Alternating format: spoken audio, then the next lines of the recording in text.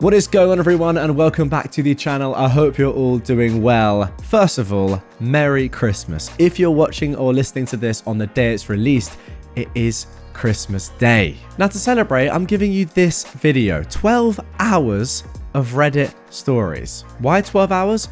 Well, 12 hours is the maximum length of a video that you're allowed to post on YouTube. Any longer, it literally doesn't work. Now, I know that Christmas Day is often a time where you're not on your phones as much. You're not watching YouTube, you're with your family, you're chilling out. But I always personally find that it's sometimes nice to dip in and out of YouTube at certain points throughout the day.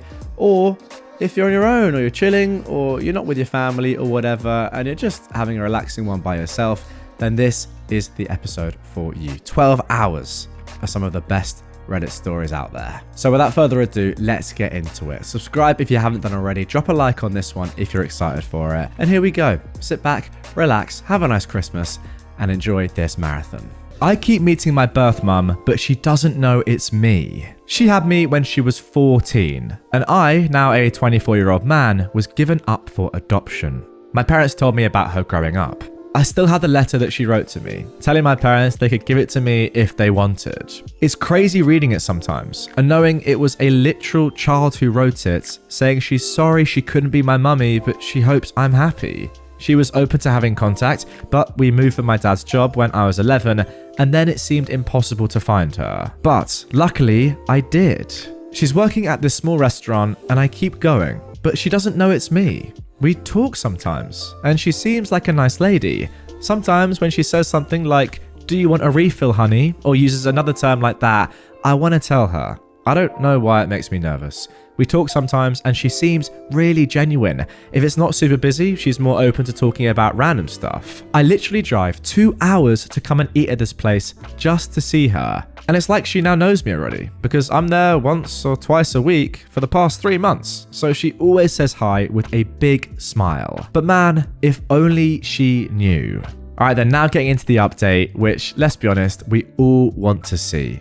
Well, I did it. I told her. And yeah, it was pretty heavy. My heart was even beating fast. I kept trying to think of how to tell her. Many of the comments on my last post here mentioned writing her a letter, just how she wrote one for me. Originally, that was the plan, but for me, it felt like I needed to say it. Oh, really quickly, I want to say thanks to everyone for their love and support. Mostly to all the birth parents out there who shared their stories with me. That's what really helped push me to have the courage to confront her. It meant so much, so thanks. Everything happened the day before yesterday, by the way. I did wait for her to be done with her shifts, and that was when they were closing the restaurant already. And I waited in the parking lot. We said hi when she saw me first, but then I told her there was something serious that she needed to know. I first told her sorry for keeping it from her this long. She didn't react until I actually pulled out her letter. And she started bawling from there, like screaming and crying at the same time. I didn't even have to finish the whole "I'm your son" speech. She just saw it and knew. It was crazy. Next thing I know, she's hugging me instantly, but then she pulled back and asked if it's okay to hug me. Of course it is, and we're just there hugging and crying in the parking lot. It hit her hard though. Her legs gave out for a second, so I had to actually hold her up while she's still hugging me for a minute. What really got me was her saying to me, "Look how big you got." Also, hearing her cry made me cry too. She went back to open the restaurant up. She wouldn't take no for an answer. We had a coffee, ate a slice of their pie inside, and we talked. So much stuff we talked about. She told me the second time I came to the restaurant, she got a feeling. But for her, it was hard to believe it was me. So that feeling she had was pushed way down. She told me that for years after I was adopted, she'd see kids that would be my age, and she used to think they were me. Then she'd be crying in public. It screwed with her mind a lot and made her depressed. So she didn't want to do the same when she saw me, getting her hopes up like that. She says I look so much like my biological dad when he was younger though. We talked about him too. They stayed in contact with each other in case I ever reached out to one of them, so it would be easier to contact the other. I didn't have hope about finding my biological dad since he was never mentioned, so I'm glad they both planned for this future scenario. She told me about how they wanted to keep me, especially my biological dad. He didn't want me to be adopted, but he knew they had to because they were just kids. It took him a long time to get past it after I was born, she told me. That's why he didn't leave anything, because he didn't want to believe he might not see me again. We talked for hours, till almost 2 in the morning. They closed at 11. She just wanted to know everything about me. But her main thing was, am I happy? Were my parents good to me? Did I have a happy childhood? And I did. I told her, thank you for helping to give me this life. We both cried again. She cried the most. Everything was very emotional for her. Sometimes she'd look really happy, but then get sad again. After my 18th birthday, she was hoping I would find her. That's why she stayed in the same city. But since I didn't, she always thought maybe I resented her, wasn't told I was adopted, or maybe had decided it was better not to have her around. It made me feel bad for not telling her sooner. She told me it's not my fault, and I did right going at my own pace. Honestly, she's so sweet. The way she kept looking at me with the biggest smile, it made me emotional sometimes. It makes you think, how can someone who's been a total stranger your whole life look at you with so much love? It's wild. We learn so much about each other. She asked me if we could have dinner soon to keep talking, and if at some point in the future, if I'm interested, to come over to her house so I can meet her husband. That all sounded really great. We exchanged numbers. After I left, she sent a text telling me thank you for giving her this gift that she didn't know if it would ever come. My girlfriend came over and she hugged me while I cried. I wasn't sad, by the way, these were happy tears. Everything went better than I expected. There was still emotionally heavy stuff, but I'm still glad that we got to open up to each other. And there we go, back-to-back positive stories for a change. And that one, wow, it was even tugging at my heartstrings, and I can feel a little tear in my eye. Very great story. And now I want to know, did you end up meeting your biological father? Am I the jerk for refusing to honor my boyfriend's family's tradition? My boyfriend, Eric, is 29, and I've been dating him for 3 years. I'm 27. For context, I've met his family and they are friendly. We don't meet them very often because they live in my boyfriend's home country. I don't want to reveal country names for privacy reasons, but my boyfriend and I are of different nationalities and we both work in my country. The conflict happened during our visit last weekend. We've been looking up houses to move in together and engagement rings. While having dinner, we mentioned this to his family, as it's a big step in our relationship. We're not actually engaged yet. His parents and brothers expressed their happiness for us. Then, out of nowhere, his youngest sister-in-law asked, "So, is she going to take the test?" I asked, "What test?" In summary, my boyfriend's family has this tradition where the future mother-in-law tests future daughters-in-law to see if they are good enough for her sons. Apparently, his mother and aunts went through the same test. The tests include how clean they can keep a home, how well they can cook, their manners, etc. Basically, life skills most people learn from childhood. I found it ridiculous because 1, if I'm good enough for my boyfriend, he should be the one deciding it. And 2, I don't fit in their targeted category. In his mum's words, you can't be a good stay-at-home wife and stay-at-home mum if you can't be a good homemaker, and she wants to make sure of that. To be clear, his mum and all 3 of his respective brothers' wives are stay-at-home mums, and although I respect their choice, I'm not quitting my career, and did not, under any circumstances, make my boyfriend think I could compromise on that. I hate house chores, and I'd rather buy homemaking gadgets and hire staff, no matter the cost, than have to do chores myself. I told my boyfriend's mum all of this, and it caused an argument that eventually ruined dinner and, in extension, our visits. My boyfriend doesn't care whether I'm a working wife or a stay-at-home wife, but he thinks I should have just done the test because it's just a test, and it's not like they would reject me if I failed it. He thinks it's a fun tradition that everyone was looking forward to, and I should have gone along with it anyways. My boyfriend thinks that I'm the jerk and suggested I make this post. If I really am the jerk here, I'm sure you guys will let me know. So, am I? Alright then, before we get into the update, first of all, I've picked out this relevant comment from OP, giving us a little bit more about the history of this tradition. It's just one of those things that one family member does and it's passed down for generations, like baking a huge cake on the anniversary of someone important in the family. Not everyone in that country does it, but it is a family tradition. I don't know if my example makes sense, but this is how I understood it. Okay, sure, but there's a reason why we don't maintain traditions that we did hundreds of years ago, right? Otherwise, as you can probably agree, guys, the world would be a pretty terrible place. I don't want to give any examples, but let's be honest. Traditions are probably there to be broken over the period of time, right? The world's changed. OP continues, I'm not sure if the results mean anything. All I know is that if it's a cooking test, for example, I'd have to cook a nice meal for the family and receive their approval based on how delicious it is. And trust me, they'll be convinced I'm trying to take revenge on them if they ate my food. So there's that. But now that you mentioned it, his mum cooks like a 5-star chef, and so do his sister-in-laws, the 2 whose food I've tasted. Maybe they passed the test? I don't know. I'll have to ask my boyfriend. Okay then, just 2 days later, we got this update from OP. I mean, it's worth saying as well. In my opinion, there is no way that OP could possibly be seen as the jerk here. But nonetheless, here is the update. Several things have happened since my post, and I received requests for an update, so here it is. This will be my only update. I got a lot of insight from the votes and comments on my original post, and I would like to thank you all for that. I showed my boyfriend the responses and judgment. Most of you felt I was not the jerk, and like you would guess, he was upset by this judgment. He tried to make his own post, but was TA'd so badly, as in the jerked, he deleted it in less than an hour. Tell you what, I would have loved to have seen that post. Anyway, I talked to my family and told them about the test. Yesterday, they called us home for dinner and told him they would let me take his family's test if he let my dad and male cousins put him through a similar one. He blew up about how ridiculous it is because it's a family tradition for his family, but for mine, it's something we came up with at random. He ended up saying it's okay if I don't do the test, but my parents and I were being childish. He let slip mid-argument that his youngest sister-in-law didn't want to do the test either, but look at her, the perfect wife. He said a lot of things, but long story short, he is still supportive of whatever I want to do with my life after marriage. But his family will never think the same way. However, I was starting to see a pattern, so I asked to take a break. It was great while it lasted.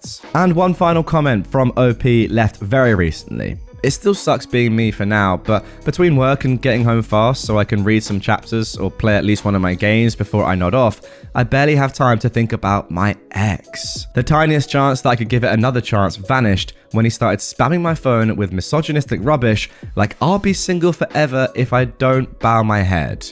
Good riddance. Oh my goodness me. And there we go. What a start to the episode. No doubt one of the weirdest posts that I've had the displeasure of reading. Just strange from the outset. I want to know, right, the women that have been taken into this family, right, that are now, well, your future, but they would have been your future sisters-in-law. How do they feel about all of this? Are they like all right about it? Do they kind of make light of it? Is it okay for them because they are good cooks and they do want to be stay-at-home wives? Or, I mean, I really hope they wanted to before they went through this ordeal and they've not been forced into it, because it kind of sounds like the path you were going along, you were going to be, well, not forced, but heavily pressured into staying at home, which is something that you obviously didn't want to do. I mean, it sounds to me like you have a great career and you're doing very well for yourself. I can't think of anything worse than someone saying, yeah, how about stopping that and just doing a bit of cooking and cleaning and taking care of our future kids? Sounds good. I mean, we're not living in the 60s, guys. We're not, you know, as far as I can tell. And again, I just want to make this abundantly clear. Traditions that were upheld, let's say 150 years ago in America, yeah, if you're not getting at, are not around today. And I wonder why, because they're ludicrous.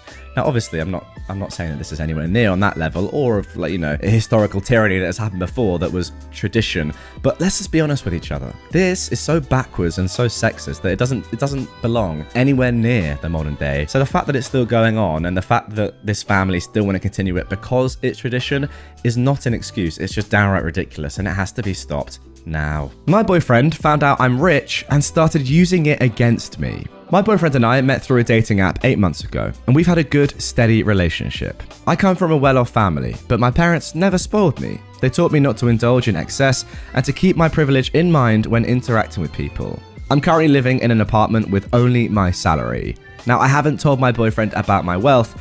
I wasn't actively hiding it, it just didn't come up. My birthday was a few weeks ago, and my parents threw a party at our home. Our home is a medium-sized villa. My boyfriend started scowling when I told him that was the home I grew up in. When I asked him about it, he told me it was nothing and started smiling again. His mood got worse though, as more and more of my parents' rich friends started coming in. When I asked him about it the next day, he just told me that he was feeling a little sick. After we got back, he asked me why I hid the fact I was rich. I told him that I wasn't hiding it, but he started bringing it up in every conversation after that. Like him telling me that I didn't know how to cook properly because I was spoilt. Sorry, is this the same person from the last one? He brought it up with his friends, telling them I was a spoilt princess who had everything handed to me. It started as jokes, but it got more hostile as the days went on. When I brought this up, he told me I didn't know normal people problems because I was rich. Did I do something wrong? And what should I do? And then a couple of days later, we got the following updates. After I made the Reddit post, I tried to have a conversation with him, but he kept stonewalling me.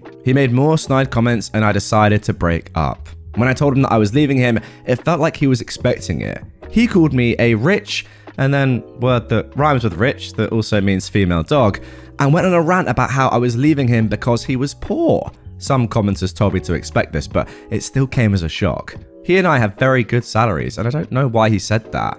He was a good person most of the time I knew him. Some people asked me why I didn't warn him about my wealth. All my relationships before him were with people in my social class, so the expectation of wealth was implicit.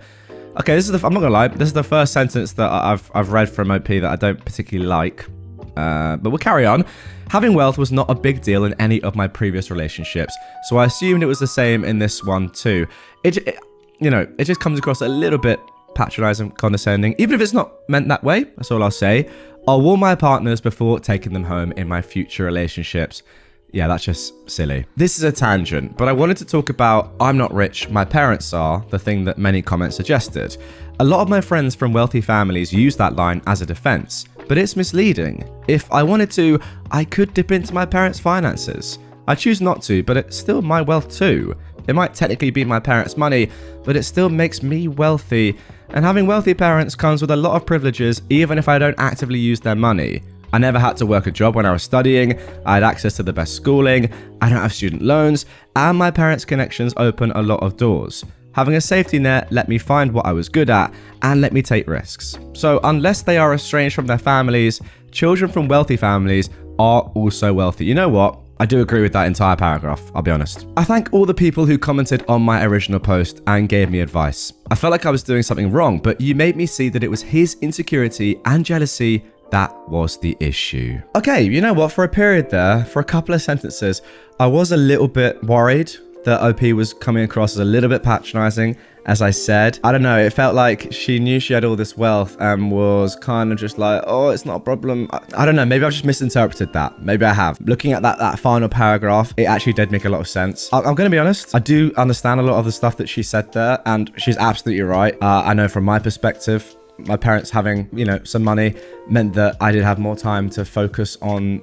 stuff. For example, at uni, I could mess around and make silly YouTube videos rather than have a job. That's not, my parents' money isn't my money, but I've got to be honest, that is a fact. So I do completely understand what she's saying there. The thing is, for me, I'm always very careful to not ever gloat at all or even infer that, anyone has any money or anything, because it's so irrelevant to how you are as a person. But I will say that what she's saying isn't wrong. Now, the one thing that I didn't really get was saying, like, she kind of makes it seem like a bad thing, having money, and saying, oh, I should I have said about money.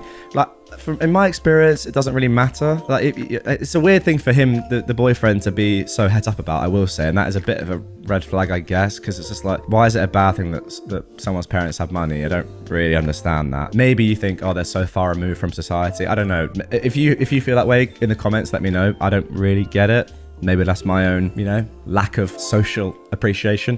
Who knows? But from my perspective, definitely a good thing to break up with him. I was a little bit concerned that even though the whole point of the post is saying, why is this person using my wealth against me? You were still saying, I'm wealthy, just in a roundabout way. Although I now have slightly changed my mind. Yeah, the only sentence I didn't like was when OP said, all my relationships before him were with people in my social class, so the expectation of wealth was implicit. Don't really like that, because that's kind of inferring that people in different social classes don't have wealth. Maybe if you look at the data, it's accurate, but I don't really like that.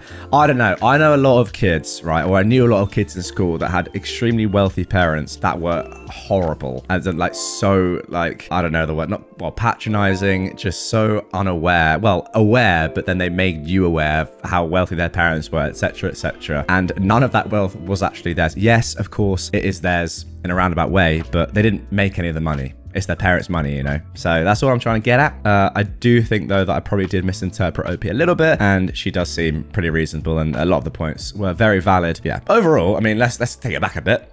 Good thing that you got rid of your boyfriend. That's clear. That is really clear. Anyway, guys, that is going to do it for this one. Hope you enjoyed it. I don't know. You let me know in the comments down below if you are on YouTube. Or actually, if you're on a podcast platform, you can now also comment. I think on Spotify, you can comment now. Thoughts, yeah? Do you kind of get what I'm saying? Or am I just going down some weird tangent a little bit like OP? The simple answer to all of this is, the guy is an idiot and he sabotaged his relationship because someone has money. Make of that what you will. Maybe something happened in his past where like a kid that I was talking about, just someone that threw wealth in your face, just not a nice person. But I don't think someone's wealth and them as a character are necessarily linked. That's the only thing I was kind of worried about when I saw that might be happening, but I don't think it did. My wife told me to shut my mouth in front of a bunch of people at a kid's birthday party. Now, this was originally posted on August the 21st, 2022. My wife and I are at odds lately over her sister-in-law, who is also her best friend, who is married to her brother. Long story short, she bends over backwards to accommodate their every ask, including babysitting, errands, etc. This extends to volunteering me to help them without my knowledge or consent. She never sees my point of view or agrees with any criticism of them that I have. We were at my nephew's birthday party today.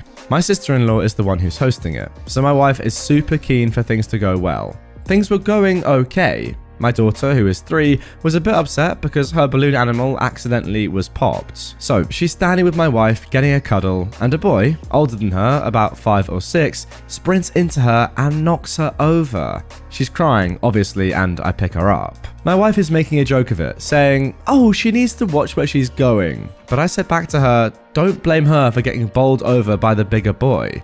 Now, apparently the mother of this other kid was in earshot, which prompted my wife to tell me, in front of one of her other best friends and a couple of other guests, to shut my mouth. Then she had the cheek to tell me to not have a moody face. 15 minutes before this post, I sent an email to a divorce lawyer for a consultation. I finally reached my limits. Okay, yeah, I'm not gonna lie, I was sort of expecting that final sentence. It seems as if this was definitely the turning point, or the tipping point, let's just say, to lots of other things that have come before this for OP. We're gonna get into an update almost immediately from the same post, of course, but I will say that, yeah, although it's obviously not very nice to have your wife tell you in front of other people to shut up or shut your mouth at a kid's birthday party. I mean, to be fair, that is pretty terrible. Some other stuff must have come before that. There must be some pent up, stuff going on there to actually call a divorce lawyer immediately afterwards. But anyway, let's see what happens next. So then, the first update. Firstly, I'd just like to thank everyone for your responses, supportive or otherwise. Being heard and listened to is such a mental boost. I spoke to my solicitor first thing this morning and we had a good talk. He knows that I'm angry and upset at the situation, and he says that he'll get myself and my wife in for a consultation if we decide to go down that route. The issue in Scotland is that for a divorce where only one party wants out, it can take upwards of a year to get it, and evidence of separation in that period, unless both parties agree to unreasonable behaviour as the reason for the court granting the divorce. Long story short, I can't proceed without her buy-in if I want it resolved fast. So I took my daughter to my mum's after this, and then I sat my wife down. I told her that yesterday's situation was absolutely unacceptable, and that if I'd told her to shut her mouth in front of my friends, that I'd be getting crucified by everyone we know. I told her she was lucky I kept my mouth shut at the party, and that I didn't give an F about how her sister-in-law would have taken it. We fought again about her sister-in-law, and again she defended her actions, saying that I am the selfish one who won't help out my family when they need it. I then did the perhaps petty move of dropping divorce leaflets that I printed from my solicitor's website in front of her. I said to her, "I absolutely want to help my family, and this is how I do it." I told her about how I was tired of playing third wheel in my own marriage, and I told her that I was not prepared to subject my daughter to a lifetime of this subservience. Finally, it looks like what I've said has had an impact. She cried, and I think she was close to having a panic attack. This made me feel guilty because fundamentally, I don't think she's a bad person. She's just brainwashed into thinking that her sister-in-law is the second coming of the Messiah. So she promised that when I finish work today, we can have a serious talk about things, and she'll listen to my concerns. Right now, I'm not buying it, but I owe her and my daughter at least a chance to sort things out, so I'll see where it goes. To answer some questions that folks had, I know this seemed like an overreaction to something, but you've got to understand that this was the latest in a long line of sister-in-law related issues. Some folks have asked if my wife might be gay and in love, and I have thought about this as a possibility. I haven't asked her yet, but I may tonight. It does certainly seem logical given how passionate she gets about it. Okay, so that is it for the first update, but just a day later, we got a second. So, we sat down last night for the crunch talks. I have to give her credit where it's due. She apologized for what she said at the party, and she said that she'd also have considered divorce if I'd done the same to her. I reiterated to her that my issue is that she completely makes herself subservient to her sister-in-law at our expense. I pointed out how messed up it was that she didn't immediately take our daughter's side in this incident. The collision was accidental, I think, but I told her that to blame the little one was out of line, which she accepted. I then asked her outright if she had any sort of romantic feelings for her sister-in-law. She squirmed and looked a little uncomfortable. She said that a long time ago at the end of high school, there had been a drunken kiss on a night out, but nothing beyond that. She sort of played the angle that she didn't want anyone, especially her brother, to know about it. And that's why she bends over backwards to make sure her sister-in-law is happy. I asked her if her sister-in-law had ever threatened to reveal this incident, but she denies that it's even been brought up.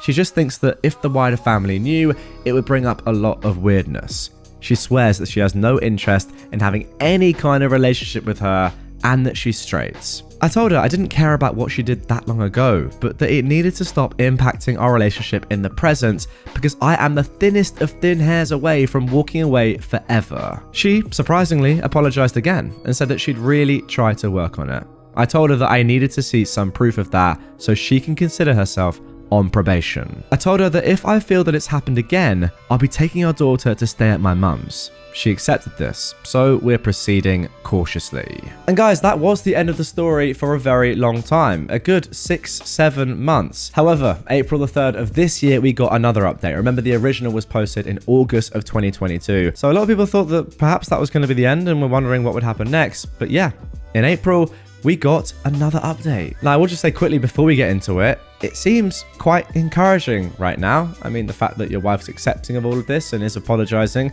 However, the fact that I can see there's another update is not necessarily a good thing, but hey, we'll see. Here we go. I've posted here many times about issues I've had with my wife, most commonly with regards to her subservience to her best friend turned sister-in-law. She's promised to try and work on this, given how much it's impacted our marriage, but today, I think we passed the point of no return. You see, today is my birthday. It's past midnight now though. This morning, my daughter, who is nearly 4, gave me huge hugs and kisses, which was great. My wife gave me a card and told me that my gift hadn't arrived in the post yet.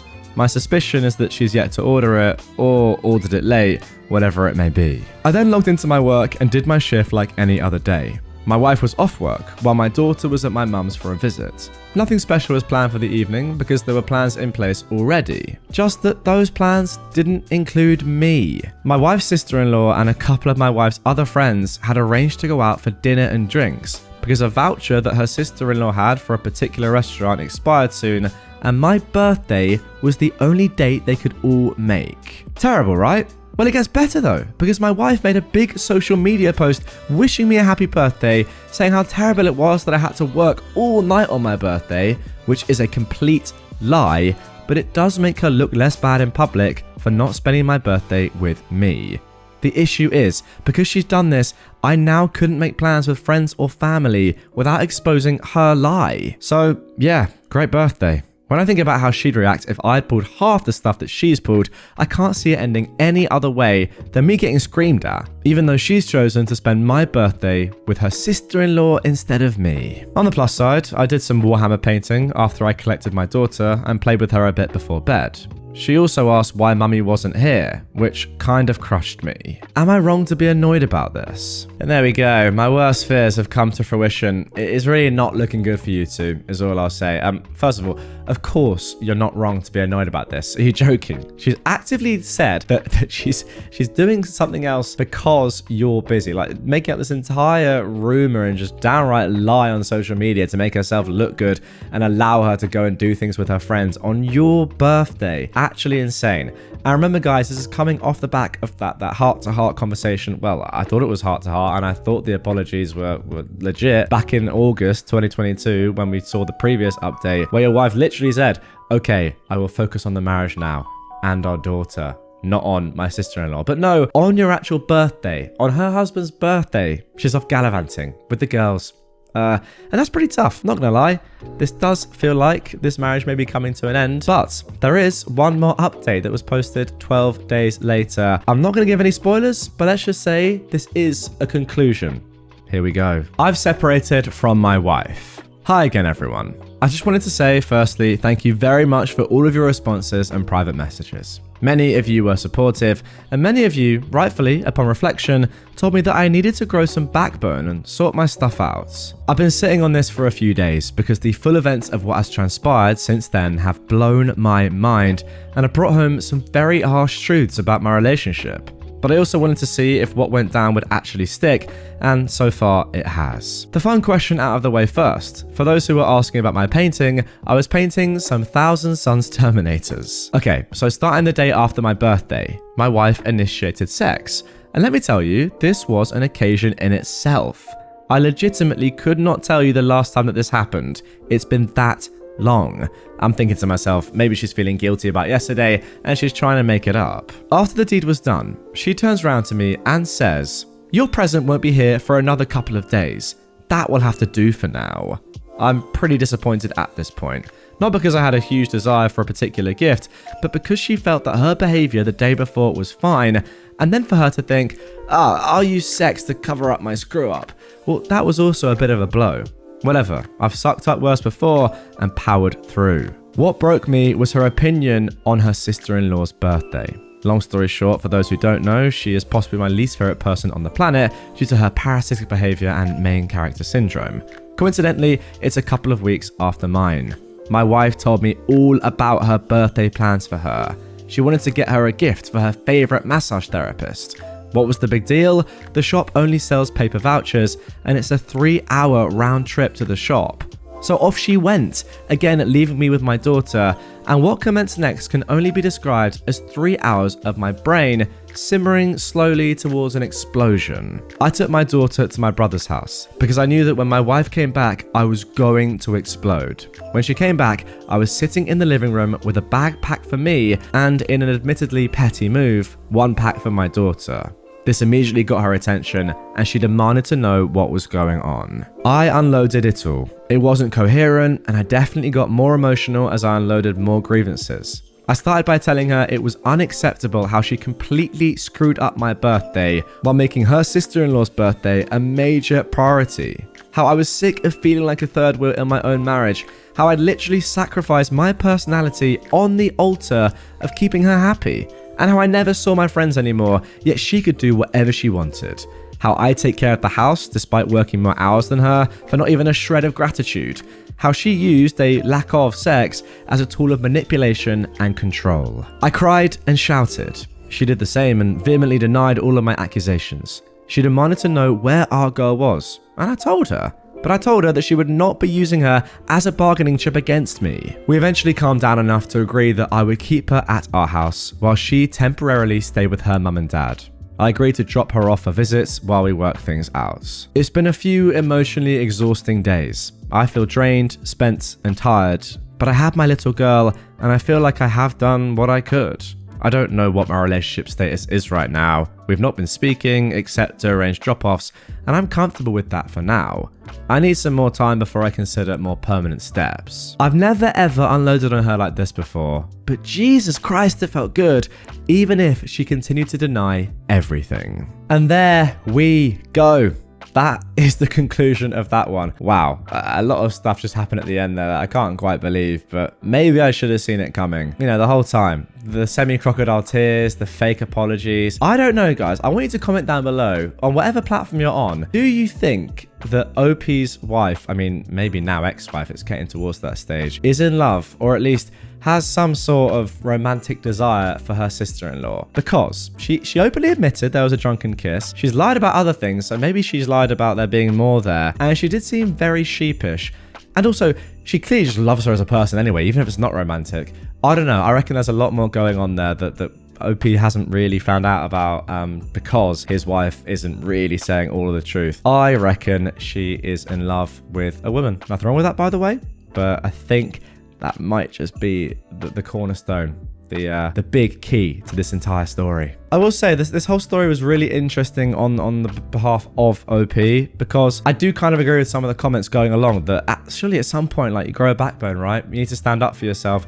Why are you protecting your wife on social media when she's the one that's kind of just being an absolute rat to you? You know, if your wife says, it's a shame that my husband is working on his birthday and that's the reason why I'm doing these things with my friends, why don't you just say on social media, this is a lie? or just tell people, yeah, that's actually just not true. She's just going to see her sister-in-law. I get it. You want to keep things, acrimonious. You want to keep the peace. But you're probably a very nice guy as well, a selfless guy that just doesn't want to cause too much drama, whereas your wife is clearly the very opposite of that. But I will say that, yeah, maybe you could have stepped things up a little bit earlier. I do love that you did it eventually, OP. As you said at the end right there, Jesus Christ, it felt good to unload. I feel like you have a lot of pent-up things that you need to say there and lots of grievances, as you said, and it's good to actually finally get them out and take those active steps towards a better life for you and your daughter, let's be completely honest. But yeah, I do kind of think that maybe you could have gone a little bit earlier, given that you had already mentioned about calling a divorce lawyer and all that stuff in August of 2022, and we're now, 7-8 months down the line, and you're still not divorced. But that's just me. I'm not in that situation. I don't have a daughter, so it's tough to know. Guys, as always, get your comments in down below. I want to hear your thoughts. My girlfriend sold my car because of a petty argument. I am now suing her. So, for a bit of context, my girlfriend and I have known each other for around 4 years, but started dating during 2021. That car has been passed down for generations, by the way. It's a 1972 Ford F100. My grandpa owned it, then passed it down to my dad, then passed it down to me. I don't drive it too often, as I do have my own car, but I use it for work. Recently, we've gotten into an argument over me not taking care of our 2 cats. The thing is, I spend almost all day working and the rest of it resting. So, what did she do? She got the pickup truck, went to a junkyard, and sold it. The worst part, she sold it for $400. Keep in mind, this truck was in pristine condition. When I got back home from the bar, I noticed the pickup wasn't there. I asked her and she told me what she did. I instantly packed up my things, my cat, told her we were done, and left. I've been getting calls from her family, and friends every day calling me names. Am I in the wrong? Well, before we even get into an update, first of all, we have a comment from OP, which tells us all about the arguments. The first time, we had an argument over chores. The last argument we had was about her disappearing on me for 9 hours without any previous notice. That was about a month ago. The thing is, it's not like I just didn't take care of the cats at all. I was just really busy with work and got back home really tired. Also keep in mind that I was the breadwinner in the house. I had an agreement that she would do the chores and I would put food on the table. I still love the cats and I fed them. Okay, now for the first update, which was posted just a day later. Thanks for all the advice and support. 2 things. I've talked to my lawyer cousin. He said I could have a solid case if this goes to court, but honestly, after all the trash I've been through, I want my pickup back and some more for what happened. I doubt the police are going to do anything after a couple of bad experiences I've had with them. My ex came knocking on my door. I ignored her. I don't want anything to do with that female dog anymore. My dad also got the news and was super sad, considering that truck was pretty much the family's breadwinner for about 30 years. Okay, moving straight on to update 2. Thanks for even more advice. I've now filed a police report for the stolen F100. I hope it can be done. I'm also doing my own bit of research, driving to a couple of nearby junkyards, but I doubt I'll find it on my own. I hope we can find the old green F100 we love so much. Next update, posted on the same day, the F100 has been found at a nearby junkyard by a friend. Thanks for all the support, guys. Well, that is unbelievable news. Now moving on to update 4. So, people have been asking these things, and I feel like I should clarify. 1. It is not like I took no care of the cats at all. She doesn't work. I put the bread on the table, she gets the house chores done. That is how we've managed it, which is why I feel like this was petty. 2. I went to a bar that evening to hang out with a friend that I hadn't seen in 5 years. I don't drink heavily or often. I guess OP is kind of saying that it wasn't as if he was going out every night and leaving his girlfriend to do everything. And 3, the signature to sell it was forged by my girlfriend, from what I know at the moment. Or the junkyard guy just took it because it was a $9.6 thousand profit. The junkyard opens at 12:30 AM today, and since it's currently 5 AM here, I'm still going to have to wait for a while. As you might be able to tell, today was quite a crazy day. Haven't gotten 1 minute of sleep. Okay, I guess all these updates came pretty much back to back to back to back over the course of this evening. Wow, what a day and night for OPA. Now here is the amazing update that we've all been waiting for. So, I have the F100 back. Over a day of no sleep, work and panic, and it's finally over. She's been charged with a Class 1 felony for stealing a car worth more than $10,000. She's been fined $5,000. finally back from the garage with the truck. I'm so tired. I'll take a nap now. I'll update you guys more thoroughly tomorrow. I don't feel like explaining every detail right now. It's 7:09 p.m. and I'm really tired of this freaking trash. And then just 2 days on from the date of the original post, we got this final update. I have the truck back. The F100 is actually back. I did have to pay the $400 though, and it's not as good as it was before. It's really dirty, probably from driving to the junkyard, which is pretty dirty, and the bodywork that was once pristine is now damaged. There's a huge scratch on the paint. It was a really sharp key or something because the bodywork is now ruined. It started flash rusting, which is really not good. The paint is ruined and the truck itself isn't as great as before. I can tell that she broke the brake fluid line as well because the brakes are running badly. Good news though, as previously mentioned, my girlfriend has been charged with a C1F for GTA and fined the 5K. But don't worry though, I will still follow through with the lawsuits. So there we go guys, that is the end of this story. Now, as you can see on screen, if you are watching on YouTube, amazingly, this entire episode was actually put into a Newsweek article that was deemed newsworthy. Man suing ex-girlfriend for selling his family heirloom. Done with her. The quote. And you know what? I completely agree. What a story. And a couple of really intense days, I guess, for OP. Back-to-back updates showed that. But, you know, justice was done in the end. Now, look, of course, it is a shame that the car was damaged and isn't in its original state. But nonetheless, that is a lot better than the alternative, which is never seeing that car again. Not only losing out on the $10,000 worth of value, of course, but also the incredible history of that car and the place that it holds in your family's heritage, I guess. The fact that it was the breadwinner for 30 years, gone like that over just a petty argument, that is incredible. I mean, wow. Justice has been done though. I really hope, I don't know if this is too harsh to say, that 5K really affects your ex-girlfriend because she deserves it. Okay, now for our next best of Redditor updates post. My girlfriend dated me because of a dare. My girlfriend, who is 17, and I, an 18-year-old male, have been dating for 5 months. Before we started dating, I had a crush on her for roughly a year. It was quite well known, since one of my old friends spilled it directly to her and her friends. They giggled for some time, but she never made a move on me or spoke to me about it. We're just classmates and we aren't close. Now, for New Year's, she hosted a birthday party for her 17th birthday. I was overjoyed and happily came. It was a great party, though I was mostly off to the side since my old friends were mainly mingling with other people. Now, a few days afterwards, she came up to me and asked to meet me after school.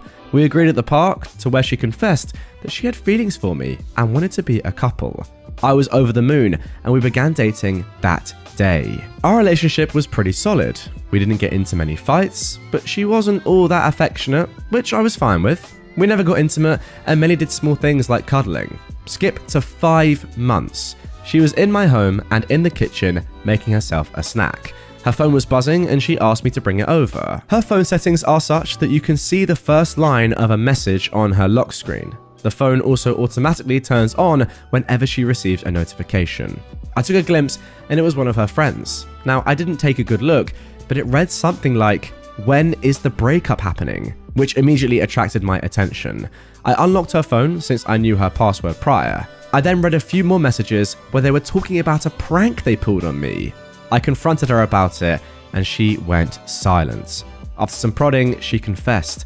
During her birthday, one of her friends dared her to ask me out. She got guilty when we continued dating for months upon months. It was supposed to be a one-time thing with a simple date at a restaurant. They planned to hook me up with someone and frame me for cheating in the next few weeks, so she had a valid reason to break up with me. It also gave the other girls a chance to spread rumors about me.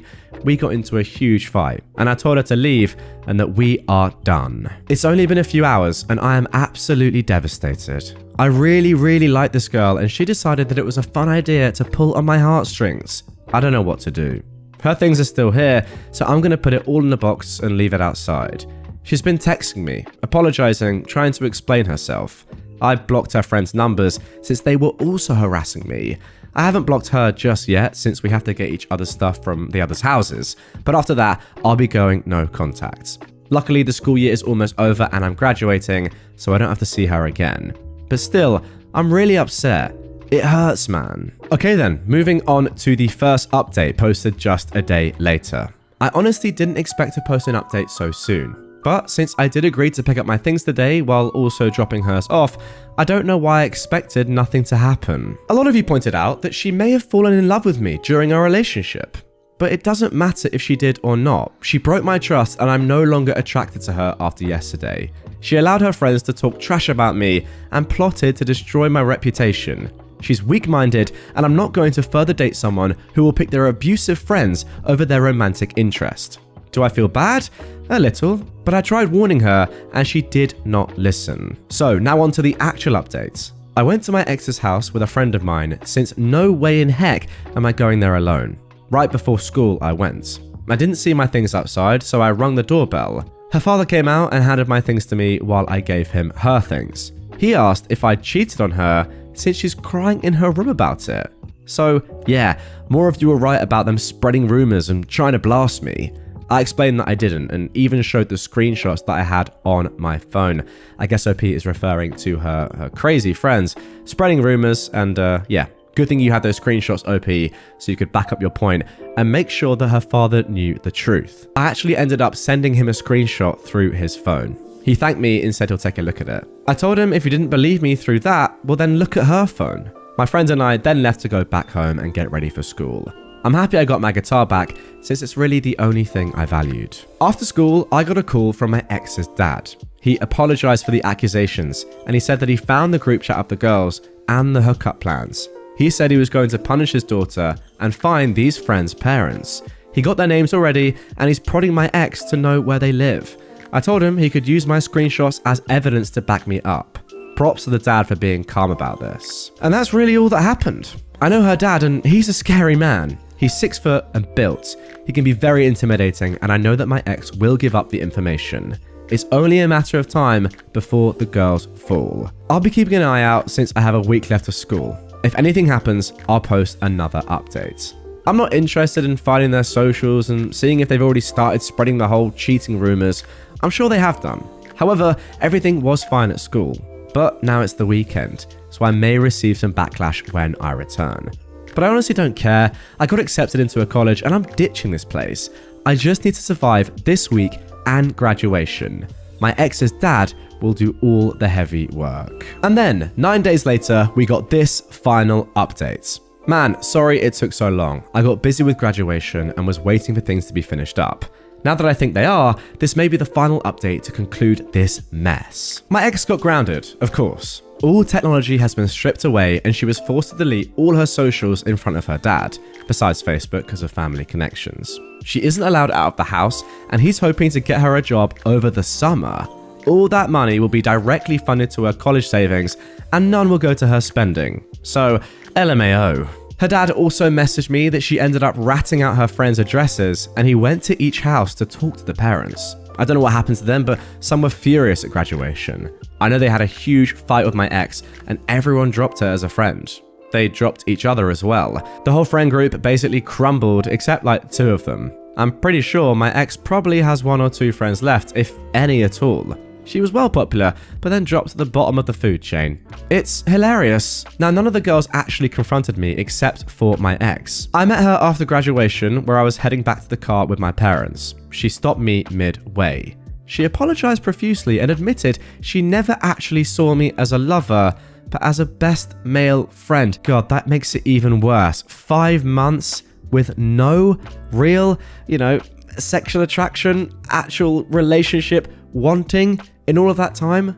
That is truly terrible. She realized how much we had in common when she took me on that day and wanted to get to know me more, but she's a lesbian. She wanted to keep the charade of us pretending to be lovebirds so that her friends wouldn't think she's a freak for liking girls. They're quite homophobic and would have dropped her. They did anyways, so... She also used the whole prank card as an excuse to not break up, since I could have told people and word would have been spread around and it could have ruined her reputation too. Which is why they did the whole getting me framed for cheating thing. I'm surprised that she suspended it for several months and it got that far. It's impressive actually. If I hadn't caught her in time, she probably would have just gone through with it due to pressure. So basically, she used me so that people think she's straight, and also not to ruin her reputation if it came out that it was a prank to date me. The only thing that I forgave her for was her being a lesbian. I am a straight cis male, but I can't imagine how scary it might be to be in a circle full of homophobes. whom you've known since you were kids, if you were gay. She didn't want to be discarded as a social outcast. Now, I'm sure she would have found plenty of friends who would have accepted her for who she is. We don't live in the 1900s. But still, I do understand why. I honestly would have rather her come out as lesbian than use our relationship as a prank though. It would have been so much easier to handle. In the end, I told her to leave me alone and that I've blocked her.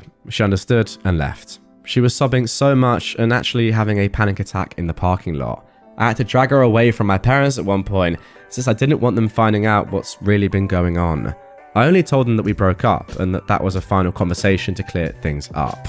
Now, I do feel bad for her, but I can't help her. I do hope though that she finds better friends, honestly. Anyways, that is all for the update. I told her dad that I made a Reddit post about this situation. I didn't want to out her, so I asked him to ask her if it would be okay. She actually said yes. I don't know if she's read my post or not, but she definitely now knows that I wrote about her to Reddit. Oops. Well, there we go. That is the end of that one. And to be honest, I do completely agree with OP. The moment that OP said about, really, she was kind of just semi-using him to cover up the fact that she is a lesbian and that she had real worries and concerns about coming out as a lesbian. And that was the main reason, or at least one of the main reasons as to why she maintained her relationship with OP. I do feel that. I do feel that. And that is a tough one. It's a spot that I can only really sympathize with. It's one that, I'm not going to be in myself, and I can't really imagine how tough that may be. However, that all being said, you still, I'm talking to the ex-girlfriend now, completely used OP and messed with his emotions for your own personal gain. Yes, clearly it seems that she does feel terrible about the way that she handled things and the fact that she did maintain this relationship for so long in the knowledge that she didn't really believe in it and it wasn't a real relationship. However, that doesn't take away from the fact that you've kind of just kidded OP for 5 months and wasted his time and, yeah, as OP said, really messed with his emotions. For that, you don't really deserve any sympathy. However, it is a tough one. Knowing that all your friends are homophobic and you yourself are a lesbian, yeah, I do feel for you in that situation. But then again, you could also find some friends that love you for who you are. I don't know. It's a tough one. You did a terrible thing. OP, I feel really horrible for you. At least now you can move on with your life. Just imagine if you hadn't found out for months and months and maybe even years on end. That could have been truly terrible. But yeah, all in all, a great post with a decent resolution. My boyfriend's friends pretended to kidnap me for a proposal. I am trembling, and I just created this alt account because my main has a lot of details about me that would make it easy to trace back. A week ago, my boyfriend told me he had a camping trip planned with his friends on Friday, today. He said he'd have no service and he'll see me on Sunday. He messaged me at 5 AM this morning and told me they're hitting the road. At around 8, I went for a run like I usually do on Fridays. I have one headphone in while I do because I was on a work call. While I was running, I noticed an SUV that kept popping up. In hindsight, it looked just like my boyfriend's childhood friend's car. I sent a message to my sister saying to stand by and shared my location. Right after sending the message, I looked up and the SUV was right beside me and someone jumped out and grabbed me.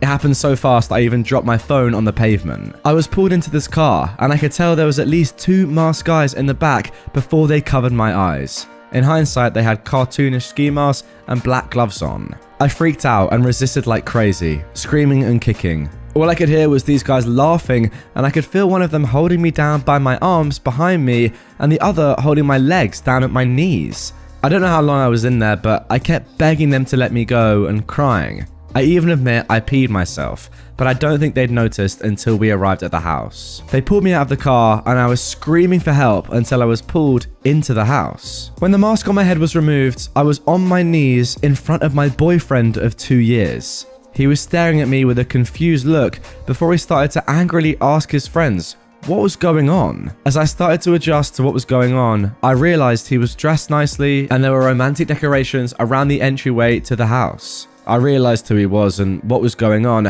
and I collapsed into sobs.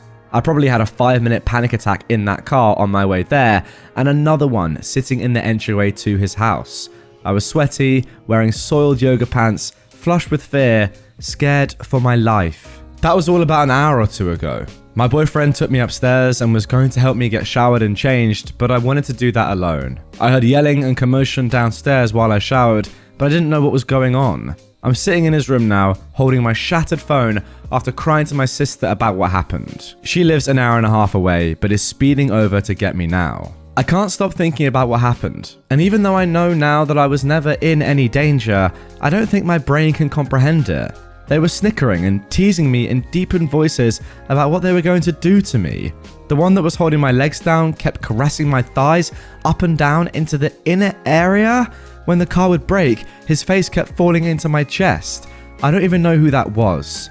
I just know that one of them sounded unsure and kept trying to defuse the situation, but I think it was the driver. Wow, what a crazy start to this story. As I said in the intro, there are many updates to come, and we're going to get into them in just a few moments. But first of all, what do I even say to that? Comment down below, guys. What are your immediate reactions to what I've just read? I would love to know so many things. Like, I have so many questions, and all will be revealed in the updates. But first thing that comes to my mind is, did the boyfriend really know how crazy this was going to be? Are they his close friends?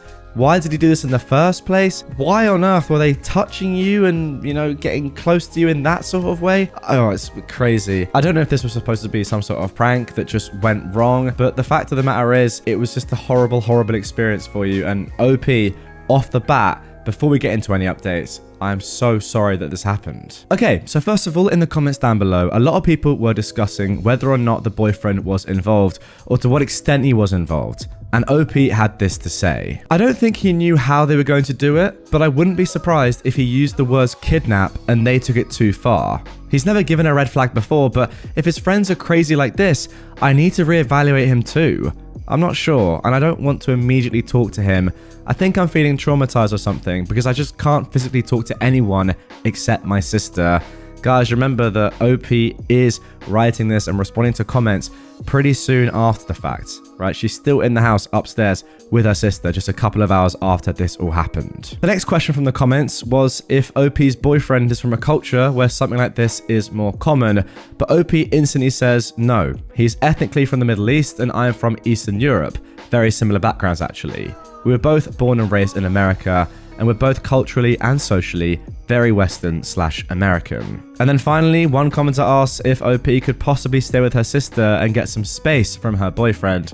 And OP says that they don't actually live with their boyfriend at all, so either way, I'll stay with my sister a city away, or she'll stay with me tonight. Okay then, so let's get into an update. This one was posted 5 hours later. I'm working with police now. This is going to be investigated as a false imprisonment if I press charges. My sense of time was so warped. From where I was picked up to his house was about 7 or 10 minutes in the car, but it felt like way longer than that. As for the friends, the driver was his childhood best friend, who I actually get along well with. He was in tears when he voluntarily arrived at the police station for a statement. The other two were friends from his athletics class that he started attending a few months ago. It seems like the two guys I didn't know wanted in on what otherwise was supposed to be something more innocent. The original plan was for them to pop out of this car in their funny kidnapping attire and hand me a letter that explained I was being summoned by my boyfriend and that resistance is futile. It seems though like the plan changed as the two new friends wanted to shake me up a bit more and make it feel more real. Okay, so there we go. I guess a little insight into how involved OP's boyfriend was in all of this. Now, you could argue that it's not really the boyfriend's fault because he didn't actually say to his friends to do this. It was them doing this themselves and it was, you know, just out of his hands. However, I would say to that he was the one who chose to kind of put this all into place in the first place. He was the one that employed his two friends to do this, right? Said, do this, and ultimately, if you're going to be trusting two friends that you've only known for a few months in your proposal to your girlfriend, you know, the woman that you want to be with for the rest of your life, that's a very important moment, then that's kind of a bad thing for you to do, right? I mean, you're trusting two guys that you've barely known to do something that's so important. Very, very risky, and that ultimately is your fault, even though they obviously didn't do what you asked them to do. As for the two guys, I mean, they're just complete wrong-uns, right? Like, what are they doing? Seriously, what are they doing? The driver, fair enough, probably was focused on the road and was like, guys, what are you doing? This is very, very uncomfortable. And you can see the remorse later on in this post. But for the two guys themselves, like, how are you even mates with them in the first place? That is what I just don't really understand. Okay, now for the next updates. I've had time to calm down and had long talks with my sister. We're going to meet up with my ex-boyfriend for dinner tonight. That's with a question mark, by the way, I guess unsure at this moment. He's been respectful of my request for space, but has been emotional whenever he thinks about what I went through this morning. His best friend contacted me repeatedly, apologizing for allowing it to get that far, but I asked for him to stop, and he did. The best friend's fiance reached out and has been supportive and apologetic too. I am astounded at the support I've received here, and I wish I could thank each of you individually. I've never had anyone other than my sister and boyfriend care for my mental well-being like this. Reddit is a very kind place sometimes. And then finally, we got this update just a week or so ago. In short, I'm healing. My now fiance had a private proposal with me last week. Oh, wow. You know what? I'll be honest, guys. I really didn't expect that, but I was kind of hopeful. We had many tough conversations, and his responses to everything reminded me how safe and loved I am by him. He didn't ask for or endorse that type of plan. I've learned that the two friends whom I didn't know were highly influenced by YouTube pranksters and social experiment channels. Also, one of them let us know he's on the spectrum and apologized for his part. Okay, fine, but just because you're on the spectrum doesn't mean you can go around actually properly kidnapping people. Come on. I think that's all I can share for now. I'm only consulting right now, and I may not actually press charges. Once again, thank you so much for all the kindness and support. Opening my inbox today warmed my heart incredibly. Now, there is one final edit from OP saying this. There are a lot of people who disagree with me staying with my fiance. I'm sorry I couldn't explain in detail how confident I am in him throughout this. Please read carefully before passing judgments, and I'm sorry I couldn't please everyone with my decisions. But after further response, I think pressing charges is the best course of action. Maybe I'm a bit too tender-hearted, but I didn't want the former best friend to get some flack too, but it seems he has to. Yeah, that is a tough one right there. I don't really know how I feel about that. I think I completely agree with OP.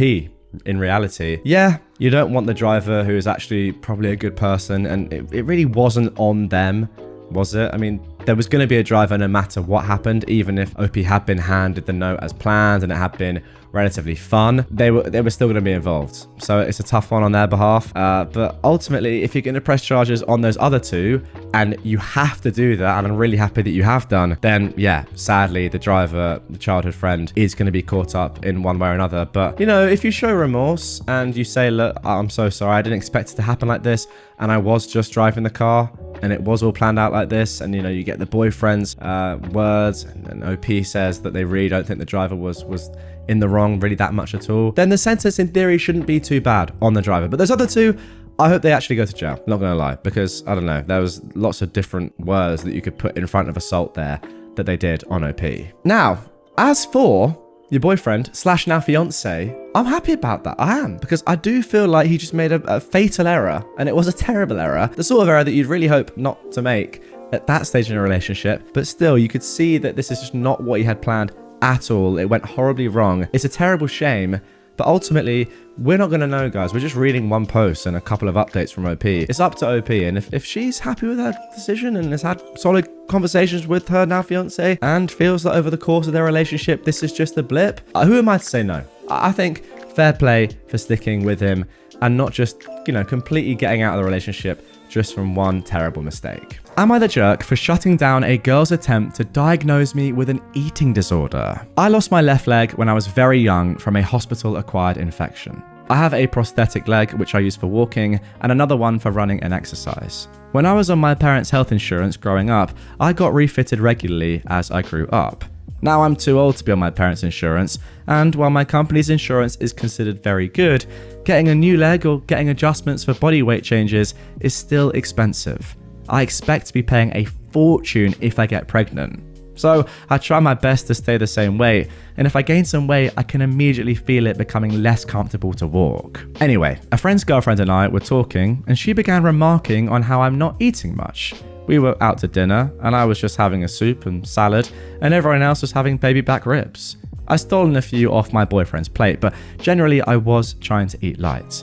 I said I was trying to lose a few pounds, and she immediately assured me that I was beautiful the way I was, and I didn't need to lose weight. I told her, I know, but losing weight helps me with my mobility. She then began diagnosing me with an eating disorder, saying I must have a delusion, I was very heavy and having issues walking. I was fuming. She sounded super condescending, and I blurted out that she had no business talking down to me about my weight, even if it was to tell me not to change it. The other people overheard, and the girlfriend got really embarrassed and left with my friend soon after. Now, my boyfriend thinks that I should have explained why I need to keep my weight the same, but I don't think I should have to pull out my disability to get her to shut up. With long, loose pants, it's often hard to tell that I have a prosthetic leg. I don't know if she knew, but I didn't feel like justifying why my weight needed to stay the same. But am I the jerk for shutting down her attempts to diagnose me with an eating disorder? There we go. Pretty stupid one to end, to be honest. Why is this person commenting on you? I just don't understand. You're obviously right, and again, obviously not the jerk here.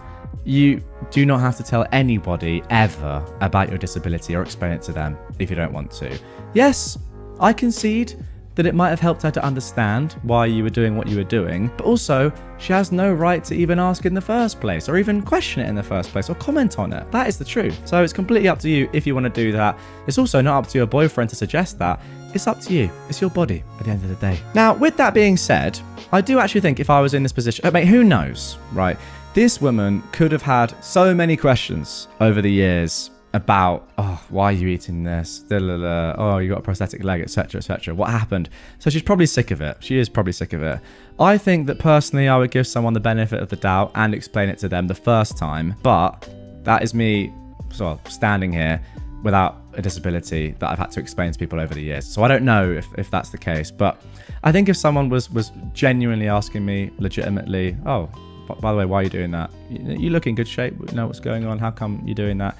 Then you can actually explain to them, oh no, it's not really because I'm out of shape. I just have to stay in this shape. Otherwise I'll get extremely uncomfortable, which is abnormal, right? I think it's okay to explain once just so people understand, but I don't know, it probably does get really frustrating over the years. And the way that this person has asked it means that I probably wouldn't even want to explain it to them when they're saying, oh, you must have an eating disorder. Yeah, to be fair, at that point, I'm shutting down and I'm saying, nah, I'm not explaining anything to you. You don't deserve any sort of explanation. Am I the jerk for begging my girlfriend to uphold a sexist tradition just so she can make a good first impression? I have a big family that's incredibly close. We have big family dinners every few months where we all meet at my great-grandfather's estate and eat together. Typically how this works is that the women cook for the time they're there and the men don't, which I'm fully aware is sexist as hell. That being said, I am one of the youngest people in my family, and my protests mean literally nothing. Some of these women choose not to cook. However, this is usually met with a level of ostracizing. The women who don't cook are lives and long-term girlfriends, so they kind of already have a good family relationship doctored in. When I've seen new partners not cook, it's gone bad. Like completely ostracized, not speaking, cattiness, rudeness, etc. This dinner will be in 2 weeks, and my girlfriend was asked if she would attend. Initially, she said yes, which is great. I want for her to meet everyone and for everyone to get used to her being around. But when I explained to her the tradition, she was understandably bothered. I told her that I understood where she was coming from, however, it was best for everyone if she just played along. I told her this isn't a permanent thing, and I'm only asking her to do this so that she can avoid bad treatment from the rest of the family. This is her first impression, and I don't think it's best if we cause waves. She told me that it's unacceptable and that if she has to do that, she won't be going. I've tried to find a compromise with her on this, but she won't budge and she's angry at me. She told me that if I think it's acceptable to make her do this, I'm just as bad as everyone else. While my point is that she needs to make a good first impression. So, am I the jerk? Listen, traditions aside, this one is very, very simple in my opinion. Unfortunately, you're being the jerk here, OP. The fact that you know yourself that you're in the wrong, surely that's enough to think, hang on a second, do I really want to do this? Or is it time for me to be the first one to stand up against this very, very archaic and ultimately very backwards tradition that my family is still running with in the 21st century? I mean, that alone is embarrassing. And the fact that you don't have the balls to stand up for yourself and your girlfriend is even more embarrassing. Sorry, but I think that's the case. What about your family making a first good impression on her rather than the other way around? Surely it's a two-way street, right? She's checking out your family and seeing if that's compatible for her in the same way that they're meeting her for the first time. I think it works both ways, and ultimately this is just sexist. Am I the jerk for leaving my husband at home while I spend the week at my brother's because of how he buys groceries? I've been in a committed relationship with my husband for 17 years, and overall, things have been great. We've had a few rough patches, but What's important to note is that while he earns more than me and is considered the main provider, I have a substantial trust fund that ensures we're financially stable. I work part-time as a teacher while attending university, earning less than him, and most of my income goes towards tuition. Our household income exceeds $200,000 annually, while the average in our area is below $50,000. One ongoing issue we have is my husband's frugality. He likes to control my spending and have the final say on how he uses his earnings. It's worth mentioning that I've never used any of his income, and I have no intention of doing so. However, the main point of contention between us is his frequent visits to food banks. Despite having more than enough food at home, he insists on going to food banks to save money. He intentionally looks disheveled and uses our beat-up car to blend in, even though he's never experienced food scarcity. I've explained to him the need for food donations in our community, even showing him social media posts from local food banks, but he remains indifferent. I suggested he volunteer or donate to gain first-hand experience, but he refuses. The unfortunate part is that since we're never short on food, most of what he brings home ends up getting thrown away. Today, I discovered our fridge filled with fresh produce and meat that clearly didn't come from our regular grocery store. When I confronted him, he admitted to going to a food bank after seeing a Facebook post about a donation of fresh food. People on social media were already asking if any was left, and there wasn't. I showed him these comments, but he brushed them off, claiming people should have gone earlier. Exhausted by the situation, I packed a bag and went to stay with my brother for the weekend, asking for space to think things over. My husband accuses me of overreacting, being vindictive, and threatens to go back to the food banks regardless of my feelings. His family is also messaging me, calling me a jerk, and urging me to stop interfering with his choices. I turned off my phone, but now they're bombarding my brother with messages. Thankfully, he supports my decision and ignores them. All I want is to enjoy the rest of my week without being angry at my husband. Yes, I could let this go and not scold him, but the food he takes could have gone to people who truly need it. I'm not leaving my husband, but I need a few days to gain some clarity. Am I wrong for wanting this space? Okay, this is absolutely ridiculous. I mean, it's clear. OP, you're not the jerk. The fact that your household income is $200K combined, and you say you have a trust fund as well, but you're going, well, sorry, not you, but your family, I guess, is utilizing food banks is actually disgusting. Food banks, I don't even need to go into what a food bank is or why it's there or who needs it and what using it when you don't need to. The ramifications that could have. They're just very, very obvious. Your husband is just a terrible person. I'm sorry. There's frugality, which is one thing. And I agree, sometimes you can be too frugal. Often I think that I can be myself. But there's also just downright, I don't know, ultimately stealing. And that is what your husband is doing. So yeah, on the one hand, maybe it's sometimes a good thing to be careful with money. But if you're taking food from people who can't afford it, then that's just ridiculous. Am I the jerk for posting videos of my niece and nephew misbehaving in response to my sister's complaints that I did not want them at my birthday dinner? My sister Angel claims to use hands-off parenting with my niece Sophia and nephew Parker. In actuality, Angel is entirely permissive and refuses to discipline them. She expects other adults to step in when Sophia and Parker's behavior is getting out of hand. For this reason, I asked Angel to get a babysitter for Sophia and Parker if she wanted to attend my 27th birthday. I love Sophia and Parker as their aunts, and at the same time, I want a peaceful evening to celebrate my birthday instead of dealing with Sophia and Parker's behavior, because I know Angel isn't going to discipline them herself. Angel acted understanding when I made this request and explained my reasons to her in person, but then she went online and made a Facebook post accusing me of hating Sophia and Parker and trying to punish Angel by only inviting our sister Jessica's kid, Megan, to my birthday dinner.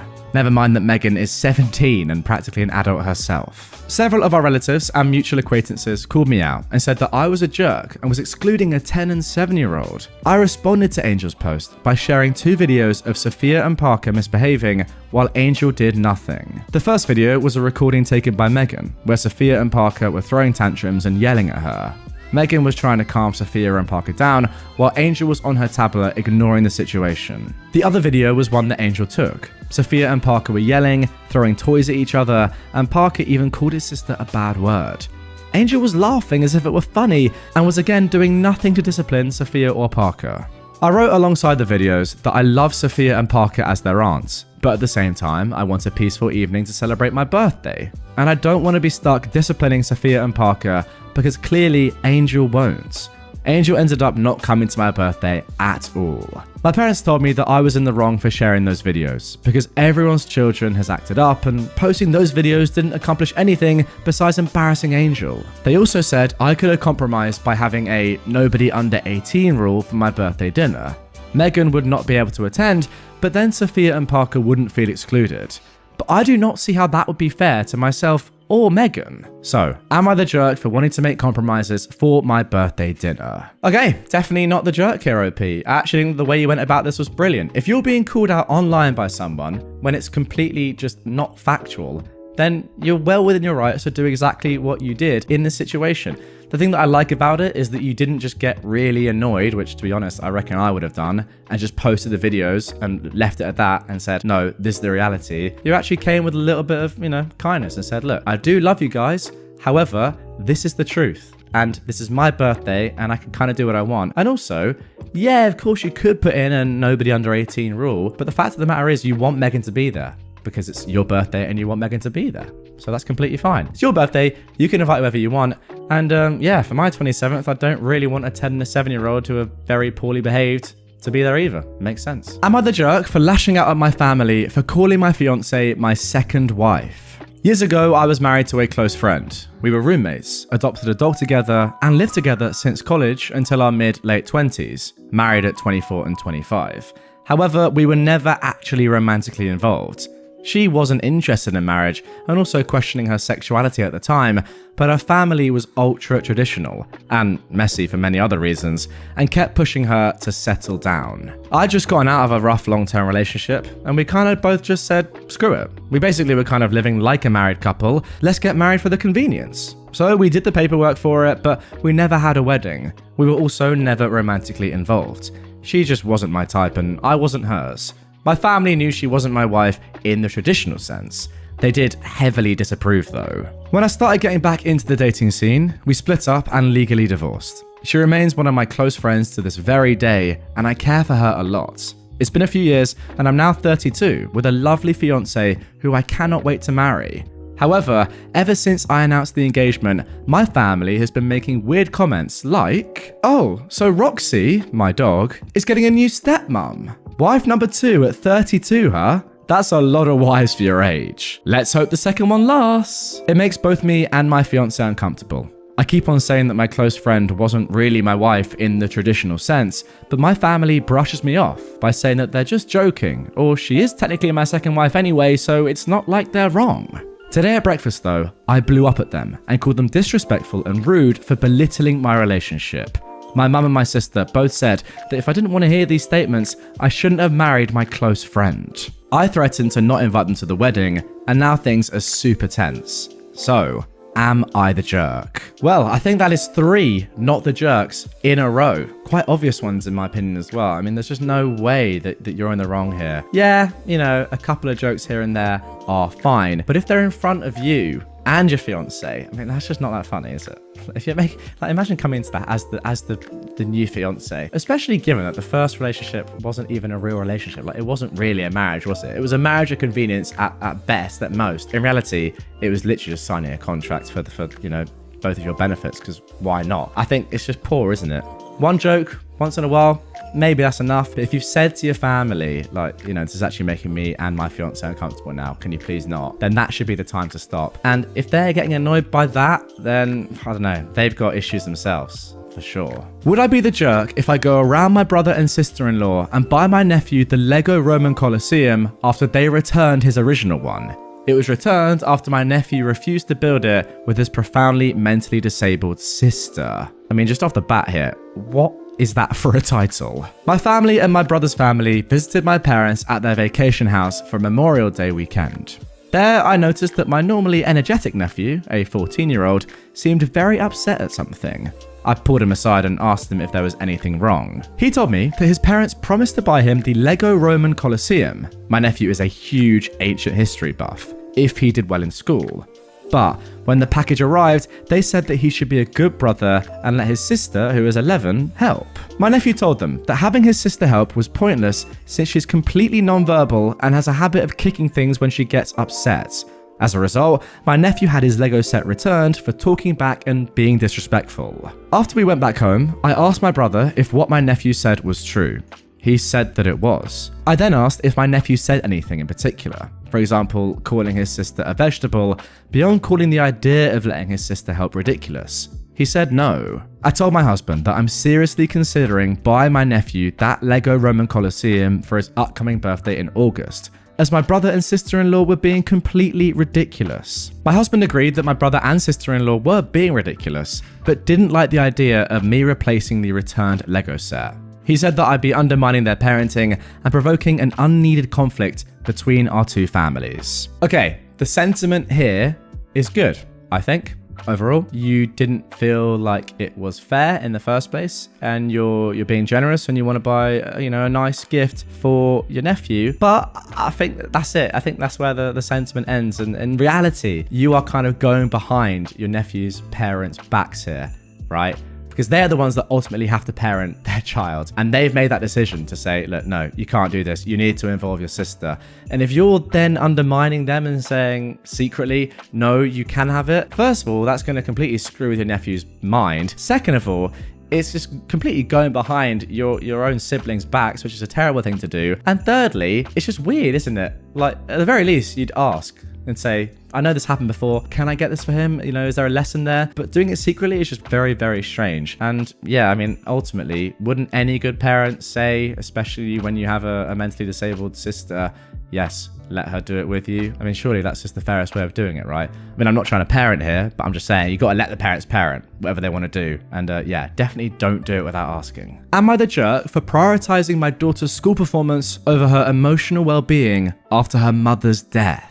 I am a 39-year-old man, and I feel conflicted about a recent decision I made regarding my teenage daughter, who is 16, following the death of her mother.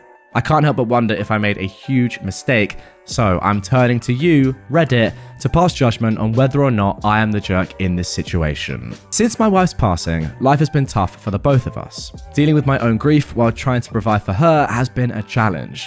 My daughter has been extremely distraught, and I can see how much she's struggling emotionally. However, when she asked me for time off from school to process her grief, I ended up prioritizing her academic performance instead. I'll admit, I've always been a stickler for education, and my daughter is a bright student who excels in her studies, particularly maths and science, which are very important, and I wouldn't want to jeopardize that. When she approached me, I couldn't help but think about how it would impact her grades and future prospects. I was concerned that missing school would lead to a drop in her academic performance and potentially hinder her chances of getting into a good college. So instead of allowing her to take some time off, I suggested that she continue attending school and told her that I believe that maintaining a routine and focusing on her education would provide stability and keep her on track. Apparently, my daughter was devastated by my decision. She accused me of not caring about her feelings and prioritizing her school performance over her emotional well-being. She believes that I'm being callous and unfeeling, dismissing her need for time to heal. So, Reddit, am I the jerk for putting my daughter's school performance ahead of her emotional well-being, as she put it, and the death of her mother? I'm genuinely questioning if I made the right decision and would appreciate your honest opinions.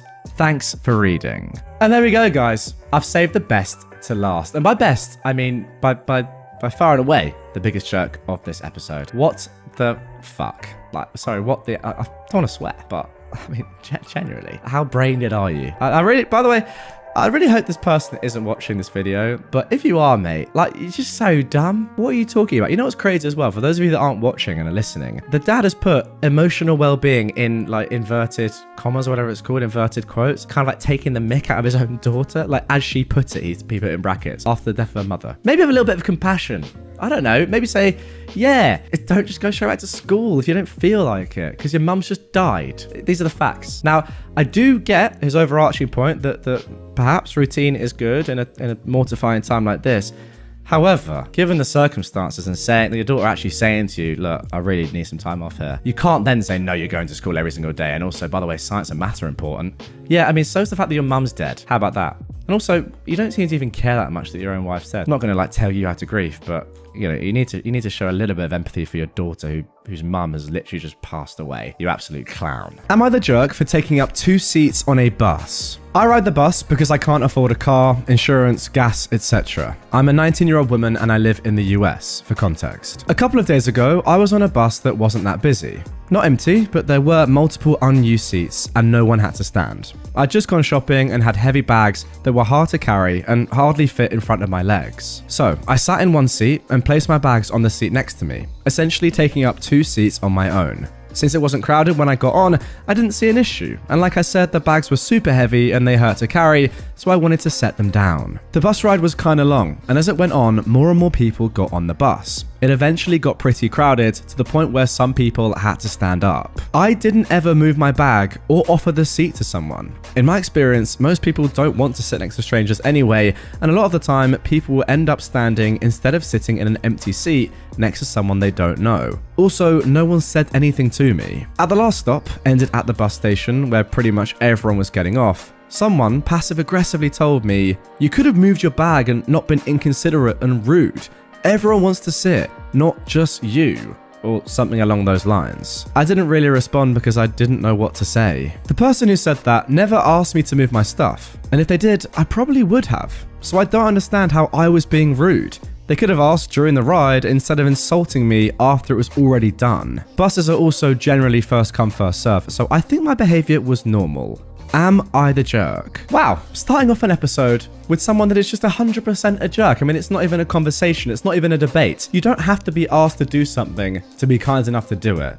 The given thing when you're sitting there is literally the done thing. You'd be stupid not to. If you're using 2 seats and people are having to stand, then you give up one of the seats. It's just a fact. You can put the shopping elsewhere. You said that, you didn't have loads of space, but you make it work. You don't want to make people stand. That is awful. Also, it's not on other people to ask you if they can sit there. You should be expected to do that. It's just a nice thing to do. I do that all the time, by the way. If there's 2 seats and I've got a bag, I'll put my bag on the seat. That's completely fine.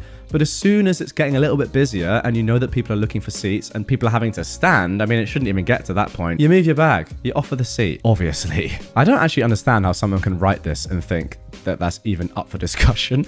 What a start to the episode. Am I the jerk for splashing women with water at the pool?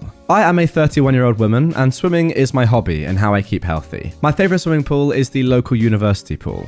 As a graduate, I have access, but they also have community hours when people from the town can pay and swim. It doesn't do lane swimming, but typically everyone knows to stay away from those doing laps. I was doing laps at the far end with the pool wall on my side, so I couldn't move even if I wanted to. I was mid-session when 2 women my age jumped right in front of me and just stood there by the wall on the shallow end. I couldn't stop in time and I pushed from the wall between them, forcing them to move aside. I was being more careful next lap, but they just kept standing there. There was plenty of space on the other side of the pool where they could stand and chat without bothering anyone, but they chose to stand right in front of me. So I continued swimming, pushing from the wall. If they refused to move, I just turned in water, making sure to make a big splash. I took a break to drink some water, and one of them started screaming at me how I got her hair all wet. I told her it's her fault and just continued swimming. She waited for me in the changing rooms and went on about how I was inconsiderate and I ruined her hair. I told her to F off. She started going off at me and started screaming, calling me a jerk and a female dog. I grabbed my stuff and went to one of the cubicles to have a shower and change. When I was leaving, they were talking to the manager. One of them was crying about her hair. I told my sister and she thinks that I was the jerk here, but I didn't think so before. But now, with my sister agreeing, I worried that I might have been. So, am I the jerk? Guys, before I give my comments here, OP has added some updates. First of all, just to add, OP was the only person when the woman came in. They had the whole pool to stand. They chose to purposefully stand in front of me without swimming at all. Second, the pool is 25 meters long and you swim lengthwise from deep to shallow end and back. They had the whole shallow end wall free except for the meter or so I was using for kicking off. I didn't take the whole shallow end. Who would do laps there, except for kids? Also, while there's no designated lap lanes, lap swimming isn't forbidden. Typically, during open swim, 75% of swimmers do lap swimming. They weren't older ladies, they are about my age, in their early 30s. And finally, I didn't leave the pool to grab water. I had water on the edge, along with my other stuff for drills or my earplugs, etc. This is perfectly normal and acceptable. Okay, you're definitely not the jerk here. I have no idea what these women are doing. They've gone for a swim, and then they're annoyed that their hair's got wet. Like, in a public pool. What did you expect to happen? If you're going to do that and you don't want your hair to get wet, first of all, probably not the best idea to go to a public pool. Second of all, don't go near the people that are swimming, like actively swimming and doing lengths. And thirdly, just wear a swim cap. Obviously, again. I would say that you could have perhaps asked them the first time, you know, taking 30 seconds just to say, by the way, ladies, I'm doing some lengths. Would you mind moving to another part of the pool? But then again, it is kind of obvious that you're doing lengths. And if the rest of the pool is open for them, including the majority of the shallow end, to sit and chat and do whatever they want and not get in your way, and that's kind of on them for not doing that, and they really can't complain that much. Am I the jerk for not being upset that my friend's dog could die because of me? I was hosting a big garden party at the weekend. I invited my entire friend group plus their partners. Now, one of my friends takes her dog everywhere. I told her no pets were allowed. Although it was a garden party, we were in and out of my home, and I have 4 cats. My cats do not like dogs, and neither do I. Anyway, my friend showed up with her dog. I told her that her dog was not welcome in my home or garden, and I asked her to please take her dog home or elsewhere. Now, I thought my friend left. I went inside to sort some things out. I went into my garden about 15 minutes later, and my friend was standing there in my garden talking to our friends. She doesn't live that close, so I was confused. I went to ask her how she got back so quickly. She told me she just popped in and was going since her dog isn't welcome. I asked her then where her dog is, and she shrugged her shoulders and said he was around. I went looking and found him at the bottom of the garden, eating my crops and making a mess. I was angry and told my friend to get her dog off my property. A few hours later, she called me asking me what her dog ate. I had no clue. My gardener plants and attends everything, and I told her I didn't know, but I told her he'd made a huge mess, dug things up, and clearly eaten things. She shouted at me that her dog is sick and that I need to find out what the dog ate. I told her I had no idea, but I texted my gardener to ask, but it was really her problem. I did send the text, but my gardener didn't answer. My friend then called again, wanting to know what her dog ate, but I told her I still didn't know. She told me I obviously don't care if her dog dies and called me a jerk. Now, I still don't know what her dog ate, but apparently he is very sick and might die. I feel bad, but I told her not to bring her dog on my property, so I don't feel responsible like she says I am. So, am I the jerk? Now, once again, we do have a little bit more information before I give my assessments. First of all, after being unable to reach my gardener, OP says they took pictures of everything the dog dug up, which was a lot, and sent them to her friend. But OP has no idea what the dog ate and what it just dug up. And for all I know, what it ate isn't even pictured because the whole section is a mess. This wasn't good enough for her. She wants me to tell her exactly what it ate, and I just don't know. And I don't want to spend hours trying to figure it out when I don't even know if it can be figured out. Next point, my cats are house cats. They don't go in my garden and aren't at risk of getting sick from whatever my gardener is growing. My garden is huge, and what is growing changes often, so no, I don't keep track of what is planted. And then one final update. OP actually blocked their now ex-friend after dozens of nasty calls and texts, but got an update from a mutual friend. The dog is at dog hospital. The dog's pretty sick, but it is expected to make a full recovery. I managed to contact my gardener eventually. It looks like the dog ate some potatoes or something. A lot was destroyed, so even my gardener isn't 100% sure what was eaten, but he thinks that maybe the pesticides were the problem. All the info from my gardener was passed to my ex-friend. Oh, and finally, my ex-friend has seen this post and is very angry about it. Everyone say hi to Suzanne. Suzanne, if you're watching, first of all, really hope you're enjoying the content, and especially that last story. And second of all, subscribe and follow for more, because loads more stories about jerks like you coming right up. Speaking of which, you are a jerk. I know that's tough to hear, but don't click off. I need the retention. Thanks. I'll explain to you why in a hopefully a kind, considerate way. You're stupid. Is that enough? Are you still watching? Okay, well, look, I'll be honest. You've been told specifically not to bring your dog onto private property, and you've done so. That's all I need to say. Look, from OP's perspective, maybe you could be a little bit more, I don't know, sorry that this happened. But again, I do agree with you. What are you supposed to do? Say, oh my gosh, that's so my fault that my gardener sprays pesticides on my plants in a house that I've told you not to come into with your dog. You can be sorry that the dog is sick and could have died. Obviously, it's good to hear that the dog is fine or getting better anyway and is not going to die. And I think that you were, to be fair. At not one point did you say, oh yeah, I'm happy that your dog got ill. However, to go beyond that and take the blame and be guilt and like feel guilty? Nah, I don't think so. If anything, the owner should take the blame, surely, and feel guilty.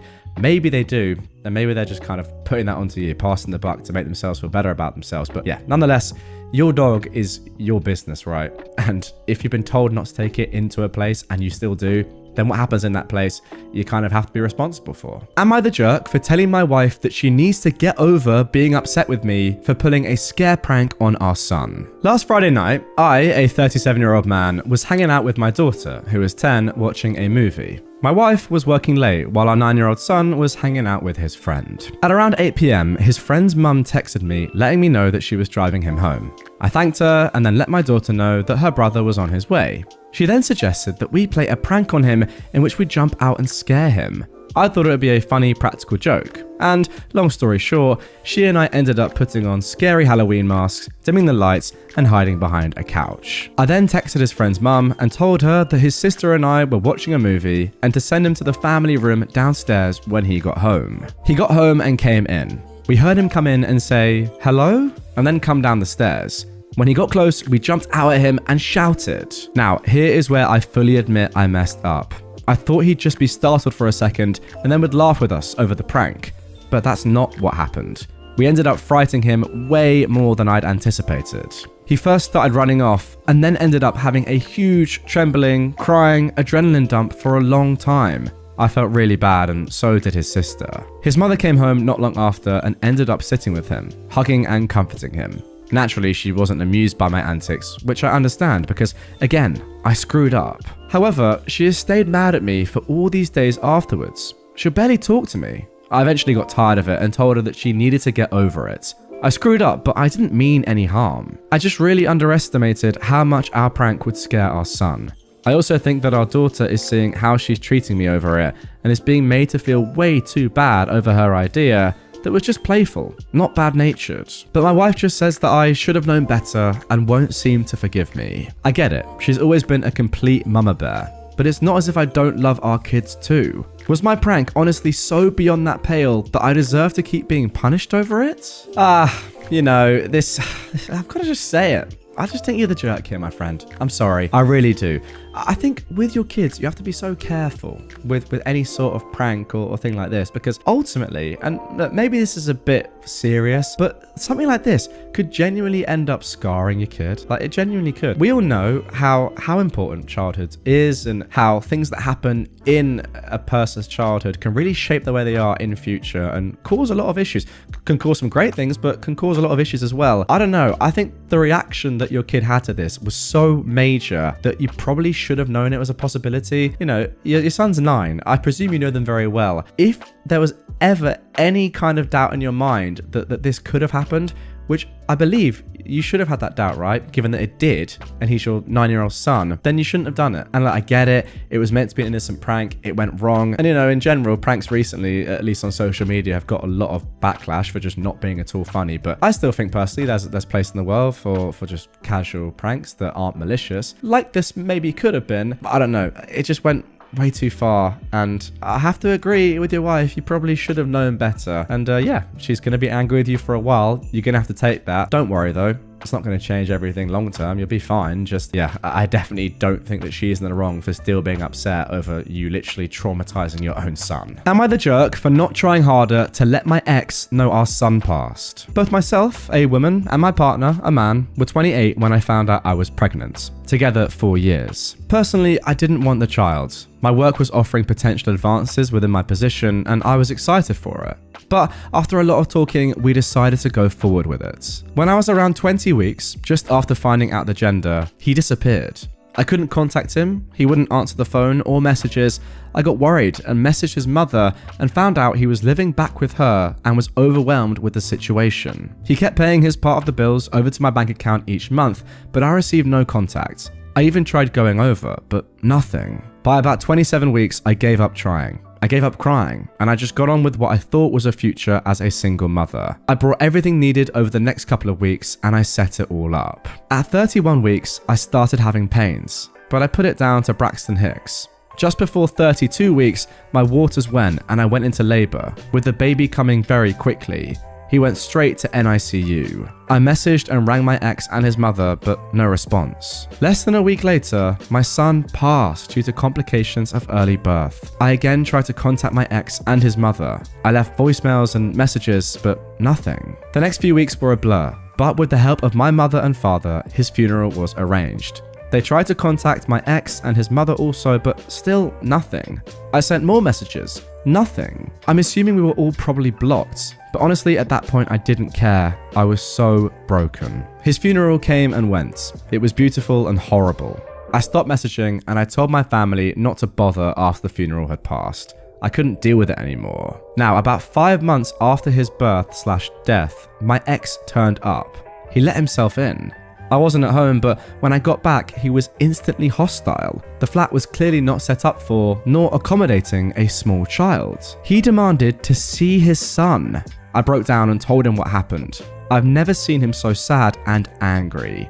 He stormed out, slamming the door on his way. Within half an hour, I got a nasty call from his mother, followed by messages from siblings and other family. How dare I not let them know something so serious? How could I hide something like that out of petty spite? I truly didn't. I tried, but I couldn't keep trying. It's been nearly 3 weeks now of them being awful.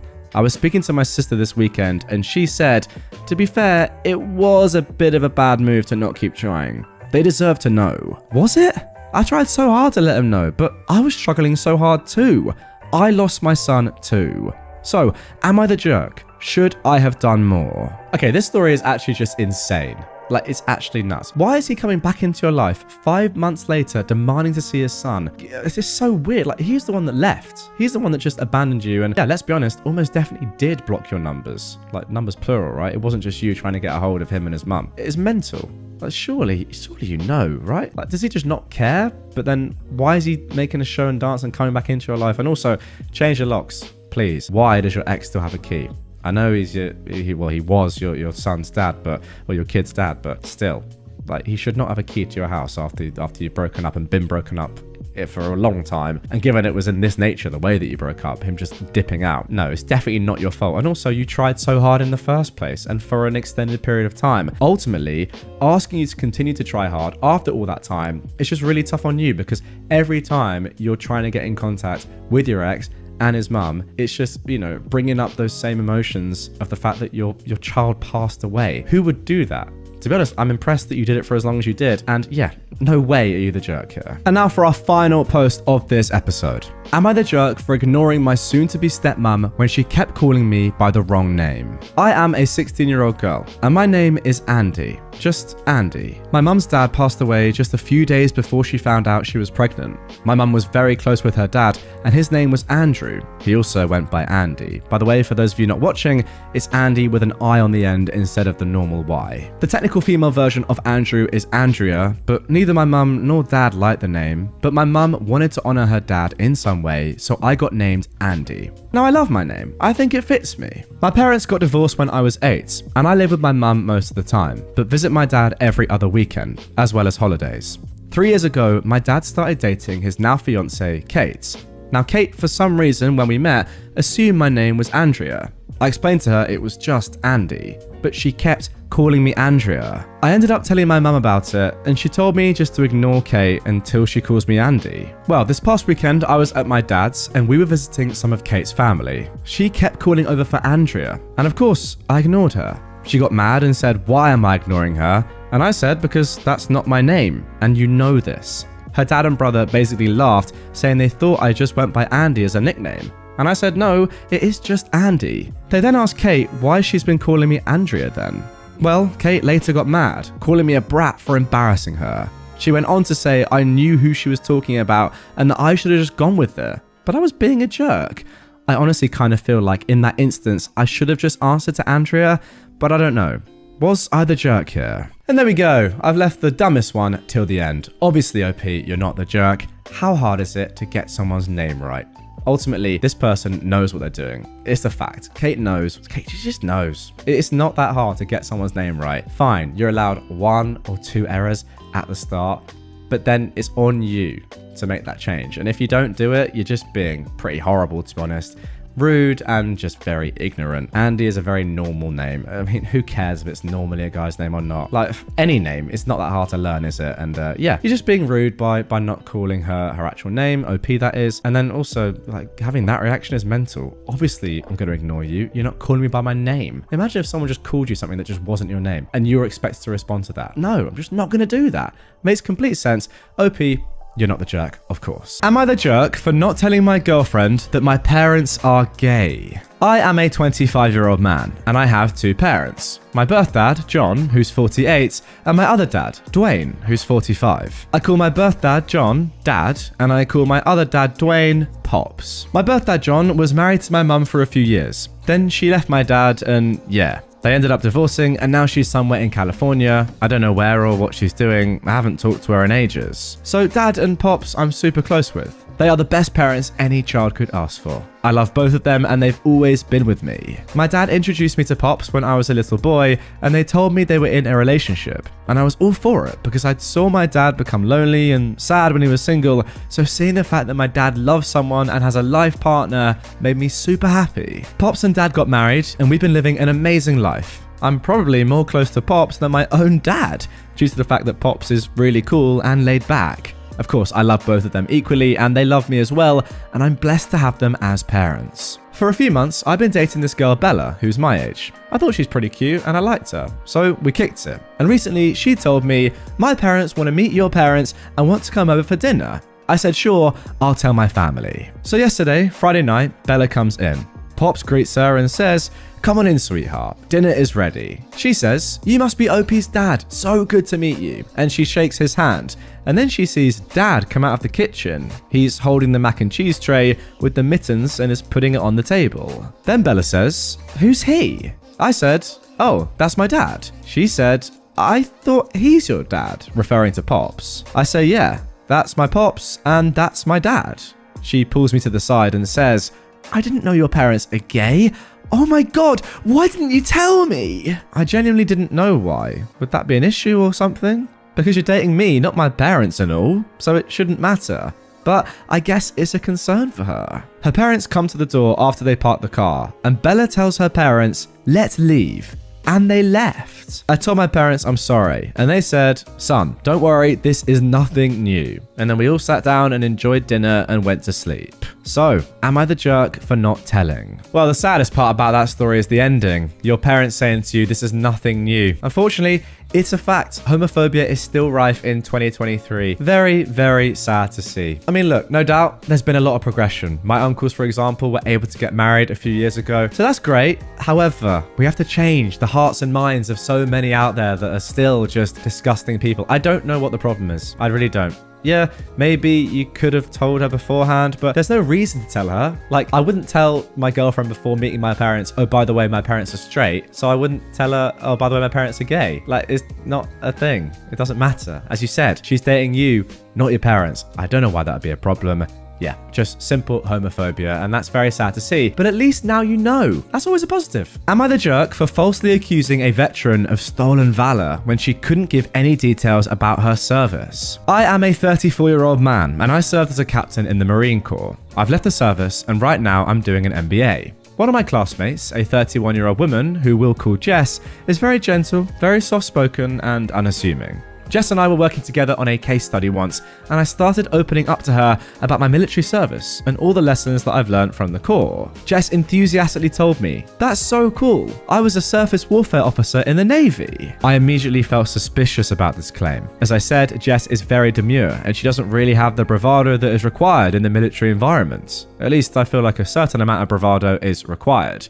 Yes, I still humoured her, and I began asking about the details of her military experience, where she deployed, what courses she went through, what ship she served on, etc, etc. Suddenly, Jess got all tight-lipped and she couldn't say anything specific about military life. She kept making excuses along the lines of, it just wasn't a good period of my life, and I'd rather not talk about it. Eventually, I felt like I'd done enough snooping around, and I bluntly told her that she was BSing, and that I'd rather not work with a phony. I talked about this experience with my friend Max at our school's veterans organisation. I told Max to be wary of anything Jess says. Max responded by telling me that Jess did serve. He's seen her paperwork and ID and everything, and that in fact, one of her MBA recommendation letters was written by a retired Rear Admiral who held Jess in high regard. Whoops. The next time I met Jess, before our class started, I tried to act chummy towards her and make up for accusing her of being a liar. She laughed in my face and told me to pan sound poorly. And for those of you who don't know, yes, she was being derisive here. So, am I the jerk? Yeah, this is just making me cringe horrifically. It's just so embarrassing. I can just like see this in my mind. I can hear OP's tone of voice saying, yeah, you're not military. I am, by the way, just gloating horrifically and trying to catch someone out when there's just no need to. It's just like, it's giving absolute jealousy vibes here and just, you know, arrogance and trying to make your ego feel amazing and just, you know, feeling good about yourself for no real reason, putting other people down. I don't see the point. Why does she have to prove to you that she was in the military? She doesn't. Can't you yourself just be happy that you were in the military and be proud of what you did, and that can be that, and not just like be really cynical about someone else? It's just embarrassing. And yeah, saying pound sand poorly, take it, you know, you deserve it. I'm sorry. If anything, she should have gone harder than that. I'm sorry. It's quite embarrassing from your perspective that you are undermining someone who's put, you know, their country first and spent all those years in the Navy, for you just to say, yeah, I don't believe you. I'm calling BS. And you're downright wrong. Embarrassing, arrogance personified. You are the jerk. Yeah, I've just read this comment right here. You're the jerk, and I'm guessing being a veteran is 90% of your personality. I'm sure he works it into every conversation possible. Exactly. Am I the jerk for telling my girlfriend that I told her so after one of her male friends tried to get with her? My girlfriend and I have been together for about a year now. My girlfriend has more than a few guy friends, and I'm not one of those guys that thinks men and women can't be friends. However, with two of these guys, it's very clear that they want more than just friendship with her. Like, clear as day, to the point where I don't get how she doesn't see it. If I can notice just by the weird energy they try to exude when I'm present, she should be able to get it too, right? Wrong. Anytime I pointed this out, she gets upset with me. She tells me that I'm being jealous and reading into things that aren't there. I argue back that I'm just letting her know, and as a guy, I can probably tell much better than she can, since women tend to be a little slow regarding things like this. So, 2 nights ago, she was hanging out with her friends and this guy was present. From what she told me, they were all drinking and he said some things that implied he'd want to be with her. She was made uncomfortable by this and the night ended shortly after. Fast forward to yesterday morning. She got a series of texts apologizing for what he said, but then backpedaling and saying he would treat her so much better than me and that she's wasting her time with me. She of course said no and was upset with him. After she told me, I just read the text and simply said, "Wow, who could have seen this coming?" a bit sarcastically. This set her off and she got mad. She said that I was being such a huge jerk to her and she had no way of seeing this coming. She's been angry at me since. So, am I the jerk? Okay then, interesting one here. I actually don't think you're in the wrong here for the overall context of what happened. You know, what you said did happen and you saw it coming a mile away, and yeah, you were right. So I don't think you're necessarily the full jerk. What I will say is that the way you went about this was very jerk-like. I mean, first of all, saying that women are a little slow on things like this is just sexist, not gonna lie. And then gloating in her face, your girlfriend's face after the fact, when she has clearly been in an uncomfortable position and actually didn't see this going on. It's not the right thing to do. Surely you be supportive there and you say, yes, you know, of course you saw this coming, but you're still gonna be there for your girlfriend and at least, you know, be nice, not just say, oh yeah, what a shock. Like, who's that going to help? It's funny because Redditors have said on Reddit here that you definitely are the jerk. And I don't completely agree, because I think if you're in that position yourself, it can also be uncomfortable. And sometimes it's nice to be justified with your opinion by things like this happening. But I would say that there's no need to get all cocky about it. You're still in a relationship with this woman. You don't want to be a jerk to her. Am I the jerk for labeling all the bottles in the house because my adult children are idiots? I have 2 of my children living with me. One has graduated from college and the other is a junior. I have to purchase medicated shampoo because of a scalp condition. It's by prescription and it's expensive. It also comes in packaging that is meant to be stored upright, not on its side, and definitely not upside down. My daughter has her hair products in the shower and I do not touch them. My son also keeps his Axe body wash, shampoo, conditioner, women repellent in the shower. I also do not touch it since I have zero desire to smell like a high school locker room. I keep my shampoo in there as well since it's my house and I can keep my stuff wherever I want. For some reason, the two of them cannot understand that not all packaging is meant to be upside down. They've already wasted an entire bottle of my shampoo by storing it upside down after they touched it for some reason. It all dripped out the spout, which it's not engineered for. I talked to both of them, and I explained that they should not touch my stuff, and that if they accidentally tip over my shampoo, it was meant to be stored with the lid at the top. I came home last week to find my shampoo leaking out of the bottle again, upside down. So, I ordered 500 stickers that say, "This side up," with an arrow pointing upwards when the words are upright, and I put them on everything in the house that might leak, with my shampoo being literally covered in them. They had friends over last weekend, and they noticed that the relish, ketchup, mustard, mayonnaise, etc. were all labelled. My kids were embarrassed when they explained why. They think I'm a jerk for putting labels on everything since they only screw with my shampoo. But since it's $80 a bottle, I said I'd take off all the labels if they agree to pay for my shampoo.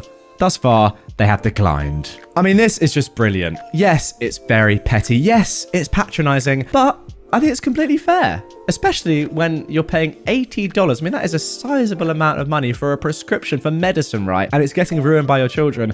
It is your house. I say do what you want. The easy thing to do would say, listen, you ruined my product, my medicine. You got to pay me for it, right? I need to go and get some more. It's medicinal. I need it. You've ruined it. I need the $80. So let's be honest, they can count themselves quite fortunate that you've not forced them to pay up. However, this, if anything, is a much better way of getting your point across. Lovely stuff. And yeah, as you said, if you're going to remove the labels for them, then they're going to have to pay you the cash, which they're obviously not going to do. So I love it. Am I the jerk for manspreading on a plane? A few months ago, I, a 26-year-old man, was alone on a long flight, roughly 6 hours. I had a middle seat between a young woman in her 20s in the window seat and another woman in her 30s on the aisle. Now, I'm tall and I'm never comfortable on planes. My knees always dig into the seat in front and it can be quite painful. I usually try to take a walk around the airport before flights to stretch my legs, but I neglected to this time. It was Spirit Airlines, so even less legroom than usual. About half an hour after takeoff, I found my left knee inching to the side for the sweet relief of open space, specifically the no man's land in between seats, level with the shared armrest. But I wasn't paying attention to my knee the entire time. I'll concede it's possible that at some point I was occupying space that rightfully belonged to my window seat neighbour. All was well for roughly 2 hours. But at this point, the woman in the window seat called over the flight attendant. She asked her something like, "Could you tell him to keep his frickin' leg in his own frickin' seat?" With horror, I understood that she was talking about me. I instantly retracted my leg in deep shame. She added something about his enormous pee-pee. My understanding was that it was meant to be a snide reference to the idea that spreading your legs is about male genital comfort. But she wasn't speaking very clearly, and the flight attendant didn't seem to understand her. The flight attendant asked her some sort of clarifying question, but she didn't answer, and eventually the attendant went away. I'd been shocked into silence, but when the attendant left, I frantically began to apologize. However, she refused to speak to me. She acted like she didn't hear me. Instead, she started furiously texting on her phone. Yes, texting during a flight, I thought it was weird too. Our seat woman said she had some extra space on her side that I could use, but then promptly went to sleep.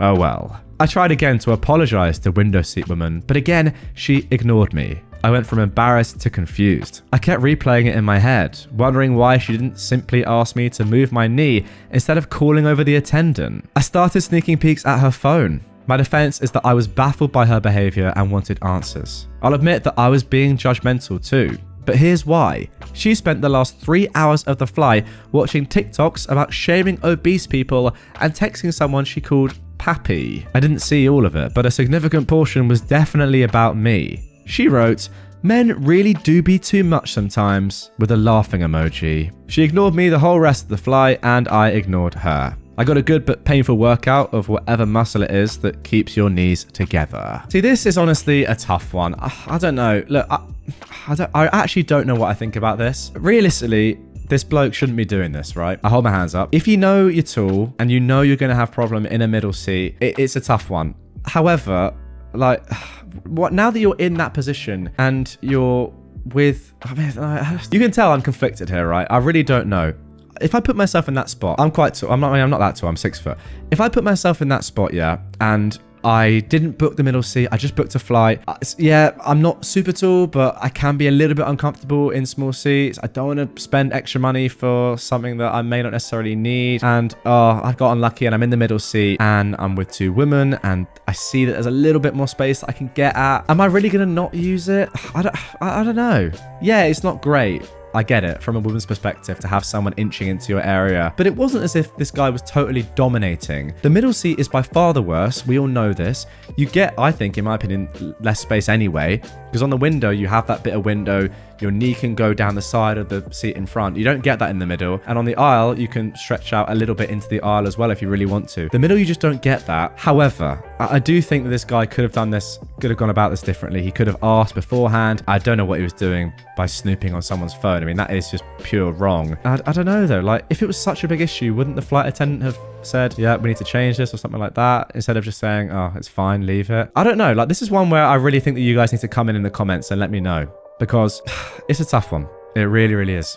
You know what? I know what the majority of you are going to say, that this guy is the jerk. He should have booked a bigger seat knowing that this was going to be an issue. I get that. I just think practically, is that likely? Again, I put myself in that spot. Is it that bad if I just use a touch more space? Yes, ask, and yes, don't snoop, and just be nice about it. But he did frantically apologize. He didn't know, not that he should have known, like, you know, it's not the sort of thing where you go, oh, I didn't realize, therefore it's not my fault. I get it. I don't know. I really don't know. It's easy to say, pay for extra leg space, do this, do that, you know, be more prepared. But let's just be practical about this. In a real world, what's the answer? Is this guy the jerk? I'll leave that one up to you lot. I really will. Also, I need to just say, like, this woman has handled this awfully. Do you think? She's just being a Karen. I get it. It's not ideal for her, but there are better ways of handling this. Why is she not clarifying her point to the flight attendant? Why is she just going in on you? Surely any reasonable person says to just you, hey, would you mind just, you're coming into my area a little bit here.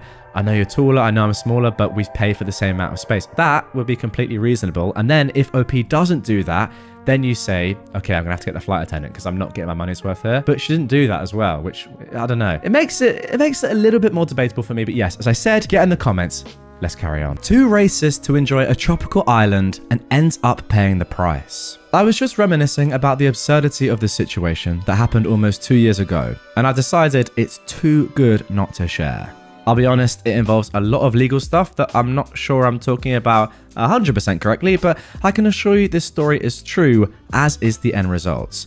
This might be a long one, so buckle up. For context, my mum is a traveling healthcare worker. Not a nurse nor a doctor, just to clarify, and we're from the US. Usually her contracts last from 8 weeks to 9 months, and she's worked all around the States.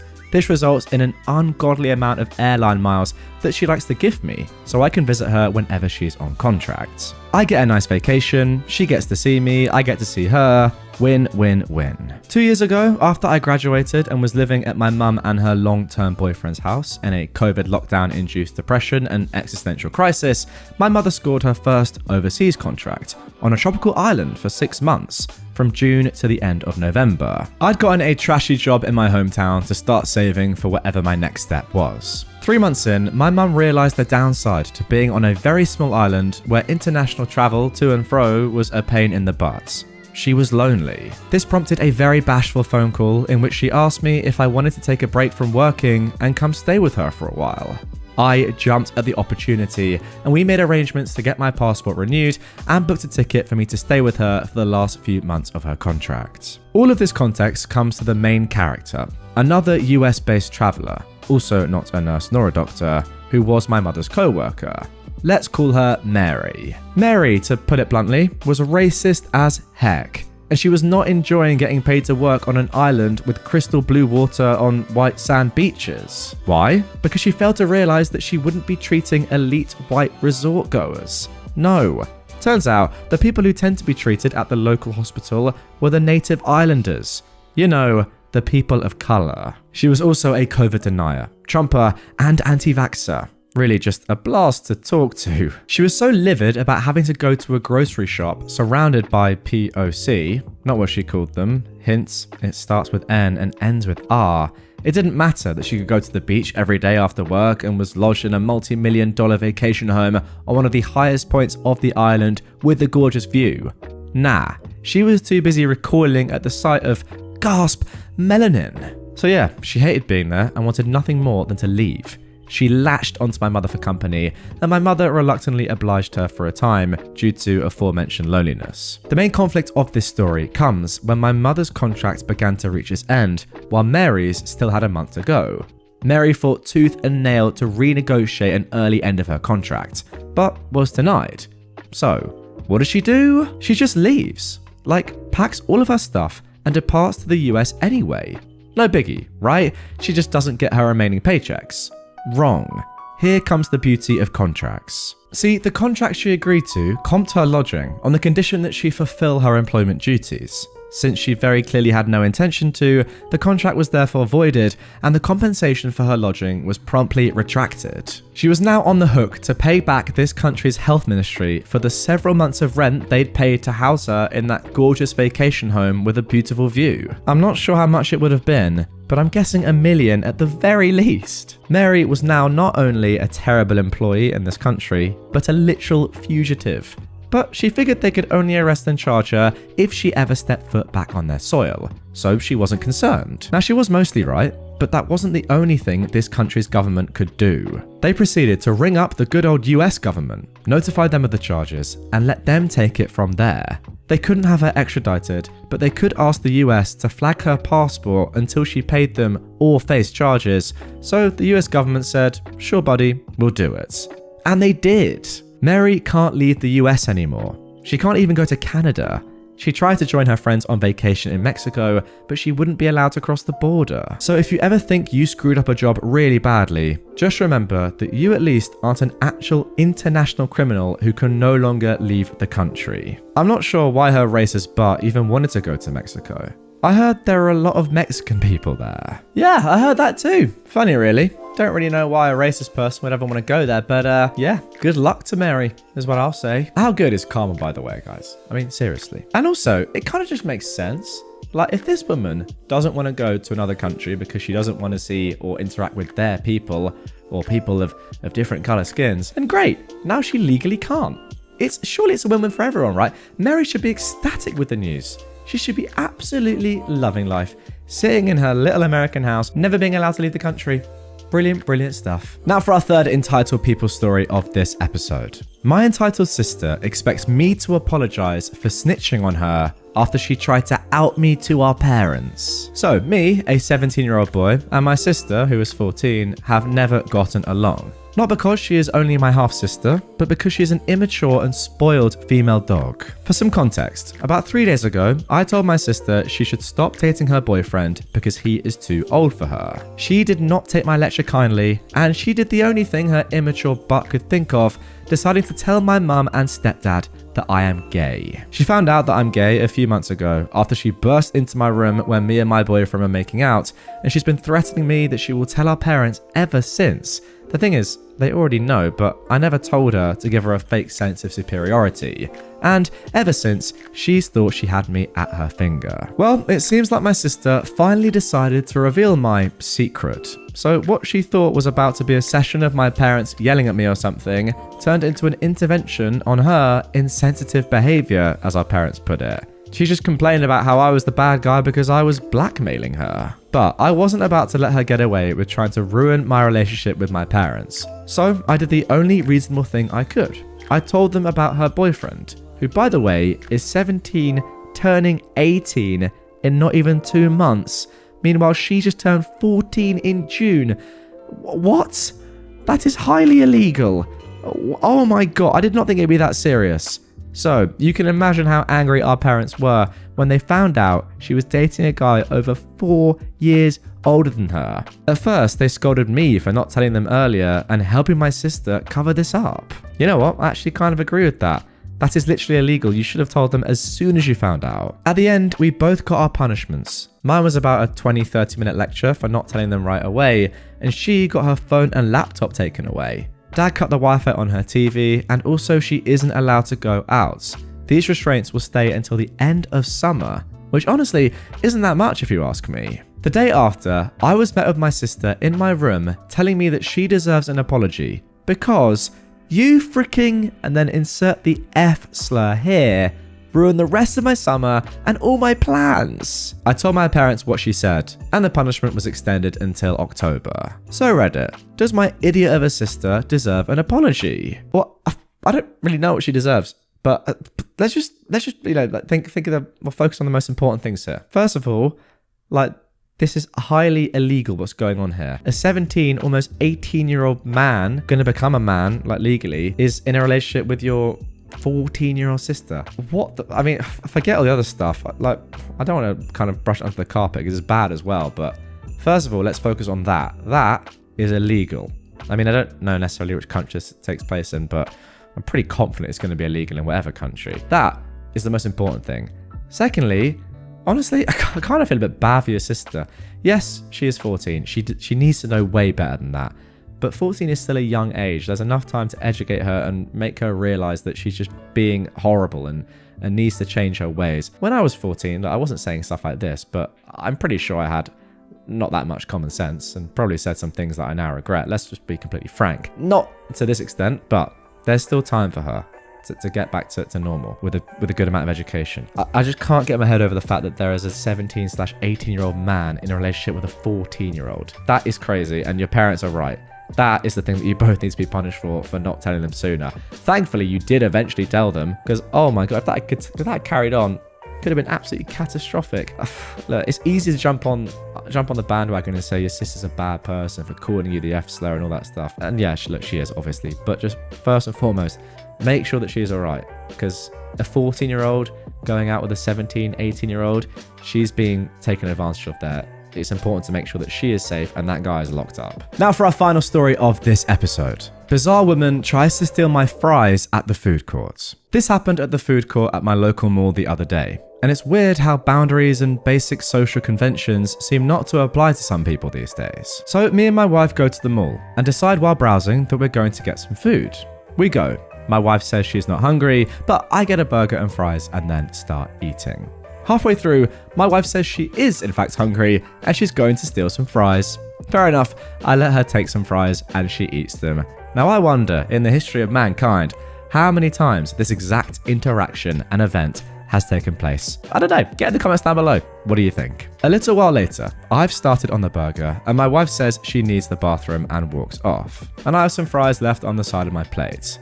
I look down to use my phone as I get a DM from someone, and then I hear a rustling sound at the side of the plate.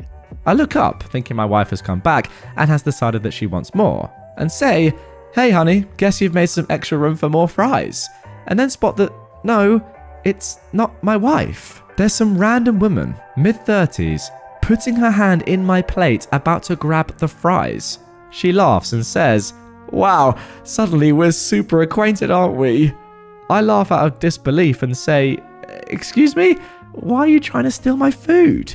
She acts offended and says, "Well, you let the other woman sitting by you steal some fries, and you clearly don't want these, so I thought I could have them." I explained that the other woman sitting by me was my wife, but she's just some random person who I don't know and doesn't have any right to my food as I hadn't invited her. She just rolls her eyes, snorts, lets go of my fries, and then walks off. I sit there for a second in disbelief that someone just tried that. And my wife comes back and asks what the woman storming away from my table wanted.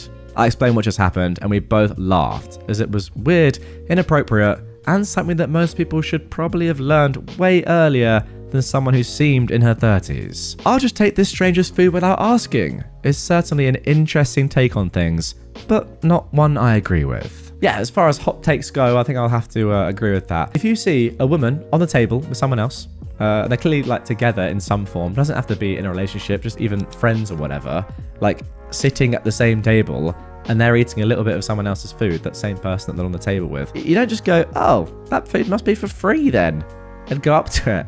It is just bordering on ridiculous. In fact, it's not bordering on ridiculous.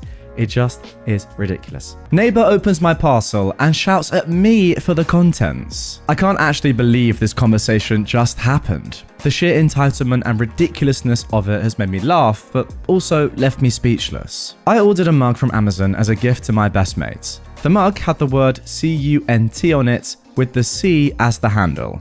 Cute mug, would recommend. Anyway, there is a house on the street next to mine that has a very similar address to mine, and I'll often get their post and they sometimes get mine. For example, my address would be something like number 6 random streets, and theirs is number 6 random side street. It's annoying as they're different plus or minus one word, but the names of myself and that family are so wildly different that you'd think the postman or any delivery driver might have got used to that by now, but I digress. I had the notification from Amazon to say my mug had been delivered and was in the safe place. I go to check and it isn't, and so I go round to the similar address's house to see if it was indeed there, and I get no answer. I decide that I'll try again later and/or they'll bring it over before I contact Amazon. Now a few days pass and they don't bring my parcel around, so I get Amazon to replace it. But then half an hour ago there was a knock on my door.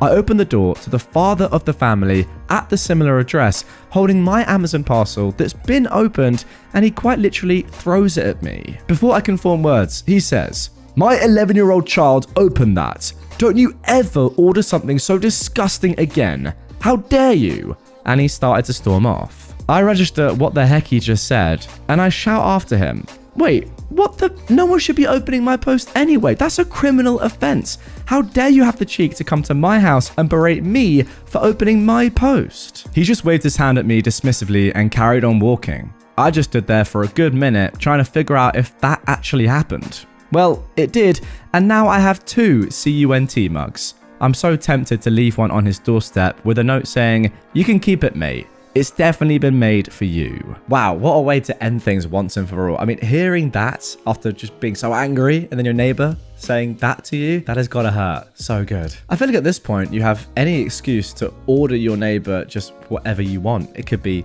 something, pretty adult, naughty, just downright disgusting. I feel like if they're opening your post, then, let them open your post, right? And see what other surprises you have for them. It's so weird though. Them getting angry at you for opening your post. Mental. My cousin's wife tried to put their young son on a plane flight with me. Oh boy, here we go. I've lurked on this subreddit for years, but stopped due to the pandemic for mental health reasons. But I've wanted to tell this story for a while now. Let's start from the beginning. It was my very first semester as a college freshman. I officially moved into my college dorm to start this new chapter of my life. I'm an international student, so it was a tough experience once reality settled. Thankfully, I had my cousin, whom I haven't seen in years, and his wife, who lived in Dallas, who helped me with getting a US number, bedding, and school supplies. Fast forward to Thanksgiving break. I accepted my cousin's offer to go to Dallas for the break, since it was better than staying in the dorms.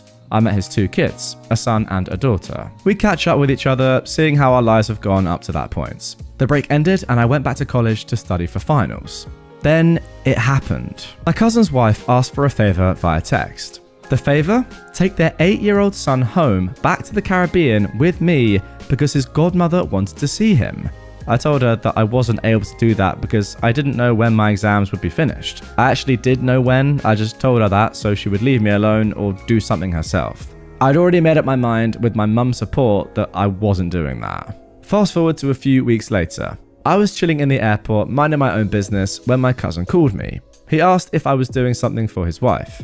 I said no and explained myself in the situation. He thanked me and I thought that would be the end of it. But no, I saw her with their son holding a suitcase and a carry-on when I was walking to my gate. My cousin was nowhere to be seen.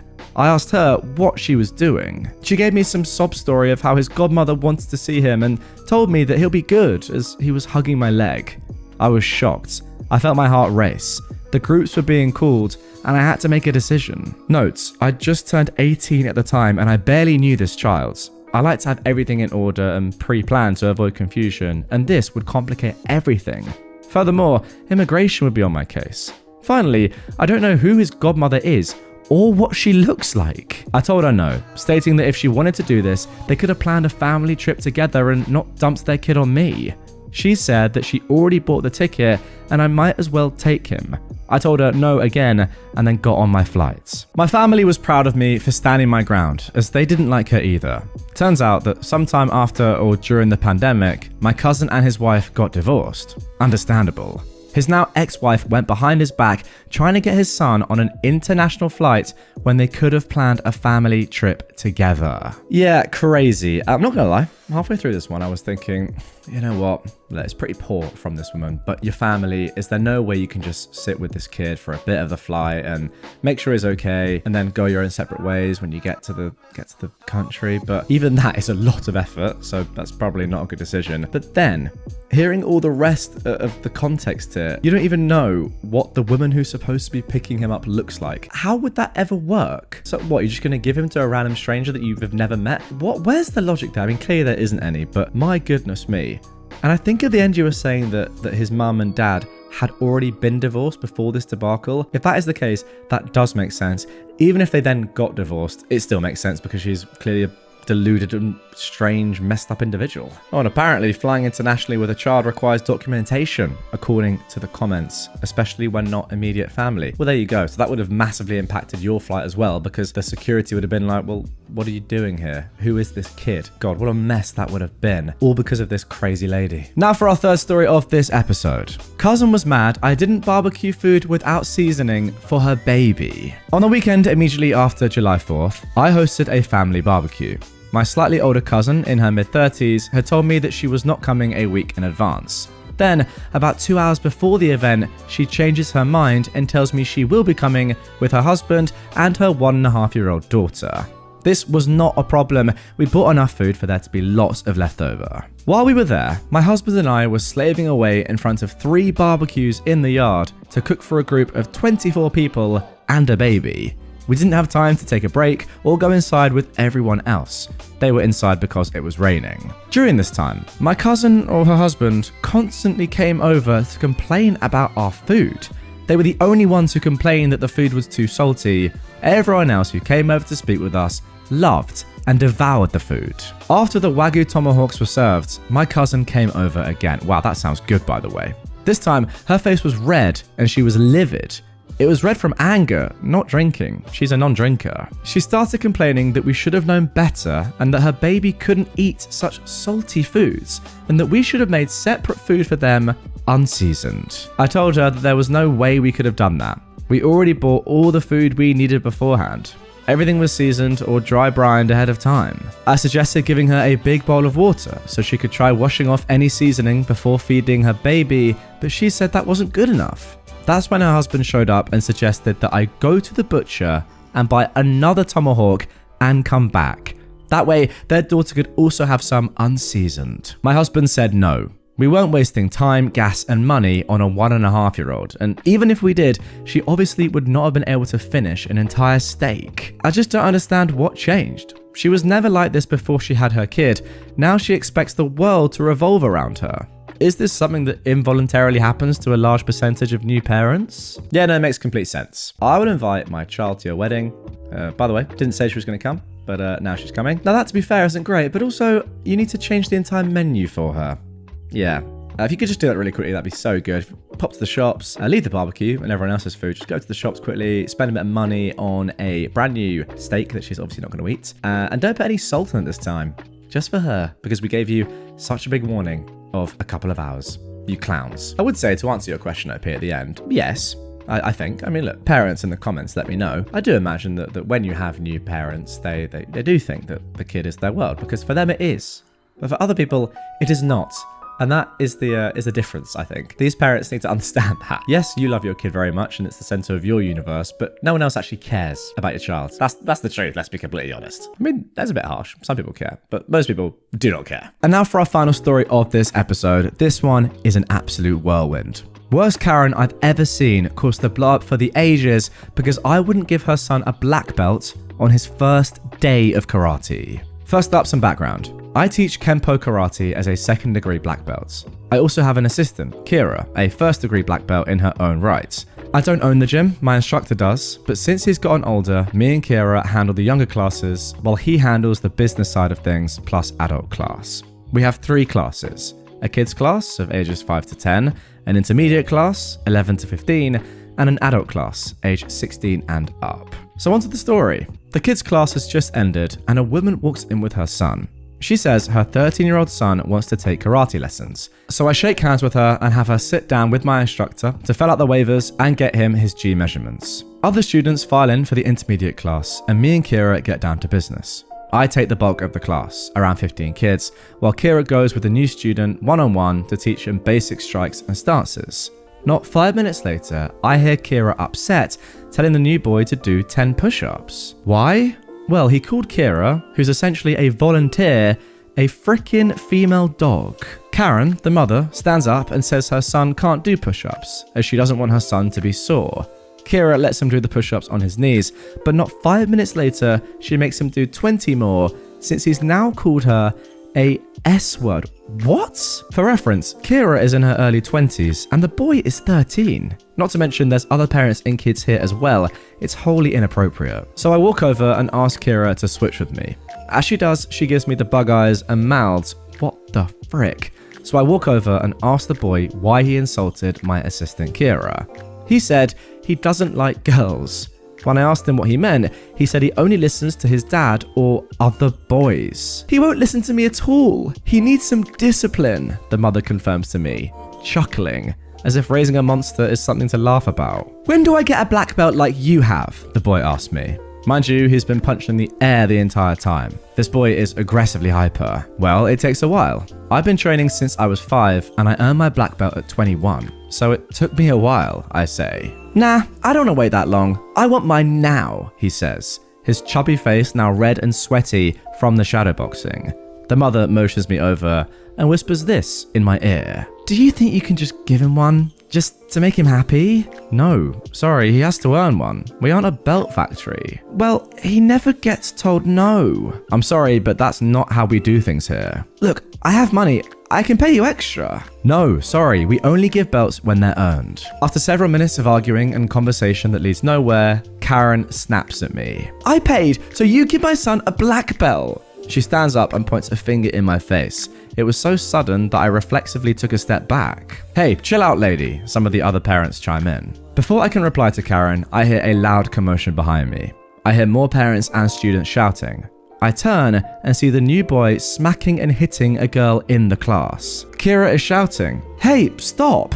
However, this girl that the new boy is hitting is a purple belt and a little badass of her own. She loads a front kick and hits Brat Boy center mass right in his flappy stomach. He shouts and doubles over, crying tears of pain. I was so freaking proud of her. Hey, that little female dog hurt my son! Karen runs past me onto the mat and gets in the face of the 14-year-old girl that her son just attacked. The girl is already scared and starts to cry, but Karen ups the ante and shoves this girl in the chest with her hand. Kira gets between them and is red-faced enraged. I immediately rush over and try to defuse the situation, but neither of them are having it.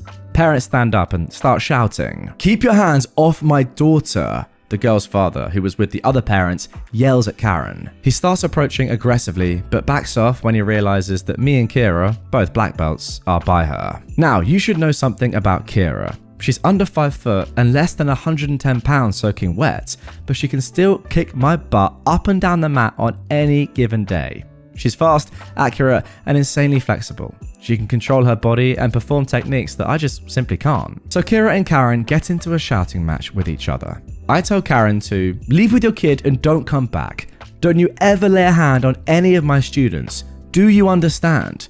I raised my voice and was genuinely fuming. F you! My son needs a black belt and you won't give him one! She screams back at me. Your son is crazy. He attacked our students, Kira interjects. But this set Karen off as she reaches and tries to slap Kira in the face. Ha ha ha. That's a big mistake. Having had enough, Kira parries the smack and fires an absolutely vicious leg kick right into the meat of Karen's inner thigh with nothing held back. The slap sound of Kira's shin bone decimating Karen's thigh echoed off the ceiling like a slab of meat getting thrown on the floor. It was glorious. Karen gasped as she fell onto the mat in a heap. Oh my god. She held her leg as Brat Boy got up and rushed at Kira. I got in front of her and grabbed the boy's wildly swinging arms.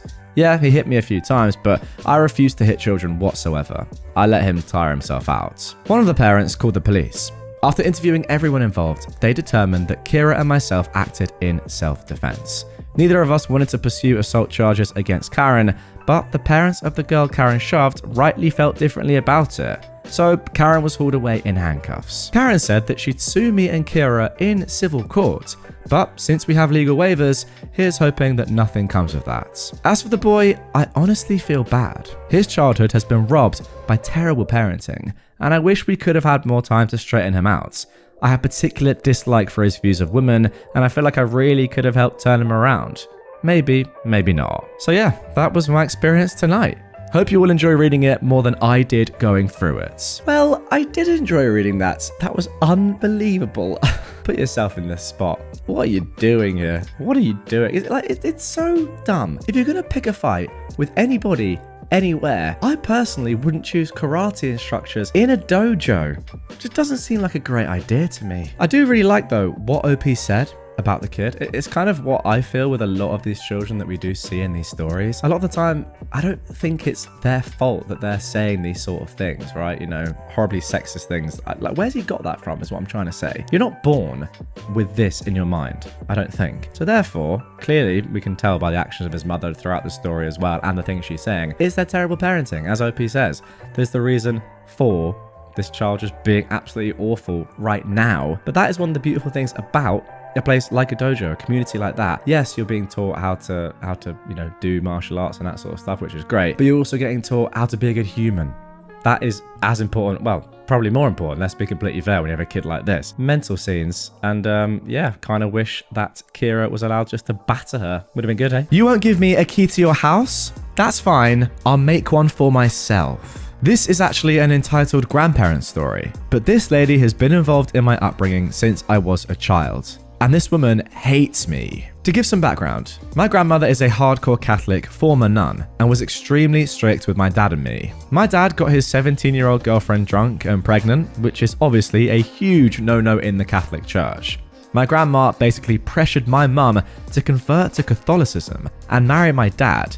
Later, they had 2 more kids. But because I was born out of wedlock, I am the black sheep. And not just by my grandma, my entire dad's side will never be happy with me, and they hate me and my mum. For reference, I'm 24 and my sisters are 22 and 20. The youngest just moved out with her partner, but neither have jobs, and the middle one and her fiance are extremely financially irresponsible and live with my parents and just expect to have everything handed over to them. I'm out of the house with a professional job, married, and have a child, and have been doing really well for myself. Yet I'm the disappointment. My grandma was extremely strict and abusive specifically to me. She's yelled at me multiple times, calling me the child of the devil, a demon, etc.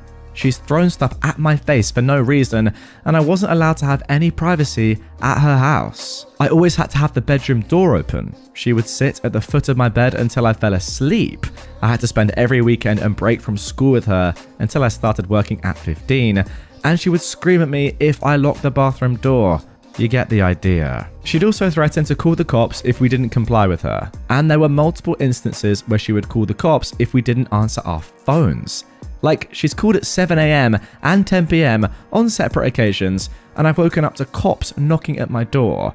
And yes, this has happened when I'm at home and also out of town, where I didn't even tell her where I was staying. She is psycho. So on with the story. I actually just found out the other day that she did this, so that's why I'm sharing this now. Anyway, when I was 20, I decided to move out with a couple of friends. My grandma demanded that I give her a key to the duplex. I refused for multiple reasons. In the first place, I don't need my grandma being able to come over whenever she wants, especially since one of my roommates was my boyfriend. In the second place, we threw a lot of get-togethers, and I don't need her lecturing my friends that Dungeons and Dragons and anime and all that are tools of the devil, and we need to all go to church with her.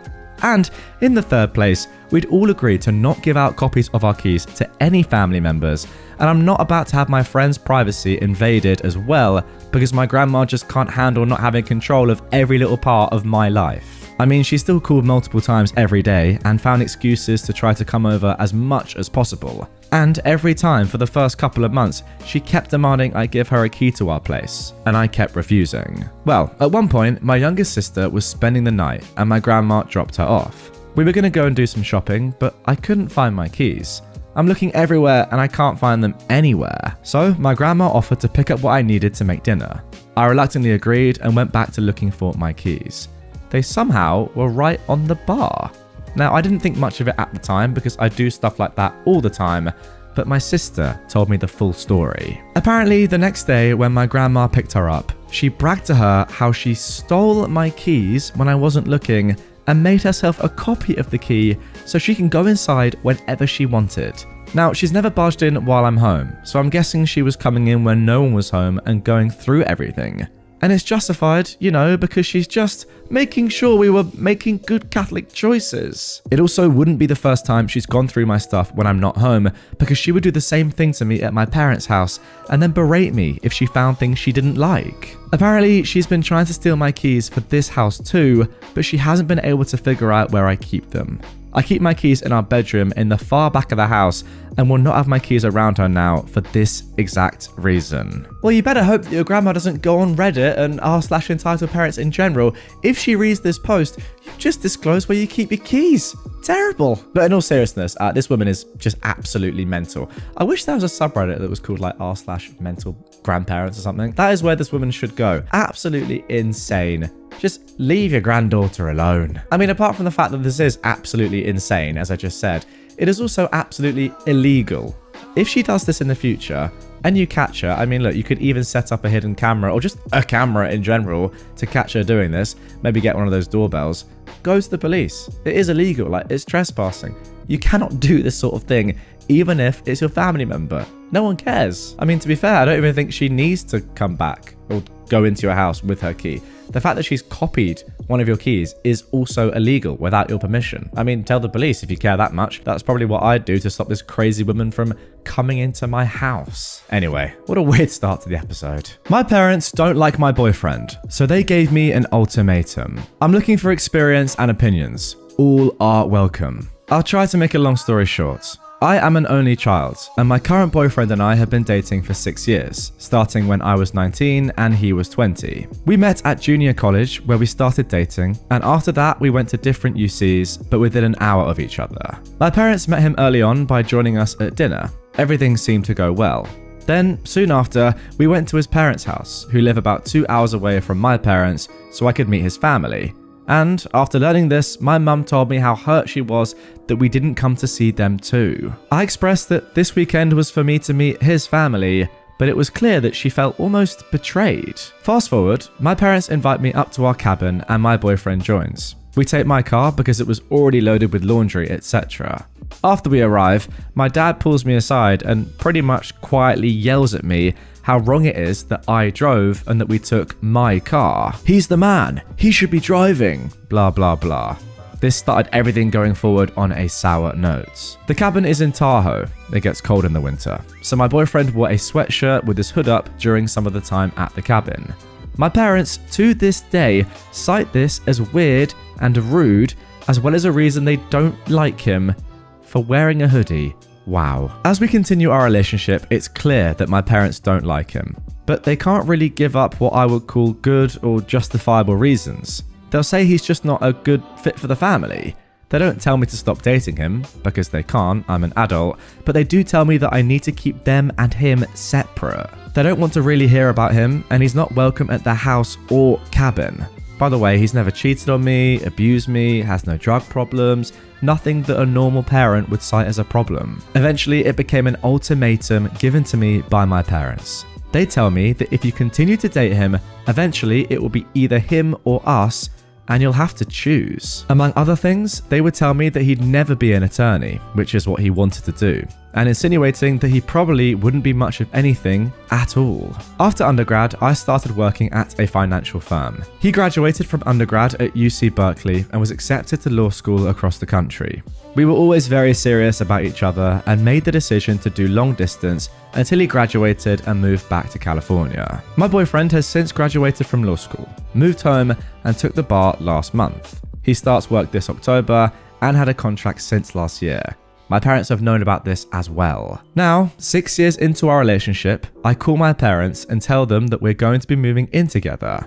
About 20 minutes later, I get a text from my mum saying that she doesn't want to rain on my parade, but that this path excludes her and my dad from my future. That they love me, but they can't be in my life if I choose to be with my boyfriend. I told them I would never understand. Since then, they've sent me more and more text messages saying stuff like, "We feel like we're losing our daughter. This is heartbreaking," etc. And all at the same time, including that this is my choice and my fault. I texted my parents that I thought my boyfriend and I should come over and talk, that texting about this kind of thing is stupid, but not to be patronized or belittled, and if it turned to screaming, that we would leave. My parents then replied that they wanted to see me face to face to talk, but that my boyfriend isn't allowed. My boyfriend even called my father the night of the initial "we can't be part of your life" text to try and talk or meet up and see if there was a way to talk through any legitimate concerns. My dad did not answer and responded a week plus later, only to text him that they haven't really ever liked him, that he wants to work through it with me alone, and it's mine and my boyfriend's fault for not trying to address things earlier. Yeah, I'm trying to figure out who exactly are the parents and who are the children here. This is nuts. Among other ridiculous reasons, in inverted commas, to not like my boyfriend were, Berkeley isn't a man's college, my dad said. One time in college, my professor lost my final exam. And when I found out via my final grades and was frantically calling her to figure out what happened, my parents told my boyfriend, "See, this is why we didn't want her to have a boyfriend in college." They found ways to blame him for everything. The only thing that ever had any merit was that he wasn't working yet. Well, this was because he was going to school to be a lawyer. Apparently, marrying someone who will make a lot of money is a bad thing? My boyfriend is the nicest, most calm and peaceful person ever, and he loves me more than anything. But apparently, their pride is more important than being wrong and accepting him. I guess I'm just trying to figure out if this is normal, or if it's as wrong as it feels to my boyfriend and I. Well, it's definitely not normal. That is 100% for sure. I think what's going on here is that your parents just clearly don't like your boyfriend, who will eventually become your husband, and they're trying to come up with some ludicrous reason or excuse as to why they don't like him, when in reality, we have no idea why they don't like him. It just seems to us anyway, without too much context, that they're just petty. I don't know. Who knows? If you have any idea why OP's parents just don't like her boyfriend, get in the comments down below. I might have missed something, but OP has actually said in an edit as well that the boyfriend and the parents are the same ethnicity, they're the same race, somewhat similar financial status, so it's nothing as obvious as that. It's just that they don't like him. I don't know why, but they don't. I mean, it's very embarrassing. They're being completely unreasonable. Surely, if your daughter loves someone so much, you'd be so supportive of them, right? And say, you know what, this is great. I'm so happy for you. And to be fair, your boyfriend sounds like a good person anyway, you know, good job. You've said that he's very caring and loves you so much. Why don't they just like that? I don't understand it, but hey, this is entitled parents. The one thing I would say, and make sure you do this, is that if they're going to be like, yeah, okay, it's either us or him, obviously make sure you choose him. I know they're your parents, but like that should be an obvious decision, right? Now for our final entitled parent story of this episode. My sister attacked my wife and my mum is holding our financial documents hostage because of it. Hi Reddit. This post is half to vent, but also half to check myself and make sure that I'm not going crazy.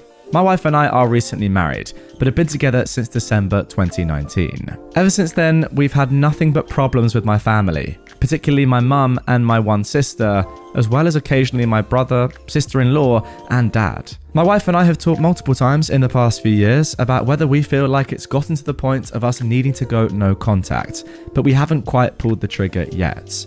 This past weekend, however, and the aftermath are having us seriously consider it. I guess I just need some advice. The background/lead up. My wife and I were asked to help with a home project, painting, for my brother and sister-in-law's new house. The only supplies that were brought for said project was one single paint sprayer and one single roll of painting tape, even though we had 7 to 9 people at various points who were there to help.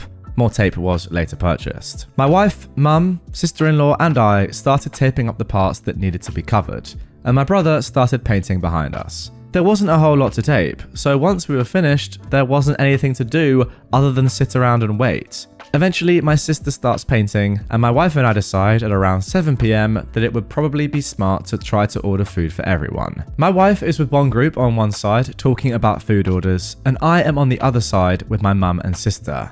My wife heard them yelling and was concerned, especially due to previous history, that something was happening, so she came over and asked what was going on. Here is a play-by-play of the conversation. My sister hands me the paint sprayer. Your turn. Oh, okay. I thought I was supposed to go and get food. Too bad. My mum then said, I did ask you to help paint. Well, I did help tape. Well, I didn't ask you to help tape. I asked you to help paint, didn't I? I suppose. Then my wife gets involved. What are you guys yelling about? Oh, we were just giving him some trash. Oh, okay. It just sounded like yelling. Then my sister starts screaming. He can talk to his family without you. It's none of your freaking business. Huh? Said my wife. You have no right to be a freaking C word to my mum. It's none of your business. And he can talk to his family without you around. I was just asking a question about my husband. Is there a problem with that? You don't get to talk to my mum like that, you female dog. Again, I was asking a simple question about my husband. My sister takes a couple of steps towards my wife. My wife walks towards my sister. My sister is literally centimeters from her face. My wife then places her hand on my sister's chest and tells her to back off, and then my sister started swinging. Basically, my sister started swinging at my wife, and my wife put her hands up to block her face and accidentally hit my sister in the face. After this, I pulled my sister back and my wife stepped back. My sister was yelling things like, she freaking hit me, call the freaking cops, etc. After my sister eventually seemed to calm down, I let her go, and she lunged at my wife again, and this time got a hit in.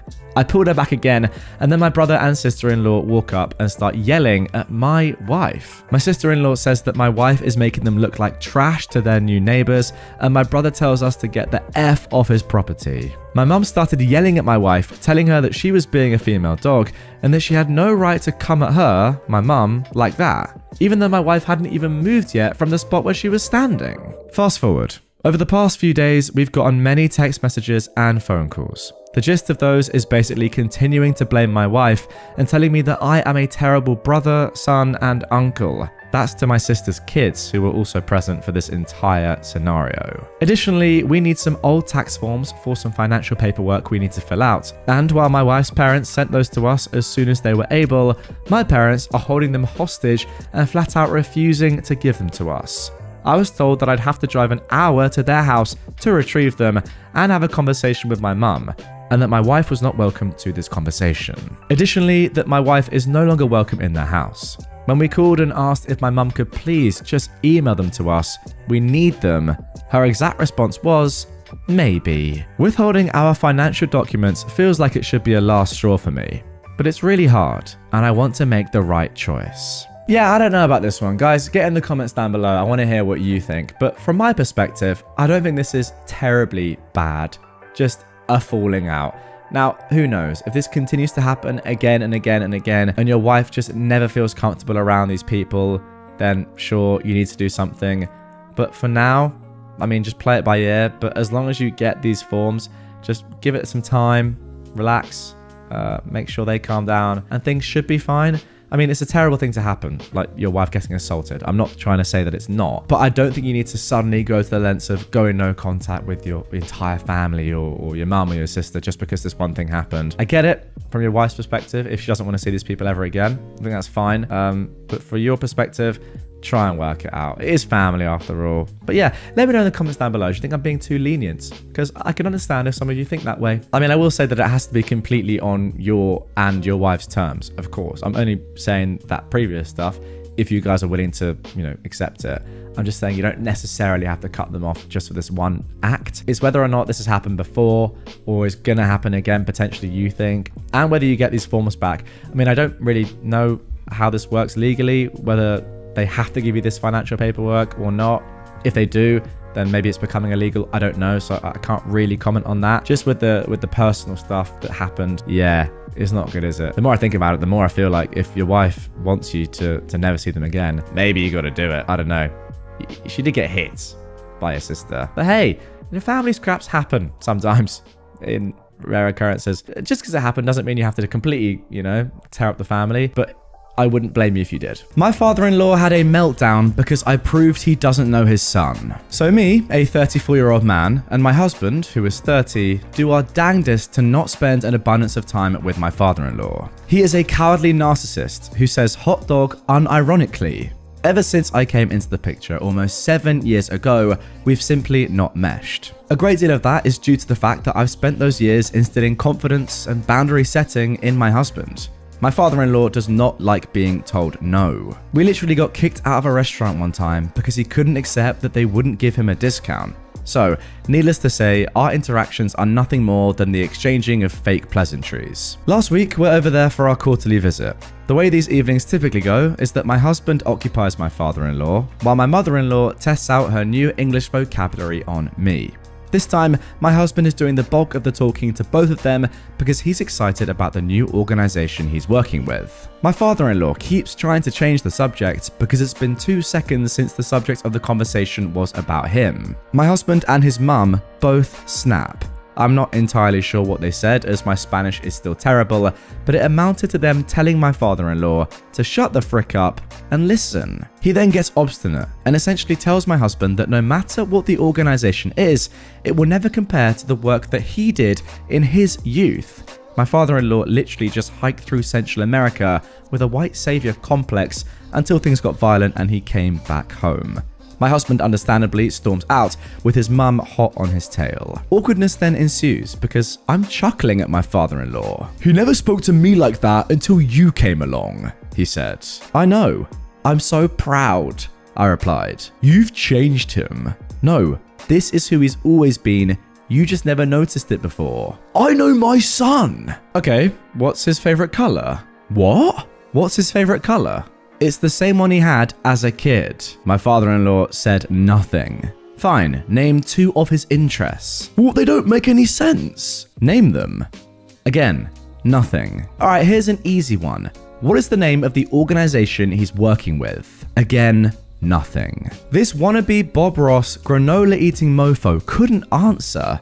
My husband said the name of the organization like 5 times that night. "You want to know the sad part?" I continue. "My parents can answer each and every one of those questions, and they've known your son a fraction of the time you have." Cue the screeching in Spanish. Being yelled at in a foreign language by a non-native speaker is a surreal experience. Obviously, my husband comes in and yells back and it blows up even more, but the part that stands out is the fact that my father-in-law still refused to admit that he just hadn't taken a genuine interest in my husband in years. Like, bruh, you don't even know your kid's favorite color? Hello? Now my husband is contemplating going no contact, and I can't blame him. Well, there you go. I mean, the truth of the matter is that the truth hurts in every language, no matter which one you elect to use. So good. I mean, clearly, this guy is just so self-centered. The fact that he can't even name the organization which his son works for is actually kind of mad, especially given that the entirety of that conversation has been about it and how proud he is and how interested he is in that organization. How self-centered must you be to not even think to listen at all to what your son's saying and just think to yourself probably, "Oh, can you just shut up? I want to talk about myself and what I've done." And by the way, when I did a week of work like 50 years ago, my work, backpacking, hiking, whatever it is, in Central America, it was so much better than my son's now permanent job, which he does for a living. I mean, that makes sense. It's actually crazy to be this jealous of your son and then also attack his husband because he's made him realize your dad's actually a horrible person. You need to stand up to him. Good stuff. Now for our next entitled parent story. Entitled stepmother wants me to stop breastfeeding. So, some context here. I am a 28-year-old woman and I had my daughter, Ida, 3 months ago. My wife is a 35-year-old woman, Taylor. My stepmother is Mary, who is 45 years old, and my stepbrother is Tom, who is just 11. So, Tom and I weren't close until I was pregnant. During the pregnancy, he became really interested in me and the baby, and actually became quite clingy and needy of me. I felt weird about it. But when I tried to retreat, Mary and my dad said I was being cruel and miserable and I had the chance to be a good sister but was being selfish and rejecting him. Along with the pregnancy hormones, it made me feel guilty, so I let him still come round a lot.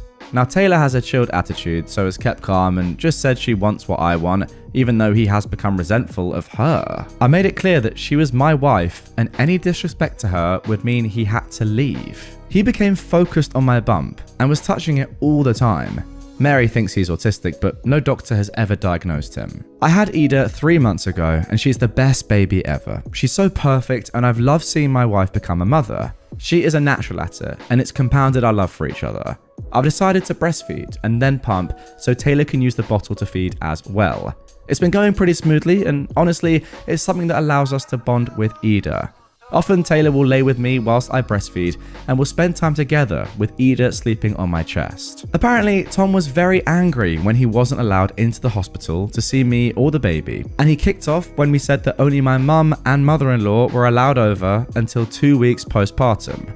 When they did come over, he kept touching Ida's face, even though we'd asked him not to, as we are both in the medical profession, so don't want to expose our newborn to germs. When we had to get firm, Mary told us that we were being horrible to a child and needed to stop.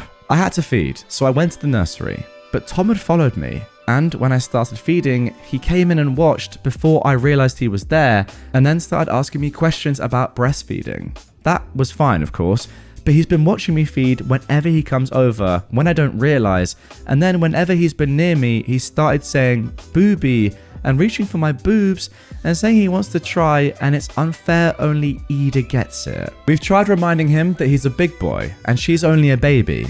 But then last week, I woke up from a post-feeding nap to find him lying on top of me with his hands and face on my chest area. When we tried telling Mary and my dad that this was getting out of hand, she said we were discriminating against his autism and we just didn't understand that I was his special person that he focused on and that I should be honored. I told her it had to stop as I was uncomfortable. And Mary said if I wanted him to stop, then I would have to stop breastfeeding as it was cruel to tease him without. This is stupid, right? Now look, my boobs did get significantly bigger during my pregnancy and have stayed that way after giving birth, so I could see how he'd noticed them, but it still feels wrong. Wow, I mean, first of all, what a story is all I can say about this one. My immediate kind of conclusion is that the parents are just not doing enough here, right? Mary is just not doing enough. I think we can all agree that yeah, at 11 years old, you don't have the common sense that an adult has, and it's the mum's job to educate her son whether to do these sort of things or not. Now, of course, Tom could have autism, but if you're someone's mother and you think your child might have autism, wouldn't you then go to a doctor and say, I think my child might have autism? I mean, I don't know. It's something like that, right? You need to go and actually have that diagnosed so you know for sure. Not just use the fact that your child might have autism as an excuse as to why they are doing this sort of weird stuff. Again, I don't blame Tom. I mean, whether he's autistic or not, I don't really care, to be fair. He's an 11-year-old kid who's just, you know, doing stuff that he wants to do without much thought. Yeah, I mean, 11 is bordering on the age where you should not be doing this sort of stuff just on the back of your own kind of, you know, mind. But nonetheless, it's definitely on Mary to say, Tom, what are you doing, mate? And educate her son. Yeah, a terrible woman that's just saying, okay, well, I'm not going to educate my son. You're going to have to stop doing the most natural thing there is in the world, breastfeeding. My father wants to reconnect with me after 20 years. My family gets mad at me when I refuse to talk to him. For background, my parents met in their late teens and soon had me.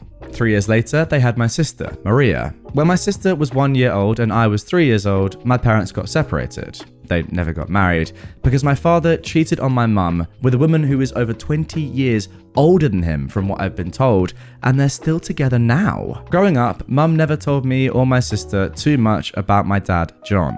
I know that both his parents and his sister pretty much disowned him after he cheated on my mum, but they are irrelevant to this story. Now Anna, our mum, never got full custody for us after that because she didn't know how. Back then she didn't know what full custody meant. But John still was sending Anna €200 a month for each of us until we became 18. I soon moved after turning 18 to live with a friend, and in 2021 moved to another country where I currently live. After that, I only kept little contact with my mum and almost none with my sister.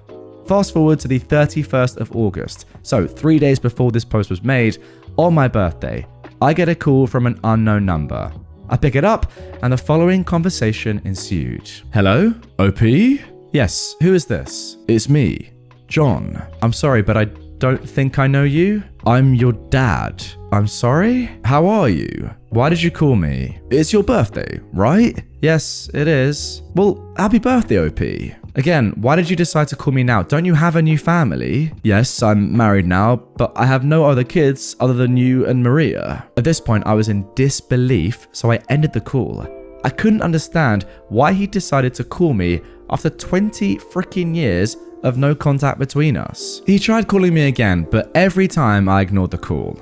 The next day, Mum called me. Hello? Why did you hang up on John? Mum, are you serious right now? Yes, he's changed now. He wants to have a son and daughter again. Well, I guess it's just a bit too late, don't you think? Oh, stop being dumb and go talk to your father. No, you go talk to him if you want to. I've got nothing to talk about with that POS. After I said that, I hung up on her also. Both my mum, her side of the family, and also my sister have been blowing up my phone daily. I've already blocked some of them. He hurt us badly and everyone decided to forgive him out of nowhere for no apparent reason. I am not forgiving him. I'm thinking about cutting contact with the rest of my family if they keep defending him. A good father doesn't leave his children for 20 years and then out of nowhere decides that he is entitled to have a relationship with them. I'll keep you all updated on this. But for now, I'll be going no contact with them for a while. Honestly, guys, with this story, I don't really know who is worse. Your dad for ditching you for 20 years and then just trying to get back in the mixer. I mean, ditching you for 20 years is something. Then saying, oh yeah, by the way, hi, how you been for the past 2 decades? What a relationship? Obviously not, you clown. Or everyone else that's seemingly allowing this crazy behavior and just is forgetting the fact that he cheated on your mum and then left 20 years ago without saying a word and hasn't been in contact for those 20 years. Why is your mum now saying, oh, come on, he's your dad after all? Well, no, yeah, biologically, but not really. Because what's he actually done that's been father-like in your entire life? I mean, literally nothing. Why is everyone allowing this behavior? I don't understand it. Guys, let me know in the comments down below. Can you advocate for this at all? I don't see the logic behind it one bit. I'm confused. Oh, wow. A comment has actually said, maybe he needs a kidney donor. I mean, yeah, either that or money. Now that makes sense. I should have thought about that actually, and I reckon you lot have commented it down below. There it is. He's definitely after something. What exactly it is, we don't know, of course. But yeah, he's definitely after something from you, that's for sure. Stay away. I mean, you're clearly going to do that anyway, but stay away. Angry lady yelled at a special needs person at the gym, so we did a bit of trolling. This guy named Michael has Down syndrome, and he's at the gym with his father 4 days a week around the same time. He is very nice and positive. He yells encouragement and compliments to people working out. When he arrives at the gym and if he sees me, he yells very loudly, something like, "Hey, how are you? Glad I can see you." And if he likes my shirt, he tells me he likes it and the things he likes about it.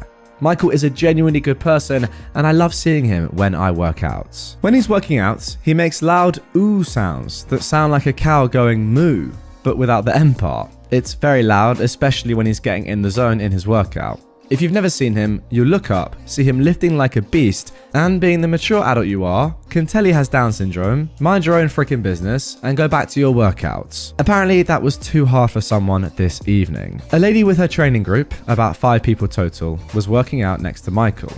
How the gym is laid out, the aerobic stretching area is next to the dumbbells. Still plenty of room for everyone. Michael is doing his thing, having a great workout, but he is getting very loud. His father is nearby working out on the machines near the dumbbell area. One of the ladies gets annoyed and walks up to him and yells at him to keep it down. I know the father. We have similar jobs and talk sometimes about work. We both made eye contact and our eyes widen. We're both thinking, what the frick is wrong with her? Michael isn't hurting anyone, and almost everyone has headphones on anyway. Michael said, okay, very loudly. That's just him, but it felt like a hilariously smart-ass response. Everyone gets back to their workouts. Michael obviously is just as loud as ever making those noises. The lady gets angry again, walks up to him, and literally yells at him to keep it down. The father is understandably angry, walks up to her, tries to explain to her that he's special needs and doesn't mean to be loud.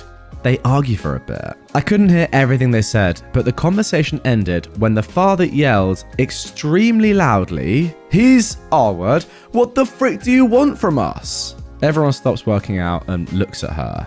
Her face turns bright red and she sulked away. Everyone goes back to their workouts.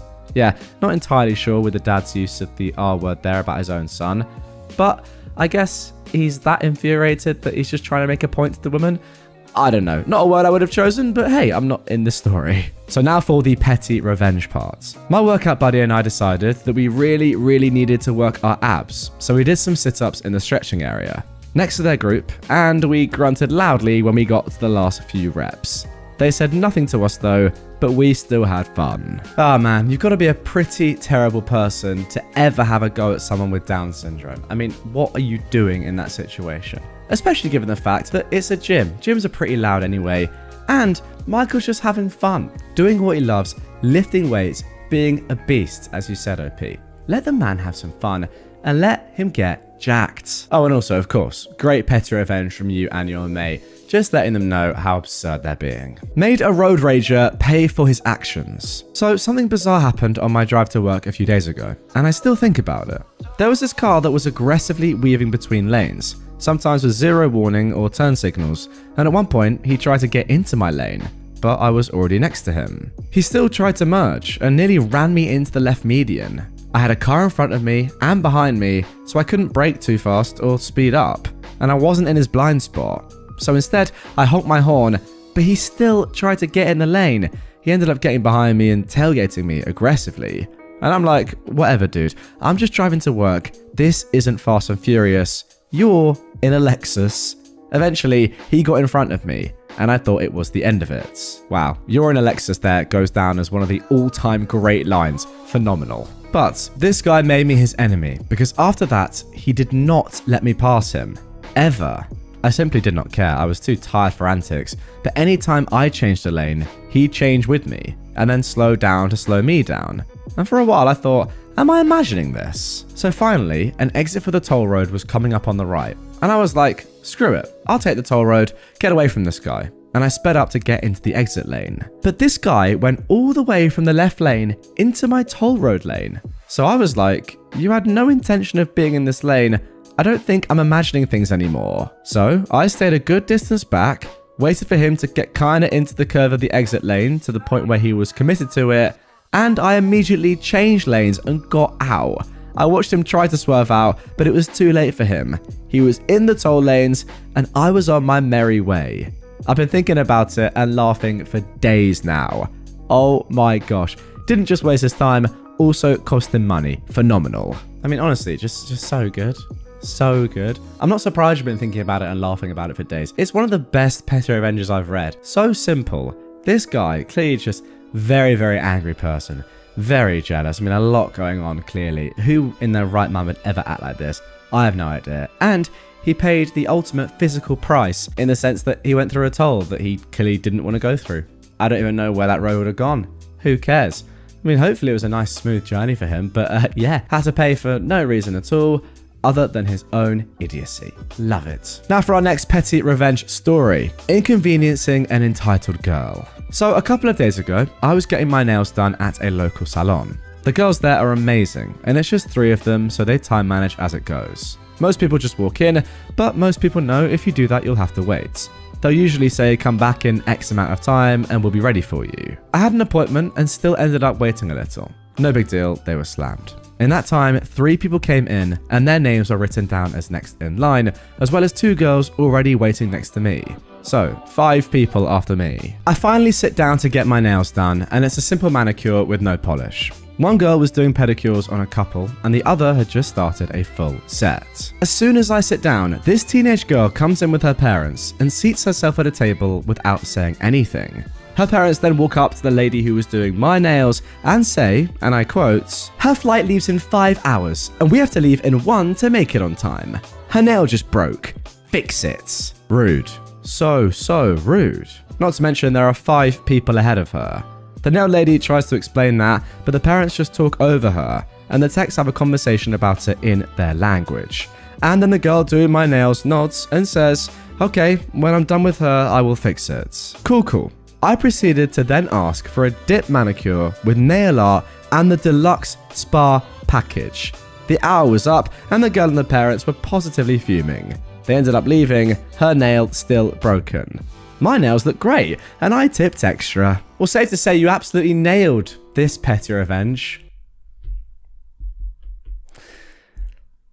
Well, there you go. Let's carry on. My roommate kept stealing my clothes, so I tie-dyed his. I didn't go to college until I was 21. For some reason, the fact that I was of legal drinking age made partying a lot less fun. That wasn't the case though for my 18-year-old roommate, Paul. We didn't have much in common, different courses, friend groups, etc., so we didn't talk much, but he was a huge party animal. He'd come to our dorm drunk at 2 AM on weekdays, and then go to his classes very hungover. He also had a girl over at least once a week, and they were never quiet. But the most notable thing about Paul is that he was a jerk. Not only that, but his family was loaded. So he was the kind of jerk who bragged about how much of a jerk his money allowed him to be. Paul was pre-law, and some of his teachers graded students based on how formal their attire was in class. Paul had 6 Oxford shirts from expensive stores, think Hugo Boss and Ralph Lauren, all in white. His wardrobe consisted only of those shirts, 4 dress pants, and a single t-shirt. One day, as I was preparing to do laundry, I noticed some clothes I hadn't worn or put in the basket recently. Now, they were clearly worn, reeking of sweat, alcohol, and a bodily fluid I won't name. Some were also stained. It was gross. I confronted Paul about it, and sure enough, he'd been wearing my clothes to party, drink, and, in quotes, get lucky. His excuse was that his clothes were too expensive to wear at parties, unlike all my t-shirts, flannels, and jeans. I yelled at him that he couldn't take my clothes without permission. He said, "Dude, it's just clothes. It's not like you can't wear them anymore." The fight was going nowhere, so I just told him to never do it again, and he agreed. But the week before spring break, Paul did it again. This time, he ripped one of my jeans. Not a small split that anyone can fix, but a long horizontal tear across the thigh. I could never wear those pants again. I thought about confronting Paul, but then I had a better idea. I was alone when I found out, so he didn't know that I knew. For the rest of the week, I didn't bring it up. Then, Paul left for spring break. He was wearing his t-shirt and didn't pack anything else since he was going home. So, I waited an hour, shoved all 6 of his Oxford shirts into my backpack, and left to spend the week with my family. Once I got to my mum's place, I started brainstorming what I'd do with the shirts. Tearing them wasn't enough. That could be fixed. Whatever I did, it had to be permanent. Then, my sister gave me a suggestion. I called a couple of friends over and we got to work. We tie-dyed every single white shirt. We chose the most vibrant colors we could find. There was no way Paul would be able to wash them off. After spring break, I made sure to get to the dorm before Paul. I put all the shirts back in the closet and left to see a friend. When I got back a few hours later, Paul was on the phone with his parents. He'd put them on speakerphone and was screaming about how someone had colored his shirts and he couldn't wear them to class. At one point, he said he wanted to sue whoever did it. At that, his father shut him up and told him to stop complaining. He said it was probably just a prank and he wasn't going to sue anyone. After Paul hung up, I asked, "What's the matter, dude?" He looked at me. I could tell he thought I'd done it, but he didn't say it. For about a week, Paul went to his classes wearing his only t-shirts. He couldn't convince his parents to buy him new shirts, so he had to start wearing the tie-dyed ones to class until he could save enough money to get more shirts. His grades dropped, but he still passed, and Paul never stole my clothes again. Not my proudest moments, but I don't regret it. I don't really understand why Paul's getting so angry here. I mean, it's not as if there's anything to get in a twist about. No one died or anything like that, and the result wasn't a tie. It doesn't really work. But nonetheless, phenomenal revenge. Very much enjoyed it, and yeah, people like Paul are just not people you want to be associated with. The tough thing is that you have to be a roommate with him. That is tough. I mean, like, imagine you get to uni, you're a mature student, you get to college, whatever, and Paul is your roommate. That is why they normally keep the mature students separate from the immature students, let's just call them, the undergrads, because yeah, you get a lot of people like Paul at uni, that's for sure. And when Pauls are with Pauls, it's absolutely fine. They have a great time. But when Pauls are with other people that are trying to do their stuff, yeah, it doesn't really work, and tie-dyeing ultimately was the phenomenal answer. And now for our final petty revenge of this episode. How I got a terrible manager so embarrassed and stressed that she quit. I worked under a manager a few years ago who was awful in every sense of the word. She would throw personal belongings into the garbage, things like designer purses, coffee mugs, etc. Her excuse was they shouldn't be laying around in the open. I understand that, but you don't throw people's personal belongings away. This manager also enjoyed making our lives hell. She would add extra work on us from previous shifts that were short-staffed, as well as add work when governing bodies would be coming in to clean up the area. We would tell her we didn't have the already hilariously ridiculous time to get that impossible work done. she started suggesting we skip our breaks. Whenever we complained we didn't have time to complete work, she would say, "Oh, well, I never got breaks whenever I worked for 40 years before getting this position." She'd even say things like, "Oh, your breaks aren't that important."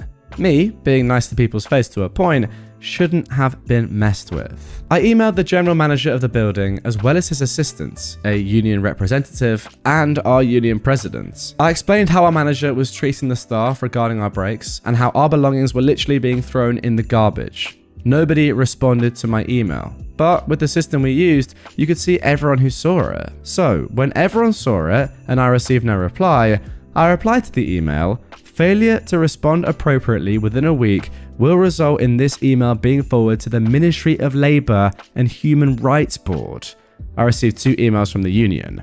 One was the representative saying he didn't agree with the manager's comments, the other from the general manager saying he would deal with the issue. The next day, I came in for my evening shift. The manager was standing next to our reporting area, looking very upset. She pointed at a paper on the wall and explained that the general manager gave her that, and that we were to sign off when we took our breaks. And if for whatever reason we missed it, she was to pay us for overtime. She then took me aside and told me she didn't understand why somebody would report her for cracking jokes. I responded with, "Jokes are made when everyone laughs. When you made your jokes about our breaks and throwing our belongings out, not even you were laughing." She quit 3 days later, stating too much stress. Slightly interesting opinion there from your boss. Oh, just stop having breaks, guys. You don't need them anyway. Why do they exist then?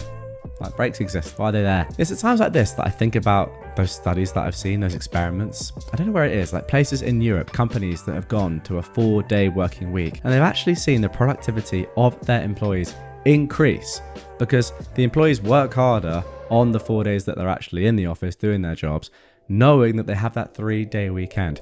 What I'm trying to say is, if you work more hours, it doesn't actually mean that you're being more efficient in your work, does it? Because you're just going to be so unhappy that you're going to be like, "Oh, I hate this." There's going to be a huge turnover of staff, and I'm sure that would have happened if the general manager and people above him wouldn't have got involved. Thankfully, they did. And thankfully, this manager quit. Try getting me fired? Enjoy homelessness. I was an adjunct professor at a college. One of the students didn't like me and tried to get me fired by making false accusations that I'd pinched her and caressed her hair. I did not take this lightly. I could have been fired or face criminal charges. Now, this student was on a scholarship that required her to maintain a minimum attendance. Our college also requires a minimum attendance to pass a unit. As an eye for an eye, right? I accidentally forgot to mark her name down when taking attendance, even if she was there. A few weeks later, she was gone. I was confronted by her friend that she lost her scholarship and was now living out of her car because of my carelessness in taking attendance. Little did they know. And as a little edit, OP has said, "My entire livelihood could have been ruined. How was I meant to know that she wouldn't do it again? I can't kick someone out from a he said, she said situation." Some of the students were already treating me with hostility. You know what, OP? You didn't even have to vindicate yourself to me. That final edit, whilst great, wasn't necessary. I was on your side the entire time. It makes complete sense. I don't care if someone's a student and you're the teacher, and therefore in theory you should be the wiser one, I guess the more mature one, you know, the person in the position of power. If they are doing these sort of things to you, which can clearly cause you to lose your job and ultimately ruin your life, then I don't see why you can't do the same to them. I'm sorry, it should work both ways. It's a two-way street. A lot of the comments on Reddit are pretty upset. They think OP went too far and there were better ways of doing this. But this is called nuclear revenge, guys. I mean, come on. What do we want here? And also, her life hasn't been destroyed. Yes, she's lost a scholarship, but that's it. She can re-enter another college and she'll be fine. She needs to learn a lesson of the fact that she literally could have ruined this guy's life just from lying. That is terrible and it deserves to be punished. This is good. Now for our next nuclear revenge story. I ruined my boss's life. A few years ago, I worked for a couple of months in a pastry shop. To work there, my boss promised me 8 hours a day except Mondays, half day, and Thursdays, closed, and €700 a month, obviously all off the books. Although I had some resentment about working illegally, I accepted anyways because I needed some money. The first day of work, I was in there for 11 hours, from 5:30 AM to 1:30 PM, and then from 3 PM to 6 PM. I thought that was normal since it was my first day. even if in reality some doubts came to me right away because all the others had been there as much as me, and for them it was certainly not the first day. The situation continued to be this, hours ranging from 10 to sometimes 13 a day. Furthermore, for 2 weeks in a row, on Monday, the day on which we were only supposed to work in the morning, we instead worked with the schedules of the other days. At the end of the month, I asked for my well-deserved salary, and my boss got angry, telling me that I was only thinking about money when in reality, I hadn't even asked him to pay me for the multiple hours of overtime. He then told me that he would pay everyone at the end of the first week of the following month. The following day, after working as usual for 11 hours, at the end of the shift, he called me aside, telling me that since I'd been presumptuous, I had to show up for work on Thursday, even though it was my day off. Obviously, I got angry and replied that I'd worked much longer hours than those agreed, and that I would not show up for work on my day off. And so I did. Thursday came and I didn't show up, ignoring hundreds of calls from my boss and his wife. The next day, I showed up for work regularly and was severely reprimanded and then sent home for bad behavior. He told me that we would meet on Sunday to give me the money, and then I didn't have to show up again, which I already wanted to do. So Sunday arrived and he showed up with 300 euros, telling me that I'd done little this month and that I hadn't been respectful towards him and his business. I got very angry and also went to call my father, who was waiting for me in the car. The two almost came to blows. So I took my father and we left, saying it wasn't over there. I kept in touch with some of my colleagues, some even over 18 years old, with whom I'd established a good relationship and who also worked illegally. They told me that the next day, he'd badmouthed me, saying that I was a person without any form of respect and dignity. In Italy, we say una cosa inutile. They'd witnessed the scene the previous Friday and were speechless. They thought I had to do something and not let me walk on my head like this, and they were right. So I decided to do something that no one has ever had the courage or the will to do. So I went to finance to denounce the fact that he had made most of his employees work illegally and that he'd exploited them by underpaying. Obviously not alone, but with my colleagues who were also tired of being exploited to support me. So we decided on a day and time for a pop check and waited. The agreed day was Saturday morning from 9 to 10, the day and time when there was usually more workload. It goes without saying that contrary to what is thought of in Italy, sometimes justice works, and that day, finance, with a surprise check, discovered the whole situation and immediately closed the business. Subsequently, the owner, as well as my former boss, was investigated and sentenced to I don't remember how many years in prison. The business was seized, and now his family is having to pay more than €1 million in tax evasion for other reasons related to false receipts and other things that I don't quite understand. Oh man, this one is absolutely shocking. You just can't run a business like this without getting found out eventually. I'm sorry, it's just never ever gonna happen. Especially if you treat your employees, well, they're not actually your employees because it's all illegal anyway, so let's call them slaves, this badly. Like, I get it. You know, you think you can get away with it. Fine. It's not good, but I can kind of understand why stupid people will try and do stuff like this to get around the system. But then if you treat those people so badly, then they're obviously going to report you, aren't they? How naive do you have to be to think that, yeah, okay, I won't give anyone a proper contract and I will completely abuse them with hours and then I'll pay them under half of what I promised in the first place and it will all be good. Like, no. You're so dumb. You're dumb enough to not even legally employ people, but then treat them that badly. You deserve to go to jail. Now for our third nuclear revenge story. Now this is where it gets a little bit more serious. Abuse me as a child, teenage me might ruin your life. I've wanted to tell this story for so long, and I figured this was the perfect place. When I was about 10 years old, my dad got a new girlfriend, Lauren. Lauren was an evil monster. When I first met her, she was lovely and friendly. I quickly liked her. But over the years, everything went downhill fast. It started small. Lauren would steal my things, then deny it. Of course, everyone believed her. She'd tell me that my dad loved her more than me, and that if she wanted, she could click her fingers and he'd never see me again. She read my diary, then told everyone what I'd written. She reported me to the RSPCA for abusing my animals. I wasn't. After a couple of years, she had my dad beating me. Yes, I know he was an adult with choices and I hold him just as responsible. She would constantly tell my dad how bad I was and encourage him to hurt me. After a while, he'd always snap and end up doing what she wanted. There are so many more things she did, but you get the picture. My dad and Lauren separated when I was about 16 years old, but they had a house together still.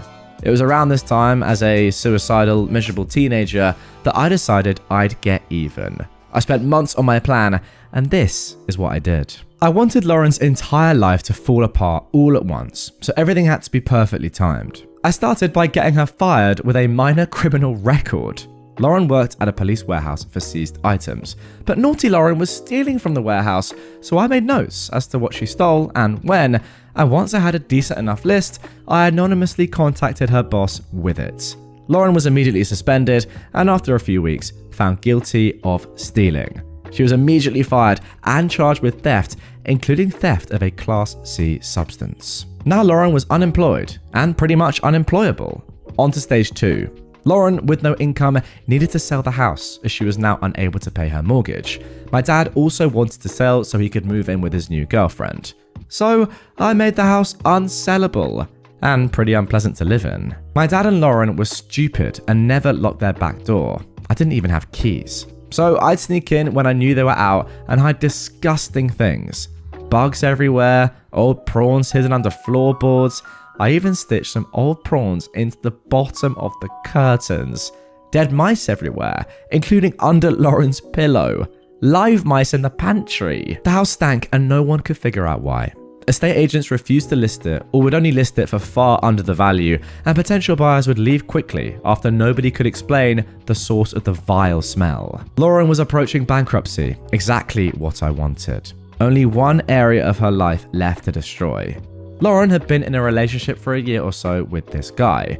I can't even remember the poor guy's name. We'll call him John. Well, Lauren was cheating on John and with his own father of all people. Now poor John proposed to Lauren. He needed to know who she really was though. One day, when Lauren had John's dad over, I got in the house via the unlocked back door. I grabbed her mobile, which she'd left in the kitchen. It took a few attempts and a lot of house watching to get lucky with the phone. And I texted John from her phone, pretending to be Lauren. I told him I was sick and asked him to come over. Of course, good old John rushed over. I unlocked the front door and texted him letting him know to let himself in as I was in bed sick. I left and hid around the area. The drama was intense. Lauren and John's dad, half naked, chasing after John in the street, screaming and crying. I think John might have even punched his dad before driving off. Obviously, the relationship was over and John's dad even ditched her in an attempt to get his son's forgiveness. So, Lauren was alone, broke, unemployable, facing charges, and about to be bankrupt. Now, sadly, I don't know how the story ends. I cut contact with my dad around that time, and thus my connection to Lauren was gone. I do remember my dad mentioning her being suicidal right before we stopped speaking. So, in my eyes, my goal was achieved. I didn't need to see the fallout anyway. Just knowing what I'd achieved was more than enough for me. And that's the story of how I got revenge. Writing it out, I realized how unreal it sounds, but that's the whole story. Okay, friends, get in the comments. Real or fake? I want to hear your immediate thoughts. Now, again, I'm never going to actually know if this is real or fake. It does seem a little bit fanciful, not going to lie. But for the sake of this episode, I'm going to treat it as if it's real. Therefore, what a story. I wouldn't want to be on the wrong side of you. That is for sure. That was conclusive. It decimated these people. And that was conclusive. It decimated Lauren. And ultimately, yeah, absolutely destroyed her life. Good to see. To be honest, I can't really get away from the fact that I think this might not be real. But I'll leave that up to you, the viewers. You are the oracle. You must tell me the truth. Please do. My heart is saying fake. It really is. My heart is saying fake, guys. And for that, I do apologize because I don't want to bring you fake stories. But were you not entertained? I was. To be fair, the majority of the commenters are actually saying that they think it's real. Just a couple saying, yeah, I realize how unreal it sounds because it is unreal.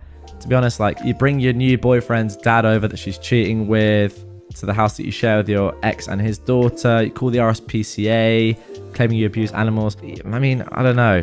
Somehow you knew she was stealing from the police warehouse as well. There's a lot of stuff here that smells a little bit fishy or prawny, if you like.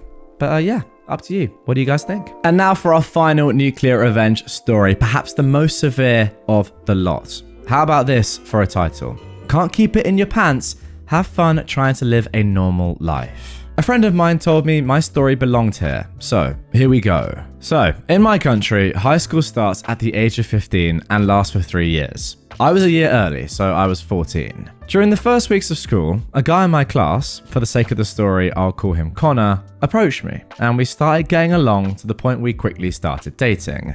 Now, little did I know that Connor would become my worst nightmare for the next 3 years. He was 17 when we met, and just like a lot of guys this age, he was obsessed with doing it. He pressured me into having my first time with him, and he broke up with me right after I eventually gave in. After that, none of our next intercourses were consented, and he was very manipulative and gaslit me into believing I wanted everything that was happening to me. It took me a while to understand what he was actually doing. In fact, I only got it after hooking up with another person at the age of 17. Before it finally hit me, he had his way with me more than 50 times. That is tragic. During our second year of high school, he made the mistake of forcing himself violently on my best friend. She ended up getting an abortion because of him, and I started plotting my revenge. Originally, it was supposed to avenge her, but it ended up working for me as well. I noticed that not only would he only approach the first years, even if he was 20 when I graduated, but he'd also target the youngest girls among them too. He was repeating to me how much more attractive I was at 14 than 17. Oh my goodness. So, knowing that it was pointless to tell the police, because in my country, only 0.4% of all complaints of assault where victims are less than 15 end up in a sentence, I ruined his reputation. I told every single one of his acquaintances that he was an R-word. And to protect my best friend, I told everyone that I was the one he'd violated, which wasn't really a lie. The rumor spread like wildfire, and after a few days, even the teachers were looking at him with disgust. He was isolated, and the only reason why he wasn't bullied was because he was 6'3". Now, I could have stopped there, but I didn't. When we were third years, I knew exactly which universities he applied for. By snooping in Connor's bag, I found his application numbers. So, using those, I contacted every single university he applied for and explained the situation, providing screenshots of his conversation with my best friend where he was threatening her with a defamation case if she attempted to press charges against him. She'd sent them to me to rant about him, and I'd kept them all this time. All of them thanked me, and he ended up not being able to get in any university. He had to repeat his third year because of that, in an establishment where everyone knew what he'd done, and all the first years would know that they had to avoid him at all costs. Okay, sure, but how about kick him out of the school? What? The next year, since I wasn't there to foil his applications, Connor was accepted in a university that I hadn't contacted the previous year. But, unfortunately for him, I ended up learning which university he was going in, and I repeated the same process.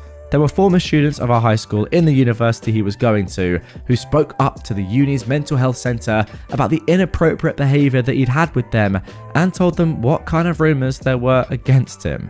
Now, since I had provided proof that the rumors were true, Connor was permanently expelled for the safety of the female students attending the university.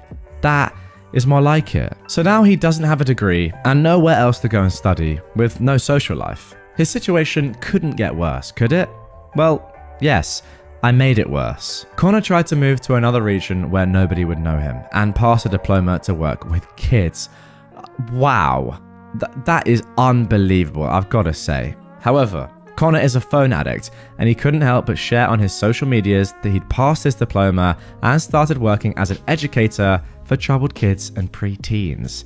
Little did he know, I'd created an account pretending to be one of his only remaining high school acquaintances who I knew was chronically offline.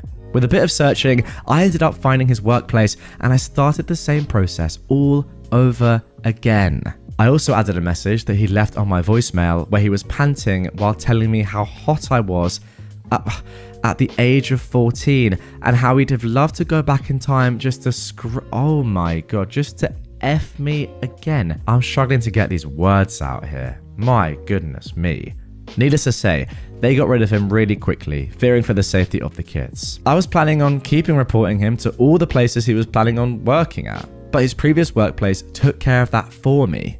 I don't know how, but according to Connor's social media, they managed to get him blacklisted on a national level, technically invalidating his diploma. Due to this, he couldn't pay his rent anymore and ended up being homeless for a while before his mother accepted to take him back in. I'm friends with his older sister who knows everything about it and told the rest of the family what happened. From what she's told me, everyone cut off ties with both Connor and his mother, including her. Now, I'm still occasionally stalking his social media to see if he's trying to get back on his feet. The last time I checked was today, right before writing all of this. So, SAing 2 people ended up isolating him both socially and from his family. As long as I'm alive, he has no chance of ever getting a girlfriend. He lives in the region where he spent his high school years, so nobody would hire him even as a cleaner, and he even spent some nights in the streets. Honestly, at this point, it's impressive that no one tried to harm him physically, make him go through what he made me and my best friend go through, or even end his life. Go to hell, Connor. And trust me when I tell you that you'll have to wait for me to die before even thinking about starting to have a normal life. Well, there we go. There we go, indeed. What a story to end things on. Pretty nuts, really. I mean, what do you even say to that, guys? What is that you can say other than just, disgraceful? Guy's clearly a pedo. If anything, I feel like this should have really have been dealt with much, much earlier. I don't know, but given the fact that you were both in the same school, couldn't someone at the school, like a teacher or some sort of HR rep or just somebody, your parents, have noticed that a 17-year-old was in a relationship with a 14-year-old? I would have thought that'd be pretty obvious. And you'd at that point say, yeah, maybe let's not do that anymore, because that's actually illegal and very, very noncy. And then, from there, I'm not really surprised that the rest of the stuff happened. If you allow someone like Connor to do these sort of things in the first place, can you be that shocked when, he keeps going and things get even worse and eventually ends up with crazy trauma that may well have ruined 2 people's lives? Minimum? I don't know. Personally, it doesn't sound that shocking to me. A neighbour hit my car and lied about it, so I ruined £300 of meat while he was on vacation. This happened about 5 or 6 years ago. For some context, my neighbour, we'll call him Chester, is your stereotypical weekend outdoorsman type. He owns at least 10 different baseball caps and they all have camo on them. He's one of those. He drives a Jeep, which will be important later, and usually spends his weekends either hunting, fishing, or prepping for when the bombs drop. I tried to explain to him once that we were within the fallout range of a major city, so if it got hit, we'd be screwed either way, but whatever. Everyone needs a hobby, and some people's is collecting canned peaches. 2 weeks before the revenge, I came outside to see my car had a broken window on the passenger side, and that part of the frame was dented just above the door handle. I can tell immediately from the size and shape of the dent exactly what it was from. As I said, my neighbour, Chester, drives a Jeep, and mounted on his front grille is a cable winch he uses for putting stumps and whatnot. It juts out almost 1.5 feet in front of the bumper and is made of solid metal. Anyone with a picture of the winch and the shape of the dent in my car could CSI that just from eyeballing it. The dent is almost identically shaped and situated at the same height the winch was mounted. On top of that, Chester lives directly across the street from me and he likes to back into his driveway. Conveniently enough, my car is always parked on the street, so he has ample opportunities to hit it. I asked Chester about it, and without saying anything, he shook his head while biting his lip like some clueless cartoon character. I then asked if anyone who borrowed his car might have done it, because the winch itself was pretty scratched up, almost like he's been ramming it into things all over town.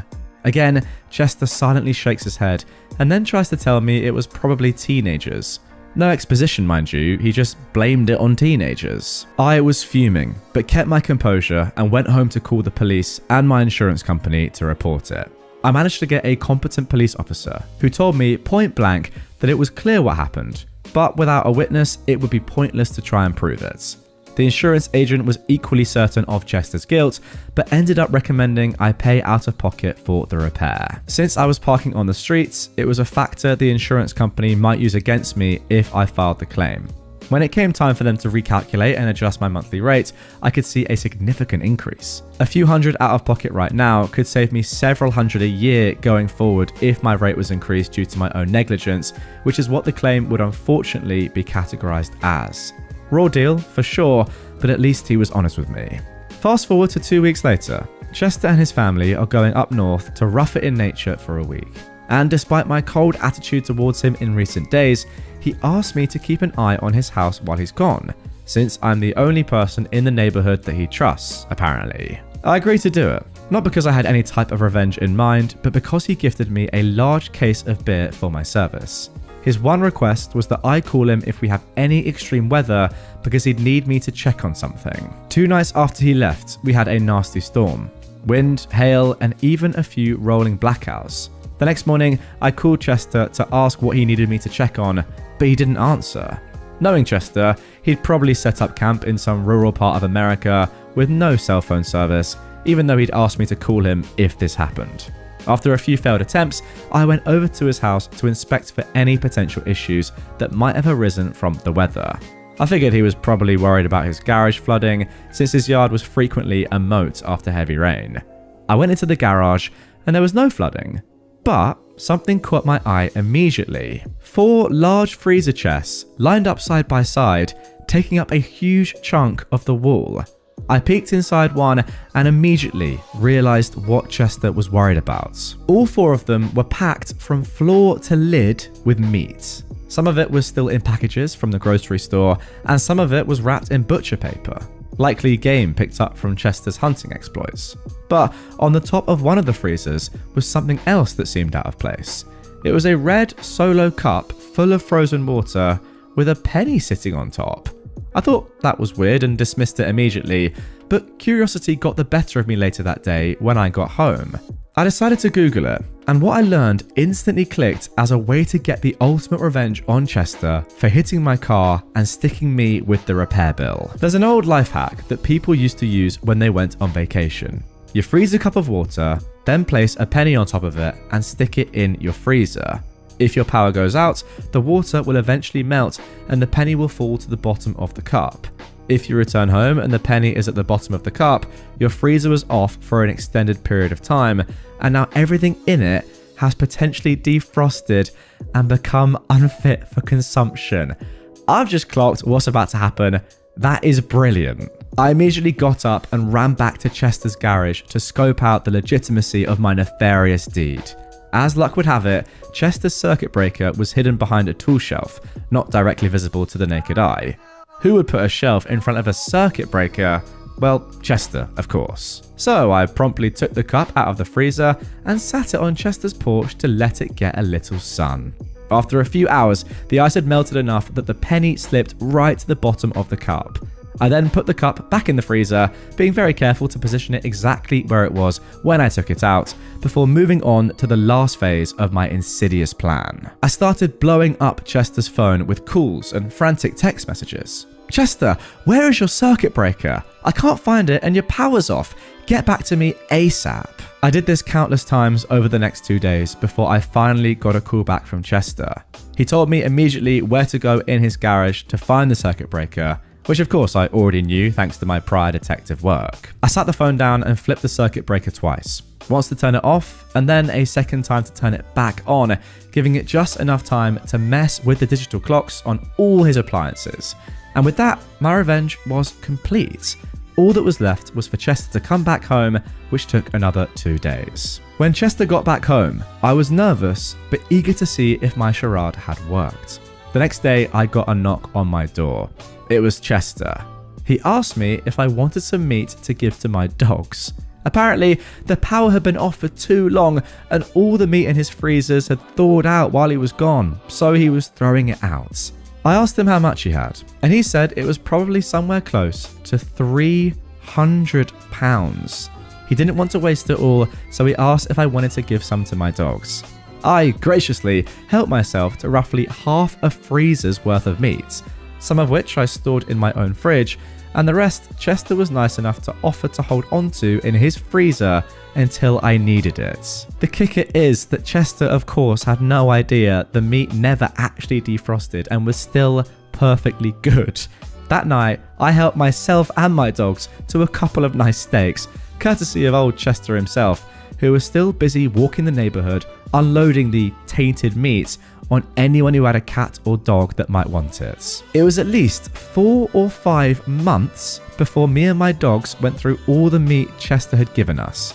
I don't know if I made all my money back for the repairs on my car, but I didn't have to buy any meat for many a fortnight. Well, there we go. What a brilliant way to start off today's episode. That was genius. I wonder if you guys can tell, by the way. Let me know in the comments down below if you could. The moment that I realized what exactly OP was going to do, literally a smile came on my face. I wonder if you could hear it in my voice there. But yeah, genius, so simple. I really like these sort of revenges where nobody really gets harmed. It's just good old revenge. Obviously, your neighbor Chester OP lost a lot of money here from the meat, but so did you, by him failing to tell you that it was obviously him that crashed into your car. So that's fair. That's karma. He deserves it. Simple as that. Let me know as well down below, guys, in the comments, when you realized exactly what OP was going to do and how simple it was. So good. Like, how can just doing this as an action, going outside, holding a cup of water, and then putting it back in the freezer cause this amount of damage? Like, think about that. That is absolutely insane. But yeah, loved it. Let's move on to our next story of nuclear revenge. Drive over a kid's bike, pay the price. Okay, this story took place a very long time ago, in the summer of 1969. I was about 12. I had an early morning paper route in my neighborhood. One of the first things that I bought with my earnings was a brand new 10-speed bike. It was silver with red trim. I was really proud of it, and I took very good care of it. I also used it to deliver my newspapers in the morning. One of my customers was often leaving for work around the time that I got there. I always made a point of parking my bike well off to the side while I went up to deliver his paper. This particular morning, he turned too soon and too sharply while backing out of his driveway, and backed right over my bikes, ruining the front sprocket and derailleur. He stuck his head out the window and asked, "Is it okay?" "Not exactly," I said. "Well, that's what you get for leaving it behind my car." Then he drove off. I walked at home, crushed and upset. I felt helpless against this adult who clearly had no intention of doing anything about it, and I didn't know what to do. My hurt, frustration, and powerlessness gradually turned to anger. I stopped delivering his paper, and when he complained, I told my supervisor that I was delivering, but he just liked to complain. So ultimately, it wasn't held against me. But the real revenge was yet to come. He lived on the main route through the neighborhood that all the kids took to go to the local 7-Eleven and other places. His mailbox sat on a steel fence post loosely set into the ground. That summer, I got in the habit of pulling it up and throwing it over the fence into the cemetery across the street, maybe once or twice a week. It was fun and mischievous, but it still didn't satisfy my need for revenge. He had 3 large frond shrubs in his front yard that would grow to 6 or 8 feet over the course of the summer and then begin to die back. They were several feet apart with nothing else close by. One August evening, I threw a lit match into one on my way home from the 7-Eleven. I never heard anything else, but on my route the next morning, it was just a burnt husk in his front yard. Over the next couple of weeks, I did the same to the other 2. I was beginning to feel a bit satisfied. But one morning on the way home from delivering papers, I had an inspiration. I saw that the side window of his garage was open. Now, I knew that what I was considering was taking it a bit far, but I was an impulsive kid, and I thought that tit for tat was fair. Back in the day, everybody carried road flares, aka emergency flares, in their cars. So I climbed through the window, found 2 flares, lit them, and stuck one right under/behind each of his rear tires. Then I climbed out and hightailed it home and went back to bed. I didn't go back to see what happened, and I stayed away from the area for several days. I knew that I'd ruined his tires. I never saw the result, but I didn't care, and I never did another thing to him. Well, my immediate reaction to this story is that perhaps this is a little bit strong, potentially blowing up someone's car. I mean, who knows what actually happened to the tires, if it was just the tires or if it was more. But then, this is a guy that took advantage of a kid, and pretty much in his head, I imagine, was just like, you know what, because you're just a child, I don't really care that I've broken your bike, just deal with it. But there's no way that he'd have the same reaction if it was an adult and an adult's bike. I just don't believe that. I think he's only said that and done that because you're a kid and probably didn't expect any repercussions. And you showed him that sometimes kids can get better revenge than adults. Phenomenal stuff. Now, you know what's actually amazing about this story is that this happened, 54 years ago? So this guy OP is now in his 60s, mid-60s, just chilling on Reddit, just writing out this story and saying, you know what, yeah, I'm a fan of this subreddit, and I was one of the originators. You know, this revenge is over half a century old. It's so good. I absolutely love it. And yeah, great stuff. A lawyer's pro-revenge on a wife beater. Let's call him Joe. I have to call him something. The man I ruined, but I can't call him by his real name, so let's call him Joe.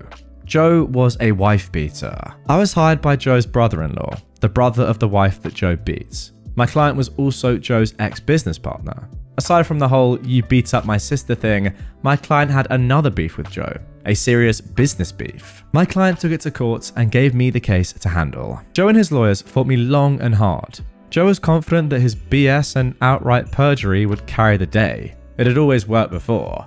His BS and his fists had won him a good settlement with his ex-wife, free of child support, so maybe he thought that threats and lies would carry the day once more. But he was wrong. And after the trial, I had a judgment against him. A big judgment, far bigger than he could pay. Joe twisted and turned and shimmied and shaked, but after a while, I'd located and taken all his assets. It was easy, really. Joe had no thought of consequences, and so he didn't lawyer up until it was too late. If one of my clients ever sues you, you're in trouble, because my clients lawyer up before they even know your name. But Joe didn't lawyer up until the process server threw the papers at his feet, and by then it was far too late. I went through Joe's assets like a meat grinder, and after a while, Joe had but one property left, a house, and he clung to that house, thought it was rented out and his sole source of income. Joe lived in the unfinished basement, and he survived on what the upstairs tenants paid him. He cashed their rent checks at payday loan places, paying hefty fees, but it was worth it because he knew that I'd garnish any bank account that he opened. Joe managed to hide his rental place from me for a while because he owned it through a numbered company, but my investigator found him one day and followed him home. Joe self-repped his way through the next stage, which took a couple of years, while I punctured his corporate veils and his sad efforts at a fraudulent conveyance. But in the end, I had his last house, the house where he lived in the unfinished basement. Joe stepped out one day to get a pack of cigarettes, and when he came back, the sheriff had changed the logs. "Can my client at least live in the basement?" Joe's lawyer said to me, pro bono, because by this point, Joe had nothing to pay lawyers. I knew the pro bono guy. He practiced law nearby. As I was talking to him, I could see pro bono's guy's office window across the parking lot from my office tower window. "Ask the purchaser," I said. "It's out of my hands." And it was. I told Joe's lawyer that the new owner, a nominee, one of my client's employees, wouldn't let him back into his trashy basement apartment. Joe, a man who had owned this and that here and there and all over town, had just lost the last thing he owned on earth. Except for his truck. He still had his truck left. Joe's truck was this big gas-guzzling beast that he drove around in. It was too old and too frail to be worth seizing, so I let Joe keep it. And I was glad I did that, because now the truck was where Joe slept, until he made a mistake and lost his truck too. He lost his truck the day I got a phone call from the tenants at the house that Joe used to own. He came back and parked his truck across the driveway, the tenant said, adding that Joe had gone nuts. He'd parked his truck there in a rage, out of spite, and then walked into town, saying he'd be back later that day to sleep in his truck. "Can you get around the truck?" I asked. The tenant could not. The driveway was blocked. I called one of the tow truck guys that I used to defend back in my criminal lawyer days, and in a couple of hours that truck was gone and parked somewhere else. Somewhere special in accordance with my specific instructions. "My guy wants his truck back," the pro bono lawyer said the next day when he called me. "Not happening," I said. I stood in my office 15 floors above the parking lot and looked down where I imagined my pro bono counterpart was standing in his office, facing the same lot. "But you have no right to the truck," he said. "Well, he has no right to block a man's driveway," I replied. It was terrible, really, standing up high, pronouncing words that took away a man's final asset, the last thing he owned on earth. I imagine that this must be what God feels like, before he strips a man of everything and sends him to hell. "Are you really gonna make me go to court over this?" said the pro bono guy. "Do what you gotta do," I said. And pro bono guy said his client was coming in the next day to sign an affidavit, and then they were going to court to get the truck back. But I was unconcerned. The next day was bright, and the sun was shining, and it was 9 a.m. as I looked out the window and sipped my coffee. My phone rang. I picked up and it was Pro Bono Man. Why didn't you tell me that Joe's truck was parked right outside my office? His voice was tight and I could tell that he must have been shaking with anger. Is that so? I said, staring out at Joe's truck parked 15 stories below me. How careless of my bailiff to leave the truck where your client could easily take it back. I really must speak to him. Very funny. My client's going to sue. No, he isn't. He's going to get in that truck and drive away right now. I told my tow guy to fill up the tank and he gave it an oil change too, gratis. Tell your client to get in his truck and drive off, and that if I ever see that truck again, I'll seize it to satisfy the rest of my client's judgments. Pro bono guy tried to argue, but I was firm. Then I put the phone down and picked up my coffee. A few minutes later, Joe walked out of his lawyer's office and over to his truck. As he walked, I saw that there was no longer a bounce to his step. The joy had gone out of him. Joe wasn't the first guy I ruined, and he won't be the last, but he is the only one whose final ruin I witnessed from on high, from my office, and it was one of the most powerful experiences of my life. Watching a man walk to his truck, knowing that I'd stripped him of everything else he had, and that he owed his possession of his last asset, his truck, to my mercy. Joe drove away, his big ancient truck spilling clouds of smoke from the exhaust. I was pretty sure I'd never hear from him again, and I never did. And there we go. That is the end of that one. Now, again, might seem a little bit harsh, kind of like the first story, but with this one, we need to remember, and I was trying to remind myself as I was going through this, Joe is a wife beater. Does it get much worse than that? No.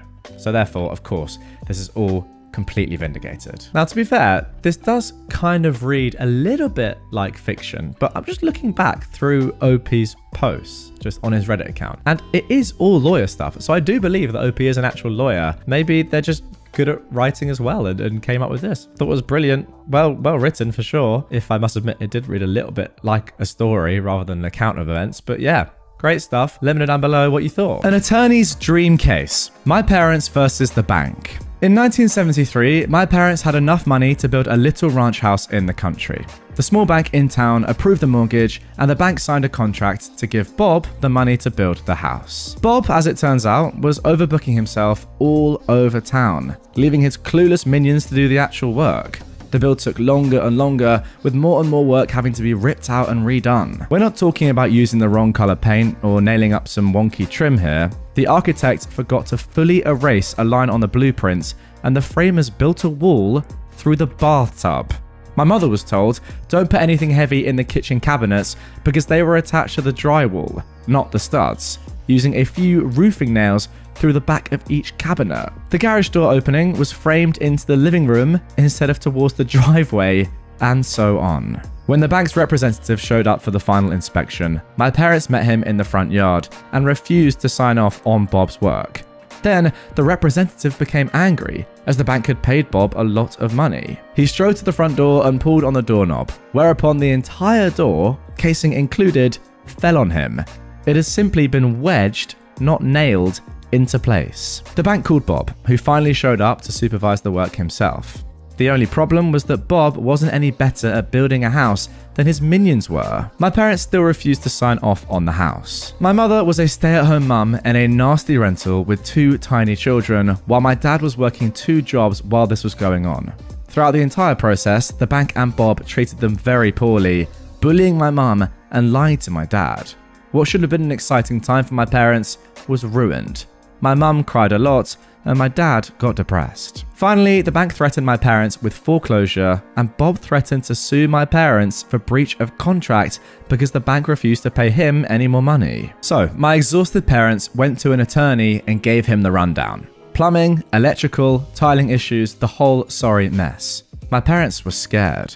All they had was their small down payment savings, so if this became a lengthy court battle, the bank and Bob would win. The attorney, Tom, was kind, but my dad said he could tell that he and Mum were doomed from Tom's facial expressions as he sorted through the paperwork. Then, abruptly, Tom smiled. "Let's get everyone together for a meeting," he told my parents. "Tomorrow." So, my parents, Tom, the bank's representative, the bank's attorney, Bob, and Bob's attorney met at the bank. Tom didn't give anyone else time to begin. He said, "Well, my clients have decided that they no longer want this house. Please remove it." Everyone else starts to laugh. "Remove it? Have you lost your mind? Tom, in a sweeping theatrical gesture, placed a deed on the table. My clients own the land the house is sitting on outright. They no longer want the house, so get the house off my client's land. Bob's attorney stared at the deed and then turned and stared at Bob. You built a house on land you don't own? Bob nodded. The bank's attorney started yelling at the bank's representative. You didn't finance the land the house is on? The representative stammered. No. Tom said firmly, as I said, gentlemen, you're trespassing on my client's land. I expect the house to be removed and the land returned to its original state at once. My dad said he'll remember the blank looks everyone on the other side of the table passed to one another for his whole life. Sure, the bank could foreclose on a house that wouldn't exist by the end of the week with no way to recoup the money. They didn't even own the land it was on. Bob was out the 50% he'd paid out of pocket, plus he was on the hook for tearing down the house and removing it. On top of that, the bank would undoubtedly want him to repay the initial 50% they'd given him. So could they have gone after my parents? Well, sure. A foreclosure would have meant bad credit for my parents moving forward, and they might lose their down payment. But to sign off on the house in its condition at that time would have meant thousands and thousands of dollars in cash to replace/repair everything from the roof to the basement before the house could be safely lived in. The bank knew my parents didn't have that kind of money, but they're the ones who approved the mortgage. Suddenly, my parents were good people. It was all such a misunderstanding, and the bank and Bob couldn't do enough for them. The house was brought in line with the original blueprints and specifications immediately at no extra cost to my parents, but at considerable cost to Bob. My parents signed the mortgage. Bob got the rest of his money and just about broke even on the build. The bank's representative was fired. And Tom, attorney extraordinaire, got a stinging tale of triumph to recall to fellow attorneys for the rest of his life. And there we go. Wow. I mean, throughout all of that, I was just thinking, if this attorney, Tom, didn't show up, or, they got another attorney that wasn't as good at their job, they could have been in some serious trouble. Now, a couple of things that OP has added to give some more context to this story, which I'll put on screen right now and read out. First of all, before you question this tale, please remember that 1973 was 50 years ago. That is when this story took place. Banks did things differently back then. Smaller, rural banks in particular were not run the same way the bigger city banks were. There were far fewer federal regulations, and in a smaller community, people didn't always follow them anyway. I'm pretty sure they don't always follow them now. Yeah, that's fair enough. This does seem like, some of the regulations and some of the ways in which the bank, Bob, etc. have a working relationship or are going about this sort of deal are a little bit strange. But yeah, fair point. This did happen half a century ago, so that is understandable. And secondly, OP continues saying that yes, they did actually build a wall through the bathtub. No, I'm not making that up. I even left out how a plumber left his lunch bag on a partially built kitchen cabinet, but the cabinet maker didn't feel it was his job to move the bag, so he left it there and built the rest of the cabinet around it. Oh my word. I don't know where Bob found these people, but they were gems. Every one of them. Unbelievable. I mean, yeah, crazy. Everyone in this story just really isn't up to their job. I think we can all agree on that. But my word, I'm just so happy that Tom really helped save your parents. My brother keeps stealing my lingerie and I don't know what to do. For some context, I am an 18-year-old woman and I have two younger brothers, Jake, who is 15, and Henry, who is 7. My mum is in Berlin right now on a trip, so I am babysitting the two for this week. It pretty much started this morning during the morning routine. I wake up at 5:30, have my breakfast and such, then I wake the boys up at 6 so they can have their breakfast before they go to school, and before I head off to college myself. However, this morning was different. I went into Jake's room to find my lacy bra right next to his bed. Shocked, I obviously confront him, saying, "Why the heck is my bra in your room?" To which he meekly replied, it was put in my washing. I know for a fact that it hadn't just been put in his washing, as 1, I do the washing, and 2, I did not put this item in the wash as it's somewhat fragile. After he left for school, I did some more investigating, and I found several pairs of my bras, underwear, and even some socks. I have no idea what to do. I messaged my mum to ask what the heck this was about and to tell him off, but all she had to say was along the lines of, boys will be boys, and how he's at that age, if you get what I mean. And if I had a problem with it, I should just buy him a dirty magazine. What? I told her several times to consider how I feel in this scenario, that my younger brother is stealing my lingerie and such to do who knows what to. She basically, though, stuck up for him entirely and even blamed me for it. And I don't think I can convince her otherwise. I just don't know what to do or to feel. Am I making this a bigger deal than what it is? Am I overreacting? What the heck do I do? Okay, look, I do understand the phrase boys will be boys in general, right? But there's a limit, isn't there? I get it. It's a tough age growing up. You know, you're learning about lots of different things. Let's just say that, and understanding yourself. I get it. But surely at this point you say, okay, we get this as well, you know, from your mum's point of view. I get this, son, but you can't just go around stealing your older daughter's bra. Like, that isn't actually allowed. Yeah, it's a tough time for you, working things out. No worries, here for you and all that, but there are limits to it and you can't do that. Surely that's the thing to say. Not, oh, just buy him a dirty magazine instead and that will stop him. And even blaming your eldest daughter for it. That is just a little bit insane. How about this? Take all your mum's underwear and all her bras and stuff, give that to your brother, and then see how your mum likes it. That is the solution here. I told my boyfriend it was his fault his son was in critical condition. Yes, I'm a heartless female dog, apparently. My grandma died on April the 26th. She was my best friend. She's the first real loss I've experienced. I am shattered about it. On April the 29th, my boyfriend's son was in a major car wreck. He and his friend were drinking and his friend got behind the wheel and drove. Thankfully, they hurt nobody but themselves, but his son's best friend died and his son was in critical condition, as any parent can imagine. My boyfriend was very stressed about it. In the middle of me grieving, I'm doing all I can to be there for my boyfriend. I spent the first 2 days at the hospital being supportive of him. I went home on the third day to take care of our house, do laundry, clean up, take care of the dogs, so my boyfriend didn't have to worry about it. I came back to the hospital to deliver dinner to my boyfriend. I wasn't going to stay because I still had to do laundry before going to work the following day. I dropped off dinner and my boyfriend says, "Oh, you didn't have to bring dinner. I already ate." I was slightly annoyed because I just wasted gas and I wasn't planning on staying. Thoughtlessly, I said, "Well, I wouldn't have come if I'd known." I realized my mistake immediately and apologized, but my boyfriend yelled at me in front of his entire family to leave and called me a dumb female dog. I left without argument because I knew it was wrong of me to say that. So today I'm home finishing laundry, etc., and my boyfriend comes home to take a shower. We get into a huge argument because I couldn't stand how he was talking to me. My grandma just died, and instead of me grieving, I'm trying to put all that to the side and be selfless and split time at the hospital and take care of things at home so my boyfriend doesn't have to worry when he gets to leave the hospital. Apparently, it wasn't good enough for my boyfriend. He insulted me and called me a dumb, fat female dog. Told me I'm selfish. Told me, nobody cares about your grandma or your feelings. Nobody cares that she died. Obviously, you're alone because you don't have a support system. Where are all your friends? To add, I moved from Alabama to Colorado and have struggled with keeping friends. The majority of my support system is in Alabama. It's a point of pain for me. Aside from that, but I do struggle with my weight due to medical issues.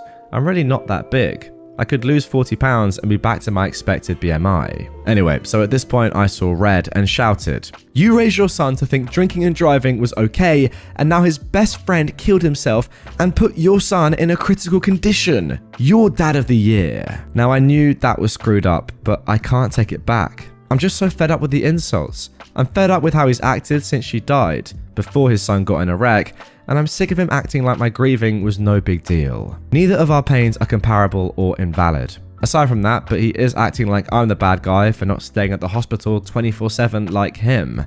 I was trying to do normal adult things so he didn't have to, when I'd rather lay in bed for eternity. I'm the jerk here, but I don't care. I'm fed up with my pain and sadness being ignored. Yeah, I think you gotta leave, OP. Sorry, I mean, I could go wishy-washy on this and talk about the actual story in and of itself, but for me, it's pretty clear you just got to get out of there. You two don't get along, and that's because he's just not a nice person and is quite selfish. Don't get me wrong, a horrible spot that he's in, of course. However, He is completely undermining everything that you've gone through. And maybe it's harsh, but there is merit to what you're saying, right? It was your boyfriend's son and his son's friend's fault that they got into this situation, whereas I don't think it was your grandma's fault that she died. You know what? I'd probably rescind that comment, but I can understand why you've said that in the heat of the moment, because it does actually make literal factual sense. Of course, it doesn't remove from the fact that, yes, you're both grieving in your own ways. And you said it yourself, you know, one person's grievance doesn't undermine the others and they're not comparable, etc. But still, you're being nice here,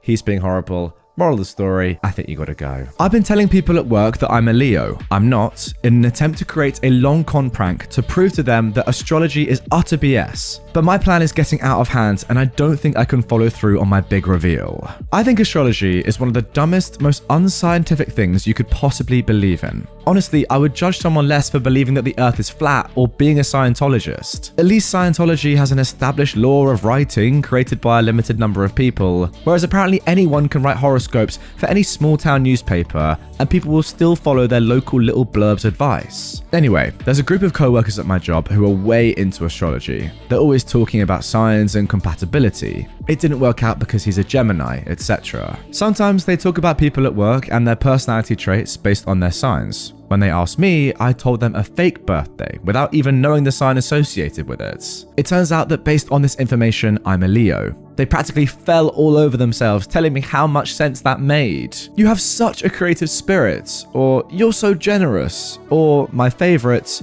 you're so vital. Like, what does that even mean? We're all pretty friendly with each other, so I thought it would be kind of funny to do this and then reveal to them later that I'm not a Leo at all, to see how they reacted and cover for themselves to justify their ongoing belief in magic star influences. Well, unfortunately, one of my bosses seems to believe that me being a Leo makes me uniquely suited to work on various projects, and I've actually landed on some good opportunities because of it. After a presentation to clients, I was recently told that my Leo spirit was really carrying the team through such a difficult deadline. Now, I'm genuinely worried that someone is going to figure out my real birthday. I work for a big company that has my real birthday in the system, and there's a chance that some weird auto-generated public email or post somewhere will congratulate the October birthdays or something. I'm basically caught up in a lie that's based on nonsense to begin with, and I'm really confused about what to do. I will probably never tell anyone at work this information, so I figured I'd tell a bunch of strangers on the internet in the hopes that I don't get found out and have some kind of weird disciplinary action taken. Imagine my boss firing me for pretending to be a Leo. That's such a Pisces thing to do. I'm kidding, but also help. Now, fortunately, a month after this, OP posted an update. Let's get straight into it. Well, thanks to everyone for offering so much sound advice and all the sympathy in the comments. There were a lot of people adamantly defending astrology too, but thankfully the sensible, reasonable people were active enough to provide me with some pretty good ideas for how to handle this. Sorry, long post incoming, but a lot has happened. It's been about a month and things are just getting weirder, unfortunately. But I tried to do the right thing. A couple of weeks ago, after I worked up the courage, I sat down with the original co-workers that I gave the wrong birthday to, without my boss, who is becoming the real issue right now. I basically told them, hey, something really awkward is going on with our boss, and it kind of started because of a lie I told you guys a couple of months ago. Of course, when you openly admit to lying, people get interested, and the people at my job are really drama hungry. So of course, they immediately needed to know everything. I'm paraphrasing here, but I told them, so remember when we were all talking about birthdays and signs? I kind of told you guys the wrong birthday because I'm really uncomfortable with my sign. I don't think it fits me at all. Now, this was a good thing to say apparently, because they immediately laughed so much, and when I told them my actual sign, they said, that's such a your actual sign thing to do. Thanks to some helpful Redditors who pointed out the astrology-minded can do mental gymnastics to make anything work. I've got to say, OP, that is a very clever way of admitting that you gave them the wrong star sign, because it's not showing that you lied, it's just showing that there was another reason, even though you are still lying right now. So I told them that I always felt like a Leo, and I really liked a lot of the qualities that I'd read about them. So I gave a fake birthday so people would like me more, which they seemed to really understand. They were really nice about it, and I felt really guilty that I was basically lying to cover the lie, but I'm already in too deep. So I told them, hey, this is really awkward for me because our boss is giving me more opportunities because I'm a Leo. At this point, one of them says basically, hey, you know what? Maybe Leo is your rising sign. Again, this is exactly what some people in the comments predicted and offered to do my chart for me. Feeling super guilty about lying to these nice people and I guess trying to connect with them rather than mock them, I said, okay, sure. We work remote a lot of days, but we actually made plans to meet back up at the office and then stay after we finished work so they could do the reading. Is it called a reading? I literally don't know. It was super dumb, but I enjoyed it. We went into a conference room and we mapped out the whole chart. I had no freaking idea what was going on, but I appreciated the attention. Towards the end of the session, or whatever you call it, and mind you, this is like 8 p.m. by now, and at my job that means freaking no one is in the building, especially with a lot of people still working remotely. Who walks past the conference room but my freaking boss? The one who's been fawning over my performance since thinking I was a Leo. I guess she'd come in to pick up some stuff or had stayed late. Who knows? She comes in and sees the charts and my notes that I'd taken about my birth time and stuff, and since she's really into astrology, she gets all excited and goes, oh, what's going on in here? And my co-worker, who was a frickin' G, just saved my butt, explaining that I'd lied about my birthday, that I wasn't a Leo, but that I always felt like one, but doing it way better than I ever could, essentially gaining so much sympathy for me and making me seem like this tortured, misunderstood person who felt like I was trapped in the wrong star sign. It was awesome, and the vibes were good.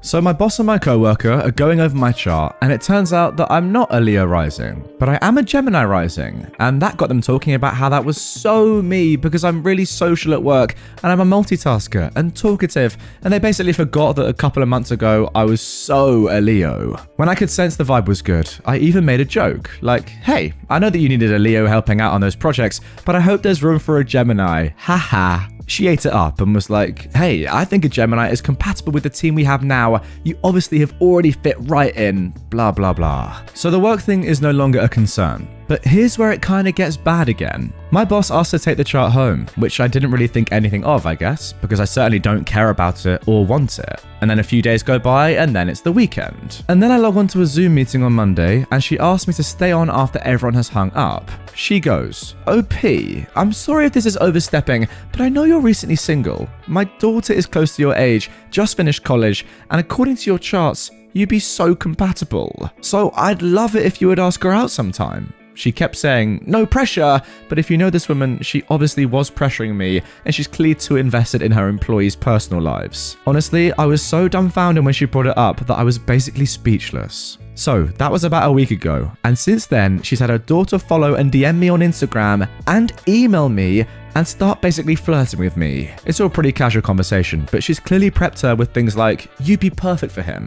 I've kind of stalled getting back to her because honestly I think this is really inappropriate, and the last thing I want to do is become more involved in my boss's life, and certainly not with someone she's related to. This all feels pretty inappropriate, but I also feel worried about hurting feelings. So yeah, this is awkward, and I'd argue it's perhaps worse than when we started. Help.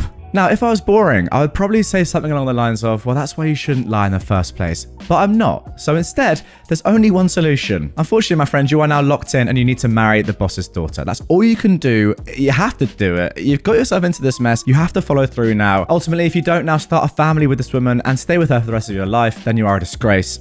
Yeah, that's why you don't lie, kids. That is why you don't lie. And for those of you that might want to know my star sign, it's Cancer. So get down in the comments and let me know. Does that make sense or not? And I'm definitely not lying about that, trying to catch people out.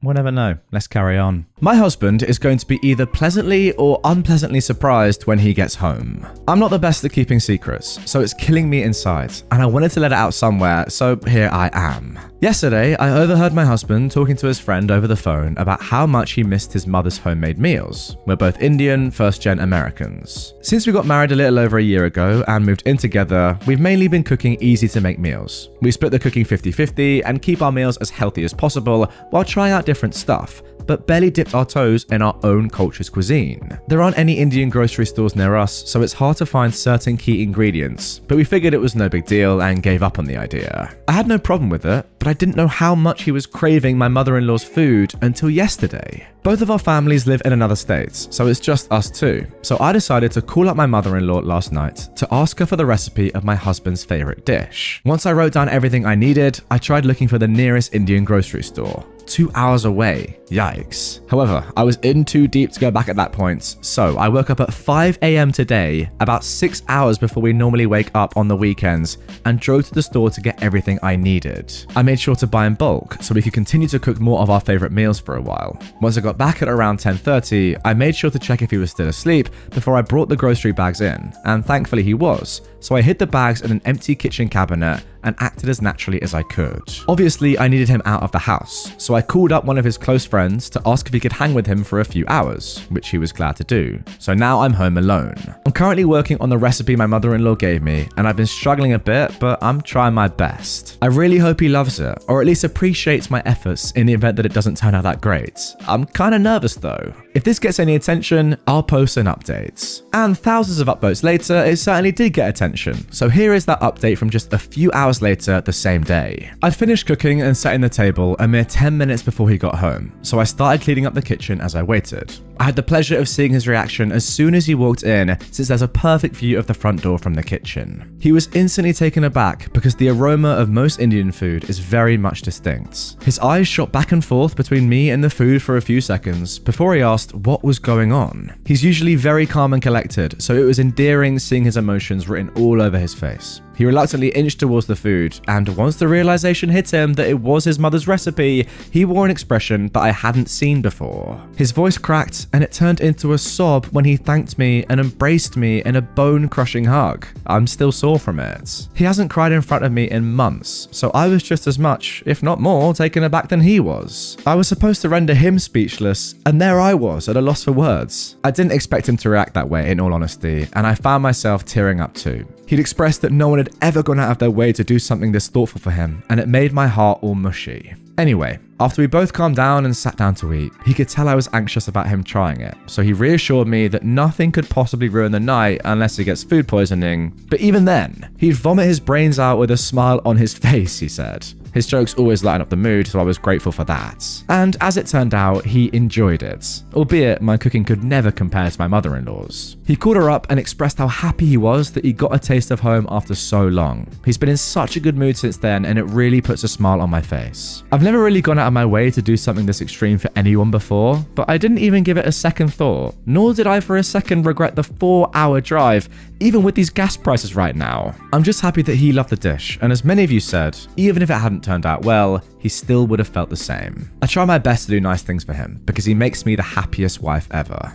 Also, for those curious as to what I made, it was halim and naan. He grew up eating it pretty often, and my mother-in-law's food is to die for. I wish I had taken a picture, but my phone had died by the time I was done cooking, probably because I kept hopping on here, and my husband was too eager to dive in to even think of taking a picture of the food. To me, that just made the moment even more special. Wow, there we go. What an incredibly wholesome story. That is one of the things that I love about r/true off my chest. If you've never come across it before, yes, I would say the majority of things are inherently negative because you're admitting something anonymously that you wouldn't say in real life. But then also there are stories like this which are just fantastic and, you know, uplifting. And you can sense the apprehension in OP's voice in the first post. But look, amazing story, amazing gesture, by the way. And yeah, just delighted it went well. See, this comment on screen right now is exactly what I mean. A kind and helpful mother-in-law, a supportive and grateful boyfriend. This can't be Reddit. Seriously though, so cute. That's the thing. The majority of stuff on Reddit, let's be honest with each other, is quite negative, especially when it comes to familial stuff. But this story was fantastic. My family seemed disappointed I beat my illness. My little nephew confirmed my suspicions. I am a 47-year-old man, and I was diagnosed with cancer about 6 months ago. I don't know what happened, but I was misdiagnosed. It wasn't malignant as the initial diagnosis. Anyway, I'm recovering. Now, I don't know why, but it felt like my mum and sister weren't all glad about me recovering. I didn't make a fuss, but I told my girlfriend about my observation. She told me not to worry and that they were probably still in shock. We were invited to my mum's house last Sunday, and that's when my nephew, who was 12, was a bit angry and blurted out something about him thinking he was going to be rich soon because I was sick. It felt like a gut punch. I'm child-free, so I don't really know when people start being buttholes, but it felt like he's still too young for that. So the next explanation is that he's heard the adults around him say it. I laughed and looked at my family. They pretended they didn't hear. Only my girlfriend watched me in horror. I asked my nephew why he would think he would get rich when I have my girlfriend. He was confused. I saw my sister turn around at that announcement. My girlfriend spent the rest of the evening holding my hand, caressing it. Mum called the day after and she was dancing around the subject, trying to find out more. I never discussed my will with anyone, but what were they expecting? I've been with my girlfriend for 13 years. She's the love of my life and my family. What the frick is going on? I'm changing my will, excluding my nephews who I thought I would leave some for. It's going to charity instead. Imagine that. You get diagnosed with cancer and your family are literally waiting for you to die so they can benefit from your will. How could you ever look at them the same? That is disgraceful. Good on you, OP, for even getting rid of your nephew from the will. I don't care that his family was saying the same thing. He's 12 years old now. He's more than old enough to think for himself, and that is just disgusting. I found out my boyfriend baby trapped me. I am an 18-year-old woman, and I'm currently 24 weeks pregnant with a baby boy. I've been with my 19-year-old boyfriend since I was a freshman and he was a sophomore. True high school sweethearts. We have that picture-perfect small-town relationship of the head cheerleader and football captain, even down to winning homecoming king and queen nearly every year. I'm in my last year of school, and since I've been pregnant, it's been really difficult. I'm doing dual enrollment courses through college too, so I'm supposed to be graduating with my associates when I graduate high school. I'm extremely exhausted both mentally and physically. I really wouldn't wish this on anyone. I've been terribly sick. Everything makes me feel sick. I just want to sleep all the time, and now people are staring and whispering constantly since I'm showing. Last night, I was over at my boyfriend's house, and we decided to bake some cookies just for the heck of it, and I was craving something sweet. He didn't have any cookie dough, so I thought we could look up a YouTube video and make it from scratch. He handed me his phone, and I typed in "how to" into Google. The first thing that comes up is literally how to baby trap a girl. I didn't know if this was some kind of joke or what. I clicked his search history, went way back, and saw a whole list of searches, like how to tamper with birth control pills, how to increase sperm counts, how to track ovulation, just all kind of weird searches. I just showed him his phone and asked what all that was about. He laughed and just said plain as day, "Well, I wanted a baby." I was in complete shock. I asked why he thought that was a good idea and if he actually did anything that these searches suggested. He said that he did, and the reason why he did was because he thought we were ready to start a family. I'm absolutely fuming at this point, and I just left to drive home. He's texted, called, everything trying to talk to me, but I don't even know where to begin. I'm so mad. I mean, I don't know the legalities here, but surely that has to be illegal. Surely, OP, you can now go to the police with the evidence that you have from these searches, or I guess try and voice record him confessing to what he did. Like, that has to be illegal, right? If you do know anything, please let me know in the comments down below, but surely tampering with birth control pills, that has to be illegal. Leave this man immediately. My dog's previous owners tried to get him back, and now I'm traumatized. My husband and I adopted a dog. After learning he has severe anxiety, we haven't left him alone. While my partner or I go to work, he goes to daycare. We do weekend activities and walk him after dinner each night. We don't even go out to eat unless we can bring him, and we just sit outside. In my opinion, I think we are decent owners. He's currently in training and on meds for separation anxiety. Recently, we went semi-viral for a post. I won't go into specifics for privacy reasons. My account was tagged, and shortly after, I got a DM. The user, a Karen, went on to explain how she found me, and after stalking my profile, she could see we lived in the same county. Apparently, her and her husband were remote workers, but soon were required back to the office. The dog, now my dog, the one I adopted, was being left in the crate by this Karen, and eventually had started to destroy his crate, and when he broke free, he destroyed their apartment. She goes on to say how she is back to being a remote worker and would like the dog back, having the time for him now. She sent pictures of him to prove everything she was saying. I told her they made the right decision, understanding they didn't have the time or resources. But I'm not a foster, I adopted this dog, and he's mine. I told her I'm sorry she regrets giving him up, but dogs are lifelong commitments, and I'm not going to give him back just because she, and I quote,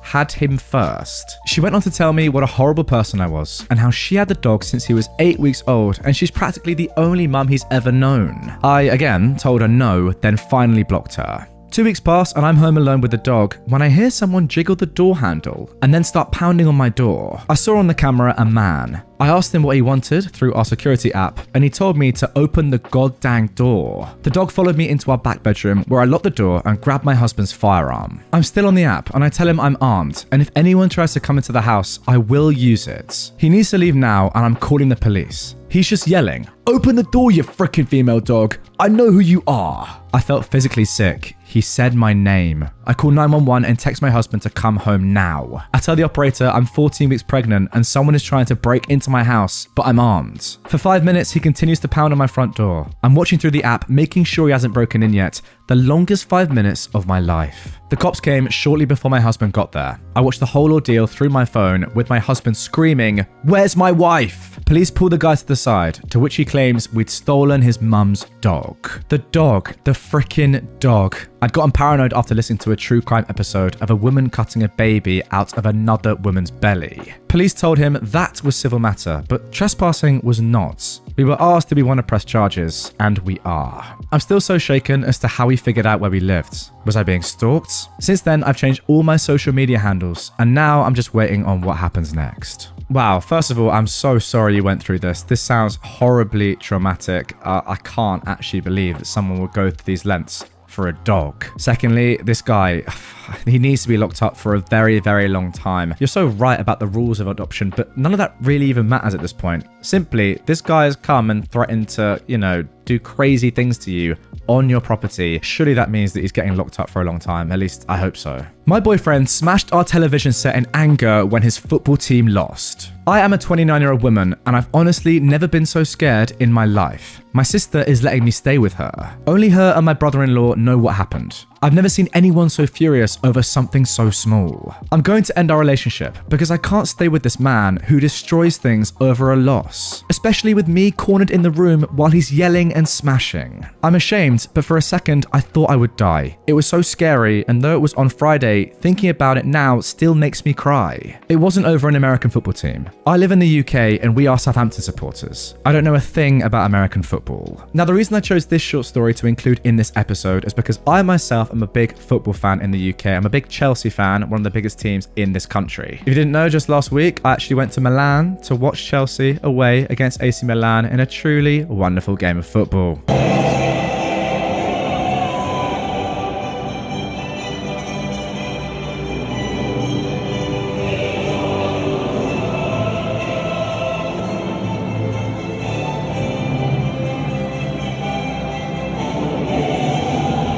So as you can probably tell, yeah, I do get sometimes quite, emotional when watching football, let's just say. However, there's a difference between being really into a sport and this, which is just ridiculous and bordering on abusive. OP, you should never ever feel ashamed when someone is literally smashing something in front of you because of a game of sport. I mean, that is truly ridiculous. It obviously was so scary. Get rid of him. Now, so far this episode has been quite negative, I will say, but that is not the case for all stories on r/true off my chest. So I've chosen this one that is very wholesome to end off today's video. Today, my wife met my girlfriend. I, a 32-year-old man, am a widow. My wife passed away from pancreatic cancer 5 years ago. She was forcibly behind our 2 kids, Ron, who is 10, and Harry, who is 7. My wife was the absolute light of my life. We were high school sweethearts, went to the same college, and got married after graduation. We were inseparable. Every day I fell more in love with her. It was like my heart was living outside my body. When she passed, the amount of pain I was in was indescribable. I prayed to go to sleep and not wake up, just so I could see her one last time. I even contemplated meeting her, but every time I was ready, my kids would look at me. They had her face, her personality, her DNA. I couldn't leave them. They were all I had left of her. It took years before I was able to function normally again. I even quit my job and lived off of savings and her life insurance for about a year. I was half the dad I used to be and only a fraction of my former self. 2 years after her passing, I decided enough was enough and I kicked myself into gear. I found a job in a different city, closer to my parents. I packed my kids up and I moved. Life was hard, but I kept chugging along and eventually I found some joy. A year after moving, I took a business trip to New York where I met my current girlfriend, Lila. While I acknowledged there was chemistry, I told her I was already married and she understood. However, a few months later, I had to go back to New York where we met up again. I let my guard down for the first time around her. Before I knew it, she was putting in a transfer for my home branch and moving to my city. I fell in love with her and I asked her out a year ago next month. My kids adore her, and though she reminded them she will never take their mum's place, they lovingly call her Mama L. Today was the anniversary of my wife's passing, an extremely hard day for all of us. This morning, I walked into the living room to find Lila and my kids waiting for me. The kids were dressed in their church clothes with goofy smiles on their faces and bouquets in hand. Apparently, Lila came up with the idea of a picnic at my wife's grave, an idea that the boys loved as they enjoy going to see their mum. While I was sleeping, they prepared food and flowers, then insisted on wearing their best clothes. I'll admit that I cried at the sight of them. I don't know how I got this lucky twice in a row. I wanted my wife to meet this amazing woman, so I asked Lila to come along, and she did. The day that I dread every year turned out to be a humbling reminder of the reason why I stayed on this planet. To my lovely wife, you can never be replaced, but she is good to me and she takes care of our kids like you would. Thank you for sending her to me. And now we have a little update from OP.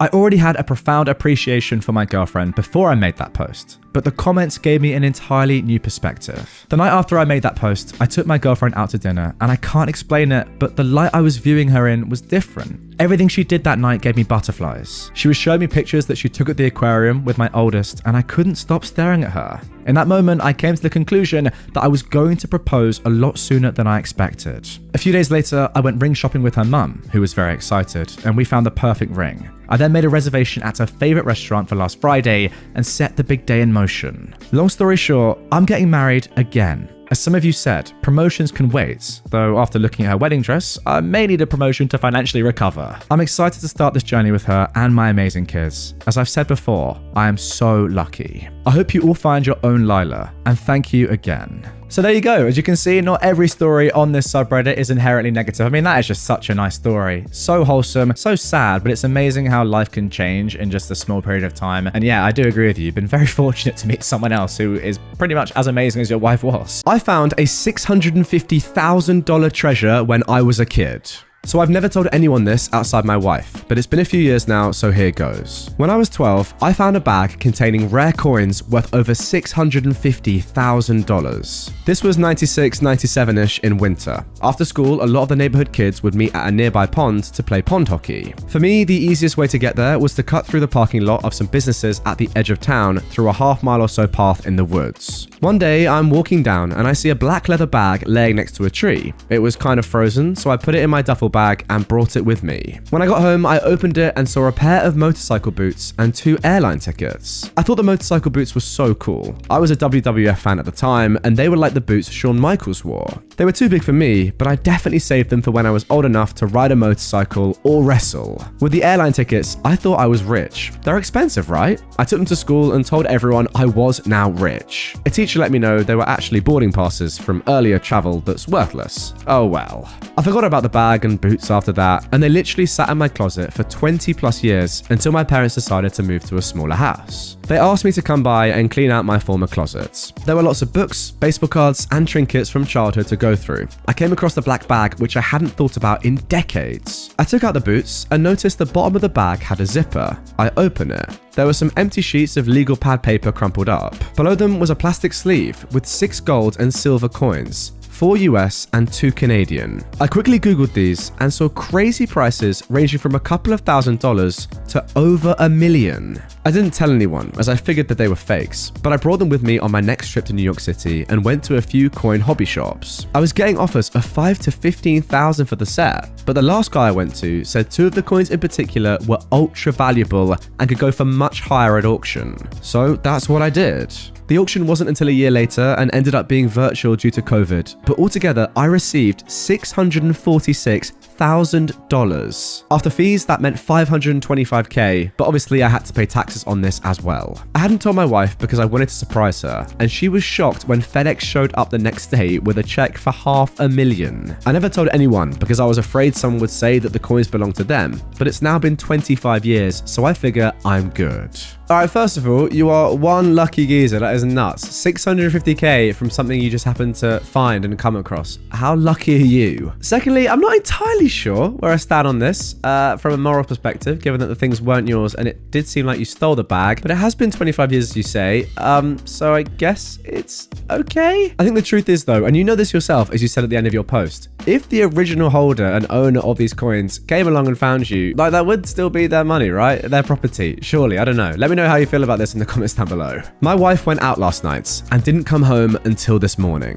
This is horrible. I'm furious right now, but I'm also depressed as hell. I know what I have to do, it's just killing me that I have to do it. It's fresh and it hurts a lot. My wife didn't come home last night. She went out with a couple of girlfriends, which is pretty normal for her. She's normally back around 2 a.m. on these nights, so I waited up. Around 2:30, I called to check in. She answered and I could hear people in the background. She told me they went to a party but were leaving in a couple of minutes. She wasn't home by 3 though, so I texted. It delivered but no reply. Around 4 a.m. I called again. It rang a couple of times before she sent me to voicemail. My wife finally came stumbling through the door at 6:47 a.m. this morning. I know the exact time because I was worried. She was wearing a dress she didn't leave the house in, with mesh leggings I've never seen either. The leggings had clearly been torn and her makeup was smudged. My heart sank when I saw her. My immediate worry was that she'd been assaulted. She only shook her head no when I asked her that. I asked her what she'd been doing then. She only said that I knew what she'd been doing, and that kind of confirmed what the voice in the back of my head had been screaming since she walked in.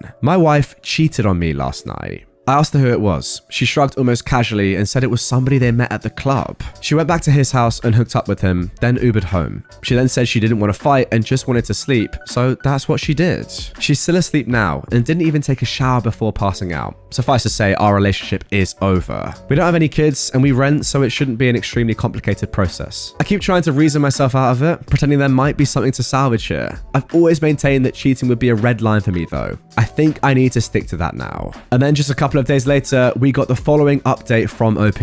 Me again, folks. I'm sorry I didn't get around to this sooner. I wasn't able to get the day off work yesterday because my boss kind of sucks. I was a complete mess at work though, so I was allowed to take the rest of the week as vacation, thankfully. I think I went through all the stages of grief while my soon-to-be ex was sleeping. I wasn't expecting my post to get any attention at all. I just figured I needed to try to talk to someone about it because I was not in a good headspace. I made the post in the morning, and by noon, she was still conked out in the bedroom. I'd processed things a bit more, and I had a rough plan in my head that I was starting to set in motion. I made a short list of questions I wanted answers to, gathered up all my important documents, laptop, etc. Then I went into the bedroom and started packing myself a suitcase. I know a lot of folks on Reddit wanted me to kick her out, and I did consider it, but honestly, I'm not overly attached to this place. We just rent, and I'm in a lucky enough situation to be able to say that paying half the rent for a few months isn't going to financially end me. Yeah, it will sting a bit, I won't lie, but I'll make it, and I feel like being around this place is only going to remind me of her anyway. I need to be looking forward, not back. She ended up waking about halfway through me packing my suitcase. There was a momentary confusion as she looked around the room,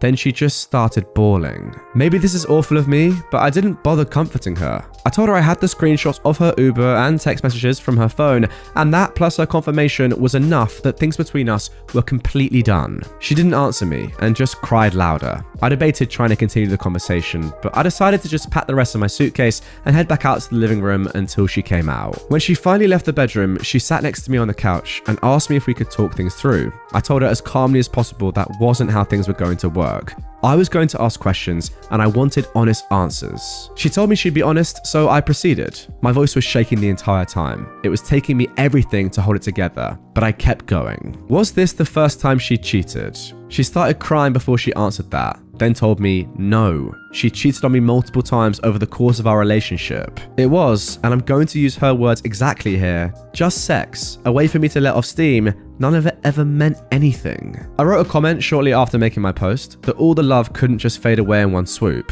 Well, it can. It hit me right then that I wasn't dealing with my wife. The person I was married to literally wasn't in the room. This was someone different. She refused to tell me exactly how many times she cheated, just more than last night. Next question, had she used protection? No hesitation from her before she nodded her head emphatically. She seemed surprised I'd even asked that. I'm still going to get tested just to be safe. I did some research into timing and I'm going to look after it. Were her friends also cheating on their spouses? Yes and no. I tried to get her to tell me which of her friends were cheating so I could get in contact with their spouses. She probably should have told me, because her refusal led to me messaging pretty much the romantic partner of every one of her girlfriends I could find on social media. There are a couple I don't know or couldn't find, but I did my part. And finally, why did she do it? This was the answer that gutted me the most. I'm going to use her exact words again. I need to have sexual variety. I told her that it's not like our sex life is dull, but she clarified, it's not the same as something new. I didn't even have a response to that one. I'd expected something about me working too much or not supporting her emotionally.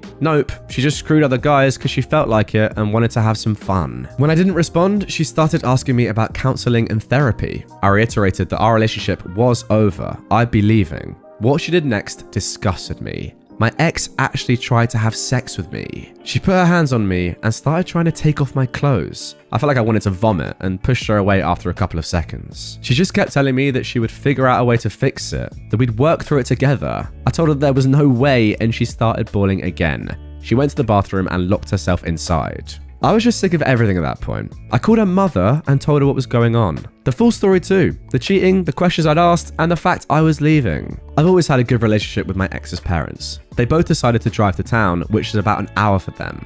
Once I knew someone was on the way, I just grabbed my things and left. Her waterworks in the bathroom were just annoying me because it felt hollow to me, especially given the answers to my questions. I ended up packing another bag before I left and took all the things that I could think of that I felt sentimental attachment to with me. I found a parking lot and sat in my car until I was able to get in contact with a buddy for a place to crash. I tried to take a nap, but I was running on way too much adrenaline. I knew when her parents had made it to the apartment because she started calling me. When I didn't answer those, she started texting. She'd gone from sad and crying to furious. Apparently, I'm a freaking POS for telling her mum everything. Whoops, I'm not sorry. I've received roughly 100 texts from her since leaving. They range from name calling all the way to begging me to come back to sending me pictures of the food she ate for some reason. I haven't responded to any of them. I feel like I said my piece before leaving. So that's where I'm at now. We didn't have joint finances, so that part was easy. I cancelled all the subscriptions that go to my credit card just to be sure, and changed all my important passwords. I'm crashing on my friend's couch for the next bit, but I've got some feelers out to sort some short-term rental places until I can find something more permanent. I've got feelers out for a divorce attorney too. A co-worker of mine had a recommendation, so barring something better, I'll probably go with them. I also wanted to say that I was shocked at how supportive everyone was on Reddit, and thank you for that. Truly, from the bottom of my heart. It isn't easy for me to talk about emotional things with people close to me. This was an invaluable venting place for me. Thank you all so much. And there we go, back down to earth with a sad story. I mean, look, at least the ending is somewhat positive, I guess, and it does again show the power of Reddit and how supportive it can be as a community, but wow, what a tough one. Like, the lack of remorse as well is the most brutal thing in this. When your wife was just like, you know what I did. How do you even take that? Good for you though, I will say, for getting out of there and not taking any more of this BS from your ex. It's crazy how only after she realizes that you are going for real does she actually show some emotion, because doing that, coming home at like 6 and then just saying, yeah, you know what I did, I'm going to sleep. Nuts. My husband saved my life and our son's life and doesn't know it. When I was about 24, my daughter was 5, and me and my husband got into it because of a disagreement about our daughter. My husband was going to take her to the park, but I said she has to read with me. She was just learning. Then she can go to the park. She was very upset, and my husband walked the dog while she read to me. She finished, and my husband was still walking the dog, and she was mad that I stopped her park session. I said, why don't we go? iPhones were just becoming big, and my husband and I had one, so I said we can text him and he can bring the dog too.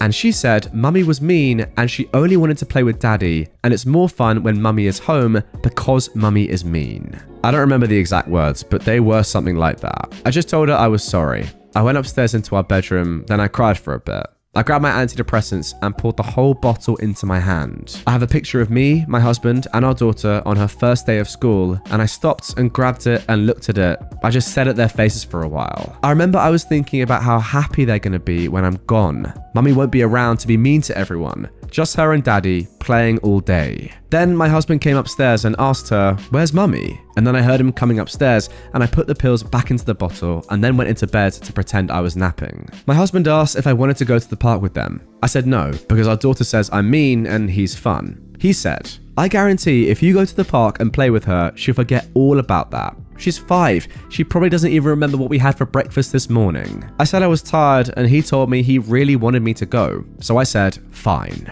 I went to the park and we built sandcastles, and I pushed her on the swing, and I even swung with her. We went down the slides and everything. But I'll never forget this moment. We were swinging together and she said, I'm Supergirl. And I picked her up off and held her like she was flying and said, here comes Supergirl to the rescue, and she was laughing and giggling. Then we built sandcastles again, and she said, I love you, Mummy. I said, Mummy loves you too, and gave her a nice smooch on the cheek.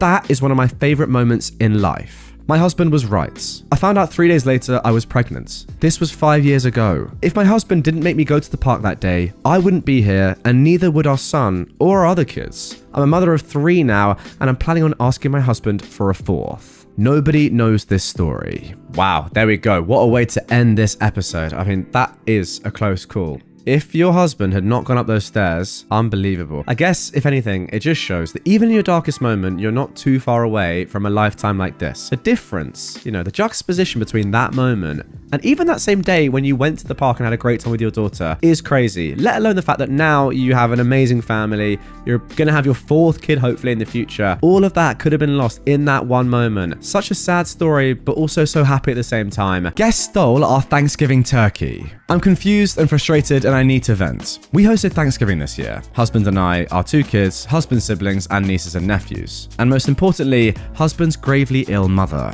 We're all at peace that this Thanksgiving and Christmas will probably be our last holidays together. It's been emotional and exhausting, but we really wanted to make a memorable day that everyone would enjoy. Our daughter Mary is visiting from college, and one day before she flew in, she says her boyfriend, Chris, is actually flying to our city to visit friends over the break. Mary asked if he could come over for Thanksgiving. We've never met Chris before, but to be honest, we're not wild about him. As soon as Mary started dating him, we started seeing some worrying changes in her. Our son, who was just a couple of years older, confided in us that Mary is getting into the party scene largely because of Chris. We've tried gently bringing up our concerns with Mary, but she shuts it down and has started to pull away from us. So because we didn't want to alienate her, we said Chris could visit, but they'd need to stay in separate rooms. She said that won't matter because he's booked a hotel room and she'll be staying there with him the whole weekend. Ah, okay. Cut to Thanksgiving and Mary and Chris arrive. He's not the greatest. He makes a couple of rude or snide remarks throughout the visit and hits the alcohol way harder than is appropriate.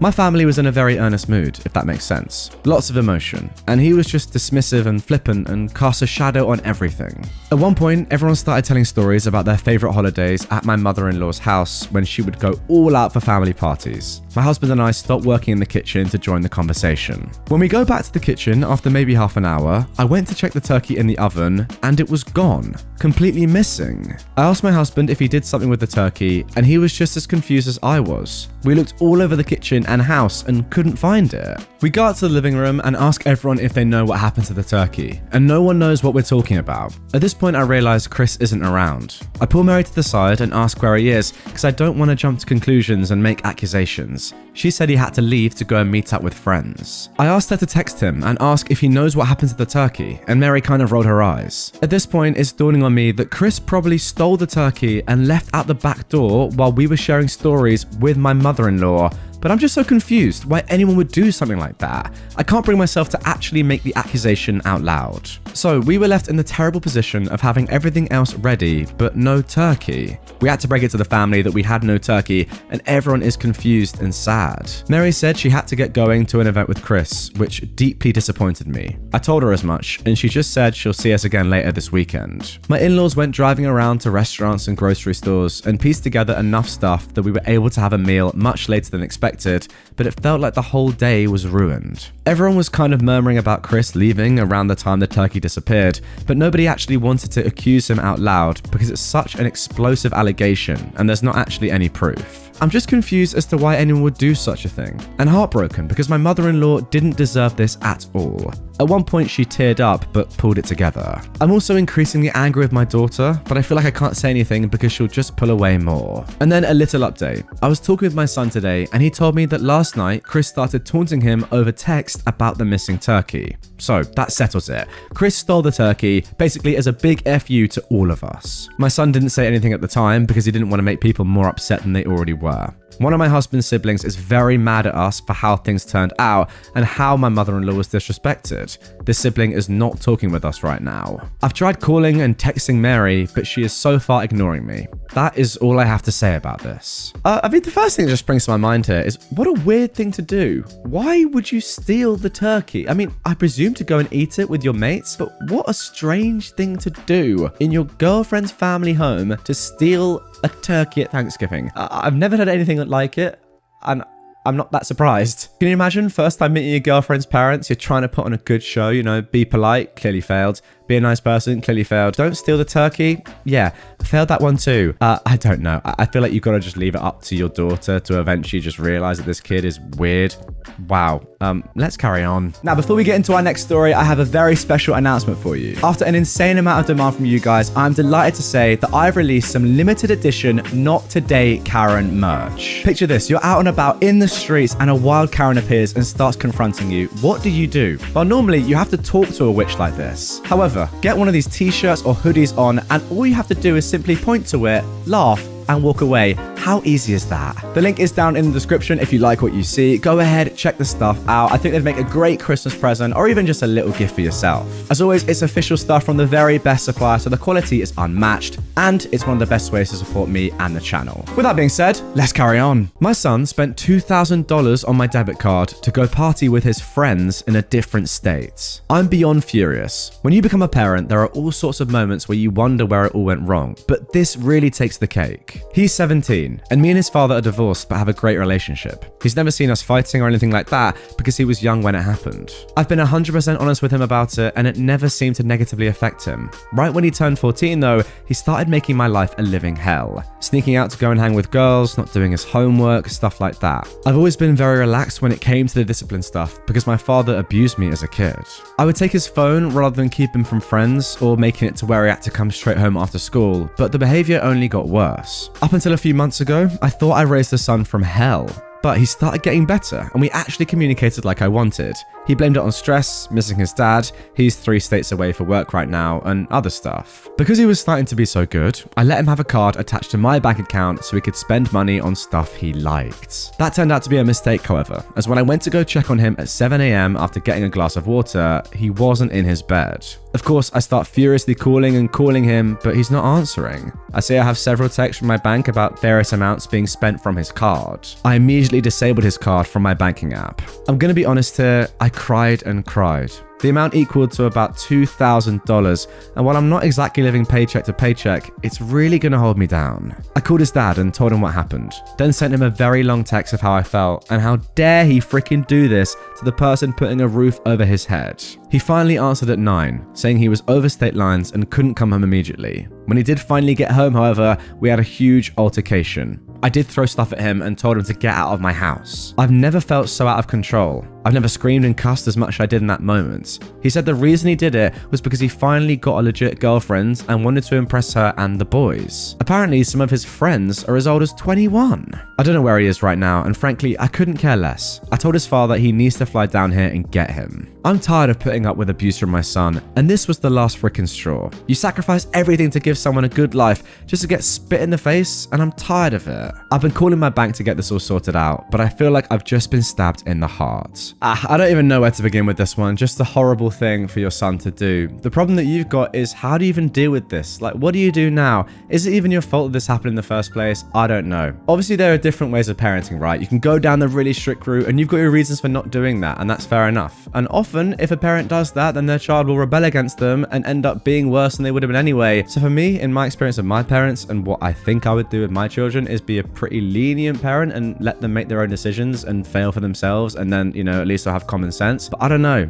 Clearly, in this situation, for whatever reason, it hasn't worked, and your kids seem to just have little respect for you, if I'm honest. $2,000 on your card. Yeah, I would never ever do that. I think the thing now is that you have to tell him that he needs to pay back the money, right? Sell a games console, work, do whatever. It might take a long time, but it's your money that he's stolen without asking. He has to pay it back. My husband might figure out that our son is not his. I don't know what he or I will do if he does. I know I'm a cheater, but please hear me out. I've been married to my husband for 12 years. I'm 32 and he is 40. At the time, I'd just been disowned by my family for leaving our religion, and he was a nice, financially secure man who I felt protected me. I married him a year after we started dating. He demanded I become a housewife. He made me close my bank accounts, and the only money I had was his. He was able to make more than enough to support us comfortably. I had 2 kids in the first 4 years, and I was happy. Then things just shifted. He yelled at me for the first time, and it was terrifying. I thought he could hurt me, so I silenced myself. That started the heel turn. He was angry, moody, bipolar, and I no longer felt safe around him. I slept with one eye open.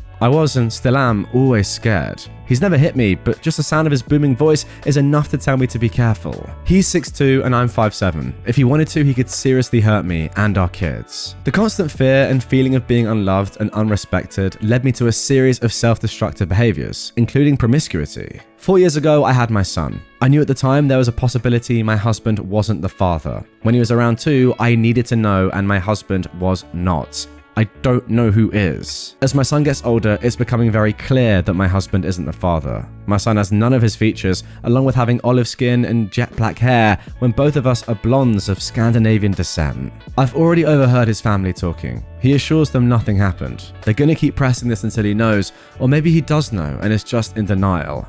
I'm scared. If he does find out, I don't know what he'll do to me or my son. I know this will drive him crazy and he'll do something. He'll throw me out. I've got no money, I've got no family, no friends, no one. At this point, my son is a ticking bomb. I don't know what to do. I mean, what do you even say to this one? Guys, if you've got any advice off the rip, get in the comments down below and let OP know. Look, let's try and get over the fact that they've cheated. We know this is a bad thing. Don't really get stuck up on it. Just in this situation with that in the past, what on earth do they do now? But then again, you did cheat unprotected multiple times with multiple men and you have no idea whose baby you now have. That's kind of crazy.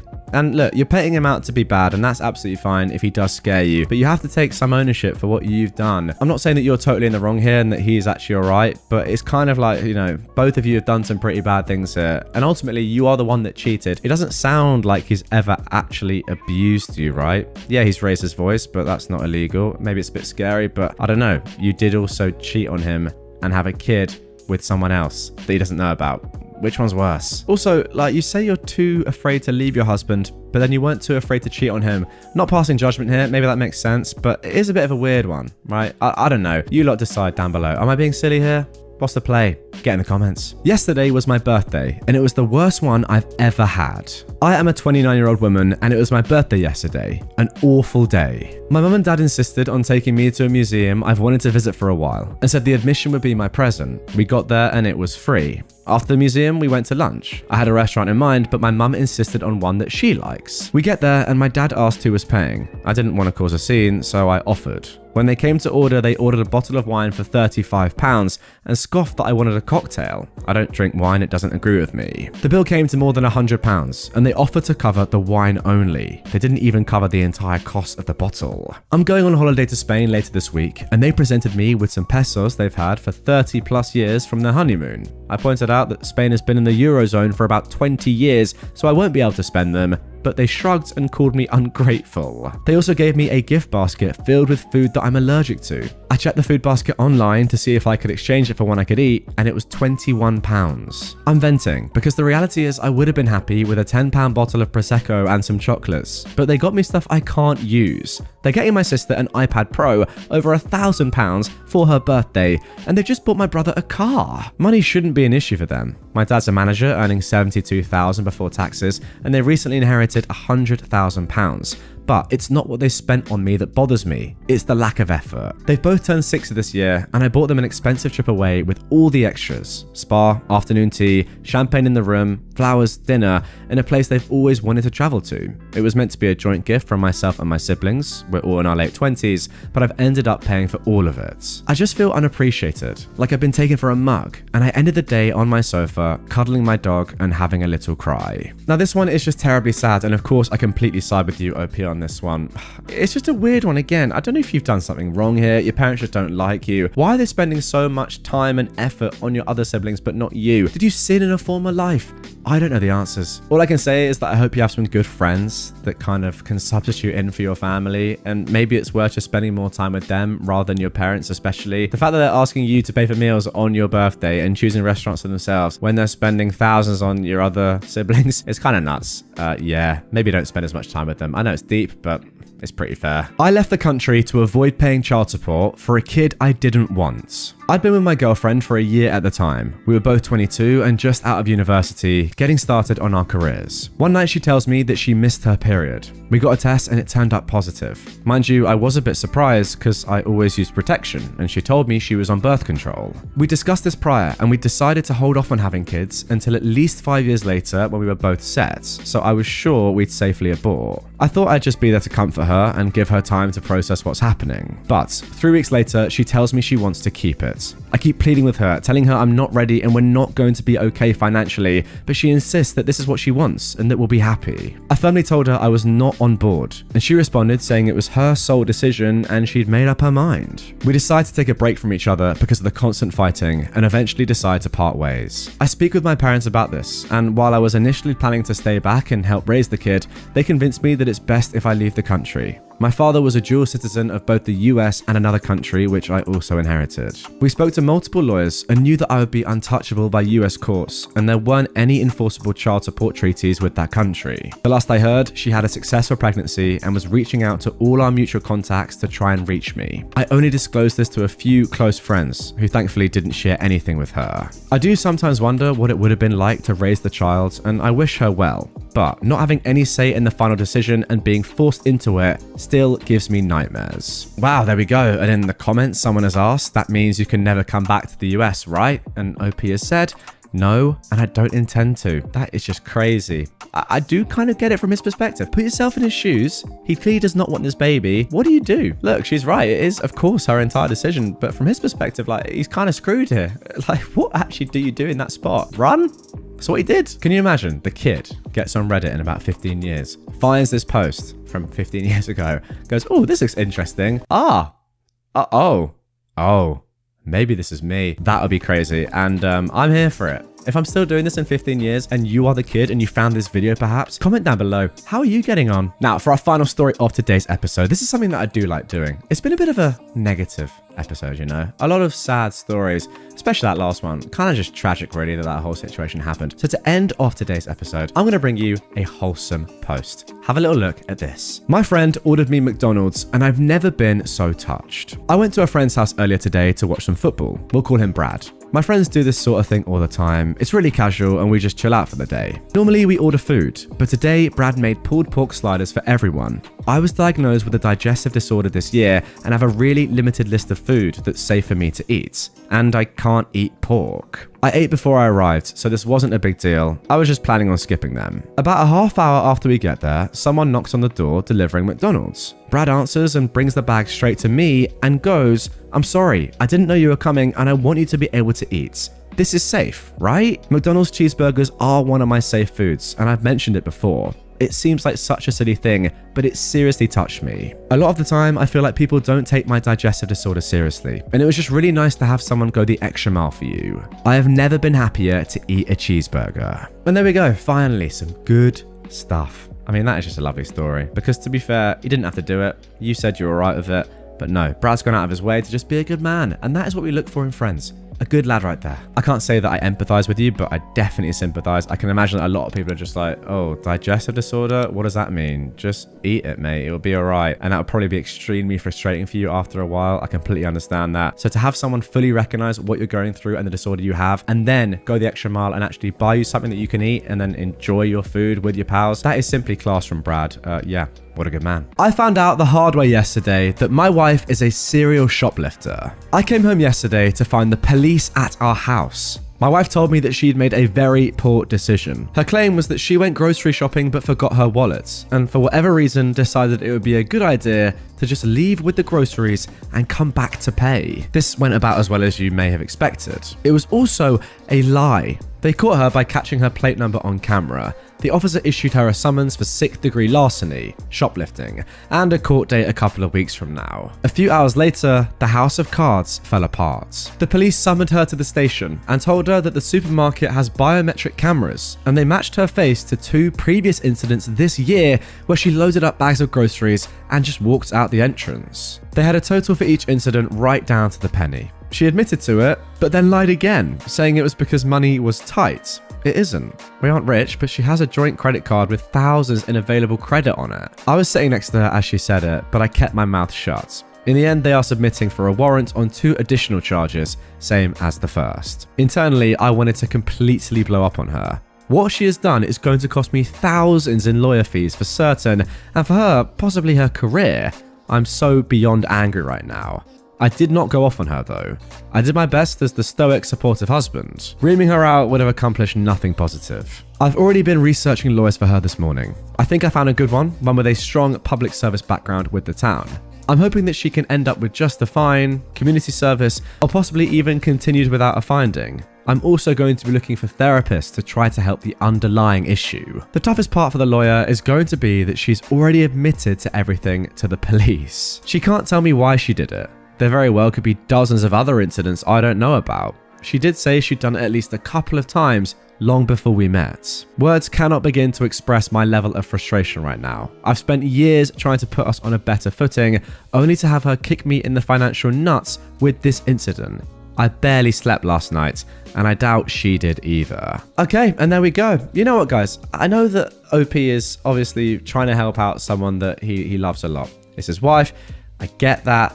From my perspective, I just don't know if I could be with someone like this. Like, if I find this out about someone, and it's easy for me to say because, you know, I don't have a wife. I've not been in love with someone for X amount of years, like OP has, and probably has a crazy life together, whatever. I just don't know if I could do it anymore. For me, stealing is literally the lowest of the low. It's such a bad thing to do. I don't even care who you're stealing from, even if it's a massive company with X trillions. I hate it. Like, it's something that I will never do. I never have done. Even like from your corner shop stealing a sweet. I'll never do that. I just don't understand it. I think it is literally the lowest of the low. So if someone is doing this in my life, the amount of respect that I instantly lose to them is mental. Now, I do like OP that you're saying you're trying to help and that you're going to go through therapy and all that. What I don't like is that you're saying that you want to try and find the best lawyer possible. I understand it. But ultimately, I really hope your wife gets punished for this. It's disgraceful. It really is. Look, I rate you posting it online because it's a pretty kind of horrible thing to talk about. And I know you're looking for advice and all that stuff. But from my perspective, I'd say, really, I would have to question being with this woman. Sorry if that's a little bit too harsh. It's just what I'm thinking. Never warn anyone if they're about to be fired. It creates a dangerous situation in the workplace, especially for women, and I will never do it again. About 2 years ago, I was inadvertently made aware that one of my co-workers was about to be fired that Friday. We will call him Carl. Apparently, Carl had made a habit of annoying the wrong people and making misogynistic comments in front of his female supervisor. Surprisingly, that's not what actually got him fired. What finally did Carl in was the fact that he stupidly chatted up some powerful guy's wife at a company social event the week prior. Rule number 1 for company social events: never, ever, ever be too chatty with random women. Stick to the people you know. You never know who she's married to and how powerful and insecure her husband may be. I only found out about Carl's pending firing because my job duties required me to spend a lot of time around upper management. My proximity to the halls and offices of upper management allowed me to overhear a conversation about his pending firing. And since none of the upper management personnel was aware that I knew Carl personally, they spoke freely about him, right in front of me. They laughed for several minutes about everything involving Carl, from his mediocre work ethic, the chatting up somebody's wife incident, his wardrobe, and the inappropriate misogynistic comment he was accused of making in front of his female supervisor. I basically sat there stone-faced and disinterested to hide the fact that I knew Carl personally. It must have worked because they kept going on and on about just how mediocre he was. When I was finally able to sneak away, I consulted one of my buddies for advice. I told him that Carl was getting fired on Friday, and I asked if we should warn Carl. This was on a Monday afternoon, and we both agreed that despite Carl's many flaws, it would be the decent thing to do to warn him so that he can start his job search a few days early. Huge mistake. The next day, Tuesday, arrives and we invite Carl out to lunch. After we're all done eating, we break the news to Carl. We tell him that we caught wind that he's getting fired on Friday and there's nothing he can do to reverse it. We also advised him to start his job search immediately and to call out sick on Friday so that they're forced to fire him over the phone versus humiliating him by having him escorted out by security on Friday, which is standard procedure. We also made him promise to keep a low profile the rest of the week and not make it obvious that he was aware of his fate. A promise that he only kept for the 20 minutes it took us to drive back to the office, because within minutes of arriving back at the office, he stormed into his female supervisor's office and accused her of hating men sabotaging his career and actively working to get him fired. We weren't present for this part of the story, but apparently, after storming her office so aggressively, she asked him to leave immediately. When he refused, she literally screamed for help. That is when several people within earshot came running to see what was taking place. When they forcefully removed him from her office, he took off running to HR. But in the midst of all of this chaos, his supervisor panicked and pulled the fire alarm, assuming that he was running off to get a weapon to come back and harm her with. I was completely oblivious to all of these events, so when I heard the fire alarm, I assumed it was a normal fire drill. Everyone on my floor casually exited the building via the stairwells, but when we made it outside, we were greeted by several police vehicles arriving and cops literally running full speed into the building. That's when we were all told to go home for the day. I was still completely oblivious that all of this was for Carl. I actually found out later on social media that Carl triggered all of the chaos. The next day, I also found out that when the cops were searching the building for him, they found him sitting outside of HR, waiting for the fire drill to end so that he could file a complaint against his supervisor. He'd assumed it was a normal fire drill as well. He had no clue it was his supervisor that had pulled the alarm on him because she was afraid of him becoming an active shooter. He was fired on the spot, didn't even make it to Friday. And this is why I would never tip anybody off ever again.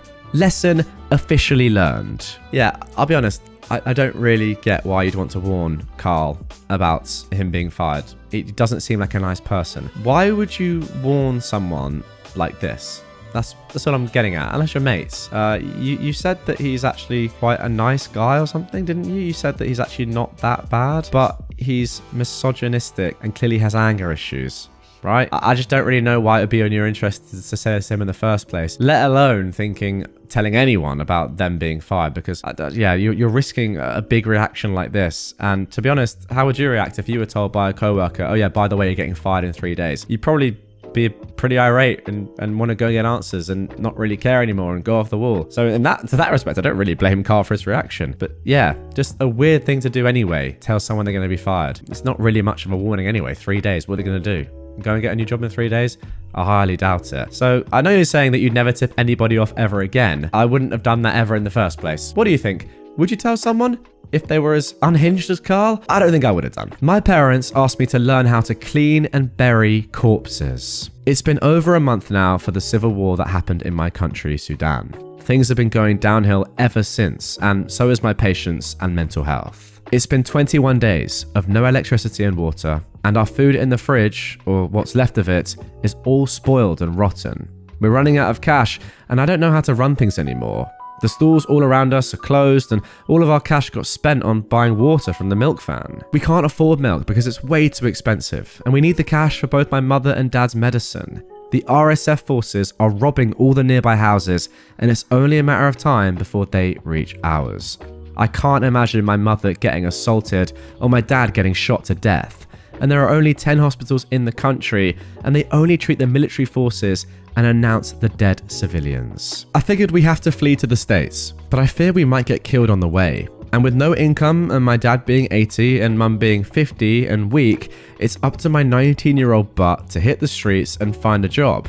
But no one is hiring, not even a maid or a babysitter. And I never imagined that one day I'd go from being a medical student to a panhandler in the streets. Yesterday it was 2 a.m. when a bomb hit the airport and it lit up the whole sky and shook the house and broke all our windows, doors, kitchen utensils and ornaments. My mother sat down and talked to me about her will and that if she dies, she wants things to go according to her will and that I should learn how to do Ghusl al-Mayat.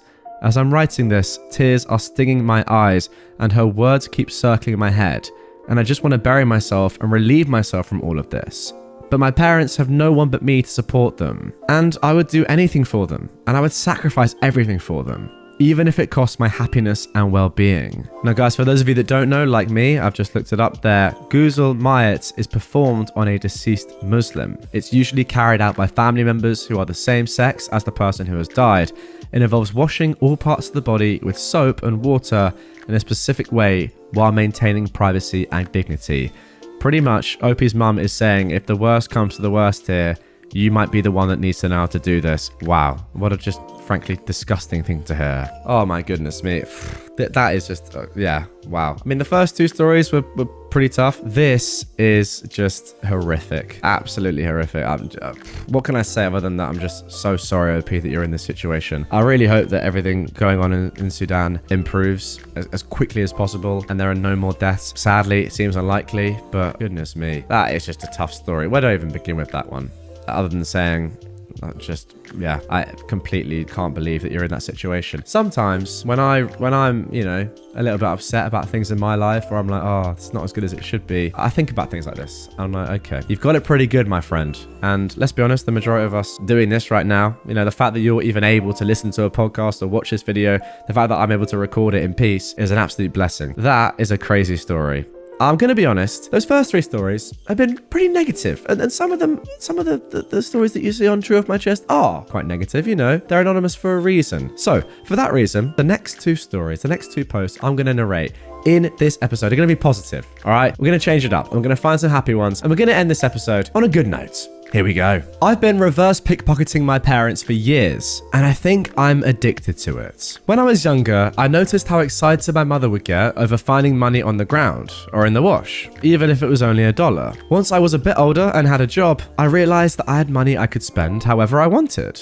My parents didn't really like receiving random gifts when it wasn't a holiday or birthday, so I started sneaking 1s and 5s into their wallets, bags, and even coat pockets. It made me so happy to see how excited my mum would get, even though it wasn't much money. And sometimes my dad would bring home candy with the surprise extra money. I'm an adult now, and I still live with my parents. They let me live with them super cheap, even though money has been a little tight the last few years. They don't like it when I just give them money to help, even if they pay me back. So I've started reverse pickpocketing 10s and 20s. My mum gets especially excited and tells me about all the money she found.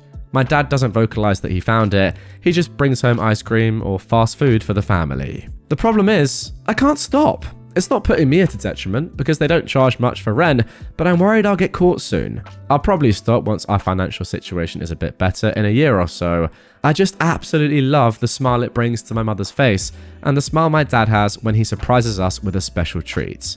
It's worth the $20 to $30 every paycheck. I don't do it too often, but it's been going on for so long, I think I'm addicted to it. And there we go, that is more like it. That is the sort of story that I absolutely love. Super nice of you. And you know what? I also completely rate your parents so highly. The fact that your dad doesn't even want to say that he found the money. He's almost embarrassed by the fact that he's found it and just immediately goes to spend it on the family straight away, giving them a treat is so nice. Your parents are clearly lovely people. Even in financially hard times, they still don't want any help from someone like you, their child, who's actually doing pretty well for themselves, it seems. Just very kind people all around. A lovely family. An amazing, selfless thing to do, OP. Yeah, that's more like it. A great story. And the good news is, we've got time for one more. And now for our final story of this episode. My little brother sent me a meme that made me cry. He's almost 13 and I'm in college. Sometimes he comes over during the weekend, and depending on whether I have free time or not, we go catch a movie, visit the city, plan activities, or hang out in my room and play video games. There's been times when I had so much to study that we couldn't leave my room at all. He plays games on my laptop. I have a gaming one, so he's able to play more recent games, and I cook meals for us. He sent me a meme. It was a random shot from a movie in which a guy was walking away visibly sad. The caption was, POV, 12-year-old me leaving the bro's house after having the best weekend of gaming and watching movies with him. It made me cry during class. I know he treasures these moments with me, and we're also going through some rough moments in our life. I'm doing my best to be by his side because I understand how important it is to have a support system. He's been more open to me about a lot of stuff, and I feel like our relationship has grown deeper since I moved for college last autumn. I love him to death. And there we go. What a way to end the episode. See what I mean, guys? I don't know. You let me know in the comments down below. Do you prefer the tough, true off my chest stories? The stories which, I'll be honest, I kind of feel like are suitable for this subreddit, the ones that this subreddit was kind of made for, you know, speaking anonymously, really asking for help, or just saying something terrible that's going on in your lives or the lives of people around you. I think that's kind of what the subreddit is for. You know, if you're getting something off your chest, it's normally a negative thing. However, those past two stories make me feel good. So let me know. What do you prefer? The first three, the last two, or a mixture of both, like what I've just done there? Let me know in the comments down below. I accidentally caused a war between my family and my brother's wife's family with one innocent text message. So, my brother's wedding happened 2 days ago, and it turned into complete chaos, which I know about even though I wasn't there. You might wonder why I didn't attend the wedding if it's my brother's. Well, it's because of his wife's family. He did send me an invitation to the wedding because he wanted me there, but his fiancée told him I couldn't attend because I had a boyfriend. You might be confused, but I'm a man, a bisexual man to be exact, and I have a boyfriend who I wanted to bring to the wedding. She said that even though she doesn't have a problem with that, and he doesn't have a problem with that, her extremely religious parents, who already forced her to do the wedding in a church, would most likely banish us from the wedding and cause trouble between our families. After she told him that, my brother told me I couldn't attend and told me why. You might think I was angry, but the truth is I was relieved. I hate going to big events with lots of people because of my social anxiety, and I was already used to not being able to attend certain events because of my sexuality, so it was nothing I haven't heard before. The day of the wedding, I stayed at home with my boyfriend. It's worth mentioning, my parents apparently didn't know that I wasn't attending the wedding. I was chilling at home, cuddling with my boyfriend, when I suddenly got a text message from my parents asking me where I was, as they couldn't find me at the wedding party. I told them I wasn't attending the wedding, and if my brother hasn't told them that. They said no and asked me what happened. Now, I didn't see any reason to lie here, so I sent them a text message telling them exactly why. Now, I have to admit, I don't know exactly what happened after that, because they read it and didn't reply, but why do they care in the first place? They didn't notice I wasn't there before until the wedding was pretty much already over. They only noticed when the wedding party started. However, apparently my parents talked to my brother about it, and all of a sudden my absence was the main topic of the wedding party. From what I heard, two fronts formed. On the one hand, my parents and the rest of my family against the family of my brother's wife, and apparently he as a husband now felt compelled to take her side and tried to argue in her favor. It's crazy to think that I was just sitting at home living my best life with my boyfriend while all of that went down at this wedding. The wedding party was ruined and my brother appeared at my door, angrily screaming at me as to why I felt the need to ruin his wedding. I was confused and asked him what happened, and he told me everything. I told him it wasn't my intention, I just told our parents what happened because they didn't know and wanted to know where I was, and I thought that he told them beforehand. He screamed at me that I ruined his wedding. I told him it's not my fault that he wasn't honest with them. I just respected their wish to not attend the wedding. I couldn't have known it would go down like this because, like I said, I couldn't attend several events before because of my sexuality, and my parents never said anything about it, so I thought it would be the same thing here. But I gotta admit, it's kind of sweet that my parents and the rest of my family stood up for me. They haven't done before. That's a more than welcome change. However, I still kind of feel bad because apparently I really ruined the wedding party. Right, well, first of all, OP, you did absolutely nothing wrong. I get why you feel bad, but come on, you can't have too much guilt for literally telling the truth. You were asked the question by your parents, why aren't you here? You told them the exact answer. What, you can't be blamed for that. It's just what happened. The people that really ruined the wedding party are, well, actually your brother as well, to be fair. Your brother, his new wife, but most importantly, his new wife's family. I mean, come on. It's just homophobic. Simple as that. Homophobia ruins weddings. I've said it for a long time now. And it also rips up families. I mean, that actually is the truth. So, yeah, if anyone's to blame, it's definitely not you. I've got to say as well, I mean, I know I kind of glossed over it there as well, but I've got to say, your brother has behaved terribly in this. First of all, how about don't marry someone whose whole family is homophobic? Second of all, don't use that as an excuse to not invite your brother to your own wedding. Like, honestly, I don't even know who's worse here. The wife, your brother, or your wife's family. All pretty awful. I'll just say that. Right then, now moving on to something a little bit more heavy. My husband died thinking our kids didn't love him. My husband and I, both in our mid-40s, met in college. He was the sweetest, kindest, most helpful and supportive and overall best person from the time I met him until his death. We have 3 kids. 2 girls, 22 and 18, and a 16-year-old boy. He was diagnosed with stage 4 lung cancer a year and a half ago and succumbed to it 3 weeks ago. Everyone was devastated. Our kids have been struggling a lot and I'm barely hanging on myself. He He was the glue that held everyone together and my rock for over 20 years. Our oldest daughter is especially having a hard time. She's expressed guilt and regret over not spending as much one-on-one time with him, and it's been hitting her hard. A few days after the funeral, I went to visit his younger brother, who was 38, to check on him. He was very close to my husband and also lost his wife a few years back and was pretty much alone outside of his parents while also looking after his 12-year-old twins. Besides me, he probably visited my husband the most in hospital. This is where things get devastating. My brother-in-law confessed that one day while visiting, more towards the end of his life, my husband expressed that he felt like his kids didn't love him and will have an easy time getting over his death. He said he actually was happy that it was him dying and not me, because if it were me, then it would be 4 people mourning, whereas he felt that with himself dying, they'd be sad for a bit, but would get over it, and would just be there to help me grieve. This absolutely killed me. I wish you could see how much his children miss him. I can't even imagine being in his position and feeling like your kids don't care. I cried heavily when my brother-in-law told me that. When our first daughter was born, he was so happy to be a father and wanted to be the best dad he could.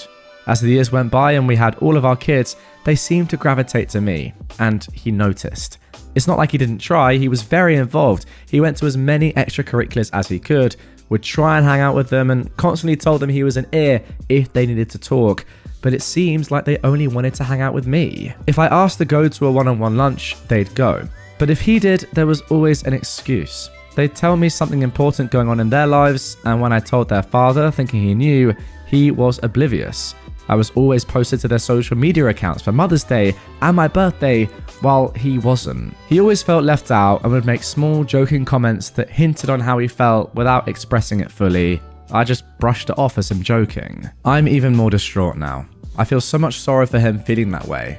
I'm also starting to wonder if I demanded their attention and took any away from him. It's weighing on me heavily, and I have no idea how to even move forward. Especially since my oldest daughter actually expressed regretting not spending more one-on-one time with him. It's been hitting her hard, and she's been staying with me since his passing. She's been a wreck just like me and has said, I hope he knew how much I loved him, and it kills me to know that he didn't know. I hate everything. Wow. And this one really hits hard. I mean, I said it's going to be heavy. Goodness me, that is truly tragic. All you can really hope, I guess, is that in your husband's kind of final state where his mind and body are not going to be at their best, clearly. I mean, dealing with an illness that eventually killed him. Maybe he wasn't thinking clearly and perhaps he didn't actually think the things that he was saying and it was kind of just an end of life thing. I don't know. I'm trying to give you something to hold on to. Ultimately, I can't really blame anyone here. It is kind of a fact that, you know, a lot of children do favor one parent over the other. Like, you know, in the same way that you favor one person over the other, just in general. Just because they're your parents, it doesn't mean you have to love both of them exactly equally or get on with both of them exactly equally. Not love. I'm sure that your children loved both parents, you and your husband equally. But, you know, you probably get on with one parent a little bit better. And it just happens that way. Yeah, I don't know what to say. You're going to feel terrible about that. Kind of wish you'd never heard it, I guess. But I feel like, you know at least that despite the fact that he felt that way, it isn't the truth. And I think you have to take solace in that fact. I mean, don't take away from the fact that it's incredibly sad. And there's nothing I can really say to sugarcoat that. It's heartbreaking. Nonetheless, let's move on. Now for our third true off my chest story. I accidentally fell into a family with my best friend, and it's the best thing to ever happen to me. I do want to leave this anonymous because I know my now girlfriend, Lily, is on Reddit, and I don't know if she'll see this. I had a very rough childhood growing up. I didn't have a dad, and my mum was never really there because she had a rough battle with health issues and got hooked on narcotics. I had friends growing up, but I had my best friend since I was 12. Her name is Lily. We've been extremely close due to our childhood issues, and we'd always been there for each other. We had talks of being together, but got cold feet because we were scared if it didn't work, we couldn't recover from that. When I was 18, I didn't really want to go to college. School had never been for me, so I went into a trade. I work long hours, but it's been worth it, and I make solid money right now for my position. I'll come back to this in a bit. When we were 19, Lily got pregnant with her boyfriend. The dude somehow managed to avoid child support payments and broke up with her and hasn't seen the kid once in his life. Complete deadbeat makes me disgusted. Lily was scared, but I told her I would be here when she needed. She didn't have parents that would help, but I told her I'd help where I can when the kid gets here. Lo and behold, she gave birth to a beautiful little girl named Kelsey. I was there when she was born, and it was a weird moment. I don't know how to explain it, but I did feel happy for her. Now we're 21, and ever since then, this little girl has had me wrapped around her finger. I've done my round of the diapers, bottles, middle of the night screaming, etc. Every day I get home from work, we sit there and we watch her little shows, and we spend a lot of time together as the three of us as well. When we walk, she grabs my pointer finger with her whole hand because it's so little. She stands up and kisses me on the cheek after I change her, and she loved her snuggles where she just lays on top of me with her head laid up against my chest. As of recently, she's begun speaking. She's been calling me daddy. I've been feeling really weird about it lately, feeling like it's not right and that some days she needs to know the truth. I talked to Lily about it one night and got her opinion on it. She sat there with a slight grin, and then she came up behind me and hugged me. She said, "You're the best dad she could ever ask for," and then proceeded to tell me, "We'll worry about talking to her when she understands. As far as she is concerned, you are her daddy and you are to me as well." I turned around and hugged her. We had a long talk about what's been going on lately with us, as we've been engaging in not so just friends activities. And she just said, "I like this. I like our family." I just kind of froze for a second, asked her, "Is this what we want to do?" And she followed up by saying, "I think we've been doing this for a while now," and then laughed. We had a great moment and agreed to be a family. I told her I needed to run to the drugstore for some diapers for Kelsey. On the way there, I burst into tears. I cried for maybe a good 30 minutes. I don't even know how to describe what I was thinking and feeling, but I was happy. I just know that there isn't a thing in this world I wouldn't do for those two. It feels like I can relax and reflect on everything that's happened to this point. But also, I don't. I basically have a family I'm looking out for. Like, no matter what happens, I have people who will depend on me, and something like that makes me want to be the best man I can. In about another year, I will have my official license for my trade, giving me a substantial pay rise and a new job that I've already lined up.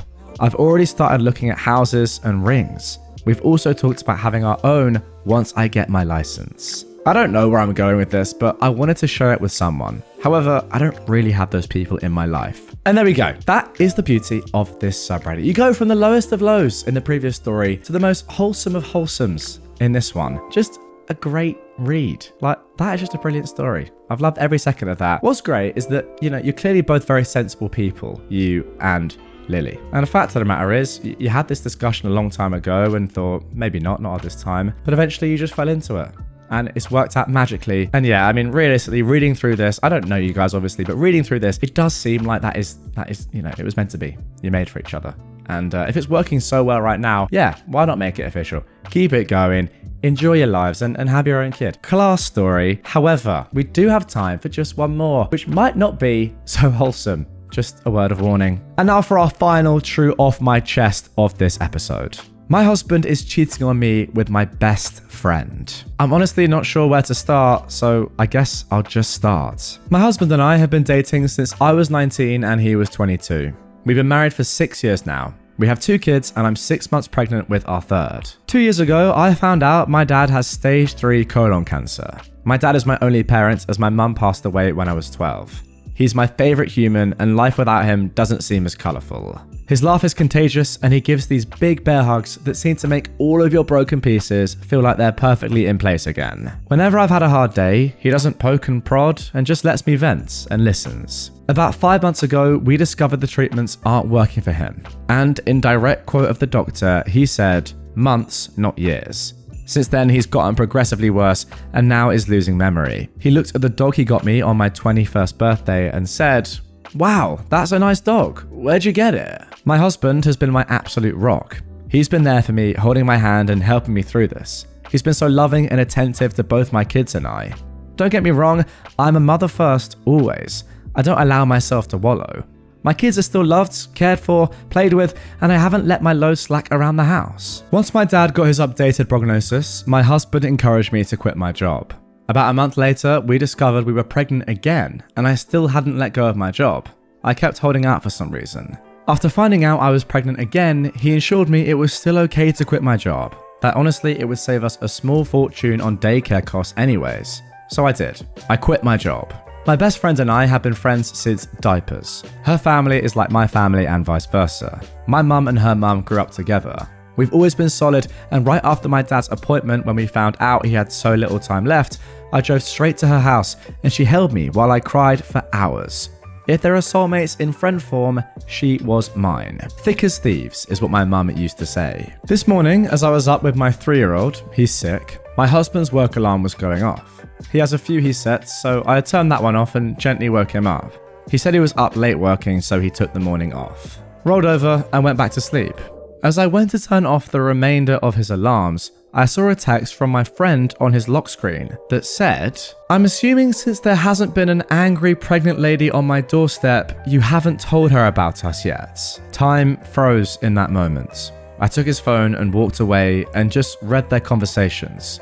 4 months, this man has been screwing my best friend. 4 months, these people have been lying to my face. And I know what you're gonna say. You should have seen the warning signs. But I've been clutching this phone in my hand for 2 hours and nothing. He's been so loving and attentive to me, but he always has been. So kind and gentle. There have been no late night work nights except for once in a blue moon, no lingering touches between them or even glances. They act as they have since the day I first introduced them. How sick is it that she calls him her brother, but she screws him? I know so many people get a moment of clarity in situations like this, but I have none. Aside from being sad about my dad, I haven't changed. I'm still a loving wife and mother. I still doted on him and my children.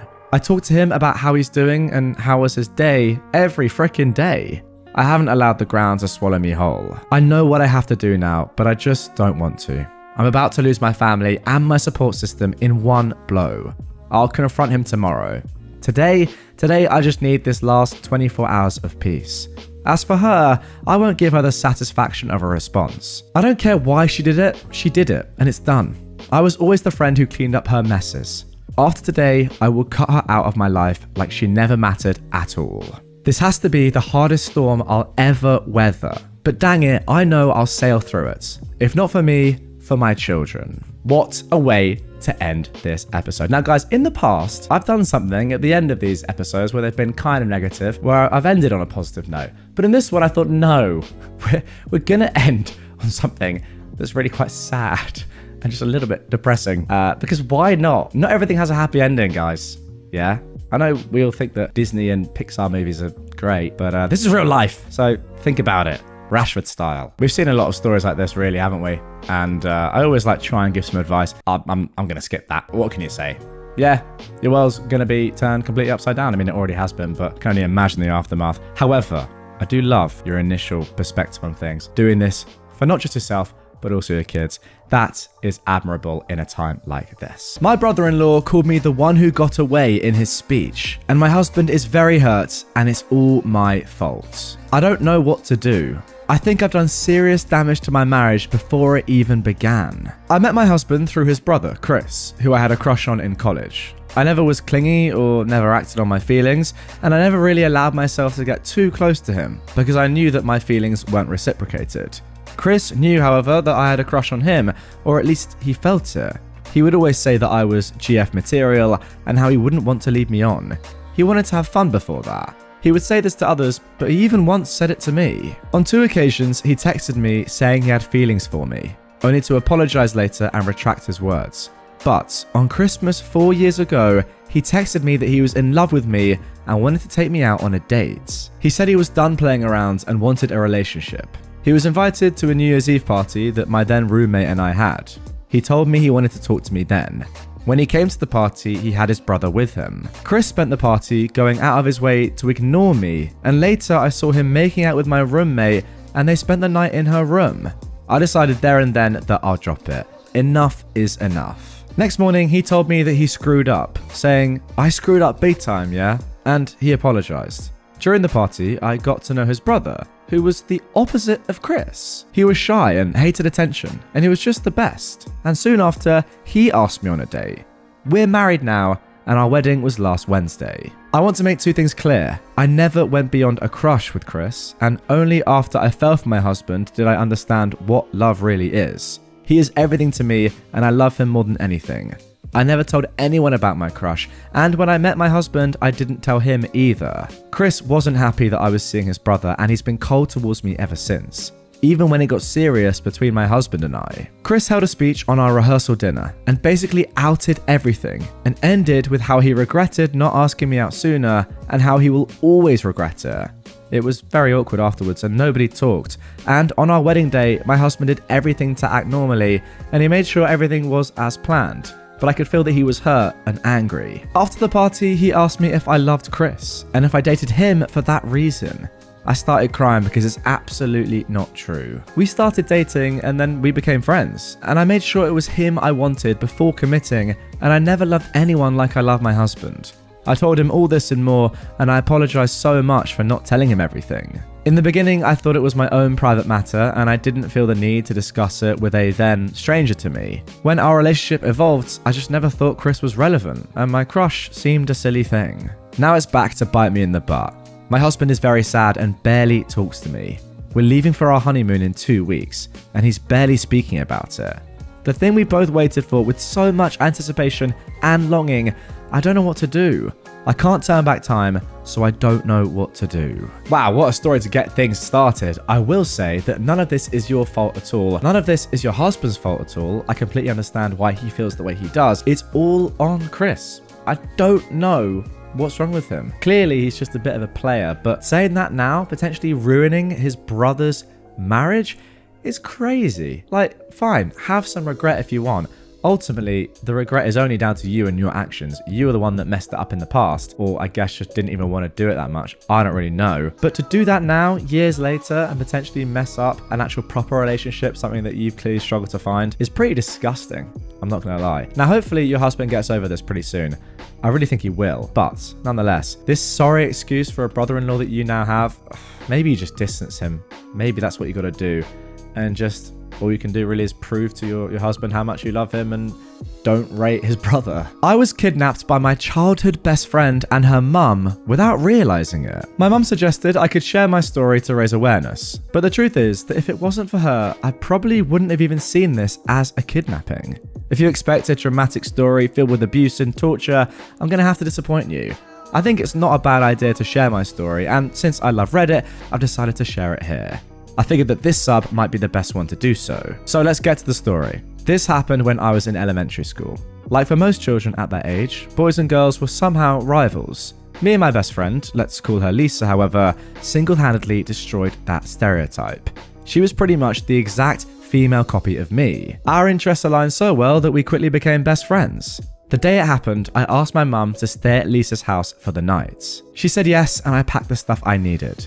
I was only prepared to stay there for one night, but one night turned into a week. When I arrived there, we had a great time playing video games, doing roleplay with our toys, and playing hide and seek at night.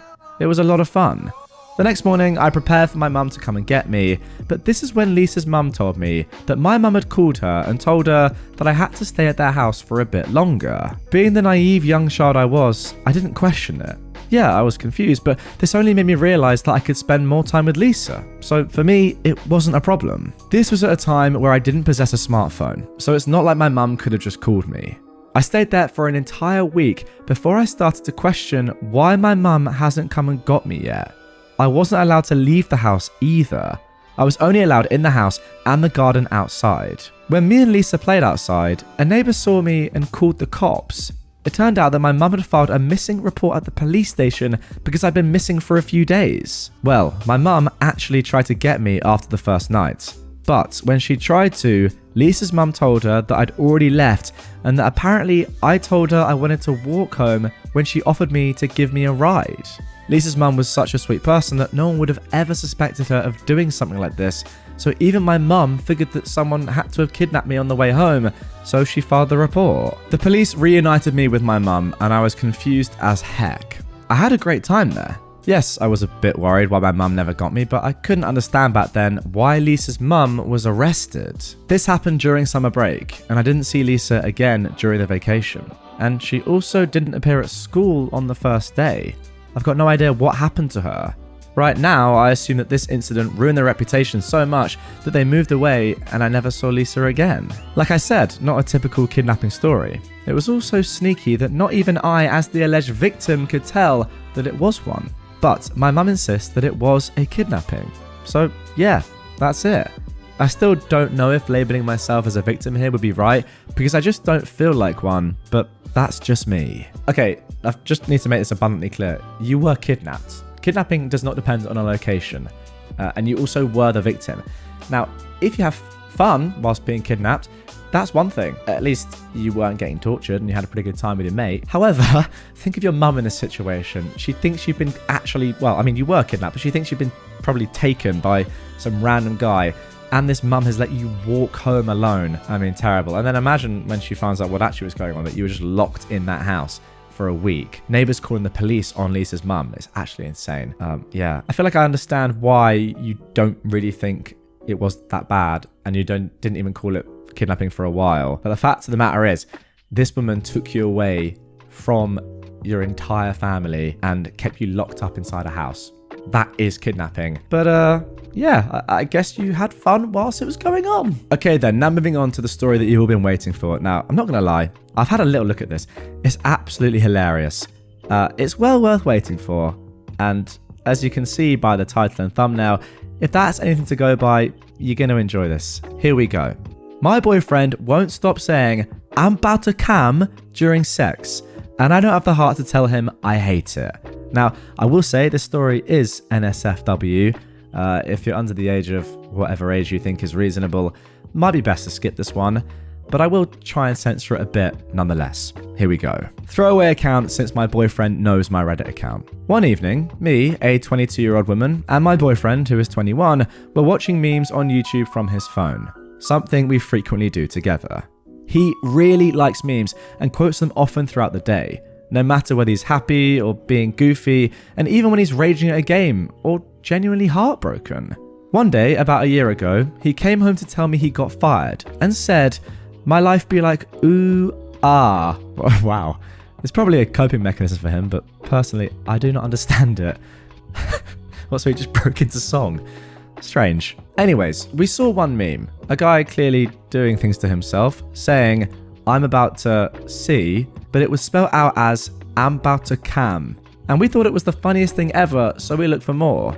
There were more videos of him being edited into scenarios like him mourning the loss of his brother named Bata Khan, and we spent no less than 20 minutes laughing non-stop at these videos. Afterwards, when we went to make dinner, my boyfriend said, jokingly, "That's what I'm gonna say in bed now." Fast forward a day later. Both of us are up for it and we head to the bedroom to get it on. It was great, but then towards the end, my boyfriend said loudly, "I'm about to come," and then proceeded to. I laughed along with him, but I was a little uncomfortable because it sort of killed the vibe. What am I reading? About a week later, we're at it again, and he says the same exact thing as last time, but this time he laughs. Just kidding, I'll stop afterwards. Well, it turns out he wasn't really telling the truth, because the next time he said, "About to bus," and then whiningly said his name in desperation, and he then chuckled. What? We didn't have sex for about a month until last night. We were doing fine as usual, and he even managed to finish without saying any memes, or so I thought, because right afterwards, he says something along the lines of, "Thank you for letting me bus. It's what I needed." I can't even remember much of what happened during or after that because I was in pure shock that he just killed the vibe like that again. All I remember is that we cleaned up and he went to play COD or something that involved him shouting stupid jokes and memes to his friends. I do not have the heart to tell him that he isn't funny when he does this, because the last time I confronted him when he kept saying, "Yo, that's sus," every time I mentioned something vaguely sexual, he almost cried. He stopped saying that one phrase, but still has about 1,000 other memes in his vocabulary. I guess this is just my life now, and as much as I want it to stop, I love my boyfriend so much, I will have to live with it. Wow. Well, there we go. No doubt one of the weirdest stories I've ever read. I mean, like, normally I come on and I react to a story after I read it. How do I react to that? Seriously, like, just get your comments in down below. What did you think of that? I just couldn't. I was just, honestly, halfway through that, I just started laughing. Very, very hard to stop myself from laughing reading that and having to say, About to bust. Is that really my life now? Jesus. Well, what can I say? Great story. Thoroughly enjoyed it. Made me laugh. I hope it made you laugh as well. As for what to do, OP, I don't really care.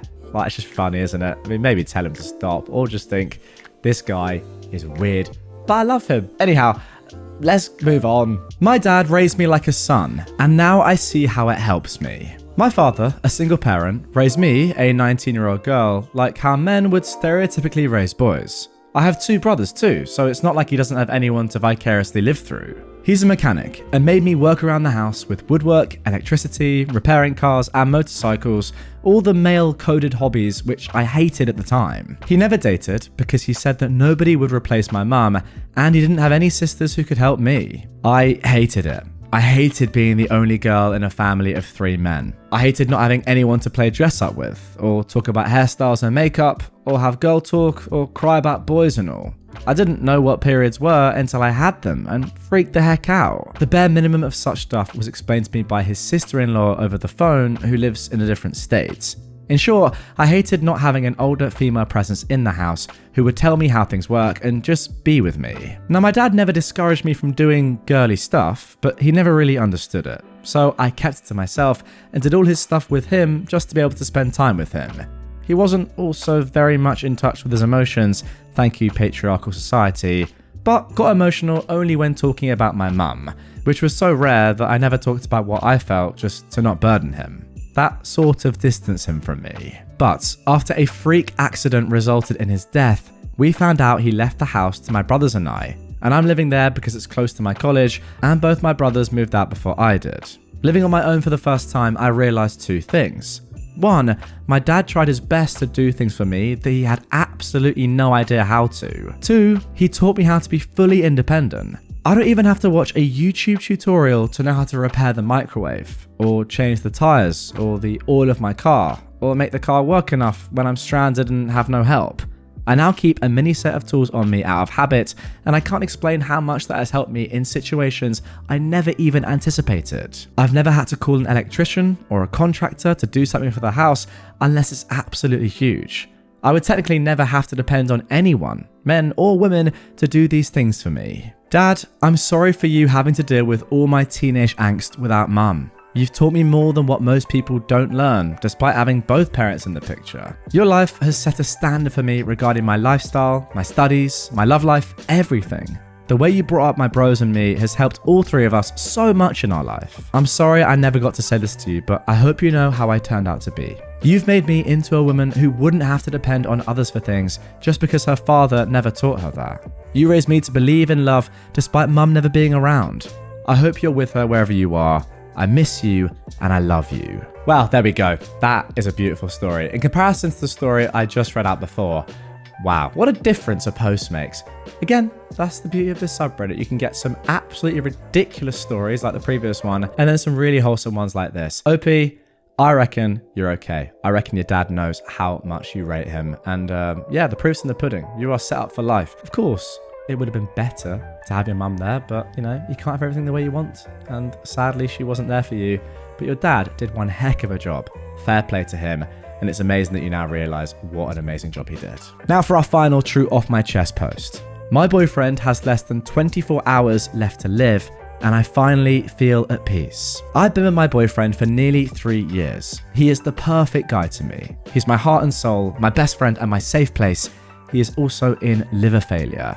I've been with him every step of the way. When he told me, I was shocked. I went through so much hell and turned every rock to get him a transplant. I tried so hard to find any study or any research that could be done to fix this. I called so many doctors, I've lost count. Cried until I physically had nothing left and screamed in pain in many parking lots. As the time went on, he got worse. All of his skin and eyes turned yellow. I never minded yellow before, but now all I see is his suffering in it.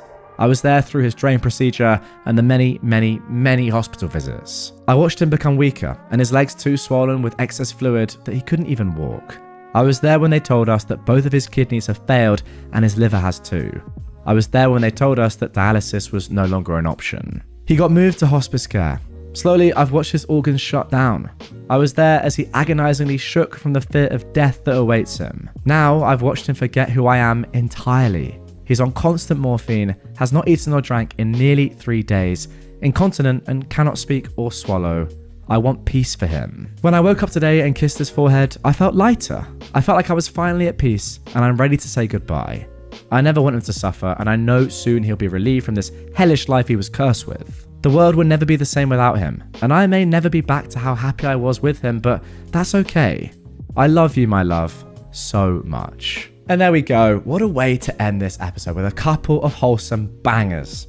This one, just like the previous one, an elite story. It's just one of the most sad things that you could possibly hope to go through. I mean, I don't know why I said hope.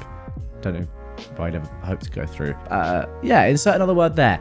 You get what I mean. A tragic tale, but at least it's now done and the suffering's now done. Not gonna lie, I've never been in this spot before where someone you love so much, a family member, you know, your partner, whatever, is in such unbelievable pain every day, just getting devastatingly worse by the hour, and you just want it to end. I kind of get that you just be like, this was a long time coming. I'm now happy. I'm finally at peace with the fact that, yeah, they are gonna die, and it's good for them that they're gonna pass, because they're in such pain that it's just unbearable seeing them like that. So I get it. If you've been like that, if any of you guys have been in that situation, let me know down below how you felt about it. It's a pretty horrible one, but if you want to, go for it. I mean, I don't feel any jealousy towards OP, but I'm just glad that this is done and they can, you know, begin to move on with their lives, I guess.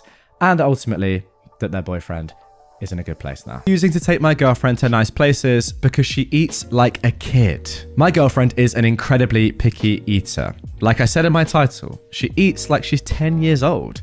In fact, I'll give a short list of things that she refuses to eat. Unflavored water, fish, excluding fried shrimp, anything with bones, cheese other than sharp cheddar, spinach, onions, garlic, pasta without red sauce, eggs, spicy food, aioli, ketchup, potatoes other than french fries, pastries with fruit, citrus, sausage, or any non-American food. This compares to me, someone who grew up in multiple different regions of the US and lived abroad for a few years, so I'm a bit more adventurous when it comes to food. Whenever me and my girlfriend go out somewhere nice, she ends up getting the same meals, usually either a burger or chicken tenders and fries. We could be going to an authentic Nepalese restaurant and she'll get the French fries and white rice. To me, it's kind of embarrassing to go to a restaurant where there's a dress code and for her to order chicken tenders and fries. It especially bothers me that since I typically pay, I end up paying $15 for chicken tenders that I could get from the freezer section at Walmart for $5. Recently in our area, a very nice dinner place opened up and my girlfriend has been dying to go.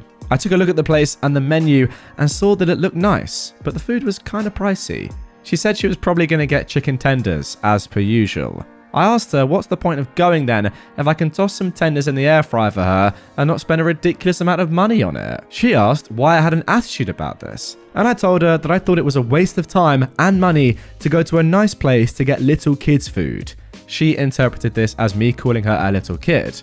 I clarified that I wasn't calling her a child, however, it is kind of childish for her to eat the way she does. I also said that if she's gonna order food we can make at home, there's not any point in us going anywhere. This led to an argument about me thinking I'm better than her. So, am I the jerk? Okay, I'm not gonna lie guys, I'm being tested here today. This is another really controversial one that I think is super close and it could go either way. Right, let's go through this from the beginning. First of all, is it a shame that your girlfriend is an incredibly picky eater when you are not? I would say yes. And I would also say that as someone like you who clearly enjoys their food, experiencing different cuisines, has done so throughout their lives, it's a bit of a deep question, but are you really that compatible with someone that eats chicken tenders every time you go out? I'm not entirely sure. I feel like that's quite a big thing.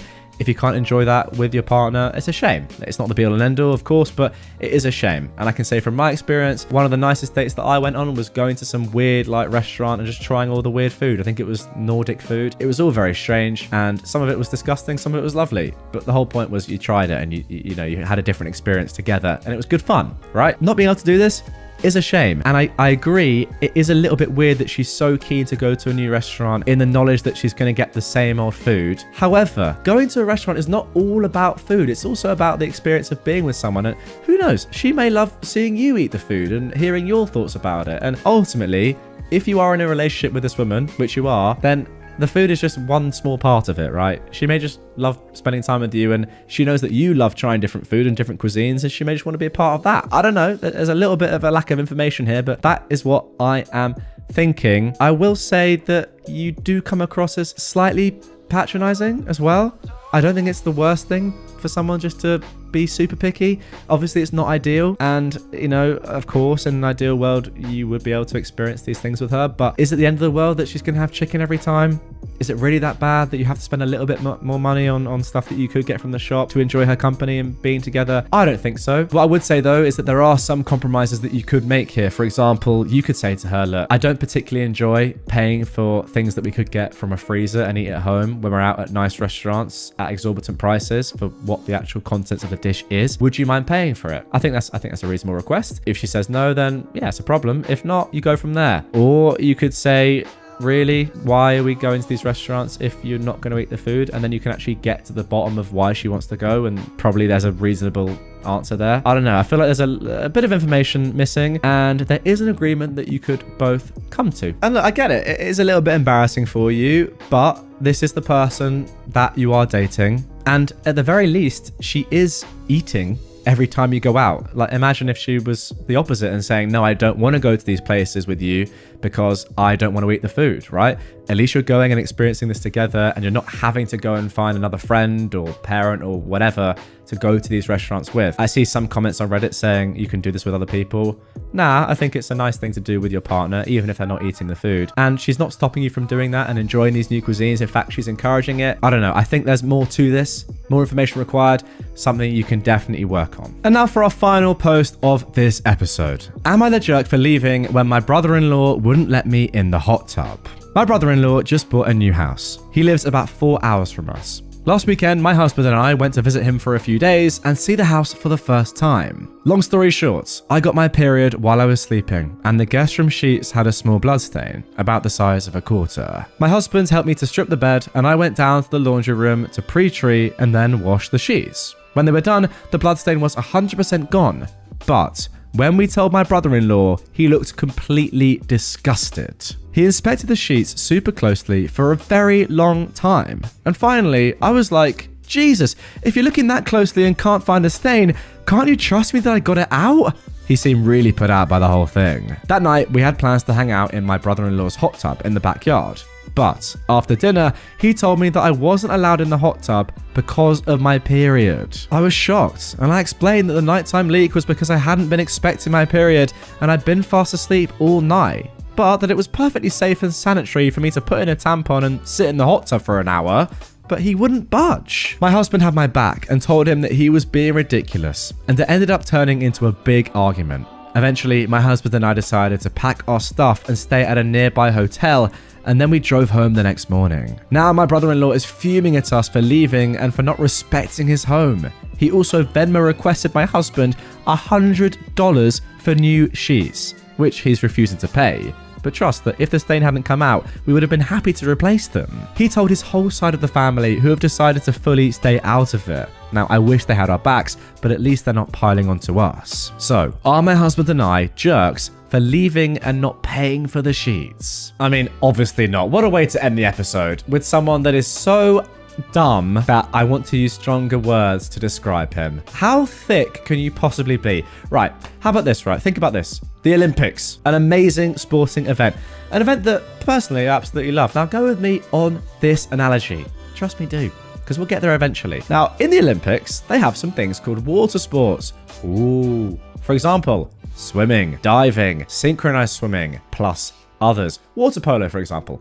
Now, if a woman, an athlete, who is going to be competing in the Olympics in one of these water sports, gets their period during the Olympics, which, by the way, lasts for 2 weeks. Oh, that's a real shame, because they're not going to be allowed to compete in the Olympics anymore, because there'll be blood everywhere, and it'll be disgusting. Oh, wait, that's not what happens. I'm sorry, this guy is so dumb. I think like he needs a biology lesson or some sort of lesson on tampons or just periods in general. If women weren't allowed to go in water when they're on their period, then that would just be absolutely ridiculous. And frankly, the Olympics would have to be cancelled. I mean, imagine all female athletes on their period at once. What are you meant to do? Swimming's cancelled. Synchronized swimming is done. yeah, I don't care if you've got a ticket. There's no more athletics. It's a shame, isn't it? It really is a shame. But I mean, what? Cancel the steeplechase. If you know, you know. That is. I don't know if that'd be interesting. Yeah. All in all, a very, very stupid man. Just epitomized by the fact that he wanted you to pay for sheets when there was not even a bloodstain. Ugh. Anyone reasonable would just say, yeah, it happens. No worries, guys. And by the way, thanks for sorting it. I actually really appreciate that. But no, not your brother. What an idiot. Am I the jerk for stealing my cat? So I, a 21-year-old woman, have a beautiful brown cat, Midge. She's still a baby and is 10 months old. I found her outside of my work when she was about 2 to 3 months old, and I immediately fell in love with her. We've had the best time together, and her being my first pet since moving out makes me even happier. My cousin, Tanya, who is 15, visits me a lot since we live in the same city and I enjoy having her. She also really likes cats, but since her father is allergic, they don't have any at home. She really loves coming over to see Midge, and I'm glad to be able to provide her with Midge's presence. School recently started, and before I go back to full-time student, I've been having to work almost 45 hours a week to afford my lifestyle for the next couple of months. Since I was busy, I let her have the responsibility of taking care of Midge, such as feeding her, cleaning her litter box, etc. It was going really well. Now, one time I didn't have the chance to take Tanya home since I was going to be at work, so I gave her my spare key to lock up and I scheduled an Uber to take her to her house. When I came home 8 hours later, Midge was gone. I called Tanya and she swore that Midge was home when she left, but after a couple of hours, my brother called asking when I gave Midge to Tanya. I was confused, and he sent me a screenshot of Tanya kissing Midge on her Instagram story. I knew then that she'd blocked me from being able to see her and was shocked that she would do this to me, as well as lie to me. I had a spare key to their house and I went right over and took Midge back when they weren't home. When I got home, Tanya called screaming at me over the phone, telling me I broke into their house and stole her property. I laughed and I asked how Midge was hers. She told me since she took care of her, she deserved her since I wasn't home, and she had to save Midge. Her parents were also pretty upset since I did go into their home without permission, and they told me that I didn't deserve Midge from what Tanya told them. They told me they decided my uncle is going to take allergy medication and so that Midge can stay there and I needed to give her back. Of course, I said no. Tanya ended up calling my mum, lying to her that I abuse Midge. My mum called angry, asking me how I could do this to Midge, and if I don't give her to Tanya and her family, she will disown me? Tanya texted me this weekend, saying that if I apologize, she might forgive me. Her parents have been texting me all weekend that they're going to press charges since I did go into their home, and they're going to take Midge. I just don't know what to do. I love Midge so much, and my mum gave my aunt and uncle permission to go to my apartment and take her. I know this because Tanya texted me this. I'm assuming to scare me. And I am scared. I'm so scared that one of these days I'm going to come home and Midge is going to be gone again. My brother and dad think I'm a jerk since I did go into their home without permission and I acted out without trying to solve it maturely. So, am I the jerk for stealing my own cats? Now guys, good news. There is actually an update to this r/am_I_the_jerk post. But first of all, I want to give my opinion, and there is no way that you're in the wrong here. Now, funnily enough, I have a story myself which is quite comparable. My dad, back in the day, had his bike stolen, right? A tough thing. Not as bad as a cat, of course, but a tough story nonetheless. However, he was walking about in the local streets of wherever he lived, and he saw it in the front garden of a house. It was unmistakably his. So what did he do? Well, he jumped the fence, got the bike, and left. Now, is that stealing is my question. It's his own bike that was stolen from him, and he then technically stole it back from someone else's property. Is that illegal? I don't think it is. And let's bring it back to this example. If you're stealing an animal that is yours, then it's not stealing, is it? It was stolen from you, you're just getting it back. One, it's not stealing, and two, it's definitely not immoral. In fact, it's the right thing to do. You're just rehousing your pets. Actually, before we jump into the update, which was posted just a few days later, first of all, some edits. OP has said, they called and left a voicemail to their landlord, giving a brief explanation of the situation. OP is upset since they asked for him to change the locks, but the landlord refused. Legally, he was able to, since as a college student, OP's mum's name is on the lease and he needed her permission.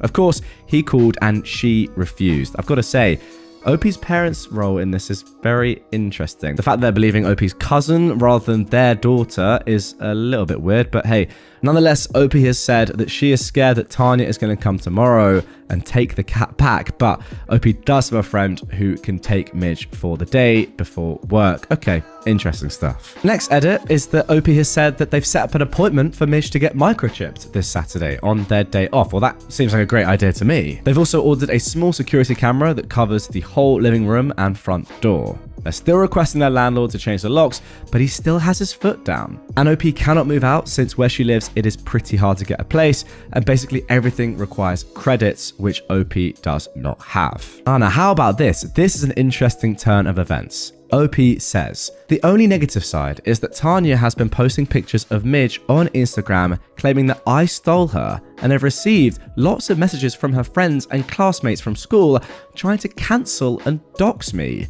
Now, that I don't really care about. Now, Tanya's parents have called me, giving me a second chance to reconsider before they press charges, which I highly doubt they would actually do. In regards to my mum, we're not talking, and I don't want to go no contact with her since I love my mum very much. I'm sure after all of this resolves, we're going to have a mature conversation about how she acted and what was wrong. Now, here we go. Let's get into the updates. I took a lot of people's advice and I got Midge microchip yesterday. As well, I had a conversation with my mum that we resolved together. My landlord still refuses to change my locks. But despite all of this, today, this morning, Midge was taken. I called my aunt and uncle and they just laughed and told me, try. We can hire a good lawyer.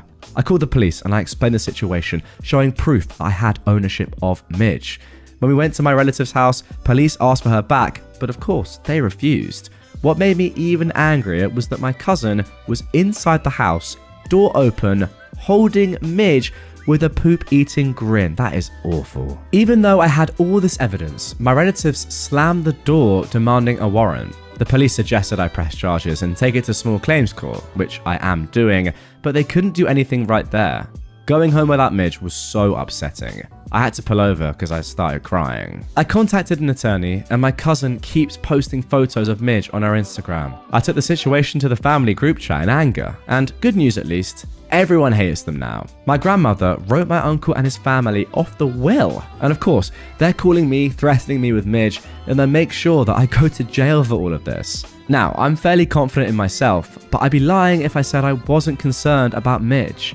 I just want my baby back, and I've been crying all day. Screw you, Tanya. But guys, the story doesn't end there. 5 weeks later, we got this final update. Hi everyone. I'll be honest, I forgot about this post for a bit after everything. I just want to also say thank you to those specific people, you know who you are, who reached out to me across Reddit to help with finances, as attorneys are expensive and I'm only a student. How amazing is that, by the way? That is the power of the internet. But yes, I just want to say, Midge is home. Small claims court came around and my attorney was very confident and helped me out so much. She was very helpful and knew from the start that we would win. I provided the judge everything. Yes, everything you guys commented as proof that I own her. Photos of her as a baby, proof I've paid for all the vet bills since she was a baby, and proof that I had Midge chipped. My landlord also helped. Although a lot of people were upset with him and telling me to move out, he was remorseful that his decision had consequences.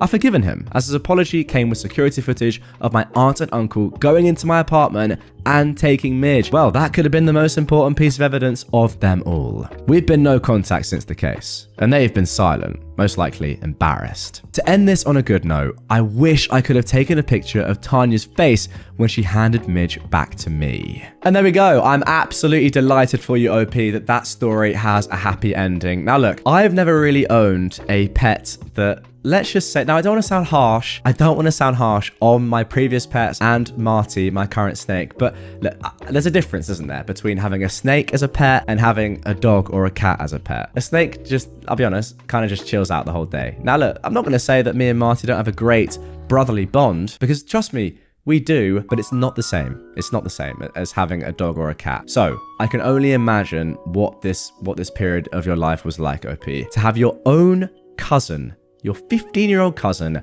steal your cat. Yeah. Guys, you know, cat owners, dog owners, maybe you have a closer bond than I do with my pet, and I'm being harsh. I don't know, maybe I am. Marty's been in the videos before, and I don't want to put bad words on his snake skin. I really don't. But you must kind of get where I'm coming from, guys. So look, if you own a dog or a cat, comment down below. How would you feel in this situation? I'm interested to hear your thoughts. And yeah, maybe I'd feel the same. I don't know.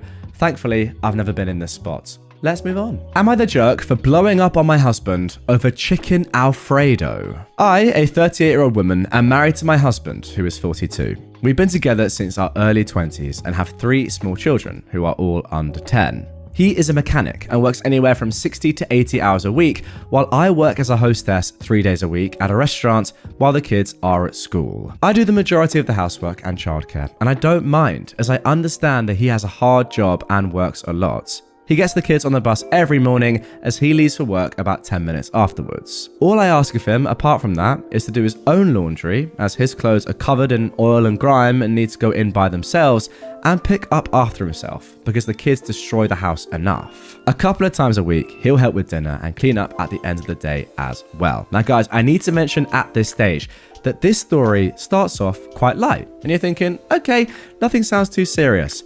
But there are a couple of updates to come down the line, and trust me, you are going to want to stick around to hear what happens at the end. It is mental. But for now, let's go back to the chillness. Over the last 2 months, my husband has completely stopped helping though.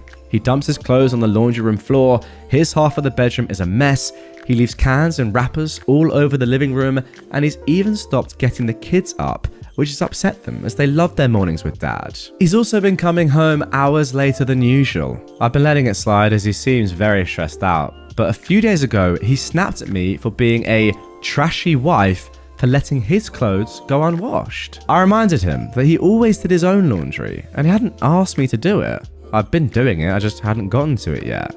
He just grumbled and went to go and watch TV. Now, last night I made chicken Alfredo. We have it about once a week because the kids love it and no one's ever complained. Well, he beed and moaned through the whole dinner, saying that since I'm not taking care of the house, I should at least put a good meal on the table, that I've just been letting the whole family go to trash, and that I should be ashamed of myself for treating him and his children like that.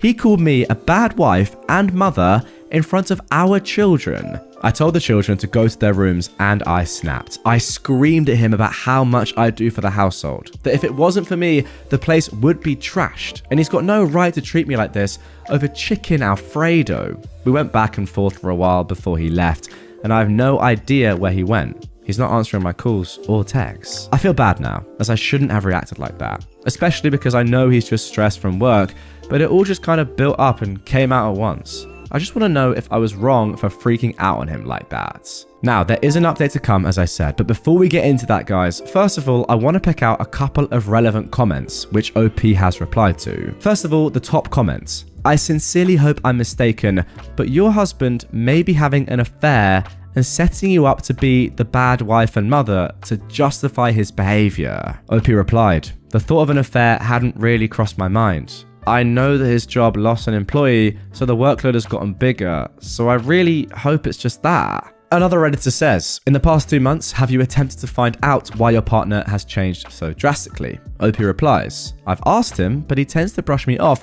and says that he doesn't want to think about work. I do know they recently lost that employee and the workload has gotten bigger for everyone, but he's had co-workers quit in the past and never behaved like this. Someone else asks, have you looked at his paychecks recently? I guess hinting that something else could be going on. OP says, he gets direct deposit to his account that I have no access to and then transfers the amount for bills into our joint accounts. I'm not sure what he does with his pay stubs as I've never seen them. And finally, one commenter says that something is awry and it's not you, OP. Couples counseling is needed now, but keep a watch on your money and protect the kids. It sounds like your husband is checking out. So guys, update is incoming imminently, but before we get into that, whatever platform you are on, if you have the ability to comment, I want you to get down into the comment section and type out what you think is going on here. Exactly what do you think the husband is doing? Now, I'll give you some options because it doesn't have to be that he's having an affair. There are a few things I think that could also have happened. Now, I've not read on, so I actually don't know myself at this stage. But what I'm thinking is that he could easily have also lost his job and is trying to cover that up. Now, just because he's leaving the house doesn't mean he's going to work. He could just be doing something else, or who knows, sitting in his car, just groveling and just doesn't want to admit to you and the family that he's lost his job and the financial implications that could have on your family. That's just my thinking right now. and he's trying to cover it up in some form, but he's obviously just in a terrible mood because of that, and that may be what's going on. Guys, what do you think? Get in the comments. I want to know your thoughts. But don't cheat, yeah? Don't just comment after you've already seen this update that I'm about to give you. That would be bad practice, and I wouldn't like that. So be honest, for me. Nonetheless, here is the update. I'm excited to see what happens. I called my husband for the 100th time because he still hadn't come home, and the kids wanted to know where he was. And a woman answered. I didn't recognize her voice, and he doesn't have a sister. I asked her to put me on the phone with my husband, and she asked who I was. I said I was his wife, and she laughed into the phone and told me he was busy. We went back and forth, with her laughing at me the whole time before telling me she'll send him home soon and hanging up. Oh my gosh. It's now the next morning, and he's still not home. I really didn't think he was cheating. I'd really hoped this was just a rough patch, but it looks like most of you were right. I'm heartbroken and a little in shock and not really sure what to do right now. My brother said I should come stay with him, and I might. Or maybe just bring the kids so they don't have to see us fight. I might update again, or I might not, but I'm sure you all know where this is heading anyway. You know guys, I kind of wanted this not to be the case, but I did have a little bit of an inclination. If you said an affair was going on, congratulations, you were right. But there is one more update. Update 2. He came home a few hours after I last updated. I immediately confronted him about the woman answering. He denied cheating, saying it was one of his friends messing with me because he stayed at a friend's house and they must have answered his phone. I told him I don't believe him and to pack some things and leave because I want a divorce. He blew up at this, telling me it was his home, even though my parents bought us the house when we got married, and that he was not going to leave. We argued for a while until I called my brother. My brother lives about 20 minutes away, so he got to the house very quickly, and once he got there, my husband calmed down and packed a bag. Once he was gone, my brother helped me contact a divorce lawyer. My brother and his wife check in with us every day. We're all safe, and I've had very minimal contact with my now ex-husband. I probably won't update again. And there we go, a sad, unfortunate ending to this one. What I can't really wrap my head around is, once you've been caught blatantly cheating, which is the only thing that can be going on here, why at that point do you still make excuses and say, no, I wasn't, man, I was doing something else? What? You can't kick me out. I didn't do anything wrong. This is my house as well. Like, come on. At least have the decency to, when you've been caught, hold your hands up and say, yeah, I've been a jerk. I've ruined our lives. Great. But no, even in that critical moment, you're like, yeah, what? You're lying. How can you say this? Get all angry. The sort of person that would cheat and have an affair on your wife is the sort of person that wouldn't admit to it once caught.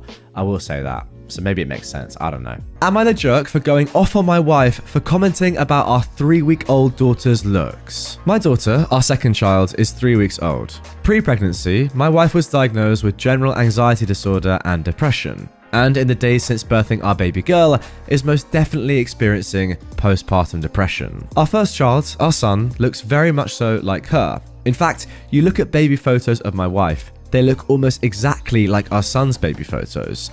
And my wife is a looker, so my son is dang cute, thank you very much. Our daughter got a bit more of my size gene pool. Her hairline kinda has a widow's peak, which I've had since I was a baby. Her lips are relatively thin, like me. Her nose is a little larger than our son's was. I have a Middle Eastern classic hook nose. Nearly every day in my daughter's 21 days on this earth, my wife has made a comment to baby girl about how she's so sad she got daddy's features. Just some of the things my wife has said to our baby girl are, don't worry, I'll get you a nose job as soon as you're old enough. I wish you'd gotten more of my features. My family is beautiful and all the women are timeless.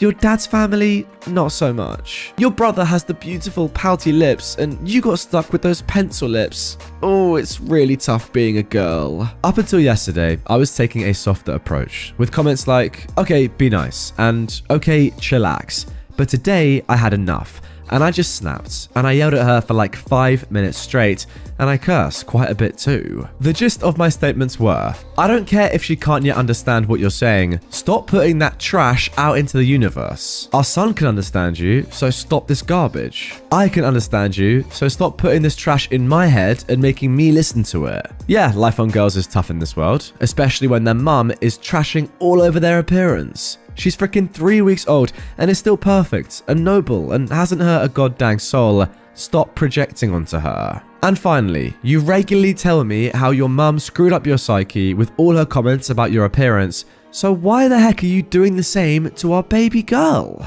Anyways, she was understandably hurt by my comments, and we haven't really talked about it or debriefed since. I do recognize that part of her comments stem from her anxiety and depression, as well as her postpartum depression, and I also recognize there are a lot of this that stems from her mum's influence on her psyche. Also, I know that yelling and berating people is rarely the right thing. So, am I the jerk here? Okay, first things first, OP, you're definitely not the jerk here. I mean, that's not even up for debate. You have to call her out on this. This is ridiculous. However, what I think is more important is less the question of whether you're in the right or the wrong for how you responded. It's more why this woman is doing this to her own daughter. That's what I think is more compelling. Like, she must know herself, right? Because as you mentioned here, the fact of the matter is that her mum did the same thing to her and she doesn't like it and she knows the effect that it's had on her. So then why is she doing that onto her own daughter? I don't think if she was switched on logically, she would do that, knowing how it affected her. So maybe there's some underlying thing going on here. As you said, and you recognize that a lot of this stems from her mum's influence. So I think instead of, shouting at her and going off on her, maybe the thing to do, I mean, look, I'm not saying you did the wrong thing here because I would have done the same, but going down the line, maybe the thing to do is have a conversation with her and try and work out what's really going on here and explain clearly why this is such a bad thing to be doing at such an early age in someone's life, and also how it affects everyone else around you in the family. Am I the jerk for lighting a match at night and scaring my boyfriend's dad so badly he woke up the whole house? My boyfriend and I are staying at his parents' house. It's been going really well, but his dad is very particular. He has moments every day where he corrects or instructs the other people in the house on how he wants us to behave. Now, I don't really have a problem with it, but he has a few rules that do make me a little uncomfortable. I don't need to get into why, but I always get diarrhea here. I've been visiting them a few times a year for almost a decade, and it just is what it is. My boyfriend and I used to stay in a room downstairs with a bathroom, and it wasn't a problem. But his brother moved back home, and now we don't have our own bathroom. I don't want to advertise the fact that I have diarrhea to everyone in the house, and I'm not allowed to use the bathroom fan at night, so I usually use poo-pourri or just a drop. When we got home the last time, my boyfriend got a text from his dad asking him to ask me to stop using strong essential oils as it was making him feel sick. I was so embarrassed, and I honestly have been kind of dreading coming here again. I was talking to my mum about this, and she suggested that I bring some paper matches because that's what she used to do. I got some paper matches, and they actually worked pretty well. Tonight, I woke up from my sleep because I had diarrhea. I lit a match when I was done, ran it underwater, and folded it up into some aluminium before throwing it in the garbage. I fell back asleep and was woken up a while later by a big commotion. My boyfriend's dad smelled burning and thought the house was on fire, so he woke everyone up in a panic and searched the house to see what was burning. I didn't immediately equate a match with a house fire, and I didn't smell anything when I woke up, so I didn't bring up that I'd lit a match. It wasn't even clicking for me that the match was what he smelled until my boyfriend asked me if I smelled anything when I got up earlier to use the bathroom. Long story short, I just got chewed out by his dad for lighting matches at night or lighting matches in general as a guest in their home. And even his mum was upset because I could have started a fire and nobody would know. I apologized and everyone went back to bed. But then my boyfriend lectured me for like 15 minutes about embarrassing him and playing dumb, about not knowing what his dad smelled and not using common sense. And then he told me to go to sleep and try not to wake everyone up again. I'm honestly fuming. My boyfriend is sleeping soundly and I'm just lying here getting madder and madder. I want to wake him up so we can leave because I feel so uncomfortable. I really don't want to face everyone in the morning. I don't feel like I did anything wrong, but I don't know if I'm thinking rationally because I'm tired and I can't fall back asleep. So what do you think? Am I the jerk? Now guys, I'll tell you what's scary. Lighting a match just sends shivers down my spine. What an absolute load of rubbish. One of the most ridiculous stories I've ever read. This family just sounds a little bit weird and controlling, and it kind of sounds like you've walked into a cult here. I'm not even joking. I'm getting cult vibes. Like they're locking you into things that you can and can't do. You can't have the bathroom fan on at night, even for a couple of seconds. Seriously? It's a bit ridiculous. What, you'd rather the rooms just stink? It's a horrible thing, isn't it? Because it's going to make OP feel extremely insecure and, as you said, uncomfortable in your boyfriend's home. And the fact that your boyfriend is sticking up, not for you, But for his family and his dad, absolutely ridiculous, given that he knows exactly what you're going through and the reasons why you had to like the match in the first place. You're trying your hardest. He's saying, just go to sleep. Jerk. Am I the jerk for interrupting my son's dates so he could pick up his little sister? I am a single father to 2 children. Max, a 17-year-old boy, and Lisa, an 8-year-old girl. I usually have Lisa in after-school clubs so that I'm able to pick her up after work. However, yesterday evening, I was given some work that had me working overtime. I did try my best to negotiate out of it, but my manager told me that the assignment was to be completed by that night, so I just did.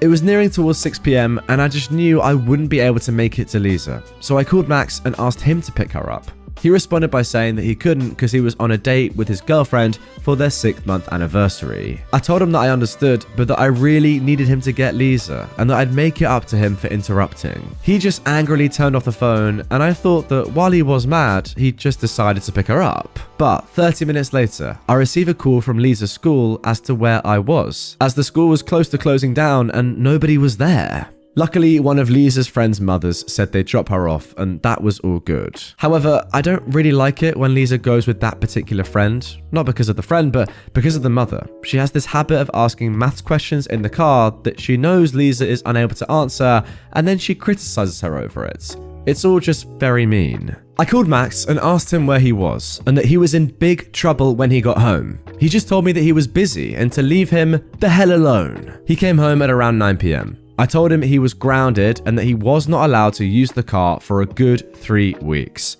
At that, he got all mad and said that it wasn't his fault. I was failing as a parent and unable to afford someone to collect Lisa. I just want some insight on this situation. Was I being too harsh? And am I the jerk for interrupting his dates? Now, this is an interesting one because from my point of view, if I put myself in your son Max's position, there is nothing I can think of that is worse than my date with my girlfriend being interrupted by my dad. Fair enough, from Max's perspective, that is just not something that you want to have happen, and I completely understand that. However, from your point of view, the stuff that he is saying to you is absolutely mental. I'm sorry, it is. The fact that he's saying you failed as a parent because you're unable to afford to collect your daughter is crazy. And for that alone, like, I'm sorry, you're right, he has to be grounded. Simple as that. Less so the fact that he didn't pick your daughter up when you asked, more because of this complete disrespect. I'm going to be honest, he really should have gone and picked her up. Like, that is the least he could do. But I wouldn't hold a grudge against him if he was really angry in doing so. And like you said, you thought he just turned the phone off and went and did it and was angry, and that was okay. However,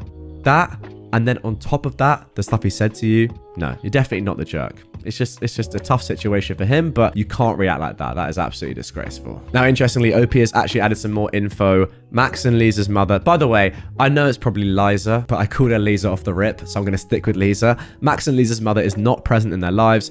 And no, he doesn't like socializing with parents at Lisa's school. Fair enough. He works a lot of the time. Hasn't found time outside of the yearly parent meetings. Completely fair enough. And then also he says, OP this is the 3rd time that he's asked Max to pick up his sister in the span of a year and a half. So it's not a regular thing. And again, some people are asking why they don't have a nanny. Money is tight. Fair enough. You're doing all you can. It's not as if you're like, slinking off and doing what you want to do. You're working hard. Your boss has got you locked in at work. It's a tough one. It really is. And I do feel for Max a little bit. But once again, you can't be saying those sort of things to your father. Am I the jerk for giving my mum the wrong start time for my birthday lunch so she'd be on time? I am a 22-year-old woman, and my mum, who's in her mid-40s, is one of those people who is always late to everything. I'm talking family get-togethers, birthdays, graduations, weddings, you name it, she's showing up late.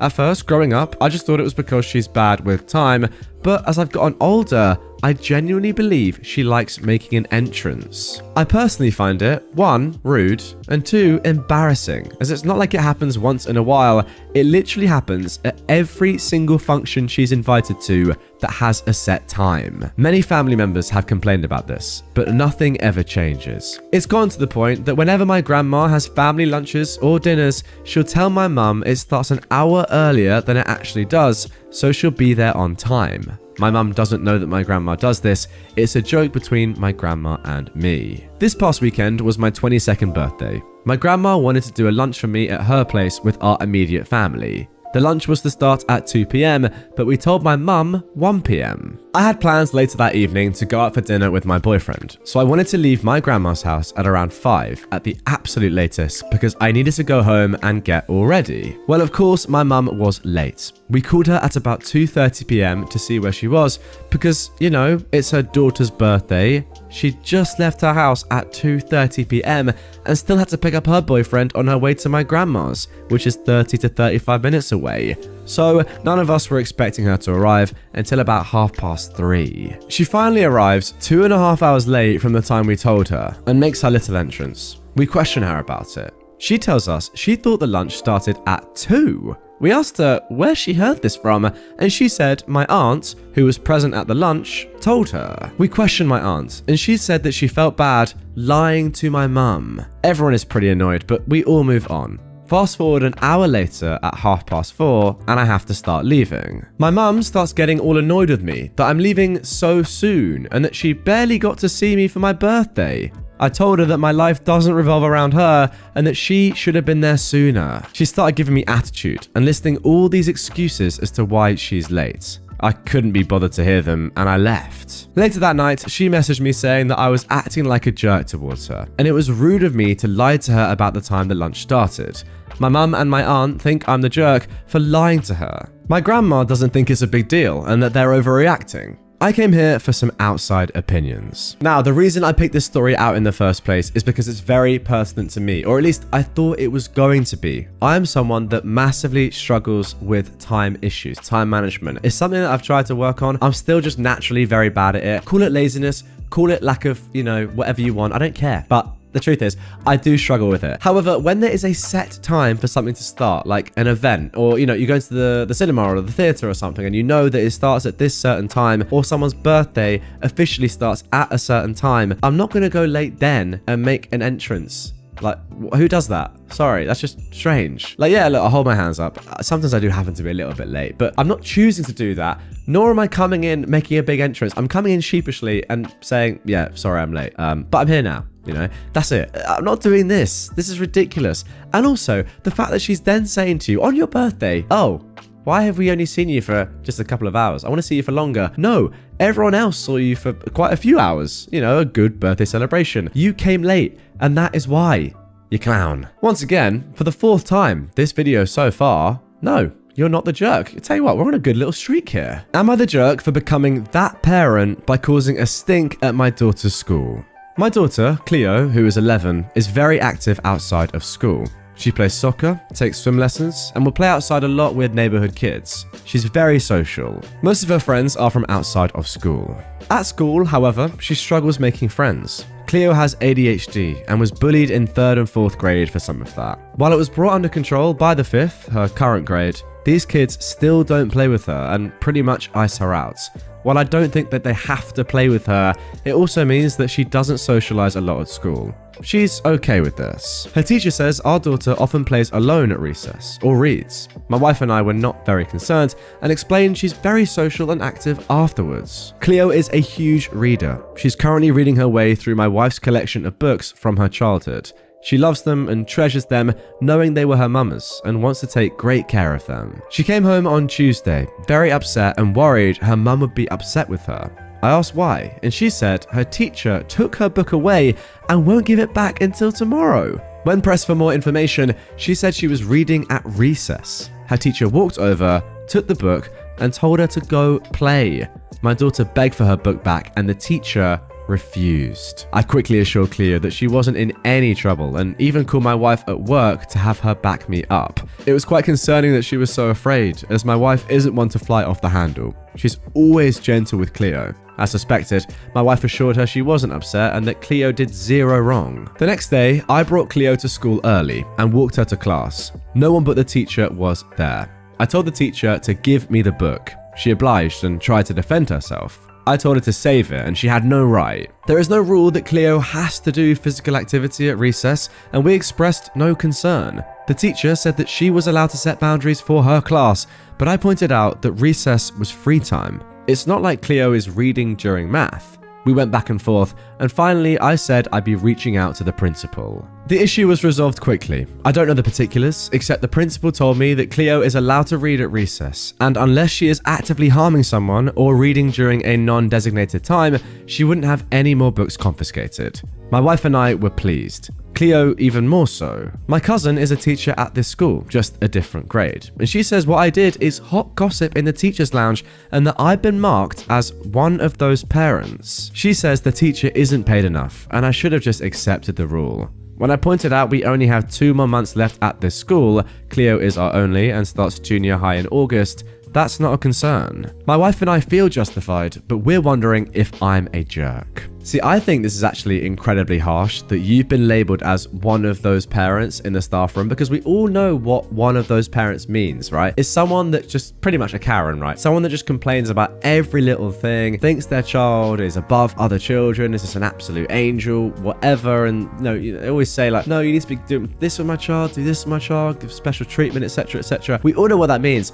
Now, this is the complete opposite of that. You're complaining because your child has not been allowed to read a book in their free time, something that is educational anyway. That is extremely strange, first of all. And second of all, yes, absolutely you should be allowed to complain about this. And the fact of the matter is that the issue was resolved and the principal got involved and took your side, right? They don't have to do that just because you're a parent. They could have easily said, listen, I'm sorry that you feel that way, but this is how we run the school, if you were saying something ridiculous. But the fact of the matter is, they know that what you're saying is right, and therefore it's been changed. I don't know how you've now become one of those parents. That's ridiculous. And just to make it completely clear, no, of course, you are not the jerk. I also have no idea how a teacher's pay has anything to do with her overstepping boundaries. I don't care how much money you get or how little money you get. Don't tell someone on recess to not read a book. Strange behavior. All right, let's see if we can make it through this entire episode without actually coming across a jerk. Maybe for the first time ever.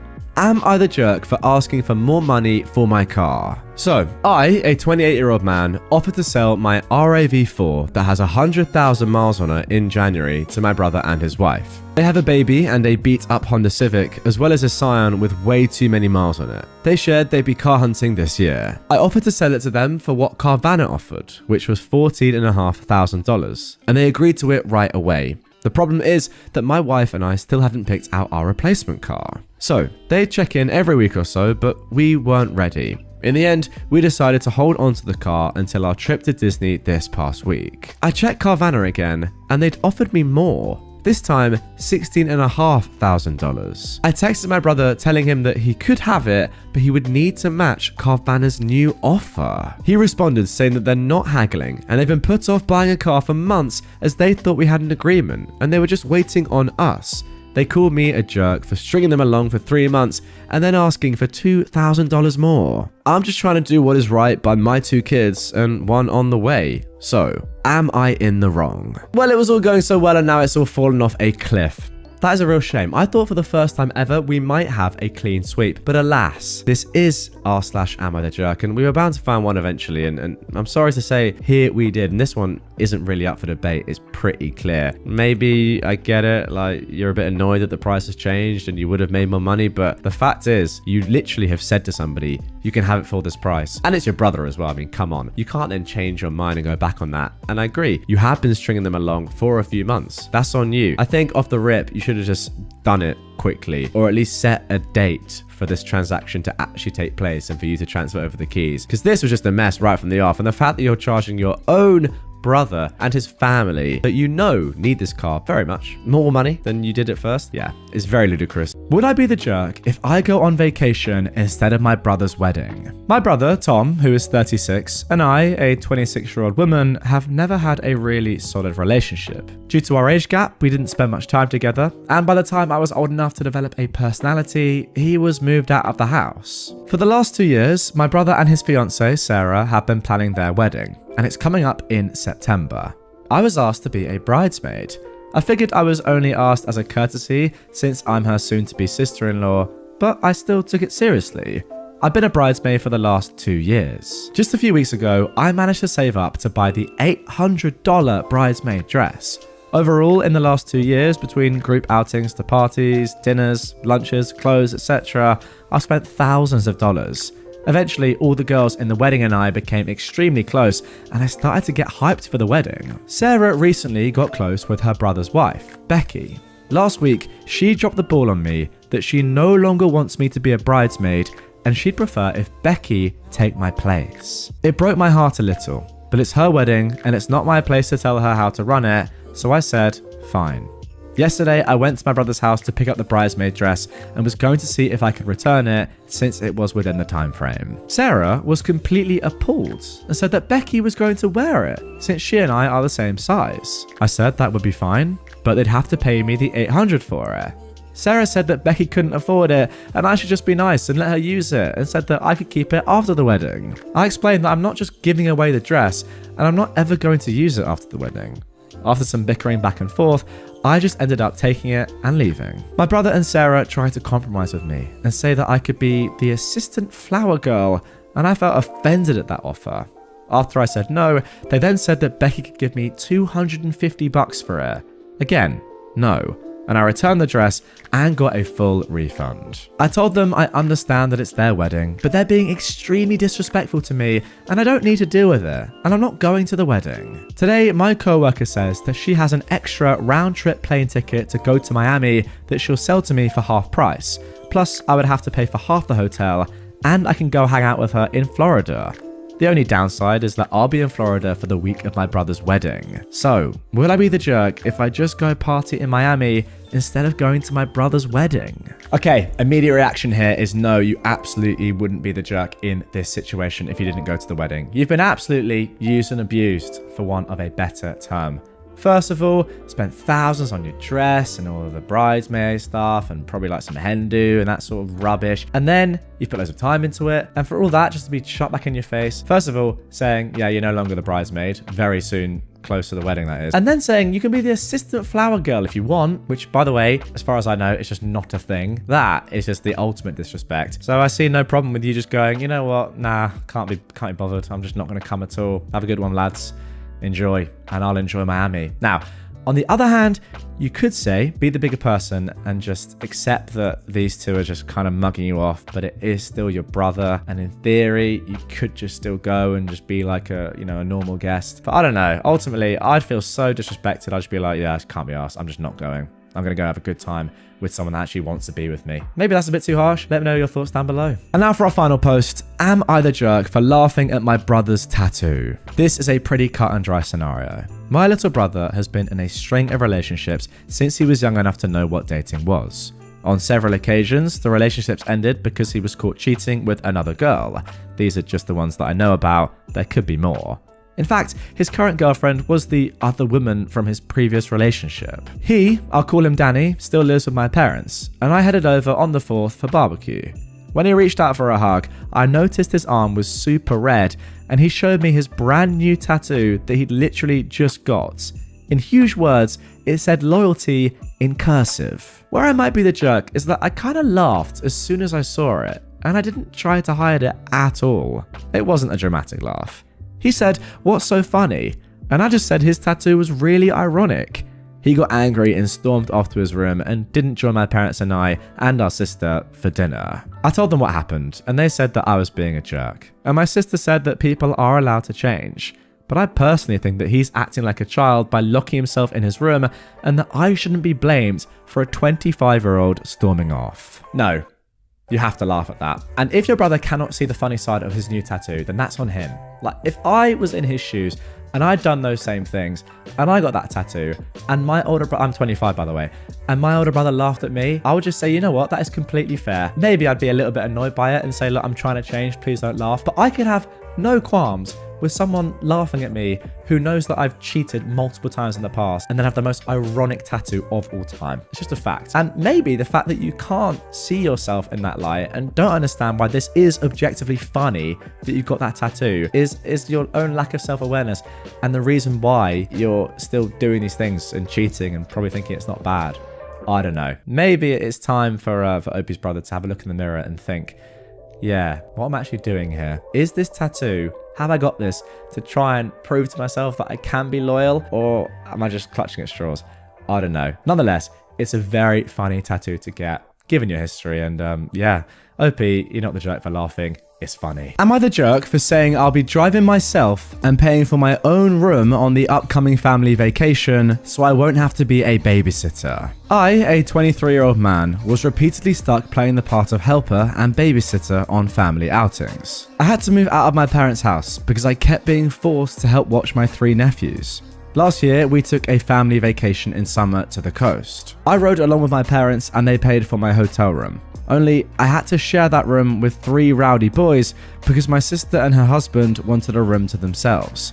I was promised time to do my own things on the vacation, but instead I ended up having to help with these kids. I complained to everyone about it and was reminded I was there for free. And then we pretty much just did only one thing I wanted to do, which was tour an art gallery. I like doing this whenever I'm at the coast, but the kids find it boring. This year, my parents have a beach trip planned for June, and they assumed I'd be riding along the same way as last year. But I refused. I said I'd be driving myself and paying for my own hotel stay to have my own room. My parents were shocked and tried to remind me of the cost. I said it was no worry. I've got a good job and a decent running car. I can more than afford it.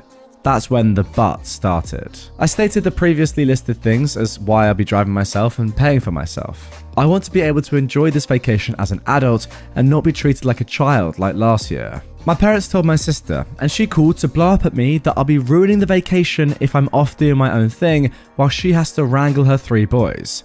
I ended up yelling at her that last year all she did was rope me into her mess. I didn't really get to do much of anything I wanted to do, and I was treated like the bad guy for wanting to just go to an art gallery. I'm a grown man. I deserve my own vacation too. Now my sister is not speaking to me, and my parents are still trying to convince me to just ride with them to keep the peace. I'm still refusing, but the pressure is getting to me. Am I the jerk for not giving in? I know they'll have a pretty hard time when they won't have another person there to help.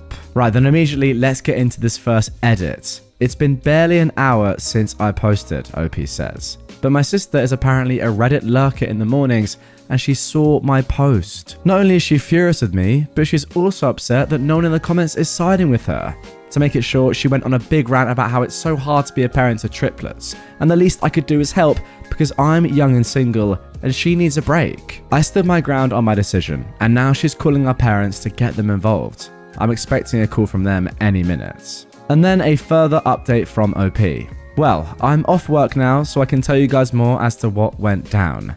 I guess you could say it's over. My sister got our parents involved, they looked at my post, and were absolutely horrified by the continuous influx of commenters. Yes, they're very angry with me that I posted here, but I told them that if they'd just listened to me to begin with, I'd have never needed to.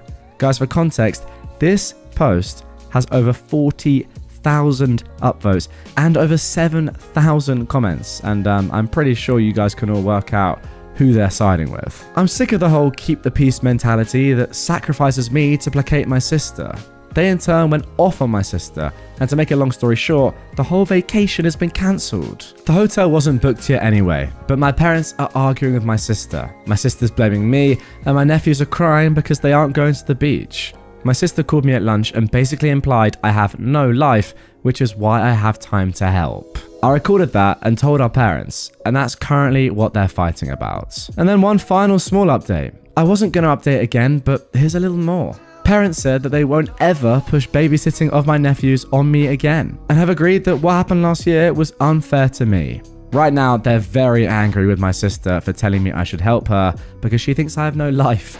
My sister, though, is playing the victim. And my brother-in-law is basically saying nope to the whole mess and spending most of his time at work. Well, I don't blame him. Thank you to everyone who's commented. You made my day. Now guys, that is the end of r/AmITheJerk for this story, but it's just the beginning of this whole escapade. Let me tell you, this now gets a little bit crazy. We're moving on now to r/entitledpeople where this story continues, but goodness me, you're going to want to stick around. Here we go with the second post. So then, now moving on to the second post from OP.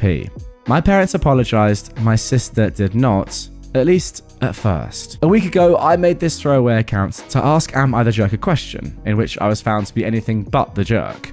I have too much to say to post in there as an update, So a friend recommended I come here to r/entitled people. Now, my posting on AmITheJerk essentially opened a Pandora's box in the family. Basically, my parents and older sister had become very comfortable with me helping with the childcare of my young triplet nephews. I didn't leave home till I was 22 because I was trying to save money while also going to college. A scholarship covered a lot, and living at home kept me from getting rising debt due to my working part-time as well. I'm very thankful for this. However, after college, everyone just seemed to act like I had endless time on my hands and convinced me along on a family vacation. In this so-called vacation, I was forced to babysit my 3 at the time 6-year-old nephews. I even had to share a hotel room with them. And believe me, those kids didn't listen to a dang thing I said on the first night until I called their mother twice. And I was treated like the bad guy for wanting to do other things during the trip. Like, if it's something the family doesn't enjoy as a whole, then it doesn't happen. Which was extremely hypocritical because I'm family, but wasn't included in that vote. And you can bet I aired this grievance with my parents after my last post. And they've acknowledged being in the wrong. You know what? Fair enough. A lot of the parents I see on subreddits like this never acknowledge this, so that is a good sign. After that awful vacation last year, I decided it was time to move out, and did so before the summer even ended, which surprised everyone as I gave them no warning. I'd landed a great job pretty much right after college thanks to an internship, and used moving as an excuse to drop my commute from 45 minutes to just 15. My sister hated this the most because it meant no more free babysitting on weekends, but she still tried to make me do it, and I caved, sometimes, usually by being bribed with pizza. And this sort of became a new norm. But then last month, my parents announced plans for another family vacation to the same place along the coast, and they basically wanted it to go the same way. I immediately saw it for what it was, a trap. I knew that if I rode with my parents and let them buy the hotel rooms, I'd be screwed over the same way as last time. So I just casually stated I'd drive myself and pay for myself, and that is when this all started. OP then outlines exactly what happened and how they came about posting the AmITheJerk post, and how his sister, lurking on Reddit, spoiled the post in less than an hour. What followed was Pandora's box. At first, the family was against me. My sister called our parents, and they called me when I still had a little time to talk in the morning. My parents were on the phone with me while also reading my post. I asked them if anything in it was a lie. They sort of steered around it and called the post an exaggeration, but I pointed out numerous details that made it pretty much on the mark. Then I told them to check the comments. There were already far too many to read. I was repeatedly refreshing the page on my home PC and telling them how many comments there were. Then I told them I was sick of their mentality of keeping the peace by forcing me to placate my sister. Then I said I was out of time and we'd have to resume this later. My parents were positively horrified that hundreds if not thousands of people were commenting in a matter of hours, and later on I told them that the numbers had basically doubled and were still growing, which only added to their horror. So I guess they were forced to take a long look at their own actions, and that right there is the beauty of r/AmITheJerk and Reddit as a whole, making parents reconsider their entire lives. I mean, it's unbelievable, really. My sister tried to call me to complain while I was at work, but my phone was on silent till my lunch break, so all she could do was leave messages and texts. But she was persistent and managed to get through to me when I was eating my lunch. The gist of the conversation was my post had taken our parents away from her side, and now they were mad at her. In the ensuing argument between them, my parents cancelled the entire vacation. Yes, they later acknowledged they just passed the blame out of embarrassment and have fully accepted fault. They told me no excuses could excuse the fact that they made me their go-to free babysitter when I wasn't even living at home anymore. They did try to backtrack a little by pointing out they never charged me rent while I was in college, but I reminded them that kids don't ask to be born, and I was doing my hardest to make my own way. Then I pointed out that my father had the same kind of leg up from his parents. They let him live free of charge at home while he was in college. That basically ended any argument my parents had left. When my sister managed to call me at lunch, I presented the facts to her, and she showed her true colours. She implied that I have no life and that my free time on weekends should be spent helping her because she's tired and unable to even go out without bringing her children with her unless someone is watching them. She is a stay-at-home mum with a husband that makes a decent salary. They live in a pretty decent house that's owned, not rented. And to be frank, my nephews aren't really my responsibility. They just forced them on me and expected it to stay that way. My sister angrily hung up on me. But I'd recorded the call and then played it to my parents later. They were furious, and they basically went to war with my sister. My sister dug her heels in, blamed me, and then doubled down on her belief that my life should circle around hers. I told her that was the most narcissistic and entitled thing she's ever said about me. It took days, but her husband finally stepped in and forced her to apologize. I'd never seen her cowed like that by anyone, but she was on the verge of crying. It ended up being admitted that one of the reasons I was the go-to babysitter was because my sister didn't trust strangers. It was never about the money. Or was it? Actually, my brother-in-law thought my sister was paying me for my time watching her kids after I moved out of my parents' house. But she didn't even give me gas money, just cash enough to order pizza for both myself and the kids, and she pocketed the rest. My sister had been shortchanging me for months. He blew up at her when this came out during her half apology, and she was forced to pay me what she owed me in cash entirely from her own savings, which she looked very sore about. Then my brother-in-law apologized to me for his own inaction in letting my sister walk all over me and promised they'd get a normal babysitter from now on. Yes, it will cause a bit of a drop in the bucket for them, but my sister will be getting date nights back. Then came the family meeting the other day's evening. We all gathered up at my parents' house and everything was laid bare. Apologies all round and whatnot. Then my parents reinstated the family vacation. And yes, I still plan to drive myself and pay for my own hotel stay. I'll even stay in a completely different hotel if my sister tries to revert me to childcare.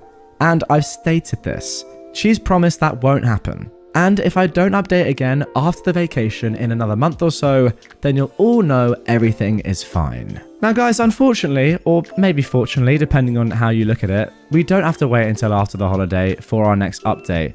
That came just a few days after the one I just read. Again, on our /entitledpeople, now 26 days ago at the time of recording. My sister called me demanding I take my post down. Now she's more upset than ever to know how far it's spread. Having a family that knows about your Reddit account has its disadvantages. Yesterday, my sister called me after I got off work to ask me if comments are still coming in. She said she cannot bear the negativity of looking at them herself because the comments are all so hurtful towards her. So I was brutally honest. At least 10 comments are still coming in daily, and most of them more or less say the same things about her. She started crying and demanding I delete my Reddit posts, but I refused and told her she can cry to anyone she wants, but the posts stay up because they are my assurance she won't try to treat me like rubbish anymore. After all, she literally felt like my life should revolve around hers. She didn't pay me the babysitting money she was supposed to and pocketed it for herself and forced me to be the constant babysitter on last year's family vacation, so I had pretty much no fun the entire time. Is it really any wonder people are having so much hate for her when she treated me like that? Then I mentioned the posts have already spread to other websites, as I was asked a couple of times to let an article be made about my situation. And there are some videos that were read as well. Yeah, maybe like this one. Well, my sister shrieked hearing that and hung up. My parents then called me begging I take the post down. I've refused, stating that I only did this because they didn't stick up for me. This would have never happened if they'd told my sister to treat me like an equal and not a servant. I'm not her butler, babysitter, or handyman. I'm her freaking brother and a grown-ass man. Wouldn't they be tired of this stuff in my shoes as well? They agreed, but still begged I take the post down. I again refused and said that I'll keep making more if they don't start sticking up for me more when my sister comes crying to them. Let her clean up her own messes, because all the enabling of her has led to this. I didn't father those kids. I've got a life of my own, a career I'm still new to, and hopefully, soon enough, a girlfriend, as there's someone I want to ask out. I'm moving my life forward and I won't be held back. They can either step out of my way or keep trying to enable my sister. But I assured them that the latter would end badly for them. The only way this posting on Reddit will stop is if the drama stops. I've kept things anonymous and I've got a right to vent my very valid frustrations. Well, that left my mother crying, my father just went silent, and I said, tears don't move me. They know what it would take to end this, and that's to stop enabling my sister.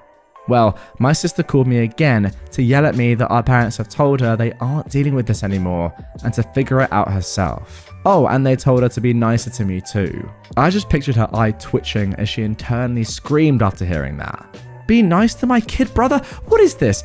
Do I look it up on Google? Yeah, I was that sarcastic to her. But it left her crying too when I hung up. My brother-in-law called me later to get my side of the story. He was mad I'm still posting and made his wife cry, but I explained everything to him, and he said he'd have another talk with my sister. I'm hoping this drama finally ends here, but the family vacation is still on for late June. I've already booked my room and put it in for a day off work so we can all leave on a Friday. My room is also not near the ones my parents, sister, brother-in-law and nephews will be using. In fact, it's not even on the same floor. And when we go to the coast, when it's not a family activity, I'm going to go where I want and do what I want. And you can bet I'm going to tour those art galleries, pig out on local food, and just enjoy being carefree for a change. And there we go. You're probably thinking, wow, that sounds like a good end to the story. But alas, as you can tell, there is more to come. That promised update after the family vacation was posted just 24 hours ago. Let's see what happened. This is the conclusion, for now, of this story. Update after the family vacation. Well, the family vacation is over. Some things, both good and bad, went as expected. Good that my parents didn't enable my sister trying to make me babysit. Oh yes, she did try. But bad in that my sister did try to find out which room I was in. But that failed and got her in trouble with her husband again. Firstly, I made sure to tell the hotel in advance that they were not to give out any of my information to anyone who asked except for the police if something needing that were to come to pass. They assured me over the phone that they would not tell a soul. Then, on the day of the vacation, I left earlier in the morning than the rest of the family. I knew they wouldn't be able to get moving as a group until at least 10 AM, so I left at 9. Check-in wouldn't be until 1, but I wanted to make sure I had a head start. I sent out an FWI group text and was off like a shot to make the 3-hour drive. My parents were upset because they'd planned a family brunch on the way, but I pointed out I was never made aware of that, so it was cancelled in favour of fast food. Like I planned, I arrived at the hotel early. Too early for check-in, but I told the desk staff I was there to make sure my parents or sister didn't give them my information. They claim they don't do that, but I told them I know for a fact it still happens sometimes, so I'm covering my butts. When they happen to be dealing with my mother, sister, and 3 potentially crying boys trying to guilt them at the desk, they'd better not yield. And I wanted to know if they'd try anything. They awkwardly promised me no one but me would get access to my room. Then I decided to go out and get something to eat. I came back more than an hour later, and there was my parents' car and my brother-in-law's big SUV. I went to the desk to check in after making sure the lobby was clear, and it was. Then I asked the clerk if my family had asked about me, and where I was staying in the hotel. Yeah, they did, but the clerk refused to tell them. My sister had apparently tried to push it, but her husband shut her up. I checked in, went to my room, and then called my folks. I didn't mention I knew what they tried with the clerk, and they conveniently didn't mention it either. Then we all met up as a family to go out and tour around. My sister at one point asked me to watch her kids for a moment, to which I replied, hell no, because I knew exactly what she was doing. She'd pretend to be gone for a moment and then be gone for an hour. I called her out and her husband told her to stop trying to make me watch their kids. So what does she do? She just started crying on the spot, saying that she needs a break. Her husband scolded her. He's a tired man, but he wasn't complaining. My mother gave me a nasty look, so I went right to her and said that if she tries to even think that I should be watching those kids, I would walk away from this vacation right now. It's not my job, and I'm sick and tired of her and my sister acting like this. Well, that made my mother start crying too, and then she just started repeating the words, "You're right," over and over again. This is another old tactic of hers. She tries to look pathetic to guilt me, but I just said I am right and just let it go before walking away. Neither my mother or sister tried anything for the rest of the day. When we got back to the hotel after dinner, my family were all crowding the elevator, but I didn't get in with them. They asked why, and I said I'd wait for the next one. My sister glared at me because she knew exactly what I was doing. Then I just sat in the lobby watching YouTube on my phone for 15 minutes and took the elevator up. I was on a different floor and on the other end of the hotel. I had a splendid night, and the next morning we all went out for breakfast, but I made sure they left first. I can't quite believe what I'm reading. The fact that you're having to do this on a family vacation, pretty much hide from the people you're vacationing with at the hotel, is mad, but after all I've read, it makes complete sense. I was the last one out, just like I was the last one in the night before. Breakfast went fine. Then I gave an FWI that I was going to be doing my own thing for the day. My mother tried to bring up plans to go to the aquarium and a couple of other places, so I said I'd meet them for those, but the rest of the day was mine until family dinner. They accepted this, and that day went fine too. But back at the hotel that evening, my sister caught me leaving my room. She must have been stalking the whole floor looking for me. I went back to my room to chill a bit before dinner as I was tired from walking so much, and my sister was just down the hall when I left my room to meet them for dinner. She tried to corner me, saying that I'd ruined the family vacation for her because now it wasn't hardly any different for her than at home, since she had to wrangle her kids. I called bullspit because my parents were helping her a lot. Then I told her that I'm sick of this song and dance of being her scapegoat, and it's already over. So leave me the heck alone and get on with your life. Then I started walking, with her yelling, "Hey, I'm trying to talk to you."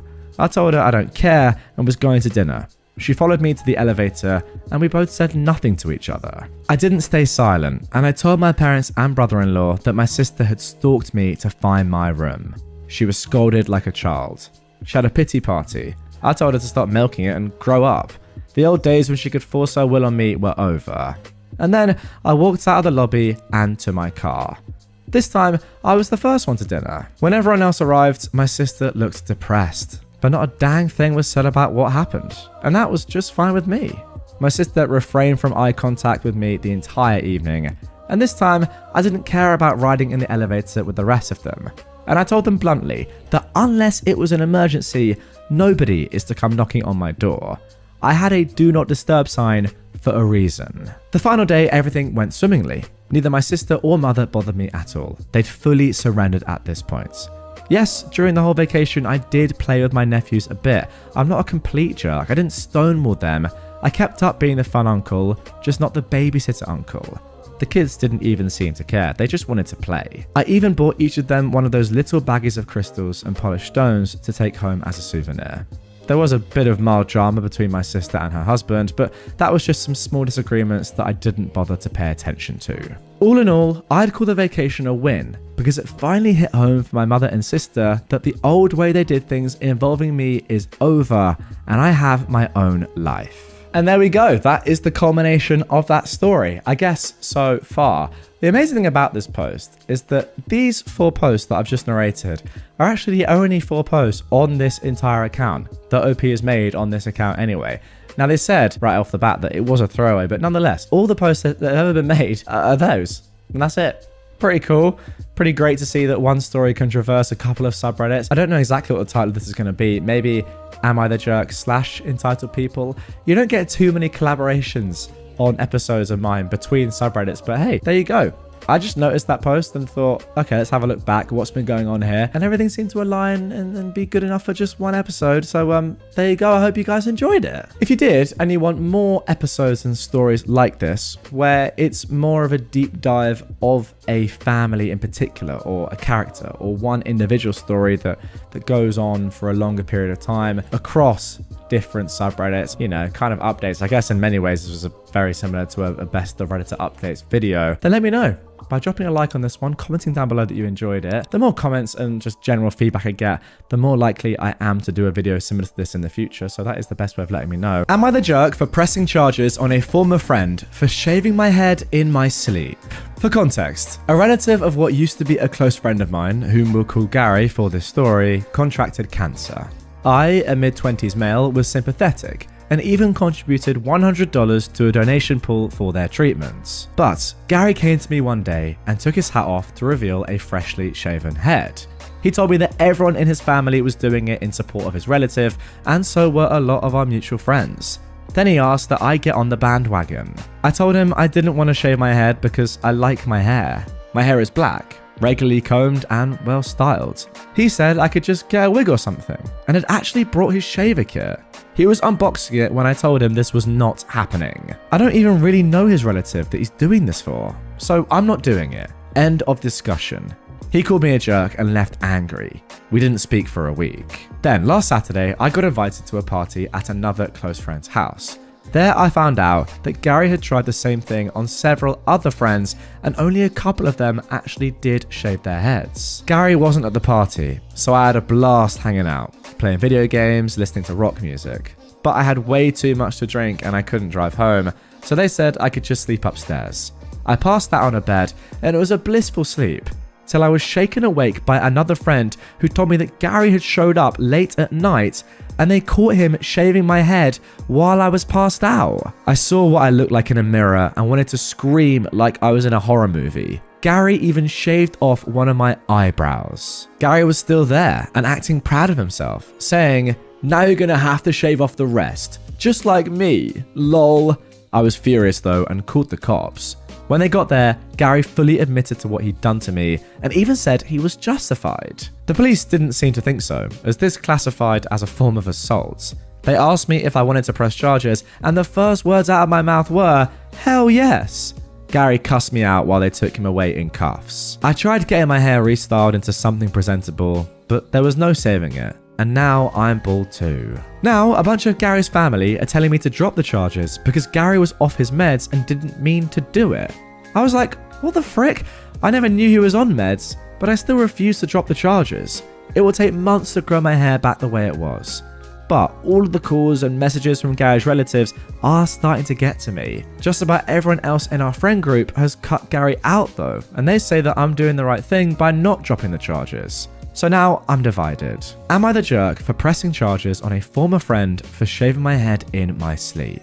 Okay, now before we get into that update that I promised you, which was posted just a few days ago, firstly, my initial thoughts on this post, which was posted over a year and a half ago now. I just don't think in any way, in my opinion this is, that you can be seen as the jerk here. You could argue it's a little bit extreme that you're going to that length to press charges on someone that's just shaved a bit of your hair and your eyebrow, but that is legally assault. And if that is the case, then therefore you are well within reason to press charges. And ultimately, if you've said to somebody, "No, I'm not doing that," and then they've done that to you while you're asleep, that is just disgraceful, disgusting behavior, and they do deserve to be punished. So if something like that is punishable and you are up for it and you want to do it, yeah, I see nothing wrong with saying, you know what, no, I'm pressing charges. In terms of the meds, there's absolutely no reason as to why that can possibly be your fault. That's on Gary, or I guess the people helping Gary, his family, but yeah, mostly on Gary. And in terms of people that might think, okay, but he was doing this for a good means, sure, but it has to be up to the individual to decide whether they want to get involved in that. And as OP explicitly said, they barely even know the person that has cancer. If you barely know someone that has cancer, you're just not going to shave your head, as much as it is a nice thing to do. And OP donated $100. Is that not enough? Nonetheless, here we go. Let's see what happened in this one. Here is the update. A friend of mine just showed me a video yesterday in which my old post had been read. Honestly, I'd nearly forgotten about it since I was only there to ask if I was the jerk or not. And since I don't want to go through the pain of trying to do an update on r/AmITheJerk, I thought I'd just do it here, since entitled spells out Gary pretty well. This is, by the way, on r/entitledpeople. Other than that shaving incident, he tried to get us to partially pay for his food multiple times by combining the check and dividing it equally when he always got the most expensive thing on the menu. And once even pulled the "I forgot my wallet" bit. He was described as a neckbeard by multiple people, including women he flirted with. He tried to get a married neighbor woman that was older than him to have an affair with her, and then later egged her apartment door when she refused. That one I only learned about a couple of months after my original post. And no, Gary never saw consequences for doing that. I also learned he stole several video games and DVDs from friends, mooched food and drink out of their fridges, and even went through a period as a squatter for 2 months by refusing to leave a house he'd been let into by a former tenant, and the landlord actually paid him to leave. Gary's also an extreme hypocrite who contradicted himself more than a corrupt politician. For example, one minute he'd be anti-vax, the next he'd be complaining about other people who weren't getting the C19 vaccine. Pretty sure he never got it too. I can't believe I ever had any sympathy for this man. So then getting into what happened after Gary shaved OP's head. Gary's family harassed me and tried to make me drop the charges. I not only didn't drop the charges, but I also reported that harassment to the police. Only problem is, it didn't bloody stop. In fact, it got worse. Mainly from Gary's mother, whom I can see where Gary got his charming personality from. She showed up to my apartment a couple of weeks after the shaving incident to scream at me that I knew nothing about what they were going through, and a little hair wasn't a big deal. I told her my hair was a big deal to me, and what Gary did was inexcusable. Well, that earned me a slap on the face, followed by a swift kick to the nuts, followed by a few more kicks to my body after I went down. It was all recorded by a camera that I had watching the front door. The landlord wouldn't let me put in a Ring doorbell cam. One of my neighbours saw her and screamed at her that they'd be calling the police. Gary's mum ran, and I ended up going to the hospital with minor injuries. Mostly just bruises, a black eye, and a sore groin. Gary's mother got arrested, and I filed a lawsuit against her for attacking me. I saw her in court twice for both her assault on me and the lawsuit I filed for her assault. This woman had taken several self-defense classes over the years, so she knew how to fight. That had the judge consider her a trained individual, and she was sentenced to 6 months in jail, given 2 years probation, and ordered to pay my medical bills. She actually cried to the judge about the money, but he wasn't having it. It took some time to see her in court again for my lawsuit against her, as she was out of jail by then. I was awarded $10,000 for the harassment, emotional damages, and lost work hours, and she had to pay all court and lawyer fees, which she cried about again because she didn't want to pay anything to the man who'd ruined her and her son's lives. But she had the money for both court cases because she had no problem paying.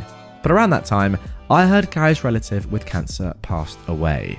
I don't know any details, just that they passed on. I admit that was sad, but again, I never knew this person.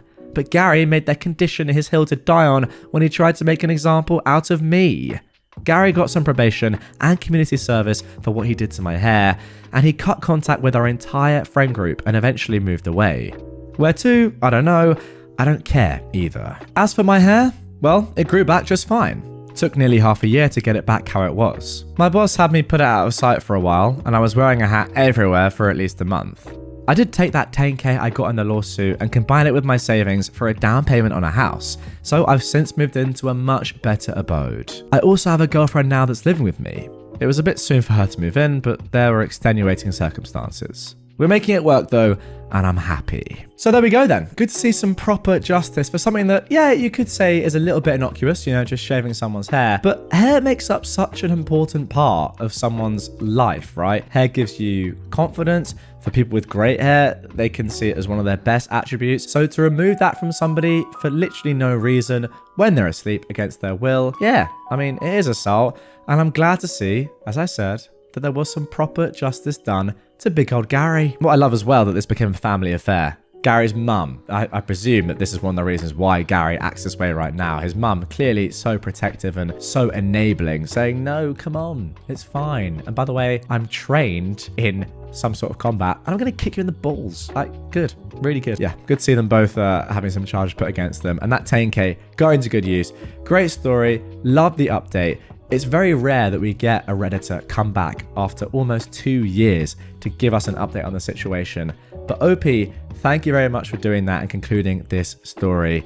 All the best. Am I the jerk for how I, a 37-year-old man, reacted to my son, who is 17, coming out to me? So, I've always known that my son had an interest in men. He was slow on the pickup of incognito mode, and from the searches he made, I figured he was at least bi-curious, if that's the proper term for it, since he hit puberty. Well, last year he started bringing a boy around, and it was obvious they were dating, to the point I figured that he knew I knew, and it wasn't a big deal to anyone. Well, apparently, I was wrong.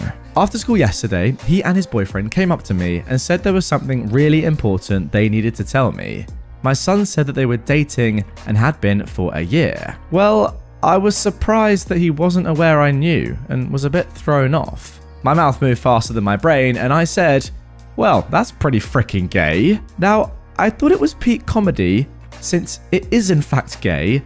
However, I understand using the word gay in that way gives it a very negative undertone, hence the mouth faster than brain comments. Now, my son and I are usually pretty edgy with our humour, this being fairly tame stuff for the stuff we normally joke about. While probably not appropriate for this situation, it wasn't not our norm for a conversation between us. However, he and his boyfriend were very, very upset and left. I'm probably the jerk, but I thought I would check and see if you all had some advice on what I can say to fix it. He currently won't respond to my texts or calls. Okay guys, I think what I'm about to say is going to be very, very controversial. Now, it's not the first time on this channel that I've said something controversial and you have all disagreed with me in the comments down below. But what I will say is that I think this is just a tough spot.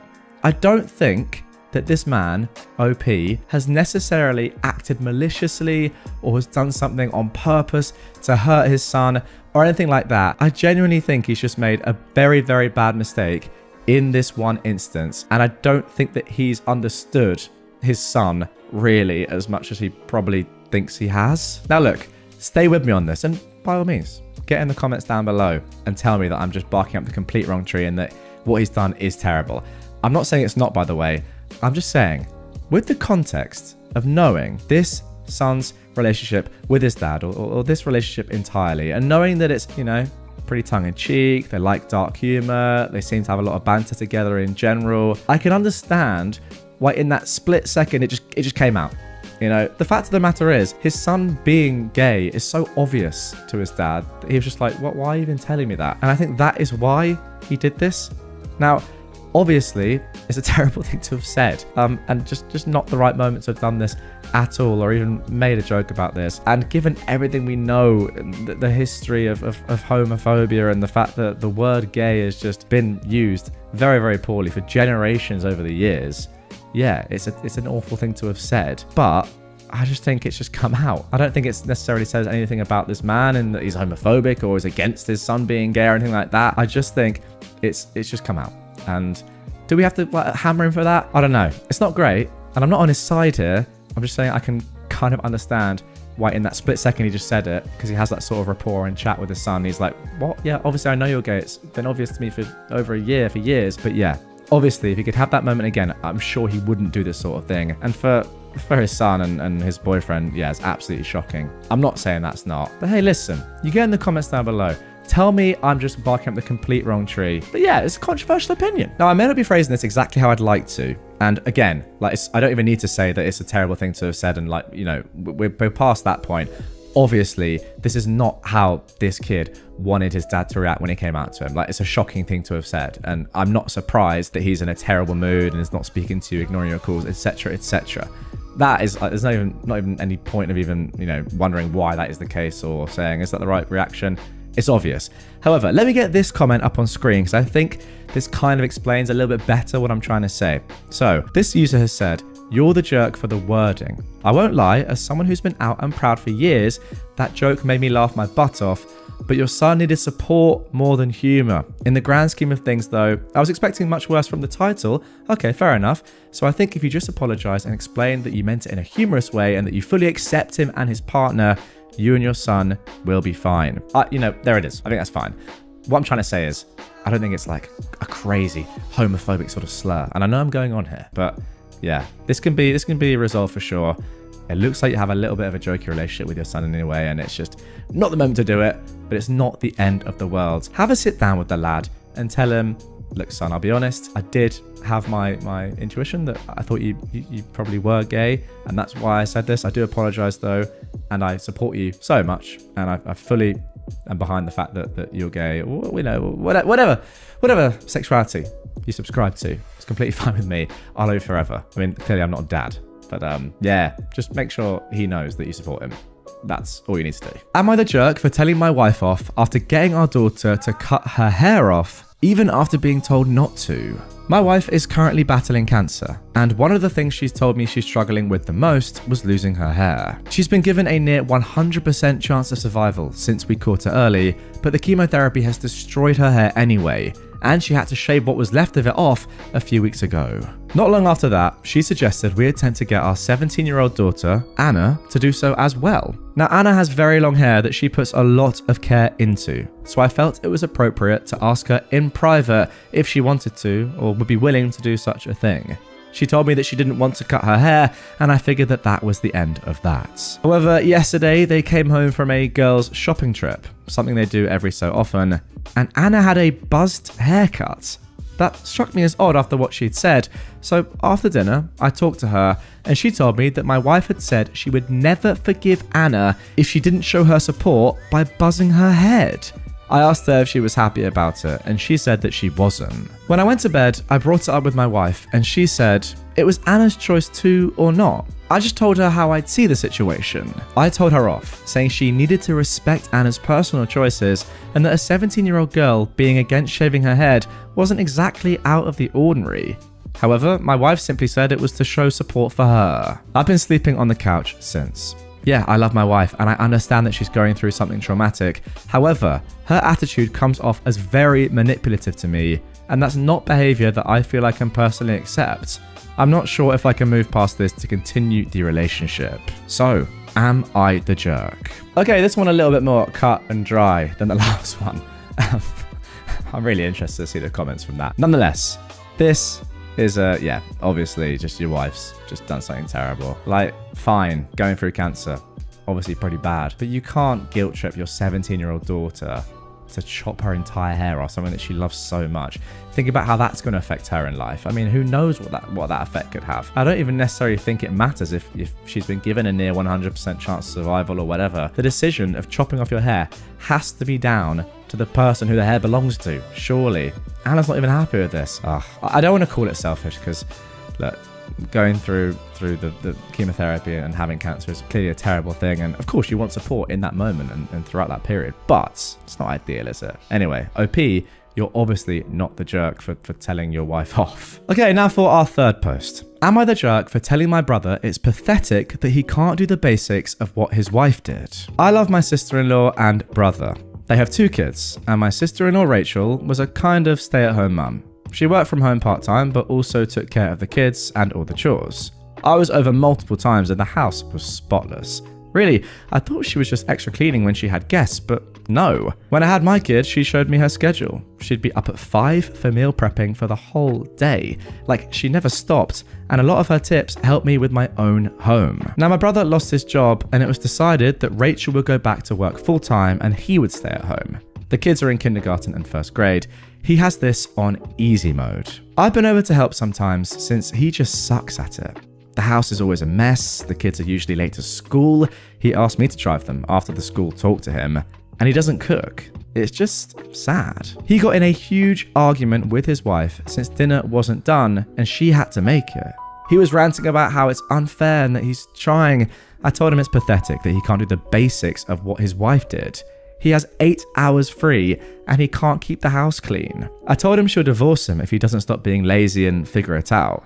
He left after calling me a jerk, and my mum is now on me for what I said. Yeah, no excuses in my opinion. If you're a stay-at-home parent and the other one's out earning all the money and working super hard, and then especially given the fact that they did all that stuff that you're now supposed to be doing and just got it done, then yeah, no excuses. You got to do the same, simple as that. Now, of course, there's going to be a learning period, an adjustment period when you first switch roles, but you got to get it done. It's going to be hard work, but your wife did it. Why can't you? Oh, actually, I'm just looking at the comments, and this is a great point. She worked part-time, said a user here, and did it all. He has no job at all, and he can't do it. I mean, crazy. And also, it's just really, really poor form.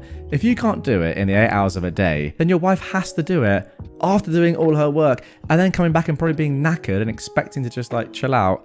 She's then got to do even more work. It's just not fair, and ultimately, this relationship is not going to last very long if your brother continues on like this. Am I the jerk for calling my daughter's father spineless and his girlfriend creepy over their name choice for their daughter? A little bit of context for you all. I ended up falling pregnant with my 10-year-old daughter during a drunken hookup with a friend in my mid-20s. Not the most glamorous or flattering truth, but it's the truth all the same. When we found out, we decided to keep the child and co-parent while remaining friends. We were never a couple, and we didn't want to be one either. 4 years ago, he began to date his long-term girlfriend, and they moved in together last year. She fell pregnant, and I've been supportive to them both as much as I could be without crossing any lines. I've encouraged my daughter to help out whenever she's staying with them during the pregnancy and to behave. I've also made it clear that I want the children to have a close relationship despite having different mothers. I've even said that if they were comfortable with it, on nights I have my daughter, if they ever want time alone, I'll babysit once they have the baby so my daughter can spend time with her sibling. All in all, I thought everything was great and I was excited for my daughter to have a sibling as she's always wanted one, but I had no interest in having another child. 3 days ago, my friend and his girlfriend had a daughter. They asked me to bring my daughter to the hospital to meet her little sister yesterday alongside others of the family. So I did exactly that. But when they introduced us to the baby, I was shocked. They'd named her using my daughter's name. Wait, what? That is so dumb. I wasn't expecting that. She didn't seem to have any issue with this when she introduced the baby bold as brass. My friend seemed uncomfortable and wouldn't look at me directly. I asked them what they were playing at which point my friend's father said he'd take my daughter down to the cafeteria to get something to eat and left with her. My friend told me to calm down and not overreact, while his girlfriend told me she didn't see the issue and it was a pretty name. I asked them if they'd named the baby for my daughter, trying to understand the logic here, but his girlfriend said that no, it was just a pretty name she liked. I then asked if they planned to use a nickname or a middle name when addressing her on a daily basis, and her response was that she didn't see a need for that. I told them they were being ridiculous and that they couldn't do this. I then told his girlfriend that I found this frankly creepy and told my friend he was being spineless if he was happy to go along with this. He tried to claim our daughter could use a nickname or something, but I shut that down immediately, asking why it was more reasonable for a girl who has used that name for a decade to shame her name compared to a baby who had no concept of what a name was yet. His girlfriend told me I was being a female dog talking to her like that after she just gave birth, and asked the nurses to remove me, saying I was being disruptive. Maybe my temper is running a little too hot though, and I was too harsh on her when she'd just given birth. It's just so freaking weird. Yeah, it's very weird. No doubt about it. As you can tell from me reading it right there, just was not expecting that at all. I mean, safe to say, OP, you're obviously not the jerk. And funnily enough, I do agree with you. I do think it's actually more on your daughter's father, your friend, because I don't know, maybe his girlfriend doesn't have too much of an affiliation or care for you. Who knows? Maybe she's just a bit of a weird person. But come on, as a dad, you can't have two daughters with the same name, even if they are from different mothers. That's ridiculous. If you're not going to put your foot down, then yeah, you're not a man that I want to be associated with. That is for sure. It's very weird, and I can't quite work out why this woman is wanting to do this, or why this man is allowing it. Now, continuing on with the stories about names, here is post number 5. Would I be the jerk if I don't change my son's name, even though it may cause him to lose an inheritance? I, 24 years old, got pregnant while I was taking a gap year traveling. I met an older guy. Nothing gross. I was 19, he was 23. We had fun. I was working in a bar to make money while I explored his city. When I got pregnant, he lost interest really quickly. I understood, but I am pro-choice, and I chose not to terminate. I went home and had my son. I also made sure to get child support. He could afford it. He did fight it though. I had to prove paternity and everything. Through that, his parents found out. They are well off. They've met my son and they truly do seem to love him. They provided gifts for his birthday and Christmas. They helped me with extra money so I could complete my university without going into debt. They've taken us on vacation with them so they could spend time with him. They aren't my biggest fans, but we are cordial to each other. 3 months ago, my son's father passed away. He got drunk at his bachelor party, tripped on the sidewalk and hit his head. And that was all she wrote. My son and I attended the funeral. We spent a week in that city so his grandparents could see him. They approached me with an offer. They had no other children or grandchildren. Their son was only 28, so we had lots of time to provide them legitimate kids. They didn't say this, I'm just assuming, so they never thought about my son's name. But they said that if I changed his surname to theirs legally, they would make him their primary heir. I think this is dumb. He's their only grandchild, and they would deny him an inheritance because of his last name? I said I'd consider it, to be polite, and I've left it at that. I actually have a pretty good life as it is. My family has been very supportive, and because of the whole court thing, my son's father had to have life insurance with him as the beneficiary. Would it be nice for my kid to get a big sum of money? Yes. But do I want him to have the surname of a man who didn't want him, see him, or love him? No. I've been talking to my family about it, and a few of them think that I'm being a jerk for giving up this kind of money for my son. It is generational wealth, and I'm making the decision based on emotion.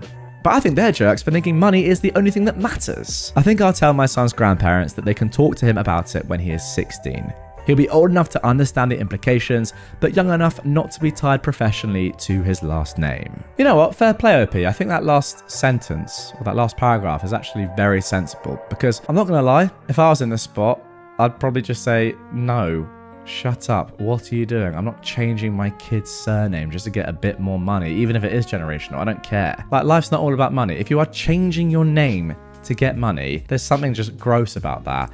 However, yeah, I kind of rate what you're saying. You know, let your son decide when he's old enough to make a decision. Who knows? He might have a different opinion, and ultimately, it is down to him. It's his name. I would say that 16 is a little bit too young. It's just risky, isn't it? I guess he could always change it back. I don't really know how that sort of works, but yeah, overall, it just seems kind of, again, gross. Like just, ugh, it makes me feel like, you know, kind of goosebumpy and creepy that you have these weird grandparents that are just like, oh, we need an heir so badly. Change your name, we'll give you all our money.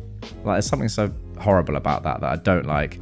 So I'd be inclined to say just sack them off. And now for our final post of this episode. Am I the jerk for telling my wife I don't care about her dreams? My wife wants to be an influencer on TikTok and YouTube.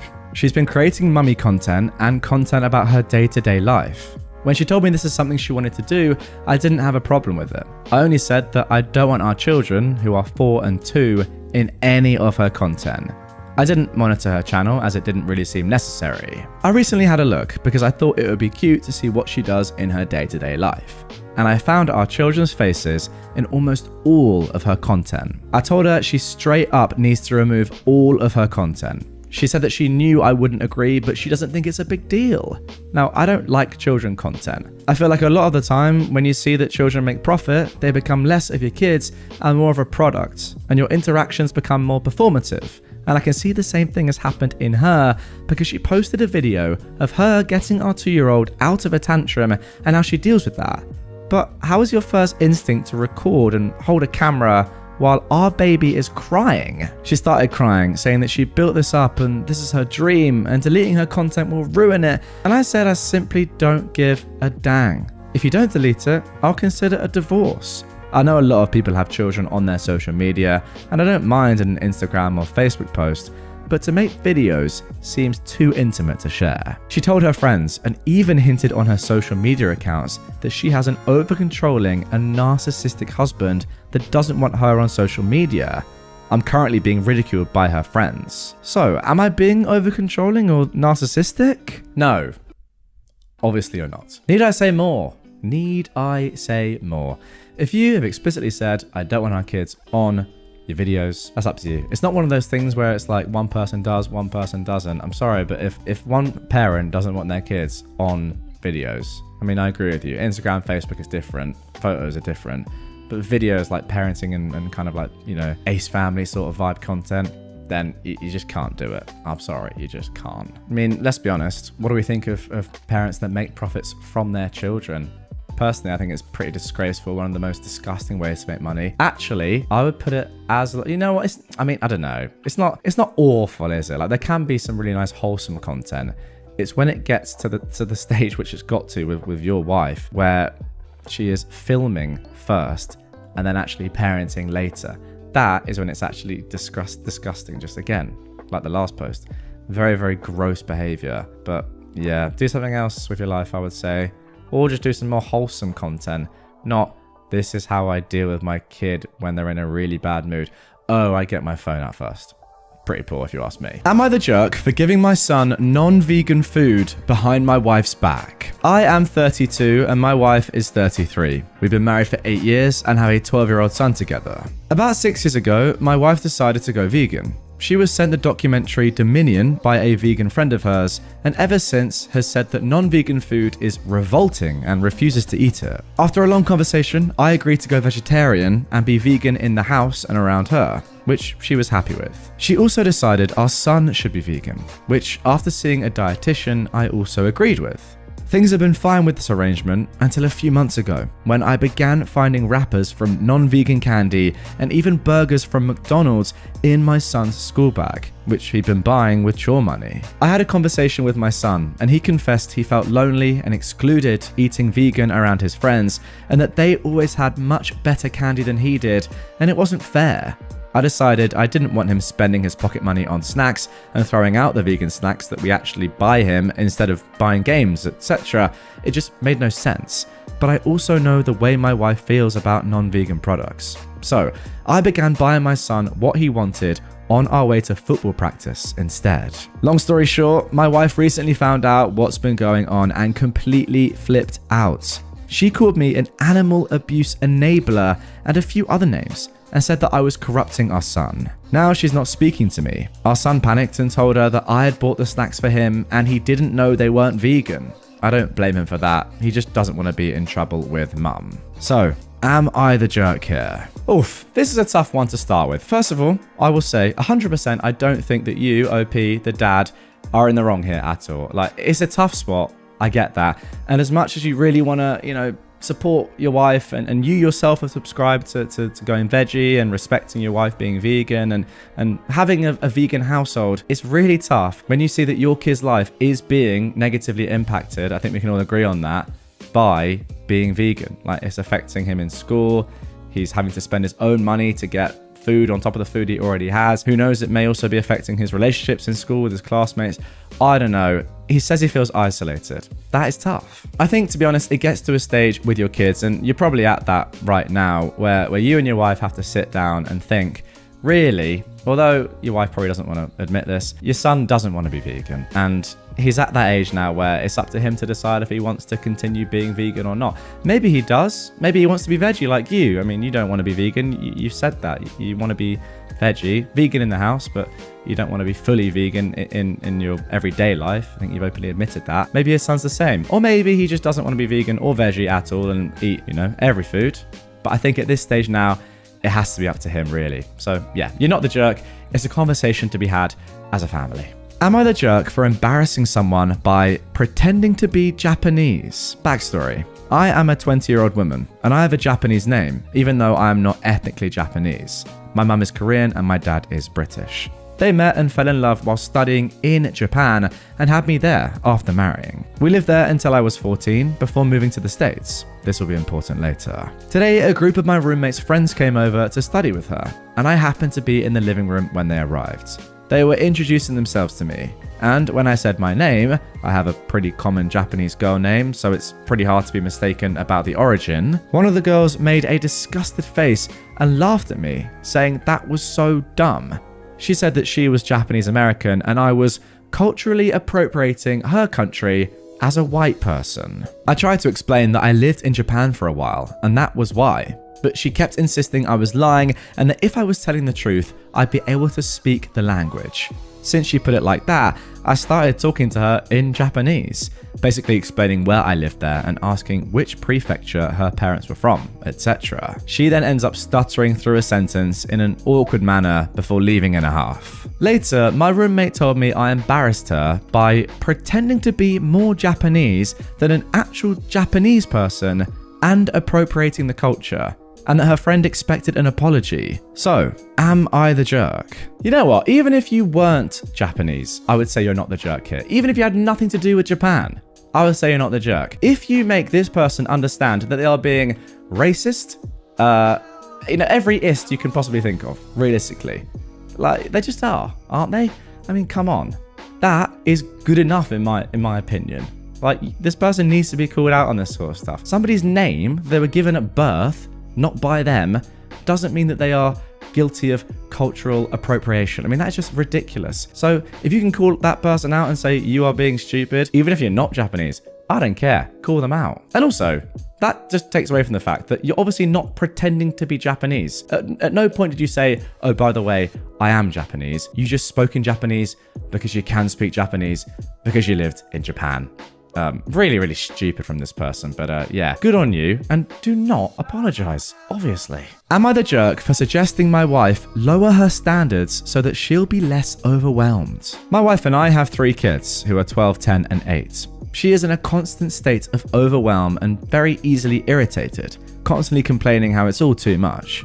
I'm of course happy to help and do my fair share for the kids or household, but it's never enough because her standards are too dang high. She insists one of us has to be up at 6:45 every morning to make sure the kids are ready and make the bus, which comes at 7:45. I told her they're old enough to not need that much help already. They can all dress themselves and pour themselves cereal and milk. There's no reason we have to be up. She says that cereal isn't a good enough breakfast, they need something more substantial, especially the 12-year-old, and that the 10-year-old has ADHD and will definitely struggle without help in the morning. And anyway, she wants to see them off and kiss them goodbye for the day. So she gets up, I don't, then she gets upset that I never give her a morning off, when all she needs to do is just take the morning off when she wants and then let the kids handle themselves. Also, she is super strict about screen time during the week and is exhausted and snappy from arguing about it with the kids and upset that I don't support her strict limit of 2 hours a day. I say as long as homework is done, why not, until bed? She says it's not healthy for them. They need to play outside or with games and toys, read some books, just entertain themselves in more ways than one. I agree they should enjoy other things, but I don't see why we have to make such a rigid limit. She also likes to get out on weekends and do stuff like zoos, museums, etc. But then she complains about the planning for the outing and how grouchy the youngest gets by the end of it. And again, I say let's just chill at home and voila, you've cut the work. I'm an engaged and active parent. I'm not trying to get out of it, but I don't think I should have to help my wife dig herself out of her own self-created holes. She creates the stress for herself and then turns to me to alleviate it, which I think is unfair. So, am I the jerk for telling her she needs to do less and then she won't need this level of help? Oh my goodness me. Honestly, I just feel bad for your wife. I really do. Like, this guy is just not helping himself, is he? Like, at no point is this mum saying, I hate doing all these things, let's stop doing them, right? She knows the benefit of doing all these things. Like, she's making and creating a great life for her children. Imagine you wake up, right, with your two other siblings, you've got to make your own breakfast, get clothed, get ready for school, all that stuff. You're 8 years old. Your parents are still asleep. You're probably thinking to yourself, it's not ideal. Why don't they get up at the same time as we do and help us out, you know? That's number one. Secondly, the point this man's making about, oh, how about don't do these activities anymore? So you're saying in effect there that you don't want your children to go and do these outings. Yes, obviously the 8-year-old is probably getting a bit tired by the end, but what's the alternative? You sit inside all day on the weekend and just do nothing? I think that would probably be worse. I mean, you think of a good childhood. Do you think of going to the zoo and doing all these fun activities with your parents? Yeah, you might get a bit tired by the end of the day, but you don't remember that. Or do you think of staying inside? No, that doesn't sound fun to me. Let's be honest. Like, what this bloke is really saying is stupid. Let's all chill at home every day, all the time, and you've cut the work. No, being a parent is hard work. That's kind of what you sign up for. Trust me, I'd know, right? As a dad of 0 kids, I would know that. But seriously, parents down below, you get what I'm saying, right? Give me a comment, back me up on this one. Parents have to work hard to make their children's lives fun and, easier. That's the job of a parent. Let's be completely real. So to say, let's just stay in bed until our kids go to school, let's just do nothing on the weekends, is a total load of rubbish. I mean, you said at the end, I'm an engaged and active parent. You don't sound that to me, my friend. I'm going to be completely honest with you. You don't sound that engaged, and you definitely don't sound active. You do, though, sound like a bit of a jerk. Sorry to say it, but that's how I feel. Am I the jerk for going on vacation without my husband? My husband and I planned a week vacation to New Orleans in the US. We, but mostly I, have been planning this for months. Back in March, I told him that I would plan most of it. Where to go and what to do. All he has to do was make sure he had the week off and buy the plane tickets. I spent the last few months researching what to do. I booked the hotel room, made reservations at places we wanted to try. I made a list of all the sites I wanted to see. Every few weeks, I would check in with my husband to see if he'd asked off and bought the tickets yet. He would say he was waiting for the plane ticket prices to go down. 3 weeks ago, I reminded him once again, and he said he'd got off of work for the days, but had forgotten to get the tickets. He looked online and the tickets were close to $1,500 each. He said he was going to wait some more to see if they go down. Last week, I asked if he'd bought them yet, and he said no. We looked again and the prices were still high. He said he wasn't willing to spend that much on them and asked how much money I would lose if I just cancelled everything instead. He offered to have a nice staycation instead. What a great alternative. I told him I wasn't willing to cancel everything because I spent so much time planning it. We argued and we didn't come to a conclusion. I wound up buying just one ticket for myself. And when I flew out on Saturday, I told him I was still going. And he acted all surprised that I didn't want to stay home with him. I am in New Orleans now, and he's blowing up my phone, saying that I'm a jerk for still going without him. He was trying to get a ticket to come too, but I told him if he came, he is getting his own hotel room because this is now my vacation away from him. Am I the jerk? Oh my God, maybe this is the same husband from the last post. I mean, Jesus Christ, this is ridiculous. What an idiot. Like, obviously you're not the jerk. It's just what a clown. Everybody knows, by the way, that unless you get really, really lucky with some last minute prices to undesirable locations, plane tickets are pretty much always cheaper the further out from the date you are. It's just like a common fact. Yeah, I know there's times and there are deals when it's not the case, but the majority of the cases, that is the truth. So I don't really know what your husband was thinking there. Was he really after some last minute deal that was going to save him probably like $10, $20 per ticket on what he would have got if he just paid for the tickets when you asked him the first time? No, he's just being lazy. That is the honest truth. And he's also not respecting the amount of time and effort that you spent into doing all the work for a probably really nice vacation.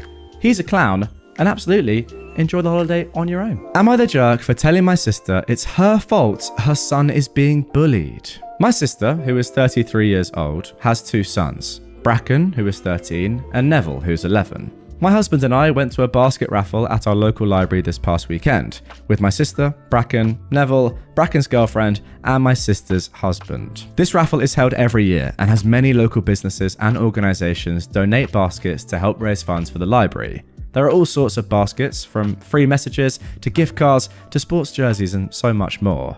Bracken got some tickets for all of the sports-related ones. He plays baseball and has done this every year, and he's been pretty successful in the past. Bracken then went around with his girlfriend. I was hanging out with my husband, sister, and rest of the family while looking at the baskets when Bracken and his girlfriend came back to us. Shortly after this, while still looking at the baskets, we saw some sciencey baskets with projects and books for kids and adults. This type of stuff is what Neville likes. It was going fine until, in that section, they had a few baskets that were aimed at girls in science/STEM. When Neville saw the baskets, he called them stupid and started making some pretty awful comments about how girls are too dumb for science and that's why they needed special baskets. He made some more comments, like, "This is why robotics club is all boys."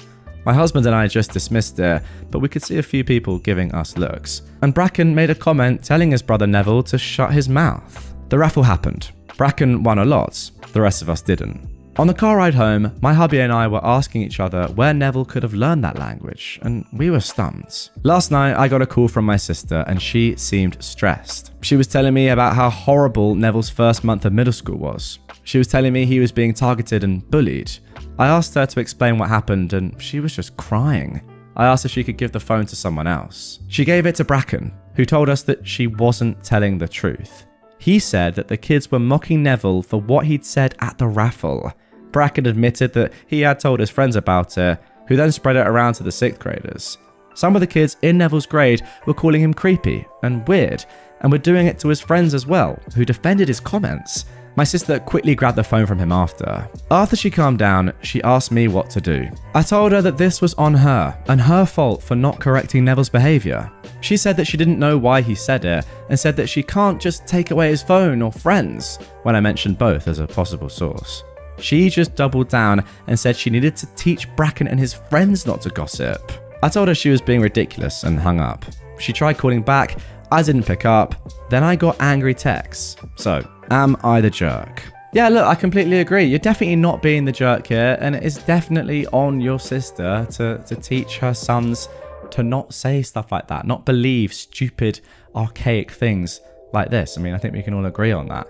What she's saying at the end there, in saying that she needed to teach her other son and his friends not to gossip, that is absolute trash. If anything, Bracken is helping her out here. He's definitely helping Neville out. I mean, he's calling him out on his sexist remarks.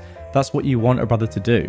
I don't know why you, as the mother, wouldn't be backing your son up on that one and saying to your other son, no, listen, you need to stop with this sort of stuff. Again, I'm not trying to blame the mum for saying these things to him in the first place, but it is her responsibility to make sure that she is, looking after her son. And part of that is obviously monitoring the opinions that he has, the friends that he has, what he does online, and making sure that he knows that those sort of opinions are just ridiculous. Don't have them. Oh wow, just looking at a comment here.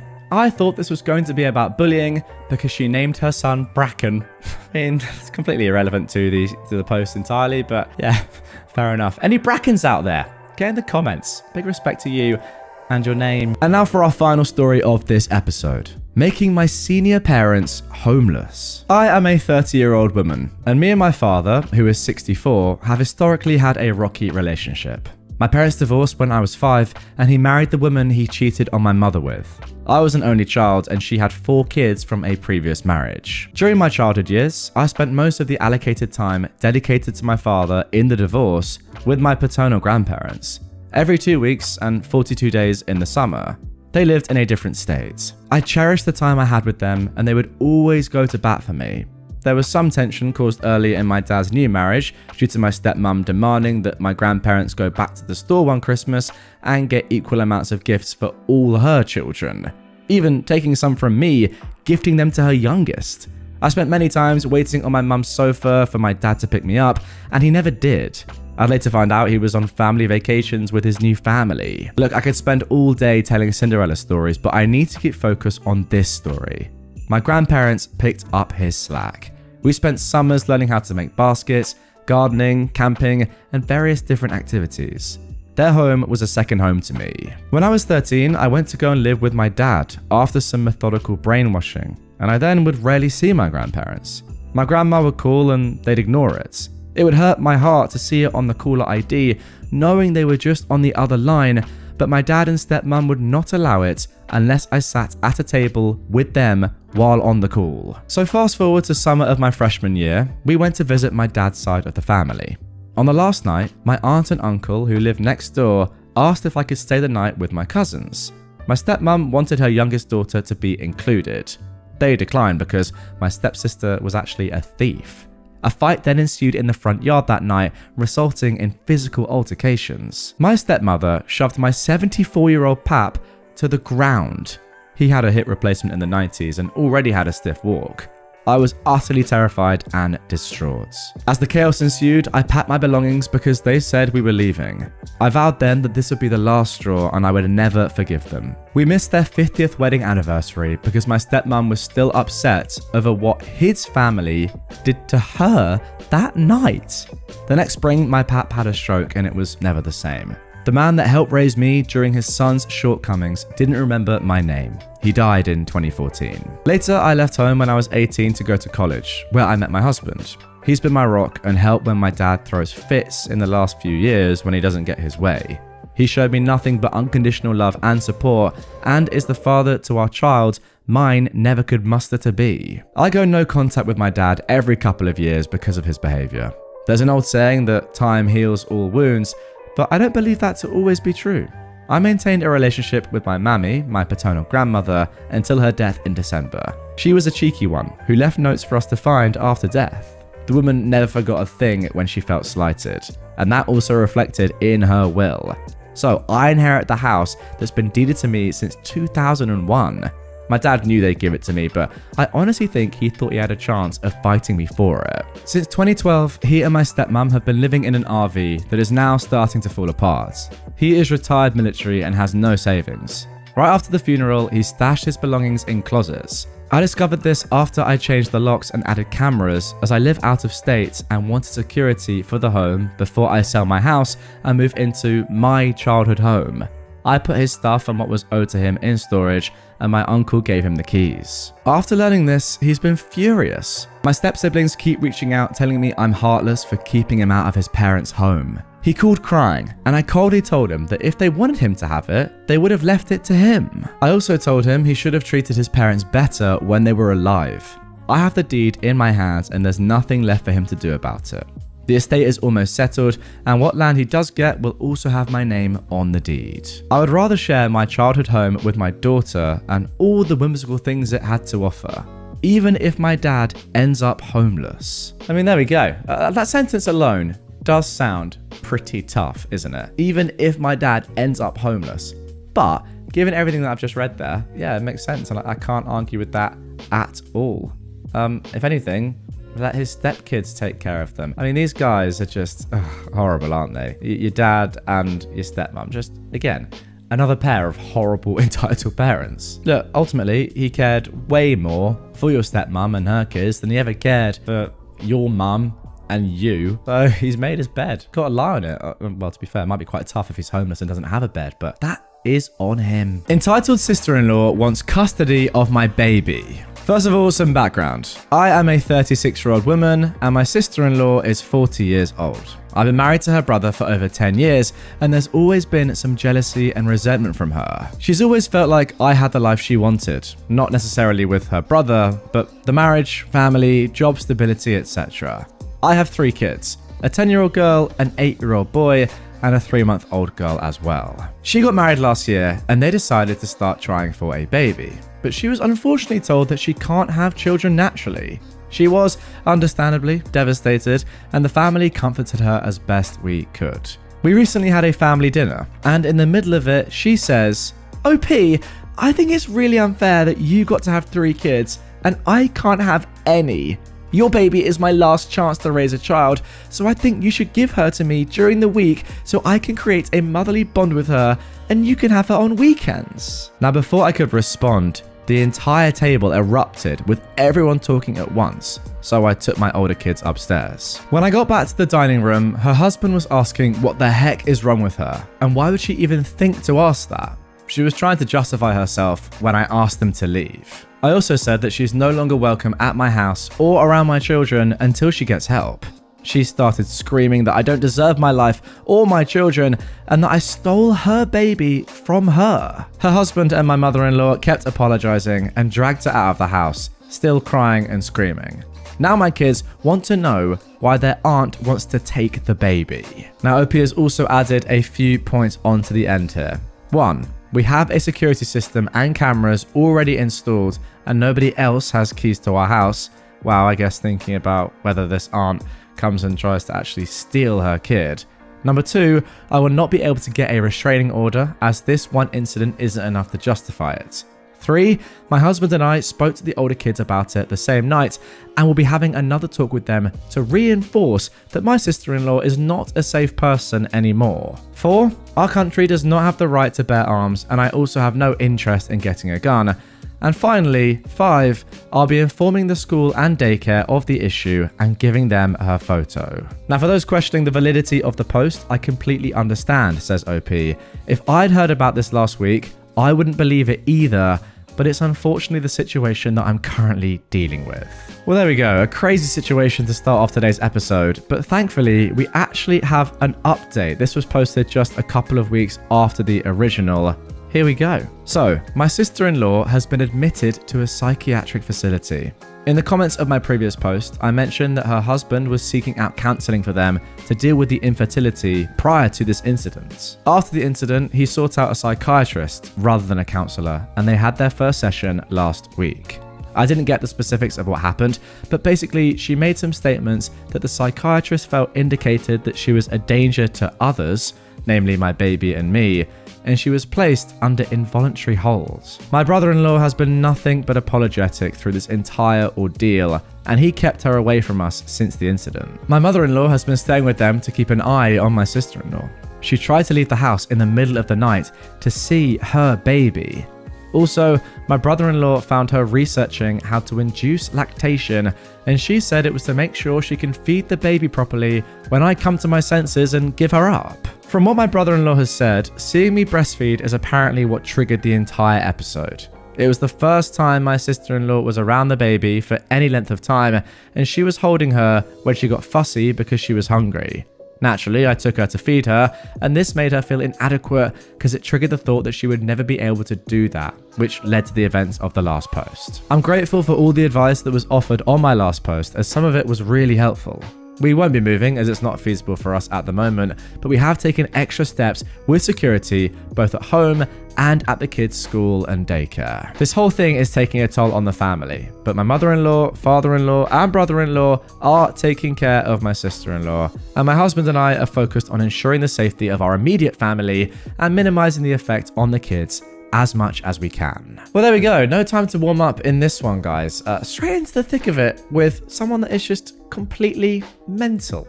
Let's be honest. I don't honestly know if this counts as entitled, because clearly this woman is dealing with a whole host of issues here. And to be honest, some of it does make sense. I mean, if you are someone that really wanted to have kids and start a family and you learn that you can't do that naturally anyway, that's going to be devastating. So in part, I kind of understand why she's gone down this sort of road, and she does clearly need psychiatric help. However, it's still crazy. Like, it doesn't take away from the fact that what she's asking is ridiculous. It's mental. I hope she gets the help that she so very clearly needs and comes to her senses and realizes that, yeah, although she's in a terrible situation, you can't just randomly have custody of someone else's kid. But yeah, I don't think it's that entitled, to be honest. I just think she needs some help. All right, now for our second entitled people story. Couple took our Insta-worthy hot chocolate by mistake. I am a 42-year-old woman and I live in Copenhagen, but the rest of my family does not. So my sisters like to come visit for a few days every now and then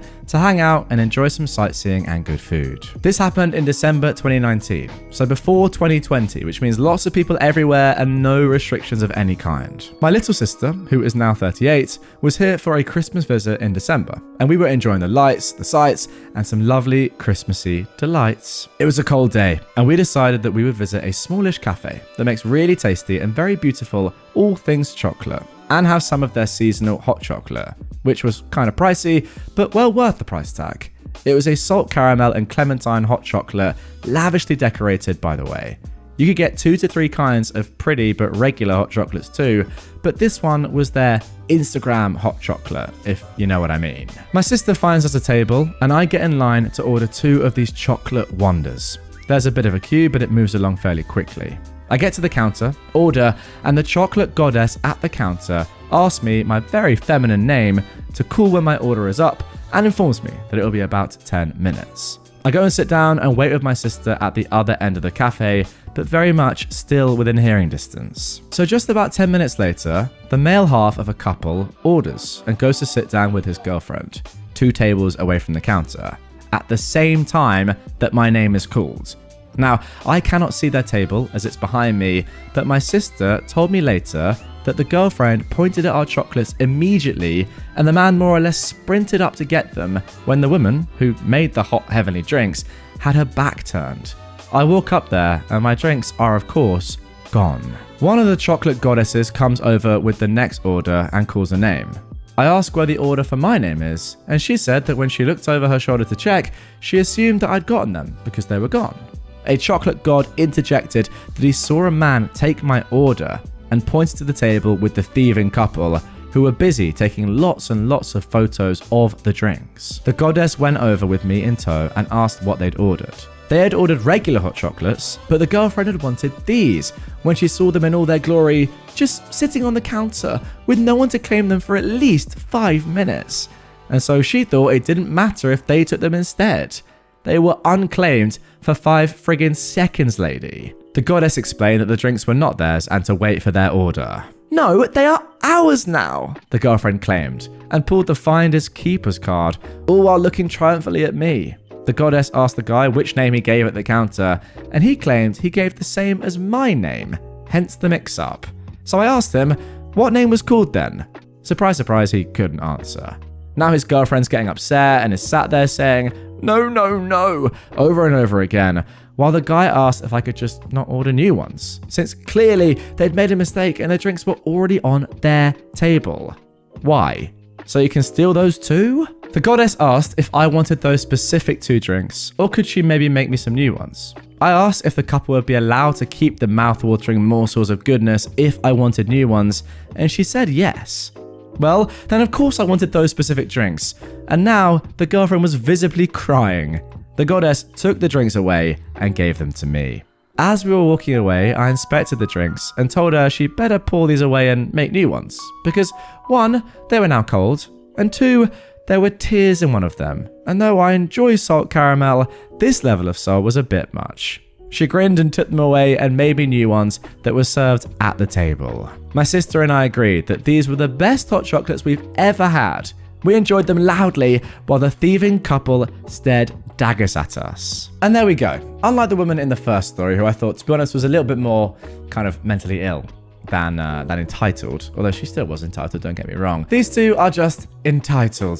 Simple as that. You know what? I've been to Copenhagen, right? And look, it is an expensive town. It is an expensive city. But surely, if you're getting one hot chocolate, you can afford to pay a couple of whatever it's called. Is it krona? I don't know. I've got that wrong. Maybe. A couple of krona more for one that's slightly more Instagram worthy rather than stealing it. What is the point of that? It just doesn't make any sense to me. That right there is the definition of entitled, when it's not even really in your interest to do something. You're just doing it because you're entitled. Simple as that. Entitled friend F's around and finds out. I've known Colette for over a decade. She has kids from a previous relationship and is one of those obnoxious parents. The kind who honestly believes her toddlers are perfectly behaved angels who can be taken anywhere and never cause any upset. She is completely delusional and thinks her kids never cry or have emotions other than sunshine and maturity beyond their years. Correct me if I'm wrong, but kids who are like that tend to be that way due to fear of consequences. Painful consequences. Now, Colette isn't the greatest human, but she also doesn't abuse her kids. She is actually on the other end of the spectrum and spoils them rotten. Earlier this year, she married a single dad. This put a strain on our relationship because I wouldn't listen to her badmouth her stepson, who I'll call Caleb, age 7 years old. Caleb is on the spectrum and has some issues with impulse control and emotional regulation. He's in therapy for that, but Colette hates him regardless. I could endure listening to her delusions about how perfect she thinks her kids are, but shut her down for the nasty things she tried to say about Caleb. What remained of our friendship broke entirely a few months ago. That was when Caleb's mum said that she needed a break and that his dad needed to step up. Colette lost her mind. I'll let your imaginations fill in the blanks for all the ableist and hateful trash that she vomited. I told her she should have known this was a possibility. Isn't it obvious that if you date someone with minor children, you have to be prepared that they could be a full-time responsibility? Colette screamed that of course she knew, but that only applied if Caleb's mother died. It wasn't fair that she ruined Colette's fairy tale romance where her new husband stepped in as dad for her kids and Caleb was someone else's problem. I heard through the grapevine that Colette is getting divorced. Apparently, she told her husband that her kids are perfect, his isn't, and he has to choose. The better family they created, her 2 kids and him, or the out-of-control brat even his ex doesn't want anymore. He chose Caleb. Knowing Colette, she's probably angry at everyone but the person who actually caused the mess, herself. Oh, actually so good. I love that in this stupid woman's mind, she actually thought that this dad was going to choose her and her family over his own child. What a stupid ultimatum to give someone. But are you an idiot? Yes. I will say good on the husband and also good on Caleb for getting away from this entitled absolute you know what. But still, you got to question why this man's marrying her in the first place, ultimately. Maybe she wasn't like that at the start, but yeah, he's seemingly not seen from afar or from close that she's an absolute cow. I mean, Jesus, choose me and my family or your autistic son. You are odd. And now for our final entitled people story of this episode. Entitled son at hospital. In a previous life, I was a nurse, and one story always sticks in my mind. I was on a discharge ward, juggling lots of patients trying to get home. Some by ambulance, but the majority had to rely on relatives to come and collect them. Most relatives were fine with this, but the occasional ones made it very clear that collecting their relative was an inconvenience. We had an elderly lady come down to the unit to wait one day. She was a sweetheart and we got on like a house on fire. I kept an eye on her throughout the day and ensured that she had food and drinks. She kept apologizing for being an inconvenience to us. She told us that her son was very busy and important, and reading between the lines, it turned out that he rarely spent any time with her. He's so busy all the time, she said. I don't like to be a nuisance. She had been previously widowed and there were no other children or other relatives that she could call on. It sounded like she led a lonely life, trying to be as independent as possible. This was her first time staying in hospital. As the day wore on, I could hear the increasingly desperate phone calls she was making to him, trying to get collected. It wasn't hard to overhear him shouting down the phone at her that he was busy. Eventually, just before we were due to close, she called me over with an embarrassed face. He's here, she said. Oh good, I said. Is he on his way in?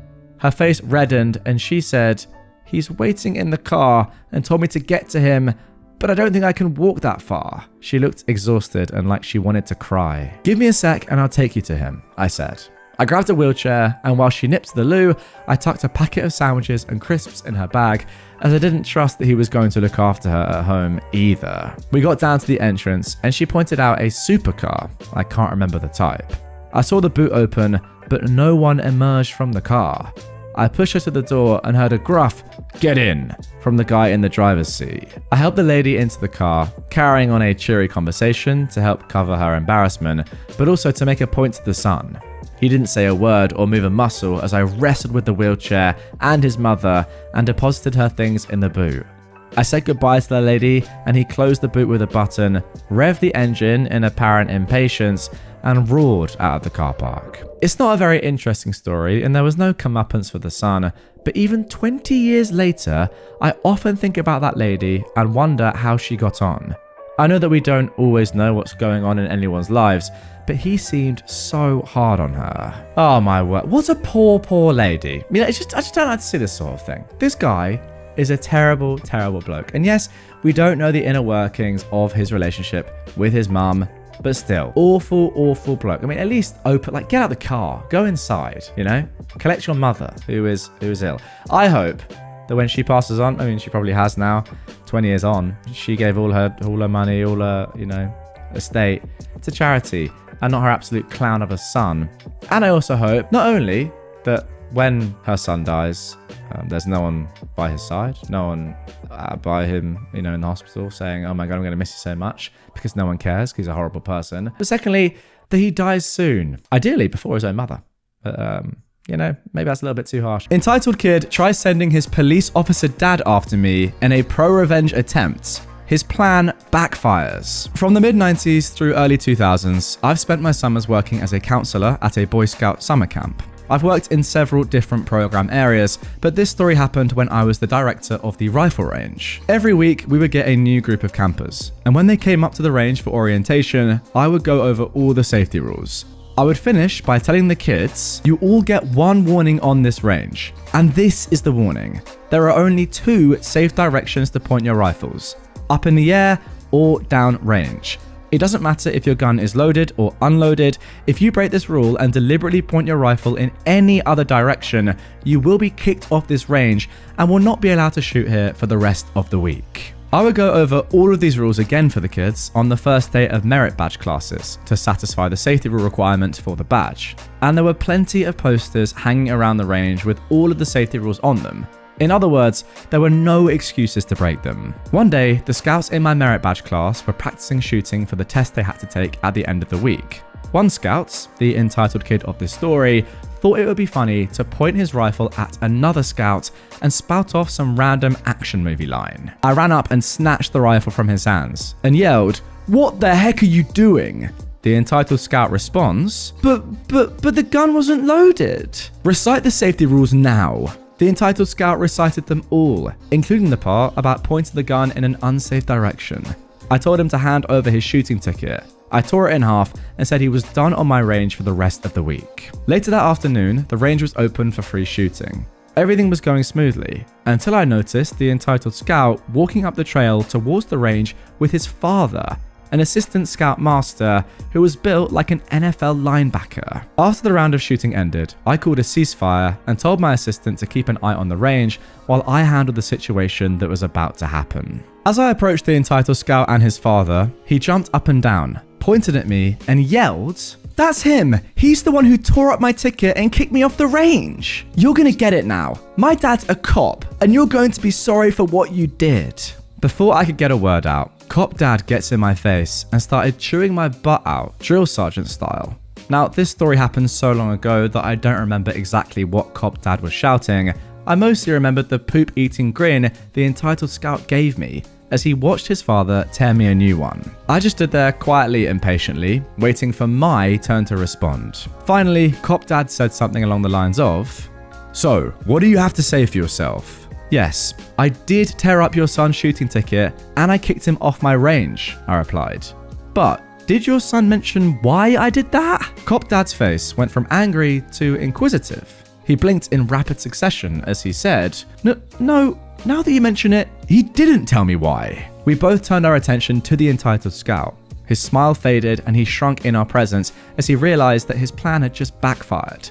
I loved returning the same poop-eating grin that he gave me a few moments earlier. To the entitled scout's credit, he did tell the truth. He probably knew better than to lie to Cop Dad.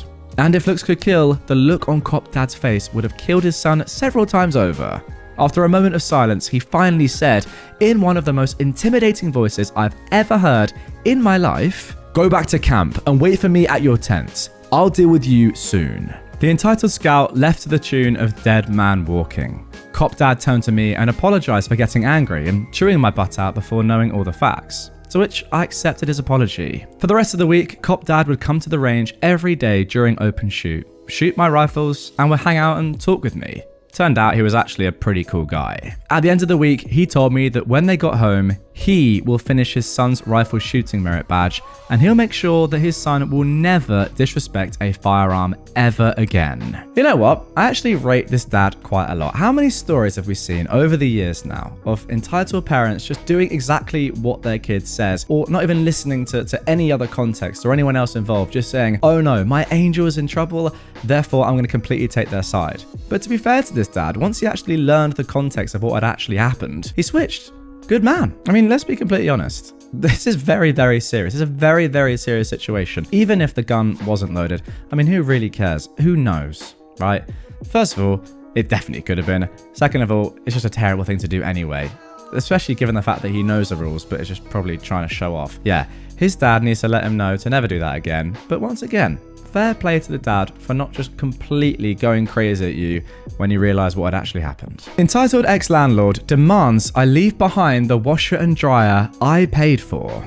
So for the past 2 years, I, a 25-year-old man, lived in a small apartment building. The apartment didn't have a laundry room for the building when I moved in, but it did come with hookups for a washer and dryer in the apartment, so I bought them myself, because I work for a wildlife sanctuary and I get pretty dirty during my work. Just the other day, I had to chase down and wrestle one of our wild boars, Bacon. We didn't name him that, he came with that name, who loves to escape his pen and thinks it's funny to play chase. I got completely dirty. I was covered in grass stains and mud, so I very much need a washer and dryer. My boyfriend and I just got engaged, and since my lease was up, I moved into his house with him. I finished moving everything out of my old apartment yesterday, and I thought nothing about taking my washer and dryer with me as I had bought them. My boyfriend also had some, but they were old and kept breaking down and just cost too much to have fixed. Well, I woke up this morning to multiple missed calls from my old landlord. I left my phone number and new address in case any mail was delivered to my old place. I called him back, and he asked me why the washer and dryer was gone. I explained that I took them with me. He started freaking out, saying that he'd put that the place had a washer and dryer in the ad for the place. Apparently, I have raised the rent due to having those. He started demanding that I bring them back because the new clients that he set up to move in had already signed the lease, but they're not interested in the place without the washer and dryer. He even threatened to call the police if I don't take them back. I got angry and told him that I would do no such thing, reminding him that they belong to me. I bought them and I still had the receipts from when I bought them, as well as a text from him when I moved explaining that I was buying them myself. He again though threatened to call the police. I told him to do it and see what happened, and I hung up at that point. Personally, I don't think I'm in the wrong. I bought them and they weren't cheap, so I feel I have the right to take them. My boyfriend is on my side, but today a co-worker of mine said they think that I'm the jerk for not telling the landlord that I was going to take them. In my opinion, that should have been obvious. I pay for them, why would I leave them? Well, my landlord went through with calling the police, because the next day they showed up. Honestly, nothing really noteworthy happened. I explained to them what was going on and I showed them the receipt for the washer and dryer, as well as a text from the landlord that I had from when I told him I was buying them.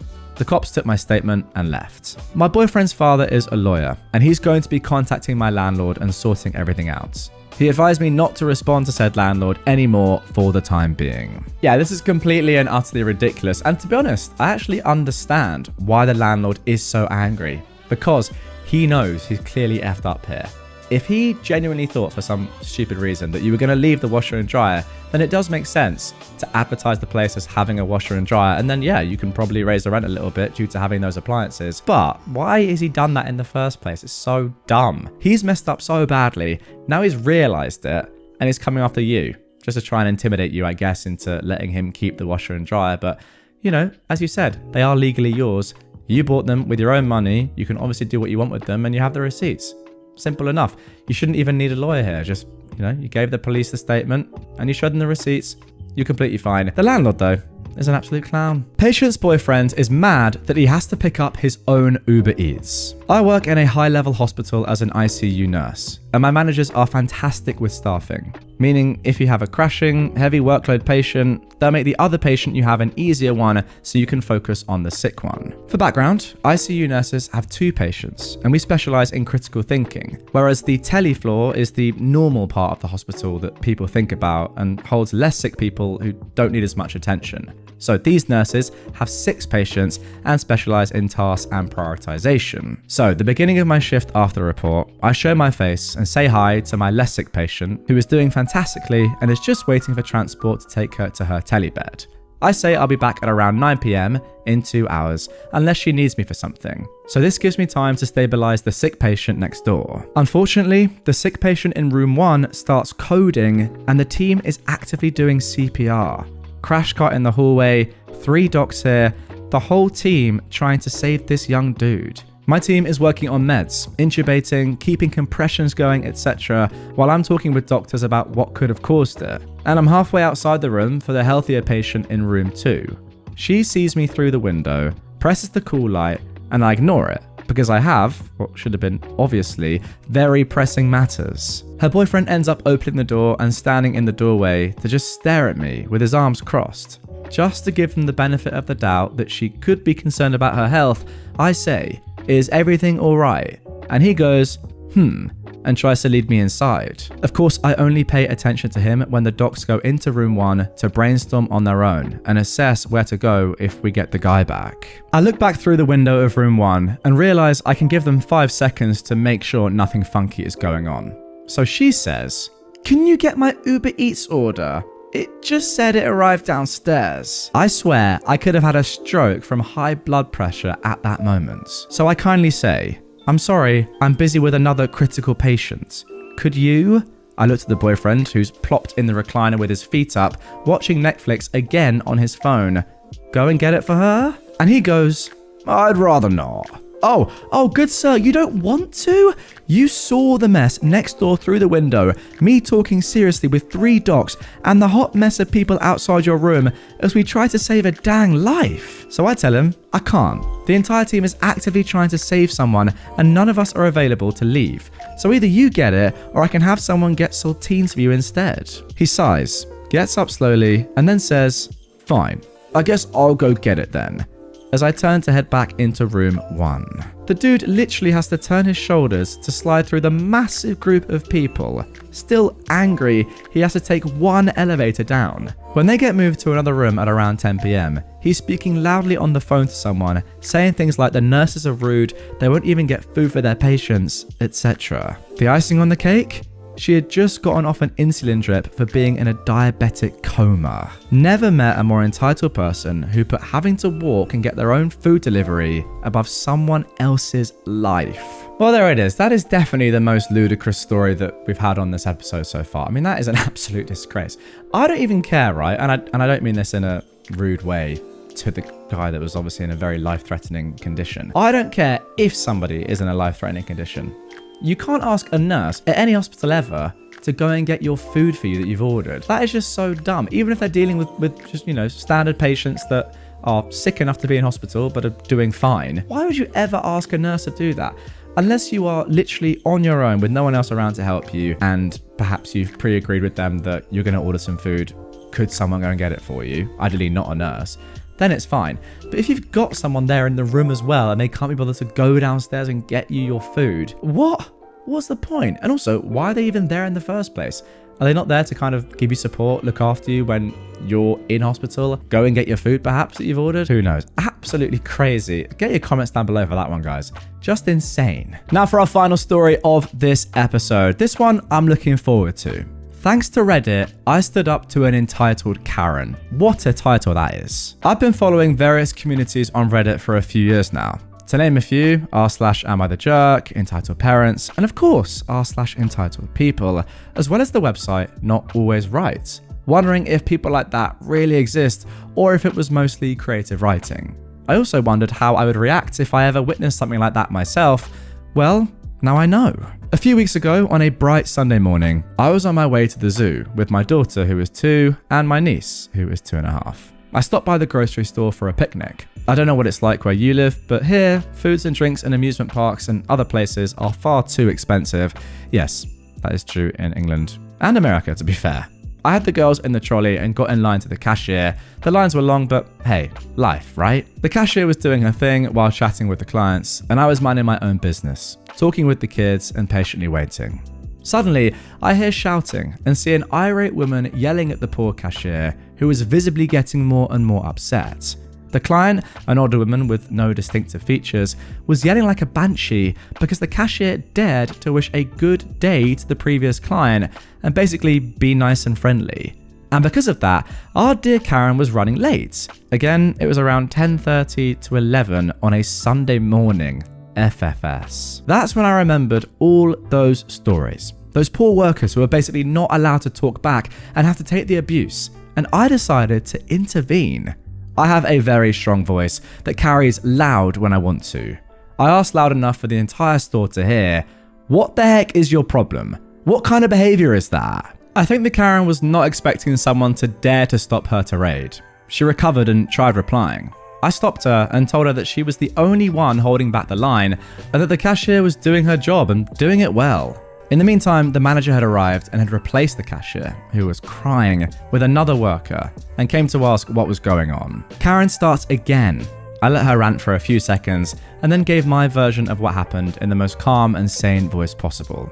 Let me tell you, Karen was fuming and started complaining again about the cashier being slow because she was chatting nicely with the customers. By then, her grocery was finished being rung and the manager asked her to pay and leave. This might not be the best climax compared to all the other stories I've read here, and if you've read so far, I hope that if you also encounter this type of entitlement, you will also remember all these Reddit stories and decide to act. Thanks for reading mine. Well, there we go.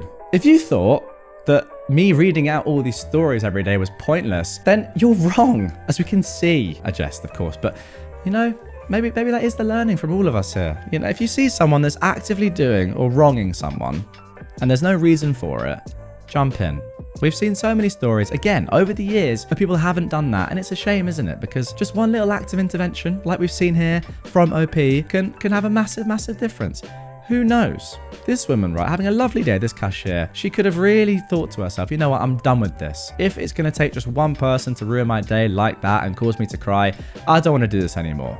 But who knows? You jumping in may have made her thought, yeah, there are people like that that are always going to be in the world and are going to be horrible. But if the majority of people are lovely and like chatting to me, and then people like you, OP, will come to my aid and my rescue when that does happen, maybe it's all good. And we can just deal with these sort of people together. So yeah, you know what? I've learned a valuable lesson. Next time I see something like this, I'm getting involved. That is for sure. Entitled sister-in-law tries to take credit for large cancer fundraiser donation. So, context. My mother has a friend that has terminal cancer. She got diagnosed about a year or so ago, and it recently went terminal. She only has a few months left. So, her friends and family decided to have a fundraiser in her honor to help cover medical / afterlife / bucket list costs, as well as help the family out after she passes. This lady is an amazing person.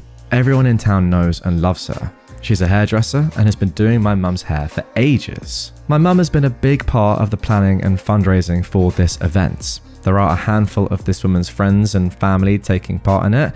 However, most of them live an hour or so away, so the businesses and people they are getting donations from are not in our town and they don't know anyone. So, my mum took it upon herself to call dang near every business in town. Family-owned shops and restaurants, chain shops and restaurants, travel agencies, insurance agencies, big places of employment, etc., as well as donations from the general public. She even got our local Walmart to donate. She's gotten everything from small items, gift cards, whole baskets, massages, discounts. She even got our local airport to donate 2 30-minute airplane rides around our country. That is phenomenal. And the latest place to donate was our bowling alley. The guy who runs and owns the place is amazing. He also coaches both our high school bowling teams. When my mum called him, he said that he's going to take a bit to think about what to donate because he wants to do something other than just a free bowl or two. He ended up ordering 2 new bowling balls and is donating them along with 2 one-hour bowling parties for 10 bowlers. That's like a $400 donation overall, at least. So anyway, he told her last week when he called to confirm what he's donating to call back in a week, today, to check if it's in and if she can come and pick it up. She's been posting thanks on Facebook for the donators and telling them what they've donated to kind of give a peek at what the auction baskets will include. So she called today to ask if it's in and if and when she can pick it up. She was informed then that someone already had. My mum was not made aware that someone else was picking it up. She posted about the donation on Facebook and added in the group chat that they have for their friends and family. No one outside of that chat knew that she hadn't picked them up yet. So she messaged them all asking if one of them had grabbed it and forgot to tell her.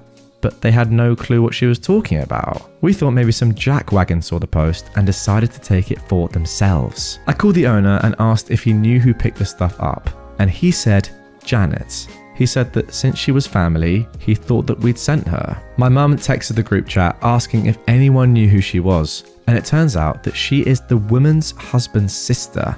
This sister is not in any of the group chats and hasn't attended any of the meetings regarding the fundraiser or the planning. The woman's daughter is in the group chat and is very active in the planning and the fundraising. She called her mum and asked if she heard from the sister and if she's seen the bowling balls or certificates, and her mum said that the sister had actually brought them to her home, saying that she had got this huge donation from the bowling alley. Now, none of the other donations have been going to her house. We don't want to clutter up her house and cause her stress trying to help plan, so the friends and family have been keeping the stuff at their houses until it's time for the fundraiser. So there's no other reason for her to take them to her house other than to take credit for it. I just don't understand why she would take it upon herself to go and pick up a huge donation that she didn't take part in without telling my mother, the one who got the donation, that she didn't need to go and pick it up because she had it covered. She took it straight to the women's house without asking the group that's planning where we're storing the donations. And she didn't tell anyone that she took it. She doesn't even live in our town. She lives 30 minutes away, so she had to go so out of her way to pick this up.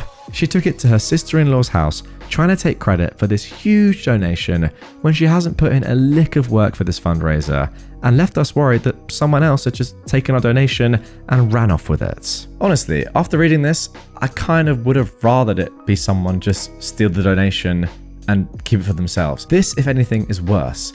At least if someone went and just stole the donation, you'd say, you know what, that's a real shame. Isn't it so sad that these things happen and people out there exist? It's terrible. However, what the sister-in-law has actually done here is try to just completely devalue the entirety of your mum's work and the number of other donations that have been made from, an insane amount of people, it sounds like.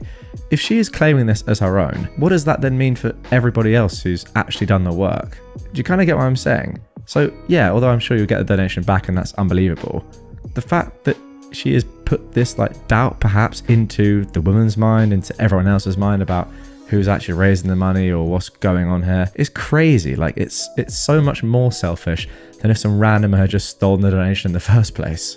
She knows the level that your mum has gone to, the effort that your mum has put in to get these unbelievable donations. Yet she's still done this. The audacity. Not just the program that I'm using to record this audio on right now, niche joke, but the audacity. Now for our next Entitled People story. Friend invited me and husband to stay with her for a week, and then, the day before we left, gave me an itemized list of all the things we did that I needed to pay for.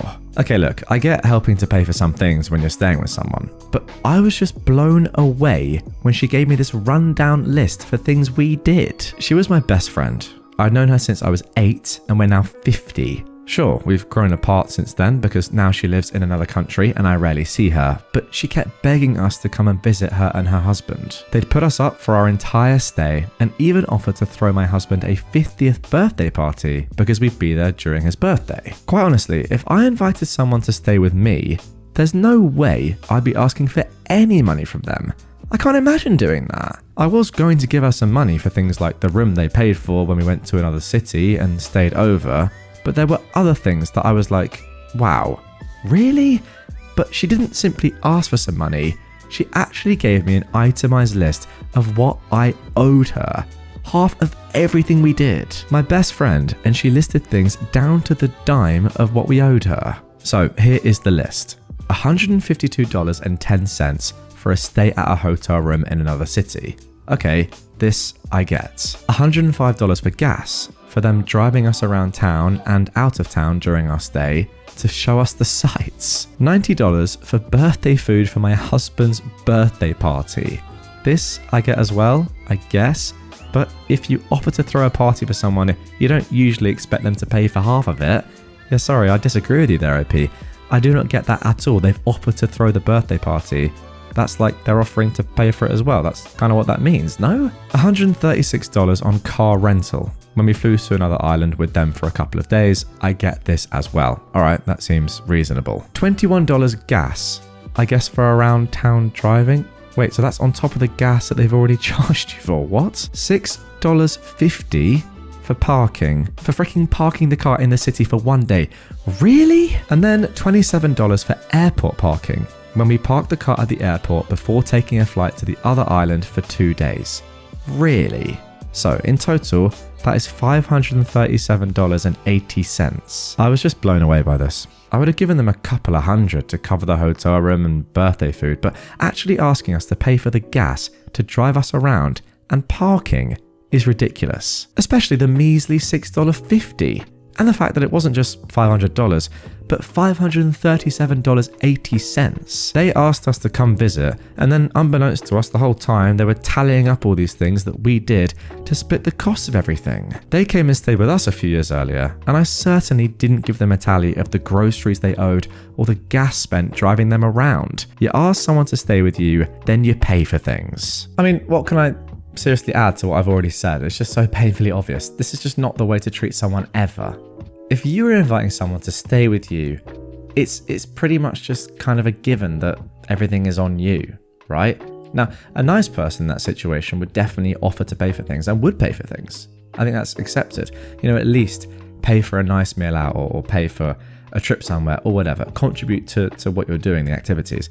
Got no problem with that. As OP has said, they're more than happy to pay for certain things here. But when you're getting an itemized bill, including something that's worth $6.50, like how petty is that? That is just insane. You can't be dealing with that, and you've got to be rethinking this friendship. Seriously, that's mad. Now for our next entitled people story. Now this has actually been in the news recently, a crazy post. Women involved in the theft of Lady Gaga's dogs sued the singer for not giving her deserved reward for returning them. Her case was just thrown out of court. Lady Gaga owns 3 French bulldogs. While she was touring in Europe, she had an employee take care of them. While he was out walking the dogs one night, 2 men jumped out of a car and tried to take the dogs. During a struggle, Gaga's dog walker was shot in the chest, causing permanent injuries, including partial loss of a lung. Gaga posted on Instagram offering a $500,000 reward, no questions asked, for the return of the dogs. Not for the apprehension of the criminals to punish the attempted murder, just the return of the dogs. This distinction is relevant. 3 men, James, Jalen, and Lafayette, were arrested and charged with a list of felonies. Jalen's father is Harold. Harold was dating Jennifer. After seeing the reward offer, Jalen gave the dogs to Jennifer, who took them to the police station, turned them in, and asked for the reward. At first, no connection to the crime was made, but eventually it was determined that her boyfriend's son stole the dogs and gave them to her to collect the reward. She eventually pled guilty to receiving stolen property and received 2 years of felony probation. But she then demanded that Gaga pay her the $500,000 as per her oral contract. When Gaga refused, Jennifer sued for breach of contract, fraud by false promise, and fraud by misrepresentation, asking for the $500,000 plus $15 million on top of that for financial damages, pain and suffering, mental anguish, and loss of enjoyment of life, plus legal fees.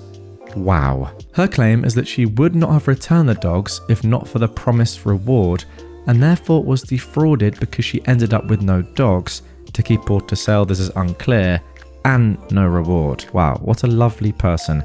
She wouldn't have returned the dogs if not for the promised reward. Just admitting you'd steal the dogs then, you clown. The judge ultimately dismissed her lawsuit with prejudice, which means she cannot attempt to file it again. Jennifer said she didn't know about the plan to steal the dogs ahead of time, but as the judge pointed out, she never claimed to not know the dogs were stolen by her boyfriend's son when she received them or when she turned them in. Notably, she never alleges that she was unaware that the bulldogs had been stolen after they were stolen or at the time that she received them. That is a direct quote. Wow, what an interesting story. To be honest, I'd forgotten really about the Lady Gaga dog fiasco and the fact that the dog walker almost died. I mean, that would have been absolutely awful. But this woman, the audacity once again to do this is just insane. Like, why, if you're going to have a go and try and get this money, why would you not say that you didn't know that the dogs were stolen? Because by not saying that, surely you're just kind of welcoming or encouraging people, the police, really, to have a look at your situation and say, I wonder who you're related to and may they have stolen the dogs. Oh yes, they have. What a surprise. Apart from the fact I'm not surprised at all. I mean, look, clearly this entire family are just disgraceful humans. It's mad that this many people in one family are this horrible. But yeah, stealing dogs in the first place, one of the worst things you can possibly do. And then saying, I wouldn't have even given them back if it wasn't for the reward. Well, yeah, you're just a horrible person, aren't you? Simple as that. More like entitled family rather than entitled people here. And now for our final entitled people story of this episode. Someone in my old neighborhood wants a free house. I found a letter in the mailbox when my wife and I listed our house last year. I have redacted identifying info. Hey neighbor, I hope this letter finds you well and in good spirits. I write this confident that it will find its way to someone willing to help me fulfill a very lofty goal. Over the years, I've longed to live in and raise my children and grandchildren in a safe, friendly, energetic, peaceful, clean neighborhood with good schools. I often pondered what it was like to live on the other side of the tracks, literally. On my way home from work, I'd veer off through the neighborhoods and imagine having a home here in this thriving neighborhood. It was always the trees for me. I earnestly believed that one day I'd make it happen, but unfortunately, I haven't. I've worked my tail off and managed my way through many, many obstacles, but I haven't hit that pinnacle. I do well for myself and live a well-rounded, happy life, and I'm uber grateful for what I have. I just don't think I'll ever be able to afford a home in this neighborhood on one income, especially with the market the way it is and no end in sight, unless something marvelous happens. Therefore, I am reaching out to the community to find out if there is anyone out there that would like to donate a home to me or sell me one at a ridiculously low sale price. I know, the audacity, but there are those with abundance looking to bless someone. I see it every day. I even participate where I can. I promise to be a good neighbor and to love it and appreciate it for the rest of my life. I realize this is a radical idea, but who knows what's out there? Someone that has way more than enough and would love to pass their home on to someone that simply asked, has two and is ready to move to their warm weather home and doesn't need to turn a profit. Someone that's just plain sick of humans and is going off grid. Someone that just wants to pay it forward or could write it off. Someone that bought a fixer-upper and life changed. I'm very handy. I'm getting older though. Or someone that just hit the Powerball and is leaving everything behind. Maybe you know someone with a home elsewhere, in a community just as lovable. Well, please do pass the letter on. You never know. So here I am, asking. My dad always said, a closed mouth don't get fed. I'm currently renting in Redacted, and I love it, with the constant increase in rent that may not last much longer. I've worked for Redacted for almost 20 years.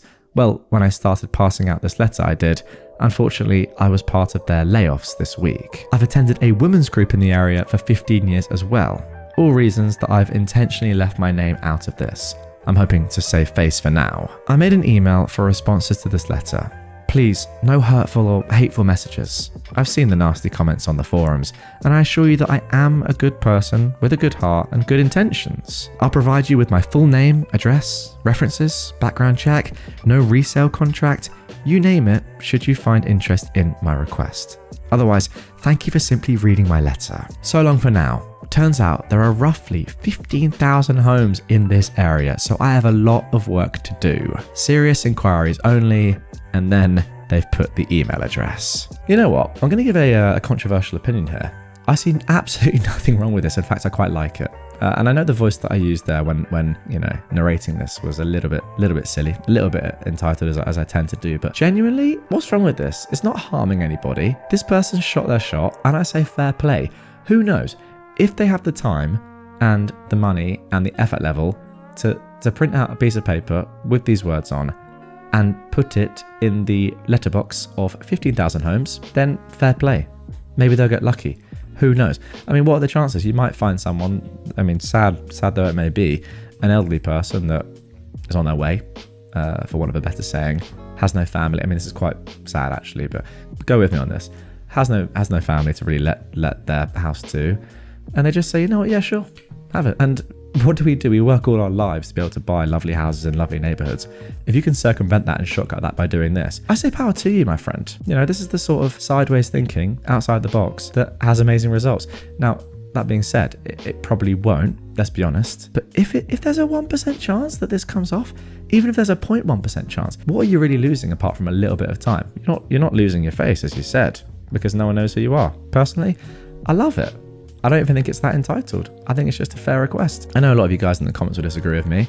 I hold my hands up. It's an unpopular opinion, but I really rate it. It seems almost entrepreneurial. It's clever thinking. I quite like it. Friend's entitled ex begs her to let him move in because he had nowhere else to go. My soft-hearted friend Emma finally broke up with the parasite she once called her boyfriend. Carl has 100 excuses for why everyone else is the problem. His bosses are mean and expect too much of him, like showing up for his shifts. His co-workers create a hostile work environment because they refuse to do his job for him. He's also realized that the people he called friends are not really his friends because they won't refer him for openings at their companies. Carl thinks that he has really bad luck. At the beginning of this month, one of these friends told him that their living situation is not working out. Kyle needs to find other accommodation by the month's end. He did nothing until this week. He'd been praying that his friend was a real one who wouldn't really kick him out. However, today his friend asked Kyle if he needed help packing. The month is over in 1 week, you see. In a panic, Kyle called Emma. He begged her to let him stay, all expenses paid by her until he gets back on his feet. People he thought were friends have shown who they really are and abandoned him. They abandoned him in his hour of need. And for what? Something as pithy as money? Don't remind him that all of his friends hosted him at some point. He not only paid no rent, he expected them to pay his living expenses. They're friends. He would do the same for them. Emma usually has a hard time saying no, but Kyle took advantage of her so badly that she said, "I don't think that's a good idea." She blocked him everywhere, then called her scary sister to tell him off and threaten him away. Poor Kyle. He was turned away by everyone, abandoned, forsaken, and they knew he had nowhere to go. His mum's house does not count as somewhere to go. His mum is, in his words, a self-absorbed female dog. A good parent doesn't expect her 37-year-old son to hold down a job and pay rent. A good parent doesn't make him do chores and maintain a level of order in the common areas.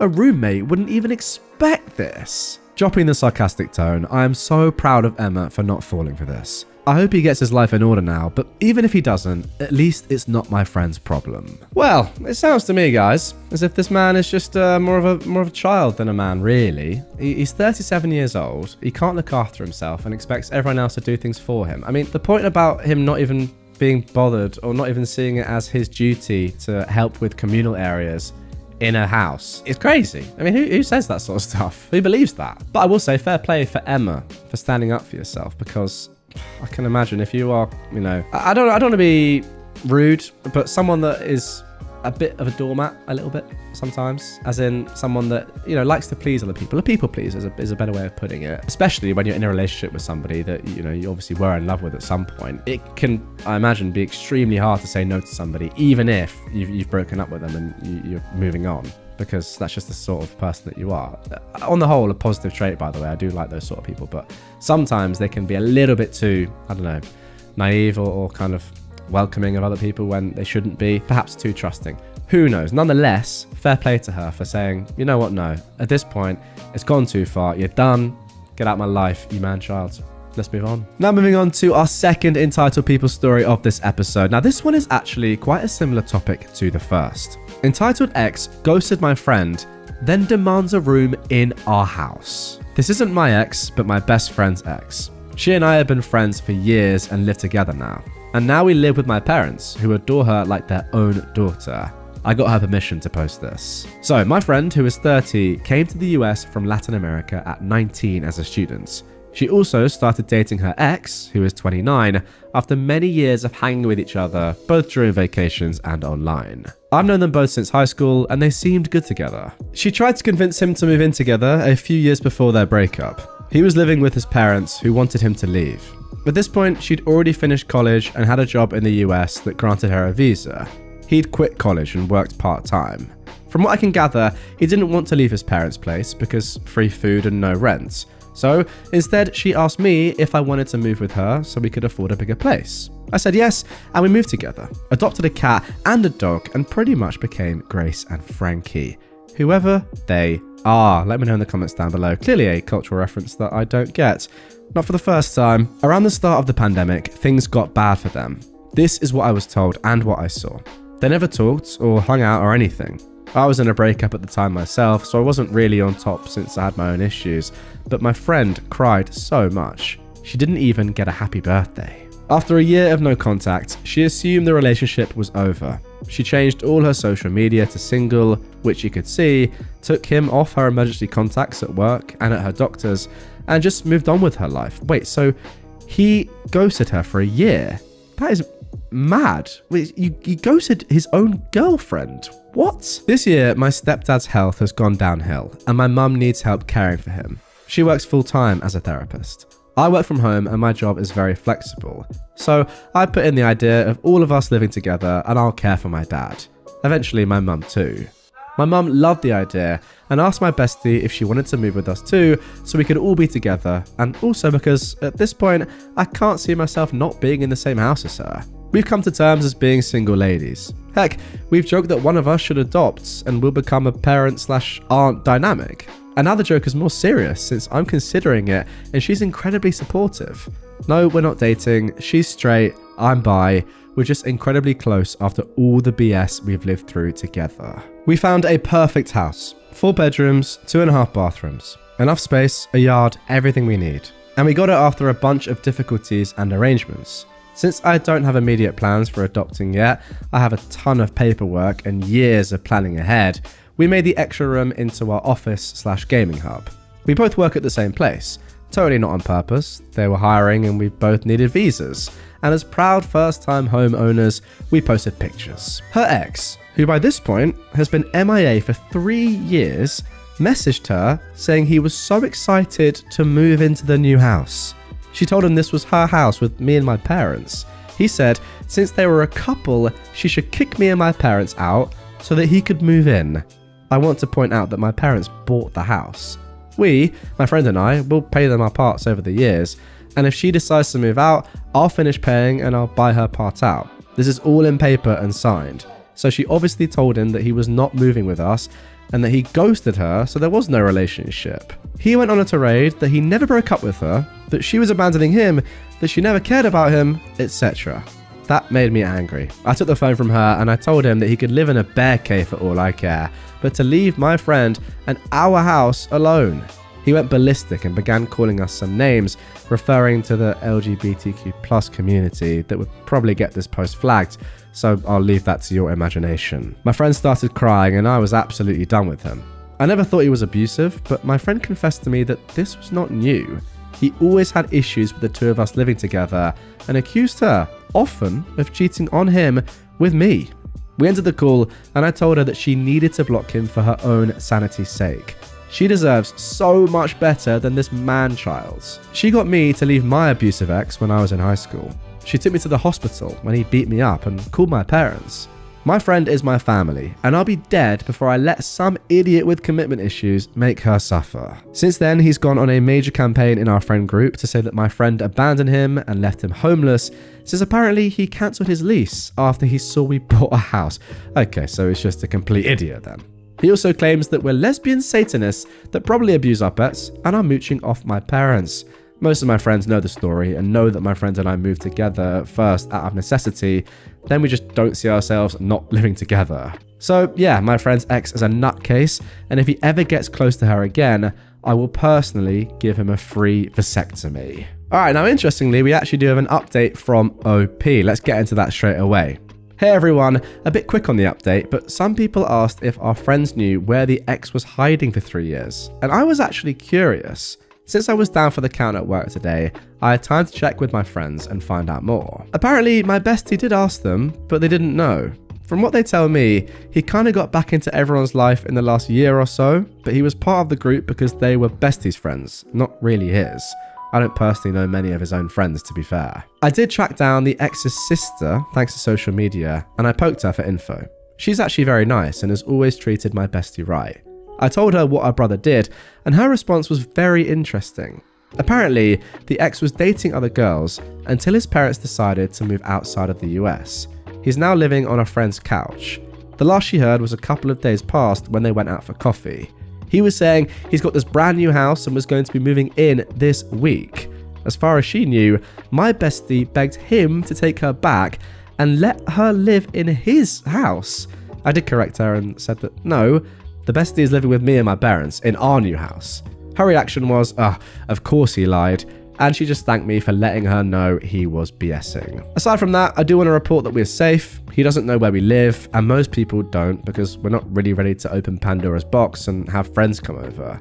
We also need time to figure out who we want in the know. We won't be going to the police unless something serious happens, just because this is technically not a crime, but we are going to keep recordings and print text conversations. If he tries anything, we have all our papers in order, and just in case, I plan to contact our company's HR so they know the situation.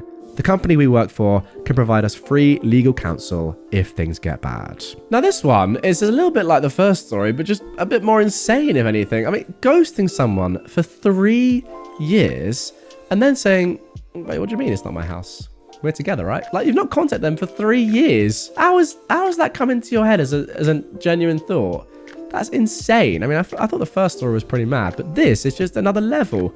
How? I mean, I should have probably realized that this guy was stupid after OP said that he cancelled his lease after he saw that we bought a house.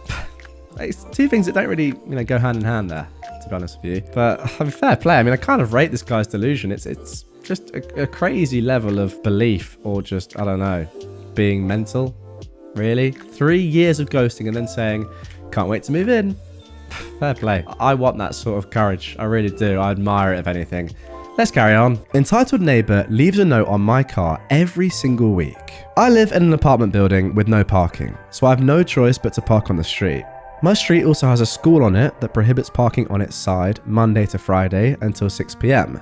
The other side has a 2-hour parking even for permit holders. The entire area is permit parking only, which I have. So there are a total of about 7 spots on my block where permit holders can leave their cars. Because of this, I can never get a spot on my block, and I park 1 block down, which is the same permit zone. This area is all houses and each one has a driveway. I typically don't use my car every day, but I never go without it for long stretches unless I'm traveling. It's also a parking violation here to leave your car in one spot for longer than 72 hours. Which apparently some people take very seriously. Recently, one of my neighbors has been leaving a note on my car every single week. This is not an exaggeration. I've gotten 4 notes in the last 4 weeks citing the above parking code, even if my car has only been there for less than 2 days. The note always says that I can't leave my car in one spot for multiple days, which technically I have 72 hours. I always ignore it because even if I do get reported, which I'm sure I have been, someone from the city comes out the next day for an inspection and then monitors the vehicle for the next 72 hours to see if it's still there. This law is really to prevent abandoned vehicles, not for people getting upset about cars parked in front of their houses for multiple days. The hilarious part is that the note goes on to say how disrespectful it is to your neighbours to leave your cars parked in front of their houses. But constantly leaving notes on cars is totally respectful. This has been going on for months, but this was the first time I got 4 notes in a row, and now I'm going for the high score. I know it's a law, and I rarely leave my car parked in one spot for longer than 3 days, never more than a week unless I'm travelling, in which case I leave it at the office to avoid street sweeping. Also, my car isn't old, dirty, or looks abandoned. This person truly just has nothing better to do with their life. Yeah, I don't necessarily think that's like the most entitled thing ever, but it is very weird. Surely you would wait until someone is actually breaking the law before you leave a note. Like, you wouldn't warn someone that in 24 hours, for example, you're going to be breaking the law. That's a bit strange, isn't it? Like, you know, think of another example here. Say that the permitted time of parking was 10 a.m. to 5 p.m. and you couldn't park outside of those times. You know, it's just an example. At 4 p.m., you wouldn't leave a note on someone's car saying, hey, just so you know, you've only got an hour left. If you've not moved your car by 5 p.m., you're in massive trouble. You'd wait until 5 and then let them know, wouldn't you? If you cared at all. It's a bit weird to do it preemptively, especially like given the actual example that we have here, that they're doing it after 2 days when you still have a whole other day to move your car. And also, as OP said, that's not really the point of the law at all. Like, that's just kind of using it in the wrong way. It's to stop people abandoning cars or leaving it there for weeks, I imagine. It's just very strange, and yeah, it does come across as someone that does have nothing better to do in their lives. I get it, it's not ideal having other people park in front of your house, but you have a driveway, so therefore you can always park because it's your driveway. I don't really see what the problem is. And again, it can't be an eyesore because OP said that their car's pretty nice. I think this person is just a little bit, entitled, for want of a more appropriate word, but really that is what it is. It's weird. It's a weird thing to do. I would say maybe just have a little bit of caution, because if they're leaving notes in your car and they're doing it every single week for literally no reason, then they could cause damage to your car in future for no reason as well. I'm just thinking, like, if they're getting this angry over this and you're going to keep doing it, of course, because you're well within your rights to do so, just be warned that they could step it up a level. So maybe you already have a dash cam, but yeah, maybe invest in a little dash cam for your car, just in case the worst happens. My mother-in-law photoshopped my husband's nose on our wedding pictures. How do I tell him? I am a 27-year-old woman, and I've been with my husband, who is 29, for 7 years. I remember that early in our relationship, one of the first things he expressed insecurity about was his nose, specifically about its width. He never wanted surgery, but he thinks that his nose is too big for his face. I never thought that true, and for a long time, I wondered where he'd gotten that idea from. Then I met his mother, and all my doubts went out the window. I don't hate her, but the woman complains about everything, and she seems particularly interested in criticizing her sons. Barely anything about my husband or his older brother is good enough for her. And if it is, she is quick to imply they don't deserve it. According to my brother-in-law, that behavior didn't start until my father-in-law passed about 8 years ago, so they don't usually hold it against her. But to me, it seems like she legitimately doesn't want her children to be happy. Most times that we talk to her, my husband ends up devastated. She constantly complains about me, his job, our apartment, and his appearance. She has, on more than one occasion, suggested that he get a nose job. That tends to upset him, so I always try to shut that down as quickly as possible. We got married in early May. The photos were ready about 2 months later, and we created a shared album on Google Photos for our friends and family, including, of course, my mother-in-law. I got pregnant during our honeymoon. Can't recommend Dubrovnik enough, and I'm now 24 weeks along. We've had problems with my mother-in-law concerning my pregnancy. We're having a boy, and she had a breakdown because she wanted a girl that forced us to put her on an info diet. That was 2 months ago, and she has since improved her behavior. Because of that, we said yes when she invited us to go to a mall near her place to shop for baby clothes last Saturday. My husband had an emergency at work and ended up not coming, but we still managed to have a good time. When we were done, she invited me back to her place. I hadn't been there in a while, and I quickly saw that she'd gotten some of our wedding pictures up on the wall. I instantly noticed something was wrong with them, but I couldn't pinpoint what it was yet. My mother-in-law saw what I was looking at and proudly announced that she'd gotten someone to fix his nose. In other words, she gave her son a Photoshop nose job on his wedding pictures. I could not believe it. I never thought she'd stoop so low. It wasn't even a good nose job. It was so bad that my husband's face didn't look real. He looked like a Ken doll, and not in the hot Ryan Gosling way. My mother-in-law must have seen how mad I got, because she instantly tried to defend herself. She tried to make the point that her son deserved to look his best on his wedding day, and I should have convinced him to get the real nose job before our ceremony. I made up an excuse to leave, but I could tell she knew the real reason. She's been calling and texting me almost every day since. I've been ignoring her, but she's always either apologizing, accusing me of overreacting, or begging me not to tell my husband. I know it seems trivial, but I am outraged. And the more I think about it, the more disgusted I get. I could never imagine doing something like that to my child. I haven't told my husband yet, mostly because we've both been busy with work this week, but also because I have no idea how to. His mother was finally starting to be a better person around him and his brother, and I know it will break his heart to find out about this. I don't know what to do. I have to tell him, but I can't figure out how. I know he loves his mother and I don't want to damage whatever relationship they still have. My mother-in-law also mentioned she intended to send the improved pictures to some of her relatives, so I've got to find a way to shut that down. So, how can I tell my husband that his mother photoshopped his face on our wedding pictures? More importantly, what would be the most peaceful way to do it? Wow, what a start to the episode. I mean, that is just an unbelievable story. I've never heard anything like this. That is incredible. Now, I will say off the bat, it's very sad that your father passed away, and I completely understand why, OP, your husband and his brother have kind of given their mum a pass for a number of years, because, you know, a death in the family like that is completely tragic, and it could, and, you know, probably would lead to some unexpected and strange behavior. However, it has now been 8 years, and she's still being horribly and horrifically abusive. This is insane. I mean, the fact of the matter is, you have to tell him, and there's not going to be a peaceful way of doing it. You have to tell him the facts. He deserves to know. Yes, you don't want him to fall out with his mum, but if someone is doing this to your husband, I don't care who it is, it's literally incredible. Like, that is mad. You've got to tell him. He's not going to like it. Who knows what the repercussions and consequences might be, but that's for him and you and, you know, his mum to deal with. Absolutely unbelievable. I've never heard of anything like this. Just incredible. Guys, comment down below. What do you think OP and her husband should do in regard to the pictures, and also just his mum in general? For me, I'd say you're not allowed to have those pictures up. It's disgusting. Either you have the real pictures up, or I'm not going to talk to you again. And I understand it's easy for me to say, as this is not my mum and it's not my family, but I'd be very tempted to put that sort of ultimatum in place. Once again, what a start to the episode. Unbelievable. Let's carry on. Now for our next entitled parent story. Entitled Dad called the police on me for sitting in a pool. This just happened today and I'm so mad.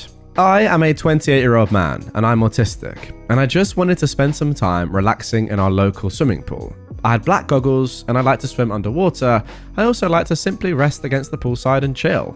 Also, I was the only adult male without any children in this pool, which is clearly for everyone to use. Shallow at one end, deep at the other, etc. I'm just resting by the poolside when a manager, not even a lifeguard, a manager, comes over to me and tells me my presence and behavior is making someone uncomfortable.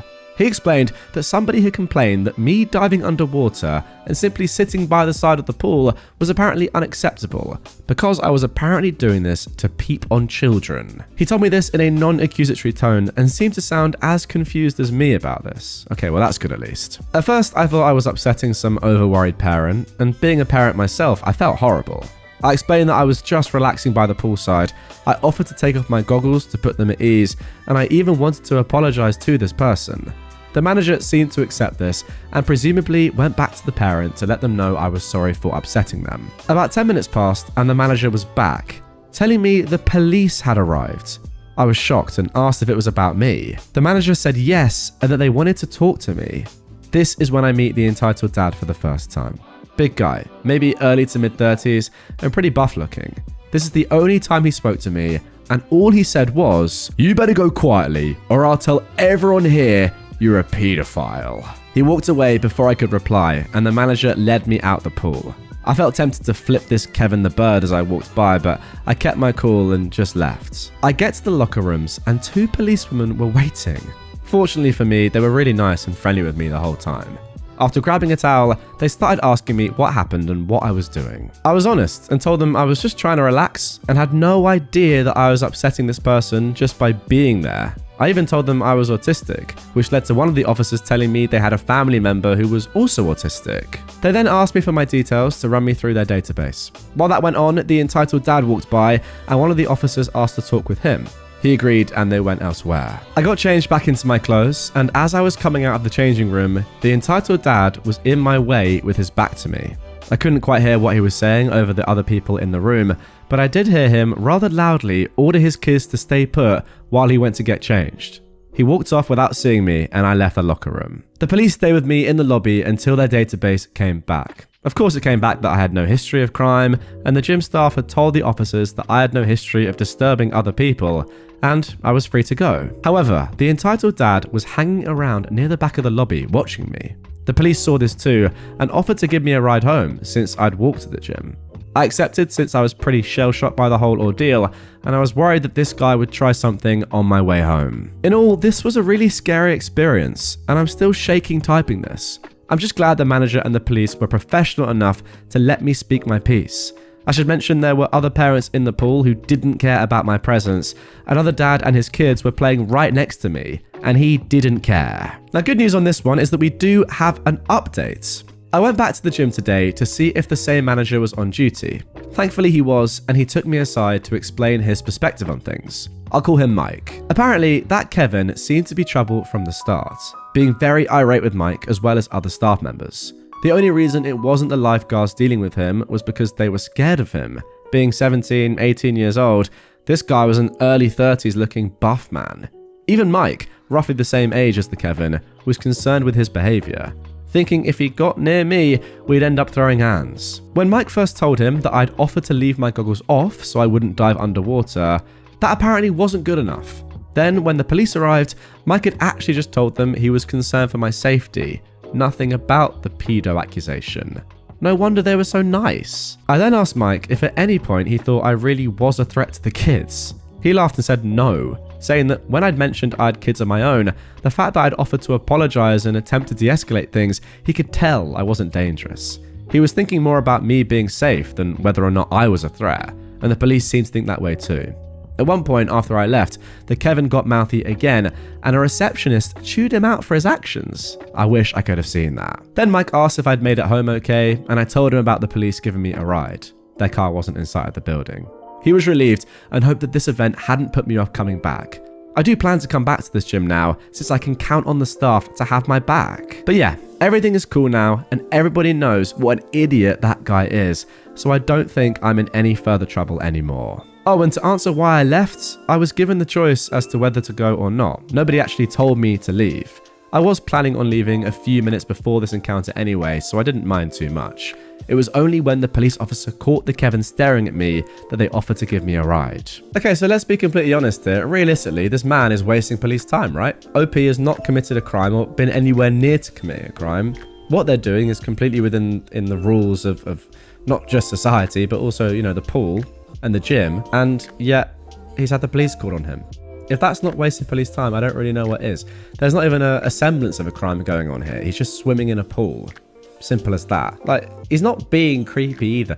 It's not as if he's like going really deep underwater and going up to kids and stuff like that. I mean, I don't know, man. People really hope he's not doing that. Let's just say that. He's not doing that. Let's be honest. So there's just no need. I mean, I really hope he's not doing that. Can I just make that abundantly clear? Because if he is, that changes everything. But from everything that I've garnered from this story, he's not doing that. And he seems like a normal guy, just chilling out. And he's got kids of his own. It seems unlikely that he was doing anything crazy. But you never know. But yes, in all seriousness, this guy, this Kevin, has wasted police time and he deserves to be punished for it. To be completely honest though, yeah, I'm not surprised that you're shaken up by this. Like, to just be going about your normal day and then have the police called on you for no reason, that is going to shake you up. You're going to be scared because you're thinking to yourself, wow, have I acted incorrectly? Am I doing something illegal? Like, you're going to have these questions. It's going to shake you up, even if what you're doing was completely normal and fine and what you tend to do as it was. Yeah, I don't really think you should blame yourself for that or think, oh, why am I shaken up by this? That would shake me up as well. Scary stuff. It's just a good thing that the police and the manager were on your side and didn't jump to conclusions. Now for our third entitled parent story. Two kids unzipped my cat's carrier and were reaching inside to pet my cats. This happened a few months ago when I took my cat to a cat show. For those who don't know much about cat shows, when they aren't being judged, they hang out in large pop-up kennels. It's normal for parents to bring their kids to the cat shows, but this cat show had so many kids running around, it was insane. I've never seen so many kids at a cat show. I have nothing against bringing your children to cat shows, just please stay with them and teach them to respect the cat's personal space. So anyways, my cat was sleeping inside a little cat cave inside of his large pop-up kennel. I went to go to the bathroom, and when I came back, 2 children had unzipped the kennel and one was petting my cat. Why would anyone ever open a pet carrier and touch a random cat they don't know? I would have never done that as a child. I don't know where their mum was, but the girl was saying that my cat wanted attention and that's why she unzipped it. But he was still inside his little cat cave that was inside of the pop-up kennel. They're lucky I have a ragdoll cat. Extremely chilled, cuddly, social, and known as the puppy of cats. Additionally, my cat volunteers with kids once a week, walks on a leash, and vibes with literally everyone. But I cannot describe how upset this made me. I want to add that I've never had any issues with kids at any other cat shows but this one. But another thing is that when I was taking my cat to be judged, a kid touched his tail, and I had a couple of other kids try to ask to pet him as I was taking him to be judged another time. To be honest, I think that's alright personally, just jumping in here. But I understand, the previous bit, that is not okay. Also, I had to fuss at some kids who went to another person's pop-up cat carrier and had their hands and faces pressed against the mesh to see the cat inside, because that's probably very intimidating for the cat. I want to say once again that I've never had issues with kids at other cat shows. I don't know what happened at this one, but for some reason there were so many kids. I would like to add finally that most kids did have parents with them and were behaving well. Okay, an interesting story here. Just to explain what I was saying earlier, I feel like if a kid asks you at a convention like this, where you know there are going to be, families around and lots of animals, if they explicitly ask you, can I pet your cat? I think that's okay. If you want to say no, if you want to say yes, completely fine, up to you. But if they ask you and then you give them permission or not, I think that's fine and that's polite and that's to be expected. But if they just go up randomly to a pop-up kennel, unzip it, and then unzip another compartment as well inside it, and then pet a sleeping cat, yeah, that's not on. And I know they're kids, but I mean, I agree with you. I wouldn't have done that when I was a child, and nor would the majority of people. That is entitled, and their parents should be having words. And now for our final entitled parent story of this episode. Sister-in-law freaks out because she feels my boyfriend and I are denying her child food. My boyfriend's family came to town for a week and stayed with us. We made sure to have clean towels, fresh sheets, a stock fridge, etc. Unfortunately, 2 days after they got here, my boyfriend got laid off. Ever since then, he's been really down in the dumps and grumpy. My boyfriend's family doesn't have the best manners. They leave dirty plates behind, don't clean up after their kids' messes and such. I tried my best to ignore it and just clean up after them when they weren't home. Today, during lunch, we served lasagna. After we finished eating, my boyfriend's sister got up and started packing lasagna for her kids to have for dinner.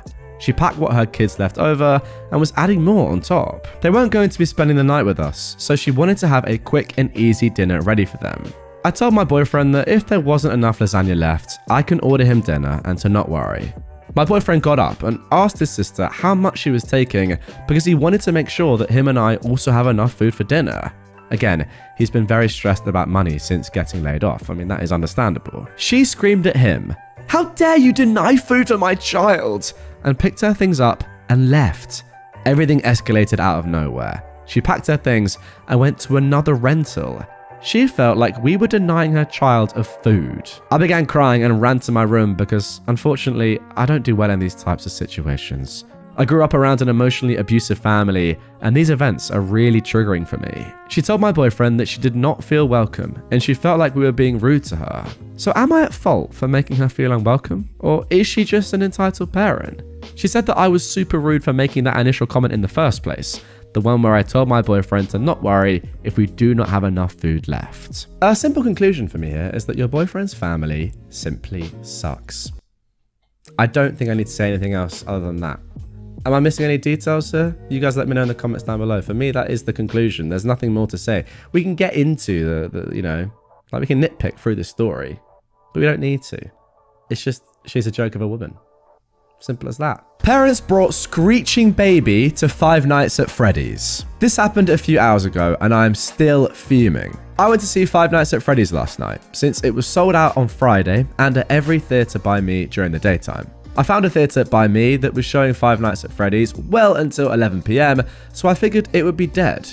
It wasn't really, but still. Okay, 9:40 p.m. it was. The time where tiny children should be asleep, right? No. Everyone is sitting down, and when the movie starts, the theatre goes quiet, till the murmurs of a baby can be heard. A kid around 7 comes in, then a dad, then a screeching baby and a mum. They came in right as the movie started and were loud the entire time. Now, this kid didn't cry at the jump scares. Instead, it kept making sounds for the entire run of the freaking movie, and I mean louder than movie sounds. The people around me were so angry and kept shushing the kid as it waddled and ran up and down the aisle they were in. The parents acted as if we were crazy and kept ignoring their whining, screaming baby as if it would just go away. People would leave, complain, and when movie people came in, we saw hope that they'd be asked to leave. But instead, they just looked around for the earbleed demon and then effed off as if they couldn't locate the screeches. At that point, the kid said, "Mama, goo goo gaga." It's like the kid is right frickin' there. The mum took the kid out for like 5 minutes and then came back in loudly and said, "Mama really wants to see the movie." She put the kid on the ground and let it continue to run around. The father just ignored the kid. The older child seemed unbothered, like I didn't hear a peep from that kid the entire time. The crotch goblin would go quiet for about 10 seconds, enough time for some hope, and then continue to run around, semi-sleep on the chairs, that annoying thing that bald kids do, and just be a freaking menace to the theatre. And you could feel the vibe in there. We're not scared, we're all irate. At least I know my row was, since they were right ahead of us, so the screeching wasn't even muffled. It was like eardrum destruction. Then, right as the movie ended, and I mean the first credits came on, even before the pop lights turned back off, they were freaking gone. Now they leave? The heck? And it just angers me so much, because screw the parents and screw the theatre for allowing this BS. We all pay insane amounts of money just to see a movie. I've waited so freaking long for Five Nights at Freddy's and just wanted one nice evening out. And these families come in and the theatre people see the babies and say nothing. "Oh, you're gonna take your 1-year-old into The Conjuring too?" Yeah, that also happened to me. Yeah, I see nothing wrong with that. In my opinion, theatre should be for 7+, because at 7 years old, you should be old enough to just be quiet. Now, I don't really hate the babies, even though I dislike kids, because they're too young to understand what be quiet means or what sit still means, but come on. Nobody deserves to have their movie ruined by kids. To have kids cry all throughout the beginning of Endgame because Thanos got his stupid head chopped off, or for kids to screech because the Emperor is scary, boo frickin' who, he was on screen for 0.2 seconds and then it was over. Or for kids to ask, "Who is Batman?" a million frickin' times. PG-13 or 14A should still mean something. It should mean if your kid ain't 13, they aren't getting frickin' in. They don't get to get in and scream and cry throughout a movie. That's the point of most kids' movies, is that scary stuff is limited. And I had this happen when I was a kid and my grandparents took me to see Pirates of the Caribbean and Davy Jones scared the frick out of me. But you know what they did? They took me home. They didn't let me scream and cry during the whole movie and ruin everyone else's days. They understood that I was too young and they took me home. It's not that hard. And I get it, if you don't have a sitter, that sucks, but why would you want to punish everyone else? Well, first of all, I've got to say that is an absolute disgrace, and I'm very sorry to you that your entire experience was ruined by these entitled parents. Secondly, you simply have to get a refund. Demand a refund. That is the least thing you should be doing. The whole thing has been ruined. You've not got the service you've paid for. You are owed a refund. And thirdly, thank you for saying what you did about it not being the kid's fault at all. I completely agree, and it's something that I do say in a lot of these episodes, a lot of my content. A lot of the time when children are, young, let's say below the age of 7, I think 7 is actually a very reasonable age that you've suggested here, in which a child should have some common sense and should know when to be quiet, etc., etc. Especially when they're a baby like this, it's not their fault that they're making noise. They're not really in control of their actions. The baby is probably extremely bored and is like, why am I watching this movie that I have no interest in? And yeah, as you've said, the fault completely lies with these entitled parents and their own ignorance. And again, you're right, it's not ideal to have to get a babysitter, but that is part of being a parent. If you want to go and enjoy an adult thing and you have children, you have young children, they can't come with you. Obviously. It's not only going to ruin the entire experience for you, by the way. I mean, I don't know how these guys have enjoyed the movie. Surely they haven't. But it's also going to ruin it for everyone else in the theatre. So shame on these entitled parents, and also shame on the staff. They should have kicked them out. I'm sorry, they really should have done. Now, our second entitled parent story of this episode is actually an update to one that I read the other day. My mother-in-law photoshopped my husband's nose on our wedding pictures. Now, if you haven't yet heard that story, I will leave a link to that episode down below. Go and watch or listen to that one first, whatever platform you're on. You need to listen to that for this to make sense. I know a lot of you will have done already, but it's a really original, very good story. I'd recommend you listen to that first. Anyway, here is the update to that one. Hey dudes, I'm back. Thank you to everyone who took the time to offer me advice on my last post. Guys, if you don't remember what happened, OP was pretty much asking what on earth they should do when they found out that their mother-in-law had photoshopped her husband's nose in their wedding pictures. Absolutely insane, but hey, here we go. First of all, I want to clarify that not telling my husband what his mother did was never an option. She wouldn't remove the pictures from her house unless I either told him or threatened her. Had I done the latter, she could use that against me in the future, or even imply that I agreed with her. Plus, he was bound to find out at some point, and I knew it would be better if it came from me. I asked how to do it, not whether I should. So I sat him down last Saturday and I broke the news. I explained what the pictures were and my mother-in-law's excuses for them. I also showed him the text that she'd sent me since my visits. The whole conversation, I was calm and straightforward, but made it very clear that not only did my mother-in-law's actions completely disgust me, but I never agreed with her about his appearance. He's the most gorgeous man I've ever met, and there's absolutely nothing wrong with his nose. I also made sure to point out that the Photoshop nose made him look like front-facing Phineas from Phineas and Ferb. And my mother-in-law needs to get her eyes checked if she really thought it looked good. I thought the news would hurt him, and I was right. He didn't cry or anything, but I could see it in his face. The odd but common combination of disappointment and acceptance. He knew his mother wouldn't change, but he still had some hope. It was almost heartbreaking to watch. But for the first time in a while, he seemed to believe me when I said his nose was normal. He told me that now that he knew just how ridiculous his mum was willing to be, her opinion meant a lot less to him. So even though he's hurt, he feels stronger than ever. As many of you suggested, I told him that he was free to approach the situation however he pleased, but I don't want to be around his mother anymore. Most importantly, I don't want her around our son or any other kids we might have. Not only because of the guilt-tripping tantrums that have become her standard behavior, but also because of the way she treats the people that she's supposed to love. I know she loves her family, but I doubt she knows how love works. If she's willing to treat her sons like this, I fully expect her to be even worse to her grandchildren. In the end, my husband and I decided we're going very low contact with his mum until the holidays. Some of his relatives are throwing a party the week before Christmas, and she will be there. We thought about skipping it, but he has cousins he hasn't seen in years coming for the party. He's been looking forward to seeing them for months, and it doesn't feel fair to let my mother-in-law ruin his excitement. After the holidays, we'll decide how to proceed. Regardless, she won't be allowed to see our son at the hospital when he's born. And once we bring him home, she won't be left alone with the baby. It doesn't matter how much she tries to improve, that is not something we are willing to budge on. In spite of everything, my husband doesn't want to cut ties with his mother, and I understand that. Even if he wanted to, he can't go fully no contact without cutting off the rest of his maternal family as well, which he is firmly against. What works best for now is to treat her like Domino's Pizza. She exists, and that's fine, but we're not getting involved until she actually improves. So let me get this straight. You want to order your mother-in-law every single night and become grossly overweight? Or have I misunderstood that? Anyway, getting back to the story, I also decided to tell some of my own family about this, and everyone I've talked to agrees that my mother-in-law went over the line. My father is a narcissist who I'm mostly low contact with due to his entitled behavior. Most recently, he tried to make me disinvite his ex from my wedding so that he could bring his mistress, and even he was offended on my husband's behalf. And if even my mediocre respect your elders father thinks your children are right about you being a jerk, you've probably gone too far. We talked to my brother-in-law, and he's the one who informed his mum of our decision.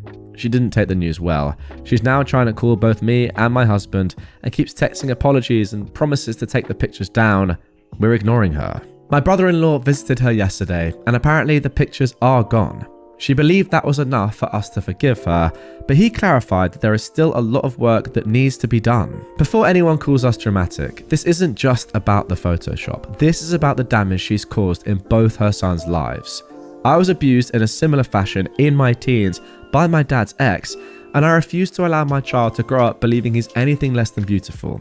Same goes for my husband. That's all. Again, thank you guys. Well, there we go. There is the conclusion to that story. I can't exactly remember what my advice was to OP, but I do believe it was along the same sort of lines as what she ended up doing. Just, you have to tell your husband and let him react to it. There's no way of kind of, I don't know, being nice about it or being gentle. You just got to be brutal and say, look, this is what's happened. I'm so sorry, but this is the truth. This is your mum. This is what she's like as a person. You know, what more can I do? And ultimately, it's up to him how he deals with it, and up to you guys how you deal with it, and your brother-in-law as well, who's sadly, you know, had some very similar treatment in his life, it seems. And I completely agree with your conclusion. No, if that's me, I don't want this woman in my life, and I definitely don't want her in my kids' lives. Just a terrible, terrible person. Once again, if you haven't yet heard the first part of this, link to that is down below. That gives the context for this entire story. But yeah, really good solution, and I'm happy that OP took the advice of amazing people like me. Wasn't what I was going to say, but it's really what I mean. I do think as well, though, in all seriousness, that's what you guys were saying in the comments on that original episode. So good stuff. Us and Reddit helped out. Let's carry on. Now for our third entitled parent story. My parents' small business is being review bombed because I stood up to a child abuser. My parents have owned a small Chinese restaurant for the past 25 years. Recently, I spent a day working there as a waiter, and a big party of 11 people came in with their children. Their children were pretty rowdy and running around on top of our benches. I politely asked the parents to calm their children down as they were causing a disturbance and could hurt themselves. The parents made a half-hearted attempt to calm them down, but the children returned to running around on the benches. Unfortunately, one of their kids fell and hit his head. The child was stunned, holding his head, and looked like he was in massive pain.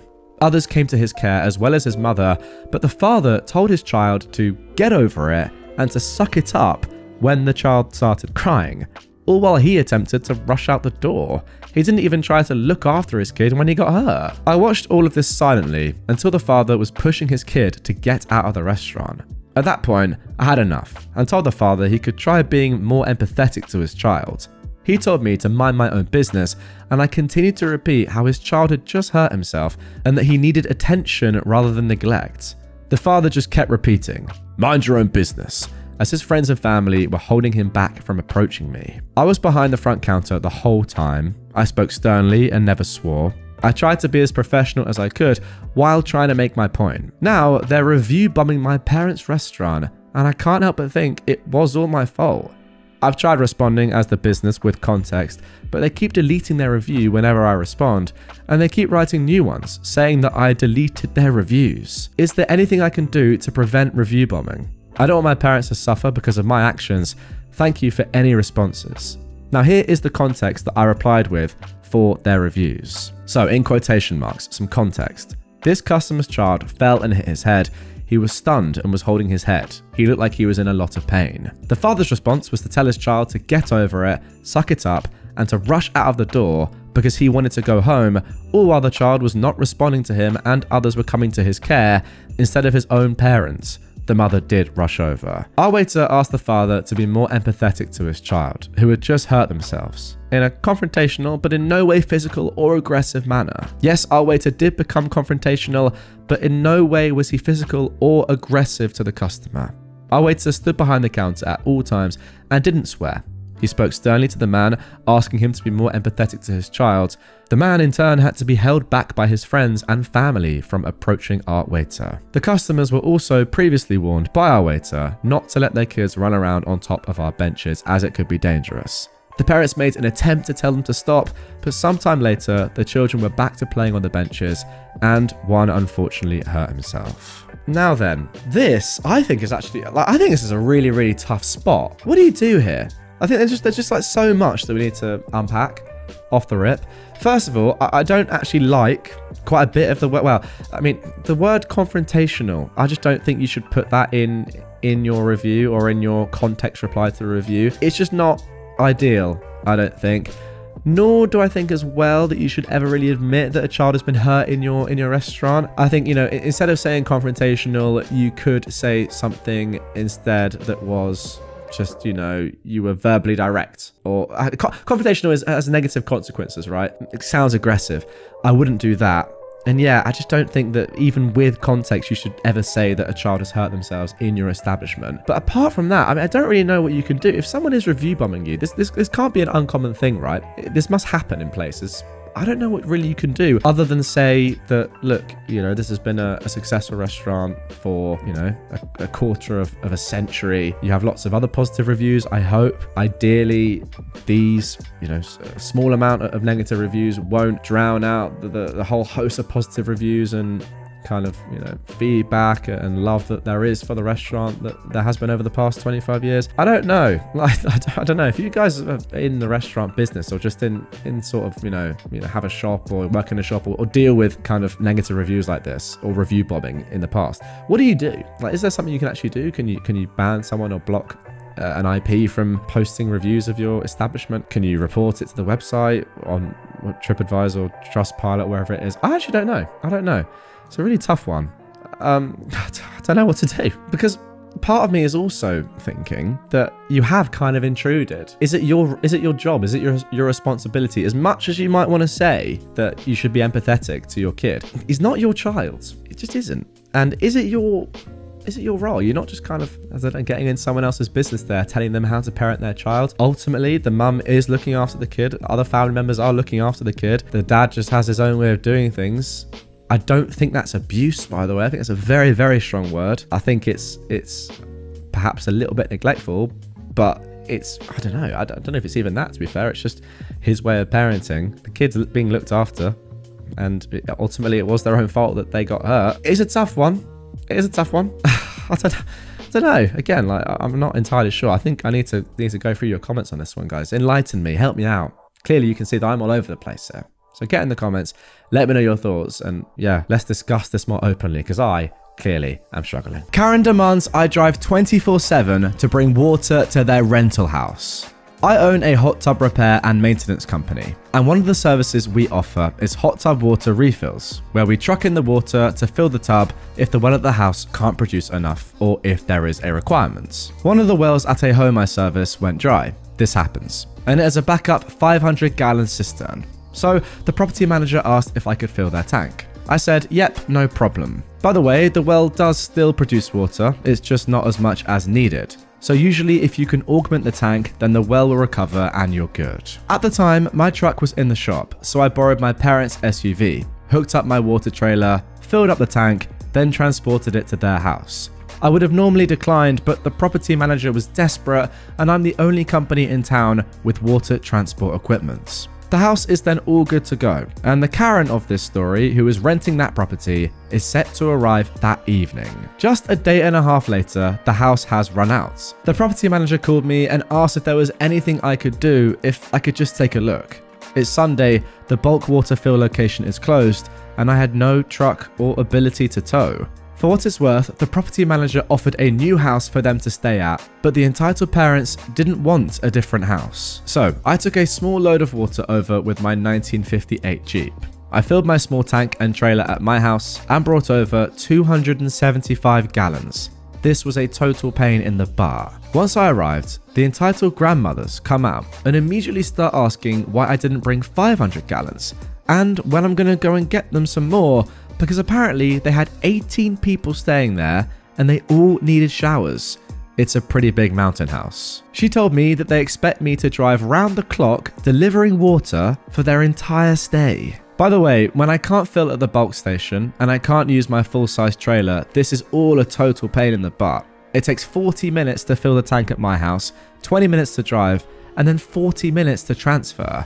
18 people consume a ton of water. For reference, if I had my truck and full-size trailer, the whole process would only take 30 minutes. This was all because they wanted to stay in this house to have their ideal vacation, and any other house or houses would simply not do. You know what? I feel like that's kind of fair enough. I don't normally agree with entitled people, but if you've paid to vacation in a certain house, you do deserve to be in that house. I think that's okay. So, one entitled grandma, the Karen of the story, then said it was my job to supply them with everything they needed for their vacation, otherwise she would make sure I got fired. Okay, now that I'm less okay with. I'd been pretty friendly to this point. Karen said I should ensure my schedule was clear for the next week to support them, and that I should go and rent a truck to be able to haul water to them. I honestly couldn't believe it. I was being a professional and friendly person who was just trying to help out, but after those remarks, I couldn't take it. So I clarified with the two mother hens about what I was and wasn't going to do. Also, their adult kids were looking pretty ashamed at this point. One, I said that was not happening, as I do not work for the management company. I'm a third-party contractor who works on hot tubs. I was doing the property manager a favor by helping them out. The two entitled grandmothers then threatened to tell the property management company to cancel my contract if I don't help them, and implied that as someone delivering water for a business, I'd need the money. And two, I told them to go ahead. My full-time job is in cloud technology, and this is a side business for me. I literally couldn't care less, and I was still not going to drive round the clock to do that when they could just move to another property. There was some more back and forth, but I finally told them that they'd be stupid to try and stay here, that their experience they wanted to have in this house just wasn't going to happen. I went home, had a couple of beers, and enjoyed the rest of my Sunday. Apparently the next morning they did move to another house. Also, the property manager gave them a full refund, so their trip was free. Okay, and there we go for story number 1. Now, again, as I said, off the rip and during that story, it is tough. You pay a lot of money for your perfect vacation spot and you want it to be perfect. And when it isn't and something's gone wrong like this, I get it. You're going to be annoyed. And genuinely, I would also be annoyed, right? I wouldn't go to the extent that these guys have gone to, obviously. And you can see their kids cringing at how entitled their parents are being. But I can't have any qualms with the fact that they're annoyed. They don't have water supplied to the house they paid a lot of money for, I presume, and they have 18 people in and it's probably like a nice family holiday. Yeah, it's going to be annoying. However, if the property manager is being so nice and offering you another house for free, then I'm sorry, but you have to take that. You really do. I mean, that's a good deal. It really is. Like, the property manager probably does have to do that. They do have to offer you some sort of compensation, I presume, but this seems like a pretty good deal. Ultimately, yes, it's not the holiday, not the vacation you would have wanted, but you are then getting a free property for the amount of time you were going to have to pay probably a lot of money for. I don't know. I think it's a pretty good deal. And again, you can still be annoyed, but these things do happen. It's not as if it was malicious or if somebody just turned the water off or there was something wrong with the property beforehand and they still accepted your reservation. No, stuff happens and you're getting a free vacation. You've got to take that. Don't ask somebody to work on Sundays and you know, bring water to you 24/7 just because there's an issue with the property itself. That's ridiculous. Now moving on to our second entitled people story of this episode. Now this one is actually from the same user as the first. 12 entitled people in an Airbnb designed for 6 cost me $600. I thought you might enjoy my second thirsty female dog story. I posted previously here about a client of mine with a similar story, but this is the origin story that happened years before that other post, the one we just looked at. My wife and I own a mountain cabin, and a few years ago we decided to put it up on Airbnb. The place is a remote A-frame on 3 acres of forested land with awesome views, about 30 minutes from a ski resort. This was our first Airbnb, so we were pretty cautious with everything, i.e. looking at guests' past reviews, asking them about their trip to make sure this place would suit them, etc. Everything was going pretty well, until the entitled people of this story booked the whole weekend for Thanksgiving. They told us they were driving out from Texas. Mum, Dad, 3 little kids, and 2 dogs. Being that this was our first holiday rental, we went all out for them. We set a turkey to defrost in the fridge for them and left out a snack platter and a couple of bottles of champagne. Talk about hospitality. That is unreal. They arrive Sunday nights, and the next few days, all hell breaks loose. I get a 6 a.m. call on Monday morning. The whole family is puking and sick as hell. They all had altitude sickness. The cabin is at 11,000 feet above sea level, so this happens, especially when you aren't in shape and just came from sea level. I did warn the guests about this ahead of time. So I'm on the phone talking them through everything, where the urgent care is, what to do, etc. And by day 2, things have calmed down. That's Tuesday. However, then I take a look at our water cistern gauge, remote monitored. This house has what we call a slow well recovery system. Basically, at some times of the year, the well might only produce around 60 gallons per day instead of the usual 300 plus. So we have a 500-gallon water storage system that helps smooth out the demand curves. Basically, once the tank goes below 40%, the well starts pumping, and if the well goes dry, a timer gets started, and it will pump again in 3 hours until the tank is topped up.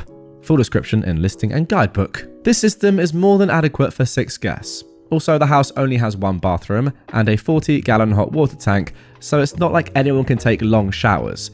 Again, that's all in the listing, it's a rustic place. Tactically speaking, we just ask guests to conserve water, but the system is fully automatic and no one even knows it's there. Well, after 48 hours, I checked our tank monitor and see it's around 35% full, which means the guests used all of the storage and what the well can produce in 2 days. I'm estimating nearly 700 gallons of water. I literally thought something must be broken because there was no way in heck that 2 parents and 3 little kids used that much. Like perhaps the well fuse popped and they got nothing from the well. So I'm now freaking out, thinking this nice family is going to be out of water on Thanksgiving. I called her and politely asked that they conserve water and had them reset the system, aka turn the breaker on and off. So I basically said I'd monitor it for 3 hours, and if I didn't see the levels make progress, I'd get a water truck in. This would literally be a first, as I've never needed to do it. Her response was, "Sounds good, but hurry because we drink a lot of water." How weird of a comment is that? As if 5 people drinking a gallon a day maximum somehow equates to the hundreds of gallons missing from the system. That honestly, guys, is one of the strangest things that I've ever heard. Sounds good, but hurry because we drink a lot of water. What? Well, there is really no change in water level after 3 hours, so I get on the phone to book a water truck. And as it's now 1 day before Thanksgiving, it's just not happening. So I now need to figure out how to transport water to this house. I live 1.5 hours away. I went to Farm and Tractor Supply and bought a 275-gallon tank that would fit in my truck, plus hoses and pumps. Then drive up there, figure out where I can buy bulk water from, and go to the house. I finally get there at around 4 PM and the guests are out, but gave me permission to go inside and test things out. AKA, I wanted to make sure the system was working. It was. So they really had used that much. I went inside and found 2 huskies in a crate who had pooped themselves, and it was all over the place. It smelled gross. The owners said they'd be back and would clean it up. At this point, I've been working on this for 8 hours. I'm sick, it's 10 degrees Fahrenheit outside, and I'm now hooking up the transfer pump. Tomorrow is Thanksgiving and I still need to get to my parents' house. Thankfully, it's only 30 minutes from the cabin. I start pumping, then I see their car pull up, and they are waiting at the bottom of the driveway. Knowing they have small kids, I go down and say hi, and let them know they can go on in, and I'll be done in about 40 minutes. They started to act really odd at this point, but go ahead in. Then I saw 2 more cars on the side of the road around the switchback.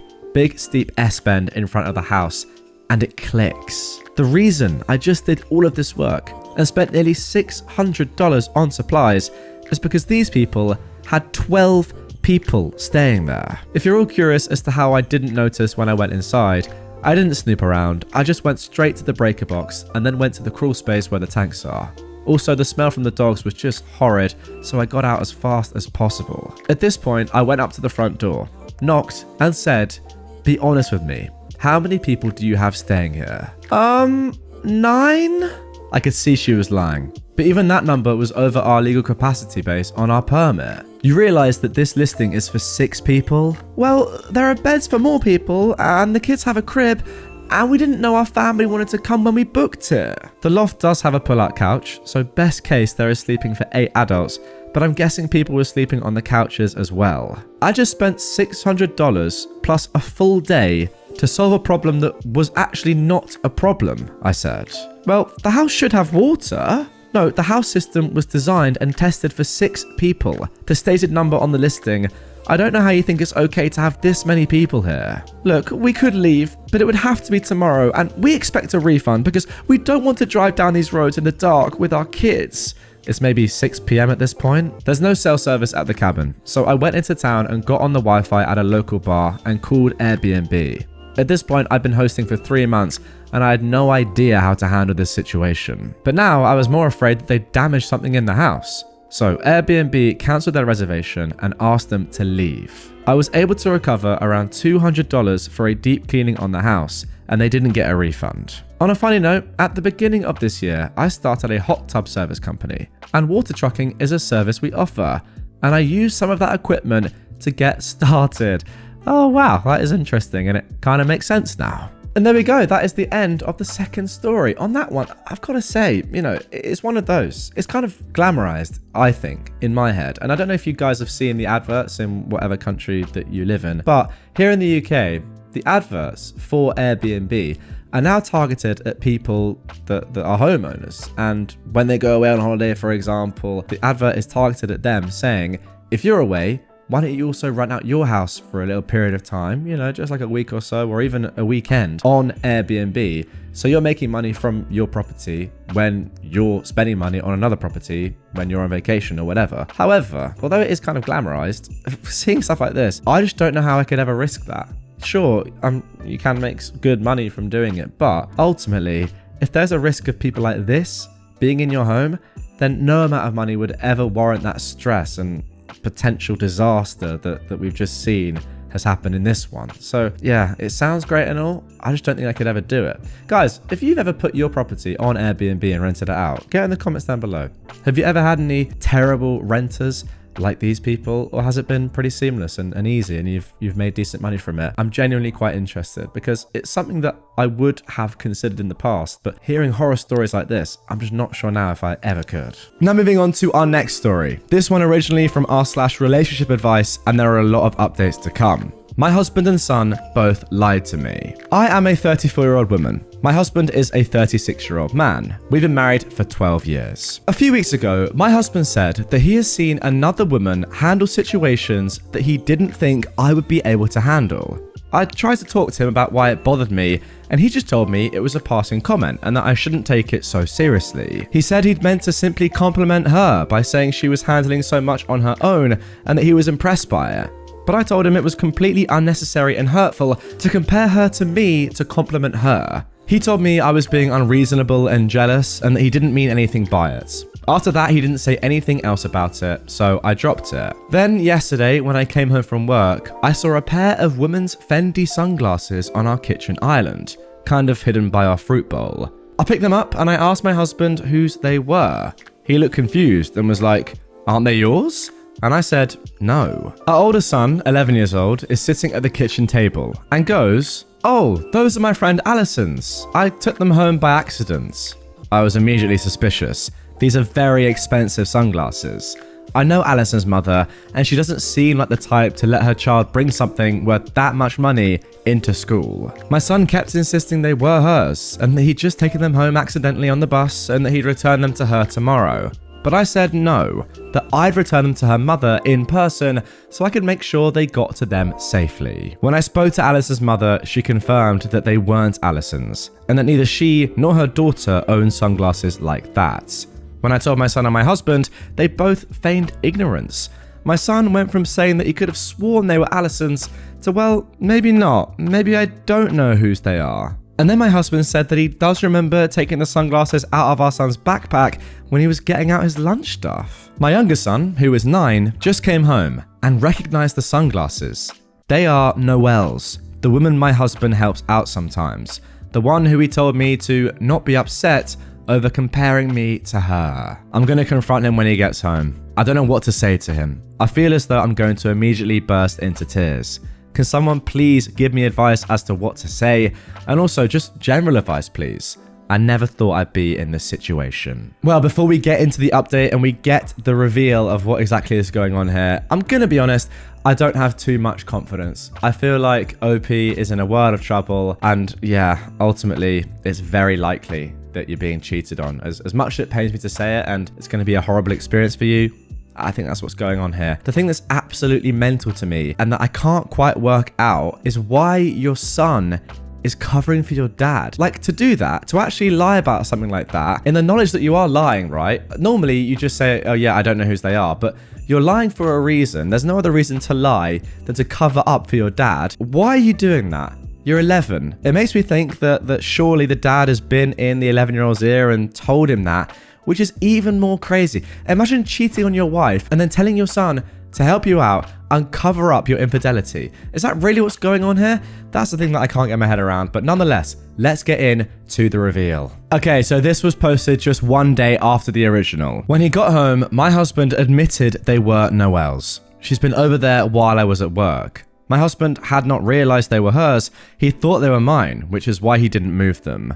My older son realized whose they were immediately, which is why he lied about them. He knew I was about to find it all out and was trying to cover. My younger son recognized them because apparently they've gone with Noelle numerous places on my husband's days off while I was at work. I don't know what he told my older son, but he told my youngest not to tell me about Noelle and her son hanging out with them because I would feel bad about being left out because I was at work. What the heck? I returned the glasses to Noelle, who seemed horrified. She was under the assumption I knew about their hangouts. I asked her why she thought it would be okay. She looked really confused and told me why would I care if we were separated anyway. Wow. I told her we absolutely were not separated. We were very much still together. Apparently, my husband told her we'd not been together except for cohabiting and co-parenting for months now. I confronted my husband with this information and he didn't deny it. He apologized but said he had developed feelings for Noelle, but didn't want to risk our marriage until he knew if they were true feelings or just attraction. He left the house. Noelle wants nothing to do with him because now she knows the truth. He lied to her as well, and she is furious. I'm speaking to a lawyer today. I'm not going to speak to him again except through lawyers since I don't have anything else to say to him. And that right there is the definition of a modern day rat. Simple as that. Sorry. But it's true. You can't just be doing that. I'm sorry, it's actually so crazy that I have to laugh at that sort of stuff. Let me just try and, see if I want to cheat on my wife with this woman. But I'm not entirely sure if I want to lose the guarantee of having sex with my wife and the comfort of that relationship until I know for sure that I can have a new one. So we're just going to do this as like a kind of like a free trial, You know when you sign up to Amazon, you get a 90-day free trial, but you don't have to actually pay any money. Gonna do this with Noelle for a little bit, but I can always just go back to my wife if it doesn't work out. Oh, actually, no, I do like Noelle. Are we gonna jump ship? Nah, let's just do both for a while and lie to both of them, and then eventually get found out, thankfully, and both of them have left, which is good because that is what this guy deserved to have happen to him. What an absolute disgrace of a man. Now, you know what? I thought about it. As for the 11-year-old kid, that is just a tough position to be in. I don't blame him at all, actually, because you're 11. You probably want to keep your parents together, right? That's the done thing. You're not really thinking, you're 11, right? So you're probably just gonna make up a lie or whatever and try and keep the peace. Don't blame the kid, completely blame the dad. And again, OP and Noelle, because you were lied to as well, I'm very sorry that you were put in this truly awful situation. I met my wife's boyfriend and felt like a guest in my home. This weekend, I met my wife's new boyfriend. I have a lot of feelings about it. And although my wife listened to me, she literally said, I don't know how to respond to your concerns. And that ended the conversation. To set the stage, this was not our first time meeting the other's partners. I have met a now ex-boyfriend of hers, and she met my current girlfriend. In both of those cases, we went out to lunch in public and had a friendly getting to know you conversation, did a second activity, and then parted ways. There was no touching between anyone during the initial meetings, it was just a friendly Hinge chat to introduce matters. This weekend, my wife had invited her boyfriend over for breakfast and didn't prep for it at all. She was in bed minutes before he arrived and sent me to the store to buy everything we needed. I said we should go out at that point, but she said she wanted to cook. When I got home, he was already in my house with my wife in the master bedroom while she was getting ready. This made me tense because we've never had other people in our bedroom before, and my wife had previously marked it as her hard boundary. I was nervous about meeting this guy because we had a 3-way phone call a month ago, and I wasn't digging his personality. Now I was on edge because of the groceries, because she wasn't ready, and because he was in my space. The guy comes out of my bedroom, and he's wearing a full suit and tie, while I'm in t-shirt and jeans. I perceived this as an odd choice and a power imbalance. My wife later told me he always wears suits, but that literally isn't true because after breakfast, he changed clothes to go on a date with her and ended up in a t-shirt and jeans. So let me get this straight. He wore a suit for breakfast, then changed out of it for the rest of the day. What? We sit down at the table and my wife starts cooking. Already this is uncomfy to me because the hinge is missing from our conversation. Previously, we sat down at a table together, but my wife was effectively uninvolved in me meeting him for the first time, just occasionally chiming in while cooking. And we didn't really vibe. We'd ask each other a question or two, and then it would peter out until a new topic came up. When the conversation died down, the boyfriend just spews sexual comments, saying that he wants to bend her over the kitchen table right now, that she should stop cooking and do stuff with us, asking if we want to jump into a threesome right now, etc. When we previously spoke on the phone, this is part of what made me uncomfy, because the conversation was going well until he hyperfixated on sex, and any other conversation broke down. I had previously conveyed this to my wife after the call, but I'm ashamed to say I didn't stand up for myself. I have difficulty saying what I want to in the moment. I was also trying to give him the benefit of the doubt, and I didn't want to be too aggressive when meeting him for the first time. My wife sits down with plates of food, and the guy asks if he can sit next to her. We have a square table with a chair on each side. He picked up his chair and sat on the same side of the table as her. Now, that was super weird to me and made me uncomfortable. My wife later insisted he always does this. My beef is that it felt like he didn't view this as an opportunity to meet me, he viewed it as a date with my wife, and also I was there. After the plates were put away, I went to the bathroom and came back to them making out in the kitchen. This was my first time visually seeing my wife with another person, and I was fine with it, but then, as I started doing the dishes, he pushed her down on the couch and fully got on top of her, making out and groping her. My wife said no and pushed him off, so he went to the bathroom. At this point, I talked to my wife and said that her boyfriend was making me extremely uncomfortable in my own home and that I wanted him to tone it down. He walked up behind me, having gone in the hall but not actually gone to the bathroom, and said, "Don't mind me, I'm not eavesdropping." I asked my wife to meet me in private to express my frustration. She said that this is just how he is. I said we didn't talk about boundaries for this meeting. I assumed it would be like the other 2 meetings we've had, that I explained previously, and that many of the things he's done had crossed lines for me and made me feel uncomfortable in my house. She says to give her a minute and she'll take care of it. I return to the kitchen and he's changing clothes. He brought all his clean laundry in a suitcase and was cycling through outfits, asking my wife what she thought of each. I later told my wife that was extremely weird to me, especially since she went out there with the intent to tell him to tone it down. She said the alternative was that she and he go into the bathroom while he changes. Fast forward, they leave to go on their date. I stay busy the rest of the day and can't get a hold of my wife from noon to midnight. I go to bed having asked her to check in 3 times. Called her and no response. At 4 a.m, she woke me up to ask if he could spend the night because they'd been out until 3:30 a.m. and it was an hour drive back to his house. I said no because we'd planned a full day, just us, for the next day. My wife went out to talk to him, then came back and said he was too tired to drive and asked me to reconsider. I'm barely awake, so I begrudgingly say fine. My wife promises not to stay out so late again and we go to bed. Boyfriend sleeps in the guest room. My wife and I had planned to go to breakfast, but had to put a pause on that because the boyfriend hadn't woken up by 10 a.m. I say we can get drive-through breakfast, and my wife sends me out alone because she doesn't want him to wake up in the house by himself. She tells me he'll be gone by the time I get back. At 10:45, I get home, and he's still there. My wife comes down and makes him coffee because we didn't get him anything, because he was supposed to be gone already. I told my wife point blank I wanted him to leave because this was our day together and we'd already had to change plans because of him. She said that would be rude and that we still had the whole rest of the day just us. He ended up staying until noon. He didn't say a word to me as he sat at the table drinking coffee and then fist bumped me goodbye. When he finally left, my wife asked how I thought it went. I expressed everything I've described here. Told her his personality made me uncomfortable, he ignored me, made me feel like a guest in my house, I didn't appreciate him spending the night, etc, etc, etc. My wife said, "Thank you for being honest. I don't know how to respond to your concerns. It's important to me that you like him. I need to think about this." And shut the conversation down for now so that we could focus on our planned day. I don't know how to handle all of this. I do not like this man. Okay, there we go. That is it for the original post. Now, everything I say from this point onwards, I'm saying in the context of knowing that this is posted on r/polyamory, right? So I'm not going to say anything about, okay, if you don't like him, then you should talk to your wife and just try and be with her one-on-one, stuff like that. It's not worth me saying. Polyamory is already, a pretty contentious thing. I don't agree with it, but, people like it, and that's up to them.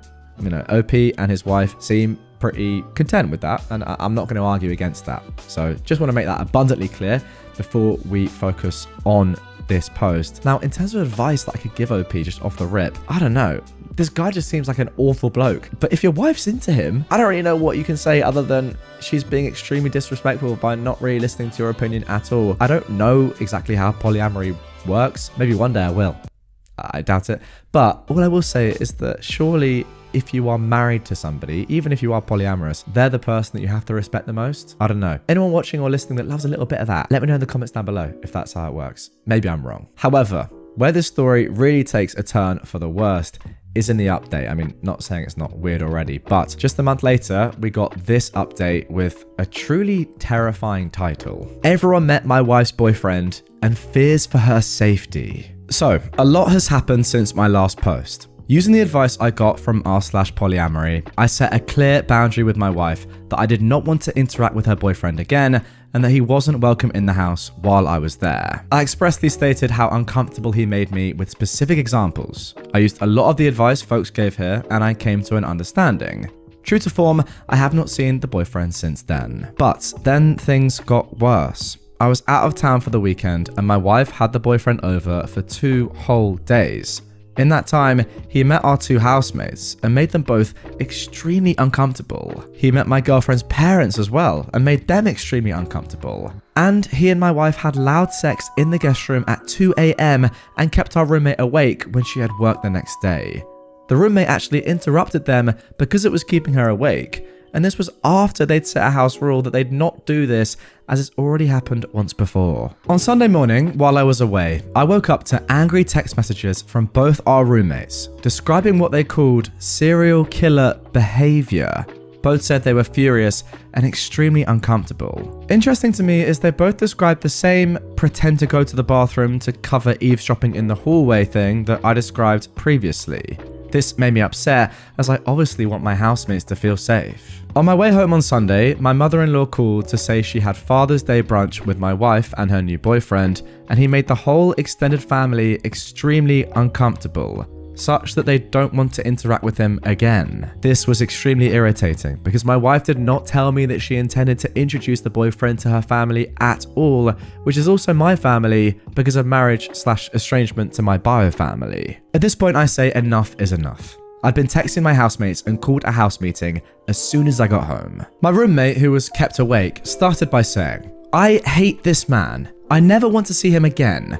I am politely asking that you do not let him back in the house at all." Then my next roommate said something very similar, as did I. My wife asked if we all feel this way. I said, "Everyone you have introduced them to feels this way. Everyone." Realizing how badly the weekend had gone for everyone else and that brunch hadn't gone as well as she thought, my wife was taken aback. As many people here on Reddit said, both of my roommates said the boyfriend terrifies them, that he acts like a serial killer, and that they're concerned for her safety. My wife then said, "Yeah, that's what I like about him." Okay, that is wow. How do you even reply to that? We went around stating what he had done to make us uncomfortable, and my wife started to shut down.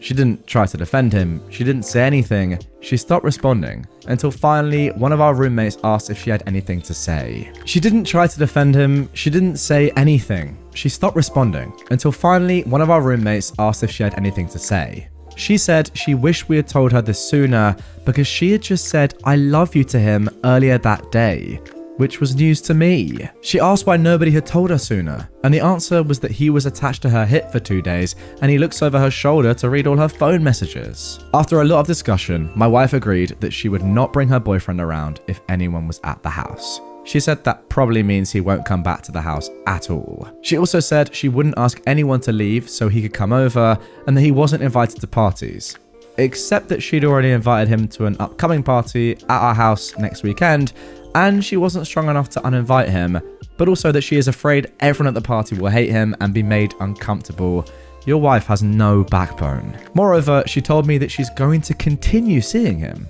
Now, while I understand this, it also made me a little sad.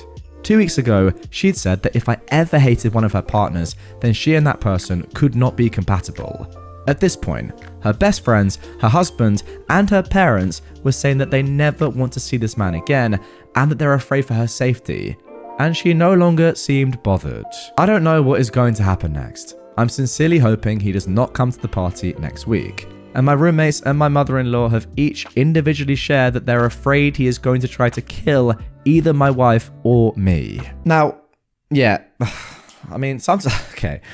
Normally, right, when I start these like little commentaries at the end, I think a little bit about what I'm going to say before I press record, right? Now with this one, I haven't done that because I just want to convey my raw reaction, like without a second of thinking, just immediately after reading this. And just the fact that I'm actually completely befuddled by what I've just read and pretty much speechless. For maybe the first time in my life, you have someone that everyone has said acts like a serial killer, but then you're saying, you know what, that's why I like him. Now, that's tough. It really is tough to hear if you're OP.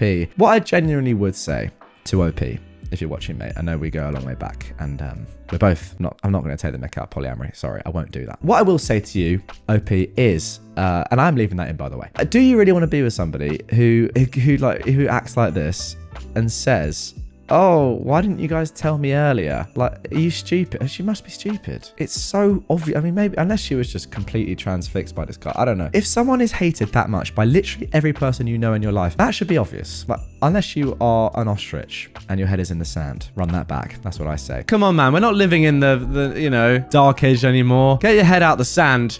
Are you an ostrich? That is my question. Can I say, actually, if any of you get that reference, then you have surprised me. It's a weird one. It really is. I just think, from your perspective, OP, you have to make that decision yourself now. Do you want to be with your wife if she is the sort of person that is going to continue seeing someone that literally everyone in the world hates and that may well be a serial killer? I don't know. That decision is up to you. As for the story, wow. I am at a loss as to what to do with my wife's request. My wife and I have been married since 2001 and been together since 1999. She is the most intelligent, thoughtful, caring, loyal person I know, and I've always thought of myself as fortunate to have met and married her. She is, even today, aesthetically beautiful, and men have told her this throughout our marriage. She's always shot them down. Now, earlier this year, she was diagnosed with uterine cancer, stage 1, and had a full hysterectomy. I was never concerned about the cancer. It was diagnosed early, dealt with quickly, and she made a full recovery. I took time off work to look after her after the surgery, and all seemed well. There were some to be expected emotional instances on her parts, and although I am not an emotional person, we dealt with them together. After her recovery, she was insistent that we start living life to the fullest, and took a 10-day trip to Europe, followed by a trip to Belize. We also have a trip to the UK and Spain and Portugal later this year. Now I'm fine with these things, building memories and crossing bucket list adventures off of her and our list. I also understand that these are a result of feeling fragile on her part. She also took up yoga, swimming, and healthy cooking classes. I was fully on board until last week. Last week, she came home from work and told me she wanted a hall pass, a one-time opportunity for her to have sex with someone else besides me. She said that since her cancer diagnosis, her outlook on life has changed and she doesn't want to be handcuffed from doing things she wants to do. She explained that there's a guy at her work that she's always had some attraction to. He is leaving the company and she'll never see him again, so this is the perfect opportunity to sleep with someone else. She said that I could say no, of course, but that she would be mad and disappointed at me for an indeterminate amount of time, and that it would be confirmation of my male toxicity and insecurity. I don't consider myself to be toxic, and if not wanting your wife of 20 plus years to have sex with someone else is insecure, then guess I'm insecure. I told her that I appreciated her talking to me about this, but approval via coercion is not approval. I also said that I do not appreciate her language in describing my, as of yet, unknown reaction to this very large issue that could affect the rest of our marriage and life. I got up in the morning and she basically said that she was sorry for putting such a large decision solely on my shoulders, and that to help, she was taking the decision away from me. She booked a hotel near where her co-workers are having a party / send off for this guy, and she would spend the night there. with him and hoped that I would be here when she got back. That she would answer any questions I have about the night after it happened, but not before. She will not tell me who he is or anything about him because she knows me too well and that I will dwell and obsess over him, and that would make it too real for me, which is pretty accurate. Her POV is that the less I know, the better, which contradicts the offer to tell me anything I want to know after it happened. I think she knows I won't want to know or ask anything, or she simply just won't tell me. Part of me thinks at least she's been honest with me, and she's been through a lot since finding out she had cancer, so maybe I should just let it happen. I certainly have no concept of what she went through, so I cannot dismiss how this affected her mental state or outlook on life. Part of me wants to put my foot down and say this is not going to happen and deal with those consequences when they happen. Her BFF called me callous for even suggesting that I wouldn't let it happen because I have no idea what she went through. I find it hard to believe that she is okay with the possibility of throwing away 20 plus years of marriage over some guy that she has had no relationship with outside of work, and that I should just call her bluff. Maybe she thinks similarly, that I won't throw away the marriage because of one encounter. I just don't know what to do. I empathize with her, and then an instant later I'm angry with her. Part of me wants to know who this guy is. What does he look like? What has he got that is so enthralling for her? Is he just a safe option? Is he married? Does his wife know? Would I be a callous jerk for saying no? What can I do besides walking away? Okay, now, where do we even begin? Now, of course, this is best of Redditor updates, so we're going to get a lot more content here. But off the rip, I've got to say, what a load of absolute rubbish. I know multiple people, multiple couples in which one of them has gone through cancer and they survive. And they don't just then go, you know what? Yeah, I've survived this. I'm not going to go around shagging like a legend. They just don't do that. It's very abnormal. Now, the whole part about your wife ticking things off your and her collective bucket list is great. Traveling, making her realize and making you guys realize that life is short. It can end at any moment. It's good to do things you want to do whilst you have the chance to do them. Completely fine until you get to having sex with one of your co-workers, forcing your husband to be okay with it. That's probably a little bit too far. At that point, I think, how about just end the marriage and move on with your life? It's just very, very strange. What I love the most, and by love I mean just cannot get at all, is her saying, no, you have to let me do this because, by the way, I had cancer and therefore you have to let me cheat on you. It's on you. Like her saying, you know what, I'm just going to take the decision out of your hands. Don't worry. I'll just take the decision out of your hands. Don't worry about me. It's so great. I love it. Nonetheless, let's carry on and let's get into this comment which was posted on the original, which I think is really, really good. Kind of think this is the way your marriage will be from now on. With her epiphany, she wants to relive her life and she's going to do it regardless of your feelings. I think she's being rather selfish and probably only threatens this because she thinks you are beaten down and will simply put up with it. Perhaps not the best time for trips and frills. She wants a single life. Let her see what that means. I agree. I feel like, obviously it's very, very tough for you. And I completely understand what you're going through in the sense that you say that 1 second you're like, no way am I ever going to let her do this. I'm going to call her bluff, go and do it. She won't. And then the next you're like, oh, well, I do love her so much. And she did also have cancer. That's going to be very mentally taxing. Oh, by the way, I'm not for 1 second saying that I know what that's like or how it feels or I can empathize with that in any way. I obviously can't. But I agree with this commenter. It gets to a stage where you got to just say to her, yeah, obviously you're not allowed to do this. I don't care. And also, what's your best friend saying about you can't not let her do this? She had cancer. Again, terrible friend. Sorry, very obvious. You just have to call her bluff. You have to just say, you know what, this is going to hurt me, but go and do it. And if you do it, that's the end. It is weird though. 20 plus years of marriage and that? Wow. Now, OP has actually replied to a couple of comments from the original saying this. She thinks because she'll never see this guy again and that I have never met him, supposedly, that it won't really affect me or our marriage in the long term. I'm left with accepting it and never viewing her the same way again, or going through a divorce at 54. Not really great options on either front. That is a very fair point. I don't know where her head is, and the bout with cancer is affecting her in ways that I couldn't possibly imagine. I don't think she believes I will leave. There we go. I mean, you've pretty much said exactly what I think there. You have to test that though. If she doesn't think that you'll leave, you have to actually leave and then see what her reaction is. Because then, if she goes and does this thing anyway, you know that sadly, very, very sad and painfully, though it may be, it was the right decision for you to do that. because otherwise you'd just be a massive cuck. And secondly, you have to test her. You just have to, because she can't just get away with stuff like this for the rest of your life together, because even if you do stay together, you'll just be miserable. So unfortunately, that is the only thing you can really do. Now, let's get into the update that was posted just a few days later. I received a ton of advice that I couldn't possibly respond to. I do appreciate the people who took time to offer advice in the comments or via PM. It's been an exhausting couple of days. I was hoping that my opposition to her plans would give her pause, but unfortunately that did not happen. I said I am a hard no, and I'm not sure how I will feel about you if you go ahead with it. I was met once again with, "This is for me, it will be one time. What can I say to help you deal with it? You'll get over it. We were meant to be regardless of the situation." Remarks leading up to Saturday. Some of the most selfish words there that I've ever heard, despite the fact that this woman went through cancer. At this point, I honestly don't really care. That's insane. So she left on Saturday, ostensibly to meet her co-workers, but in reality to screw the guy. I asked her to text me when she was leaving for the bar, and when she did, I asked her if she was really going to go through with this. After her response was this, "I'm not answering any more questions tonight, I will see you tomorrow," I blocked my wife. Then, I did something either stupid or brilliant. I went to the bar where the get-together was happening. You know what, I love this. Well, not the bar, but a transit bench across the street. I waited for a long time. It was running through my mind leading up to this event that I need to know who this guy was, maybe to compare myself against him, to see what he had that I do not. It was driving me crazy not knowing who he was and what was so special about him that she would ruin a marriage for. After what seemed like an eternity, a woman that I recognized from my wife's office left the bar and got in a cab. Soon, other people started filing out and a whole group came out and people were hugging a man and shaking his hand.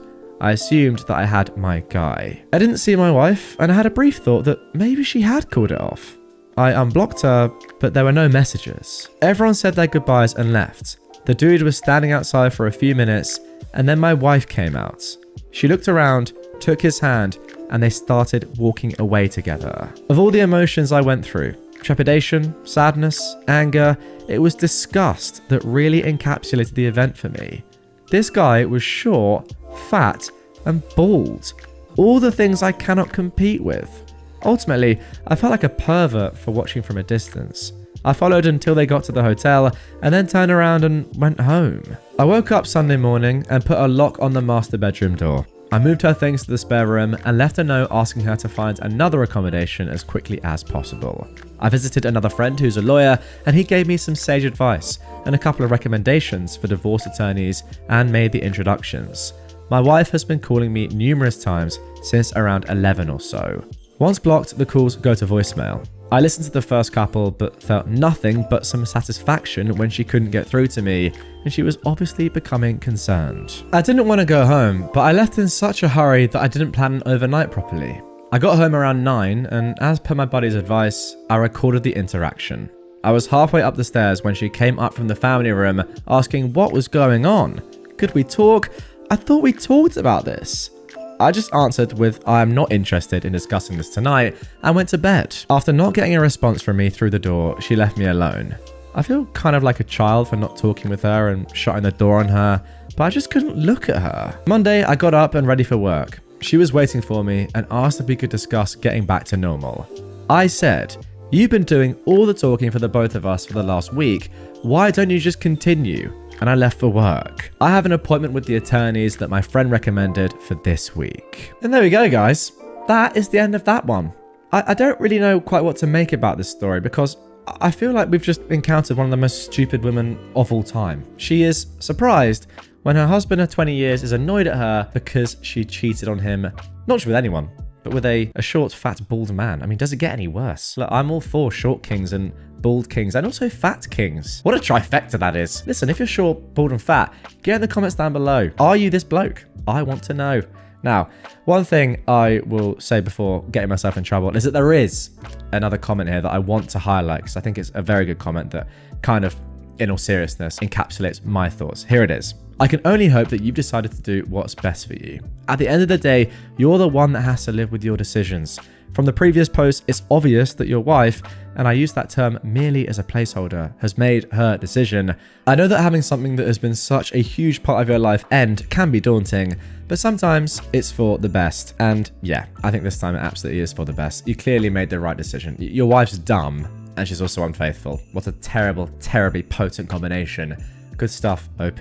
Right, now our final story from this episode is actually one chosen by one of you guys. One of you added me on Twitter saying, do you remember that face tattoo story that I narrated about 6 months, 12 months ago? And I said, you know what, I do. And then they said, there's actually been an update to that post. If you don't remember the original, I will link it down below.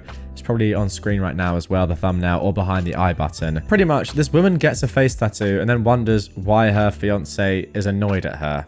Like, she doesn't even tell him, she just does it, and then is like, oh, what, don't you like it? He's like, no. To be honest, it's quite a silly story, but one of you told me on Twitter that there's been an update, and there has. Just a week ago, we got this update, so here we go. About 9 months ago, my ex-fiance, Kim, got a face tattoo without telling anyone. This was just the start of her doing everything she could to ruin her life. She broke up with me and called off our 7-year relationship when I questioned why she did this. She worked in a client-facing job for an incredibly large financial institution and was let go within a month of showing back up for work after getting the tattoo.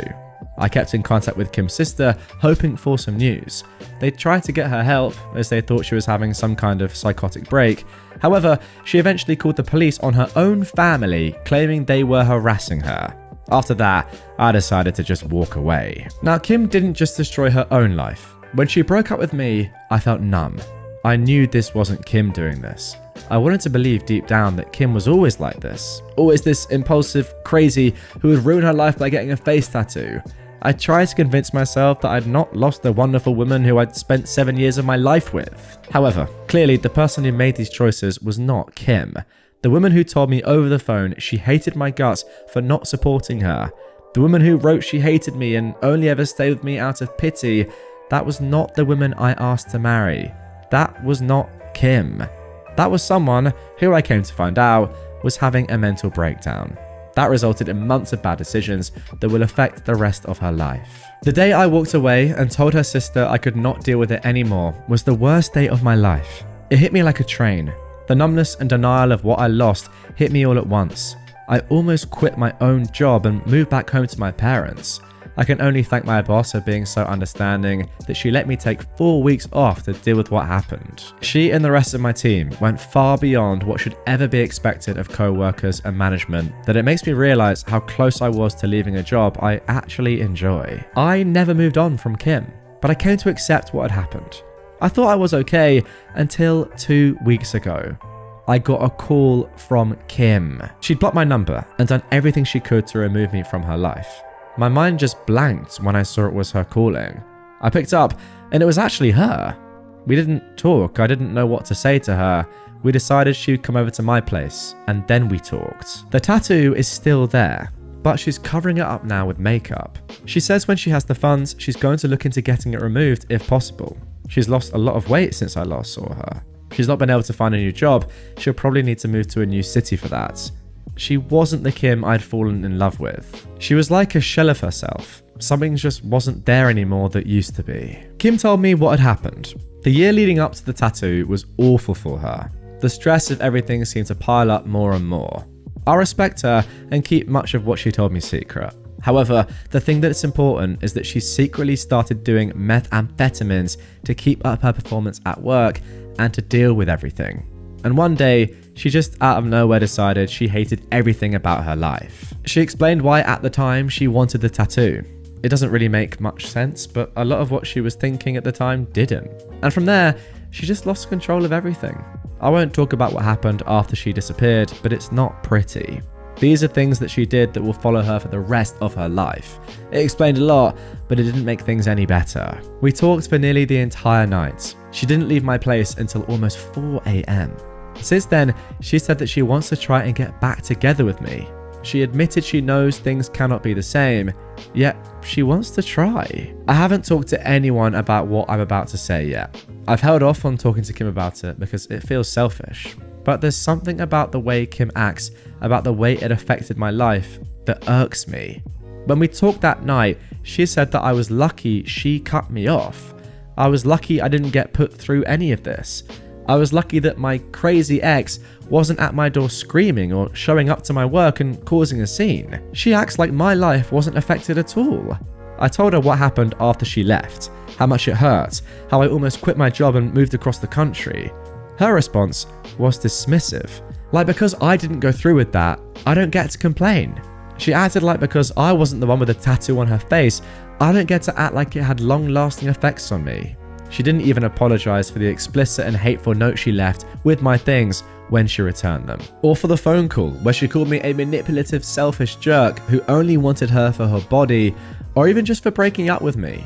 She knows she was wrong to do it, but it's almost as if she's acting like because she had a breakdown, I can't hold her accountable for what she did to me because it wasn't long lasting. I texted her last night saying how hard it was for me when she left. She ignored it entirely and tried to move on. No acknowledgement at all. I don't know why, but it hurt me. It hurt me so much. I feel like I did back when all those emotions finally hit me after she left. I wish she'd just never come back into my life now. I wish I didn't know what happened. I wish I hadn't picked up the call, because it hurts.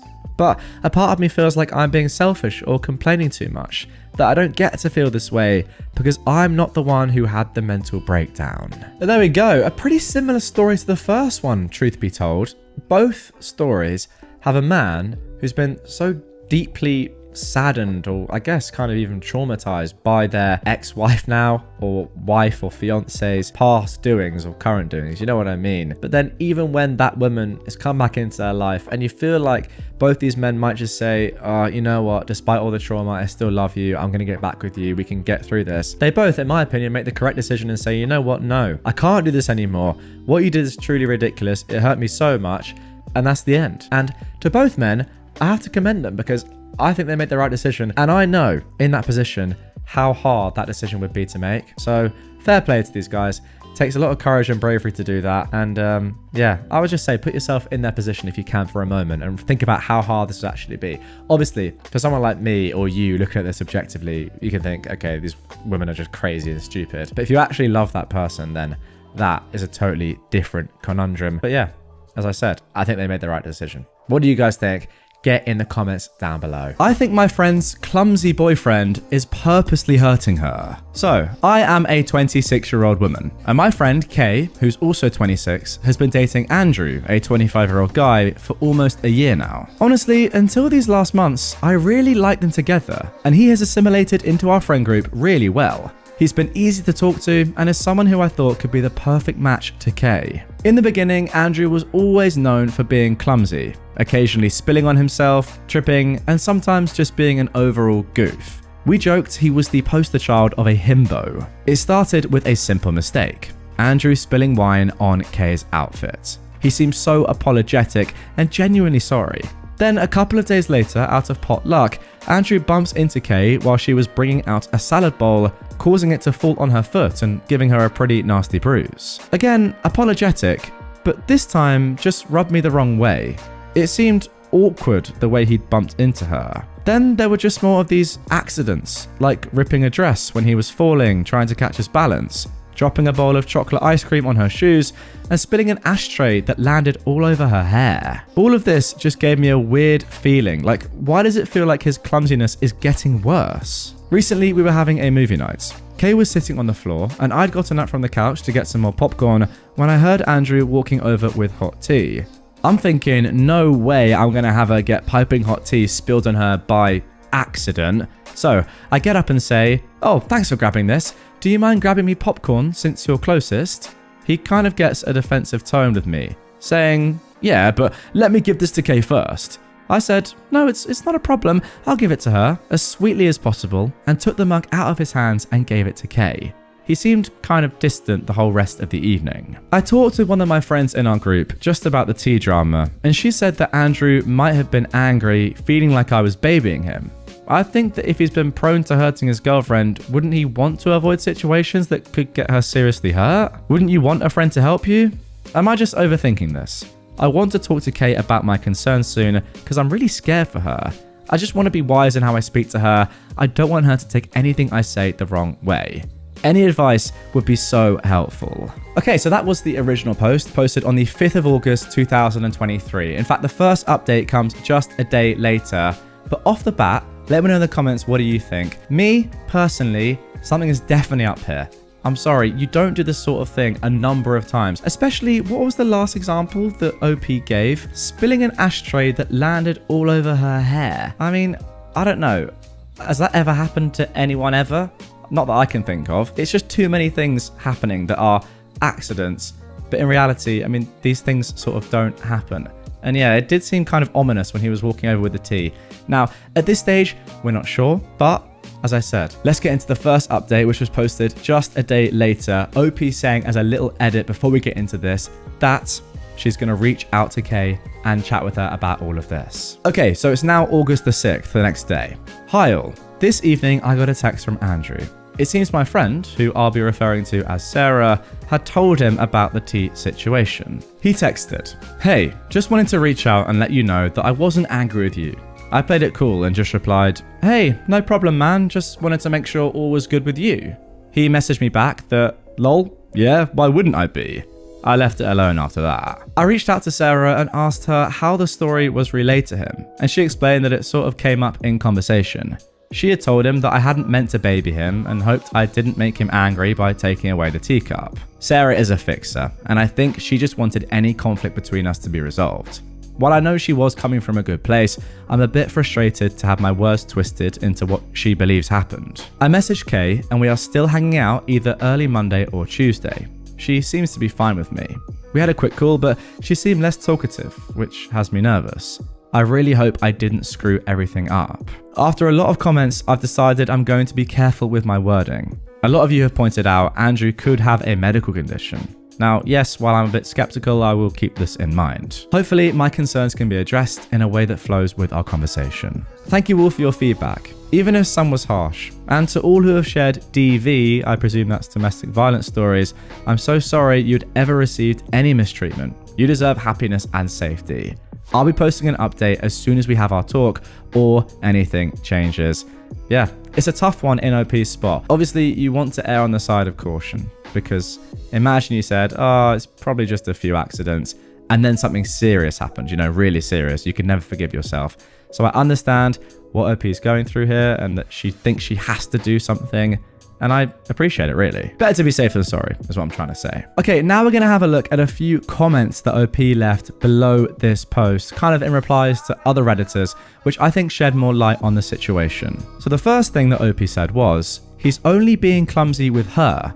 In fact, I'd say it's become more focused on her.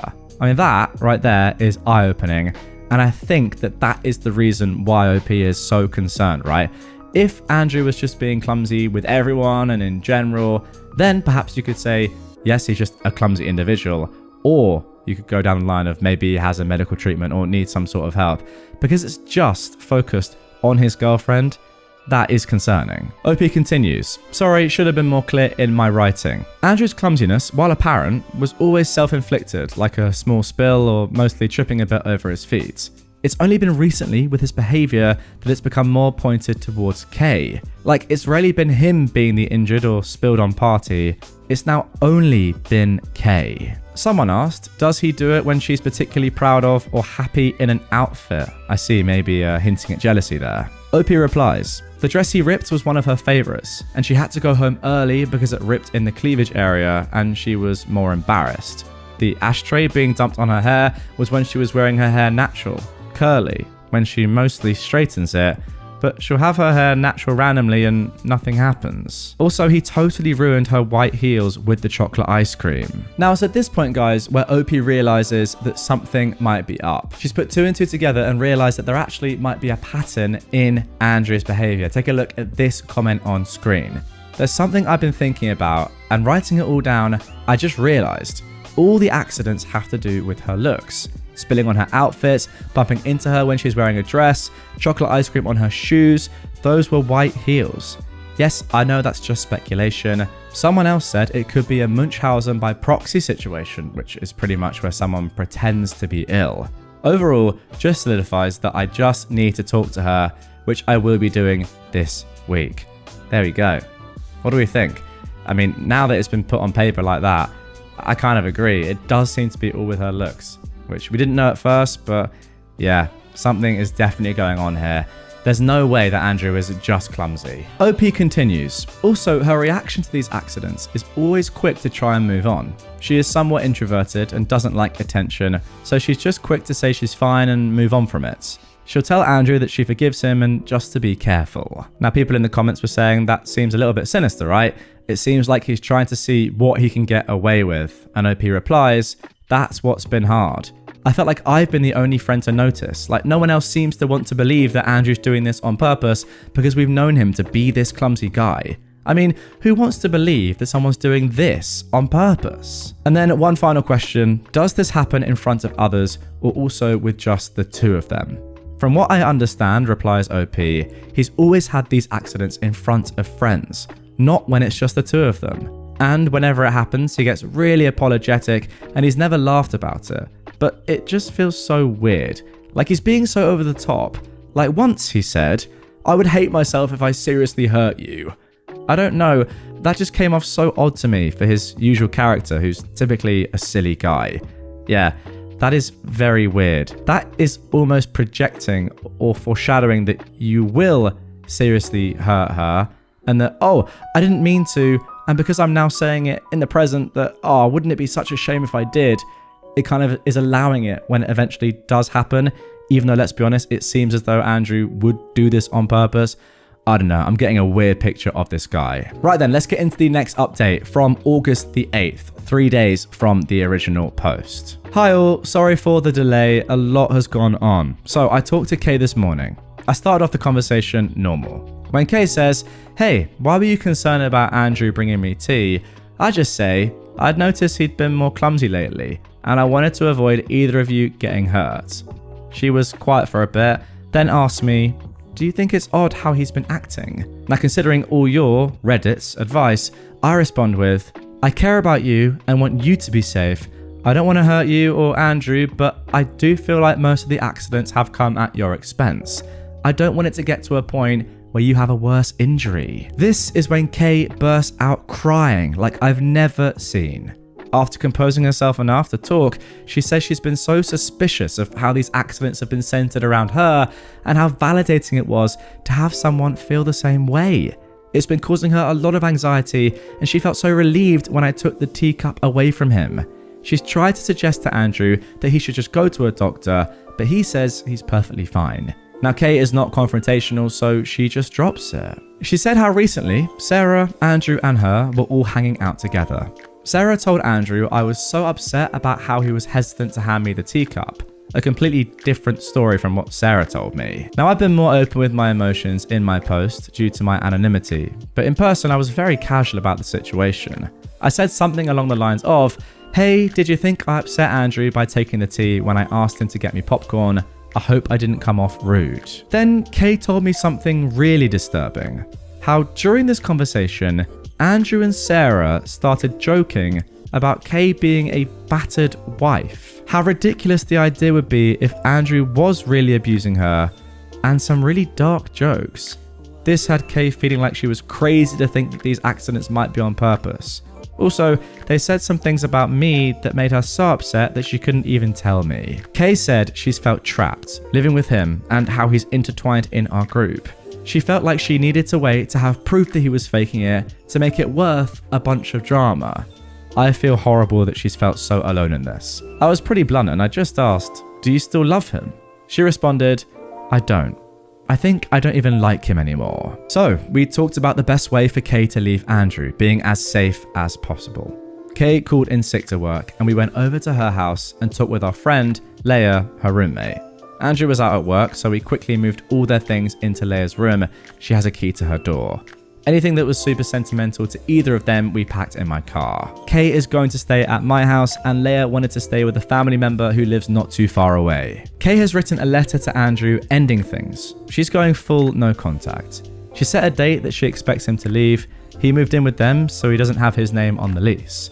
Our friends Mike and Corey will be staying at the house. This is to ensure that nothing will be damaged due to an accident. Also to let Kay and Leah know when it's safe to come back. Thank you all so much for your advice. Tomorrow I plan to go on a little shopping spree with Kay, doing everything I can to alleviate her anxiety. So far, we know that Andrew has seen the note and is packing to leave. So far, so good. And if anything happens, I'll be sure to update you all. And there we go, that is it. But before we end this one, I've picked out some relevant comments which I think explain a little bit more about what's going on from the original post, and OP has replied, giving some clarity. So here's the first one. Someone asked, what on earth is up with Sarah? OP replied, this is what is so odd to me. I said Sarah was a fixer because she's always been the mum friend, wanting everyone to be safe and happy. I've never noticed anything between them, just normal banter that we all have with one another. I just don't know why she's going to bat for him so hard. We had a call where she was very mean to me, to put it mildly. She's very angry at me, like I was the one who caused all of this, as well as some very personal attacks. I think Andrew is telling her something because this isn't who I knew her to be at all. Or maybe she's always been like this, but has simply masked it. Another question is this. Did Kay ever tell you what Sarah said? I told Kay vaguely about what Sarah said on the phone call and asked if it was similar, and she confirmed. Being as vague as possible, it has to do with my family's issues with addiction and situations happening due to that. I told our friends in confidence. Knowing she's used that to weaponize it against me and has told Andrew has made my skin crawl. So how about other friends and their reactions to Kay and Sarah? Well, OP replies that Kay is safe and we will do all we can to keep it that way. All of our friends, except Sarah, have been a huge help in Kay's healing during this time. It's been amazing to be a part of and to witness. We've all since blocked her. Her comments towards Kay and me have not been tolerated by our group. Hopefully this is the wake-up call she needs. And finally, a couple of Redditors had concerns about safety. You know, maybe Andrew comes back. OP even mentioned the fact that Andrew could try and get access to the house, cause another accident, once again in inverted commas. So yeah, has Kay done anything to ensure their future safety? OP replies that, luckily, thanks to this, they've bought one of those camera detectors, waiting for it to arrive still. They have 4 months left on their lease and are considering moving, but nothing is set in stone. Andrew's already moved out, and Mike and Corey had him hand over the key to the apartment. But we're still waiting till the locks are changed and the detectives arrived to help Kay and Leia move back in. So there we go. That really is it. What a story. You know, I really actually quite like this one. Obviously not what's going on here, and it's a terrible situation to be in. But the moral, and I think what it shows, is pretty powerful. Just off the rip. At the start, when, a little accident here and there, most people didn't even bat an eye. Even, the majority of, pretty much everyone, right, apart from OP, who was good friends with Kay, didn't even notice anything to really be awry. But OP, big shout out, just felt that something was off. Didn't really believe it, didn't buy it. As much as Andrew was saying, it's an accident, just being clumsy, I'm so sorry. There were little undertones, as we saw throughout, of things that just weren't quite right. I mean, the main one that sticks out is saying, if I ever seriously hurt you, I don't want to do that. It would be so terrible. Like, who says that? Seriously, who does? Fair play OP for noticing the signs early on. And not just for noticing them, but for doing something about it. Because a lot of people would have thought, this is a little bit dodgy, but, not my relationship. But you're just being an unbelievable friend there. And as you can see, the outpouring of emotion when you finally said to Kay, when someone finally noticed and said to her, listen, I see what you're going through. I can see it in my eyes. And she felt validated. In that one moment, that is unbelievable from you right there. That is great friendship. That is what being a good friend is all about. So yeah, OP, shout out to you for, who knows, saving Kay perhaps from serious damage, emotional and maybe even physical down the line. I mean, probably physical, let's be honest. Some of the stuff that Andrew and Sarah were saying at the end there. Crazy scenes. And yeah, letting her move on with her life and getting rid of this absolute toxic demon. Great story. Just shows that having a little bit of awareness and calling something out when you see it, no matter how small, can have such big ramifications in a good way on someone's life. All my friends think my girlfriend is creepy. Are they right? Hi Reddit. I, a 22-year-old man, started dating my girlfriend, let's call her Alice, who is 21, about 7 months ago. We met while working on a group project for one of our college classes. From the moment I met her, I felt an instant connection. She was beautiful, smart, and we shared a bunch of common interests. Long story short, we flirted for a few weeks before I finally asked her out, and we've been happily going out since.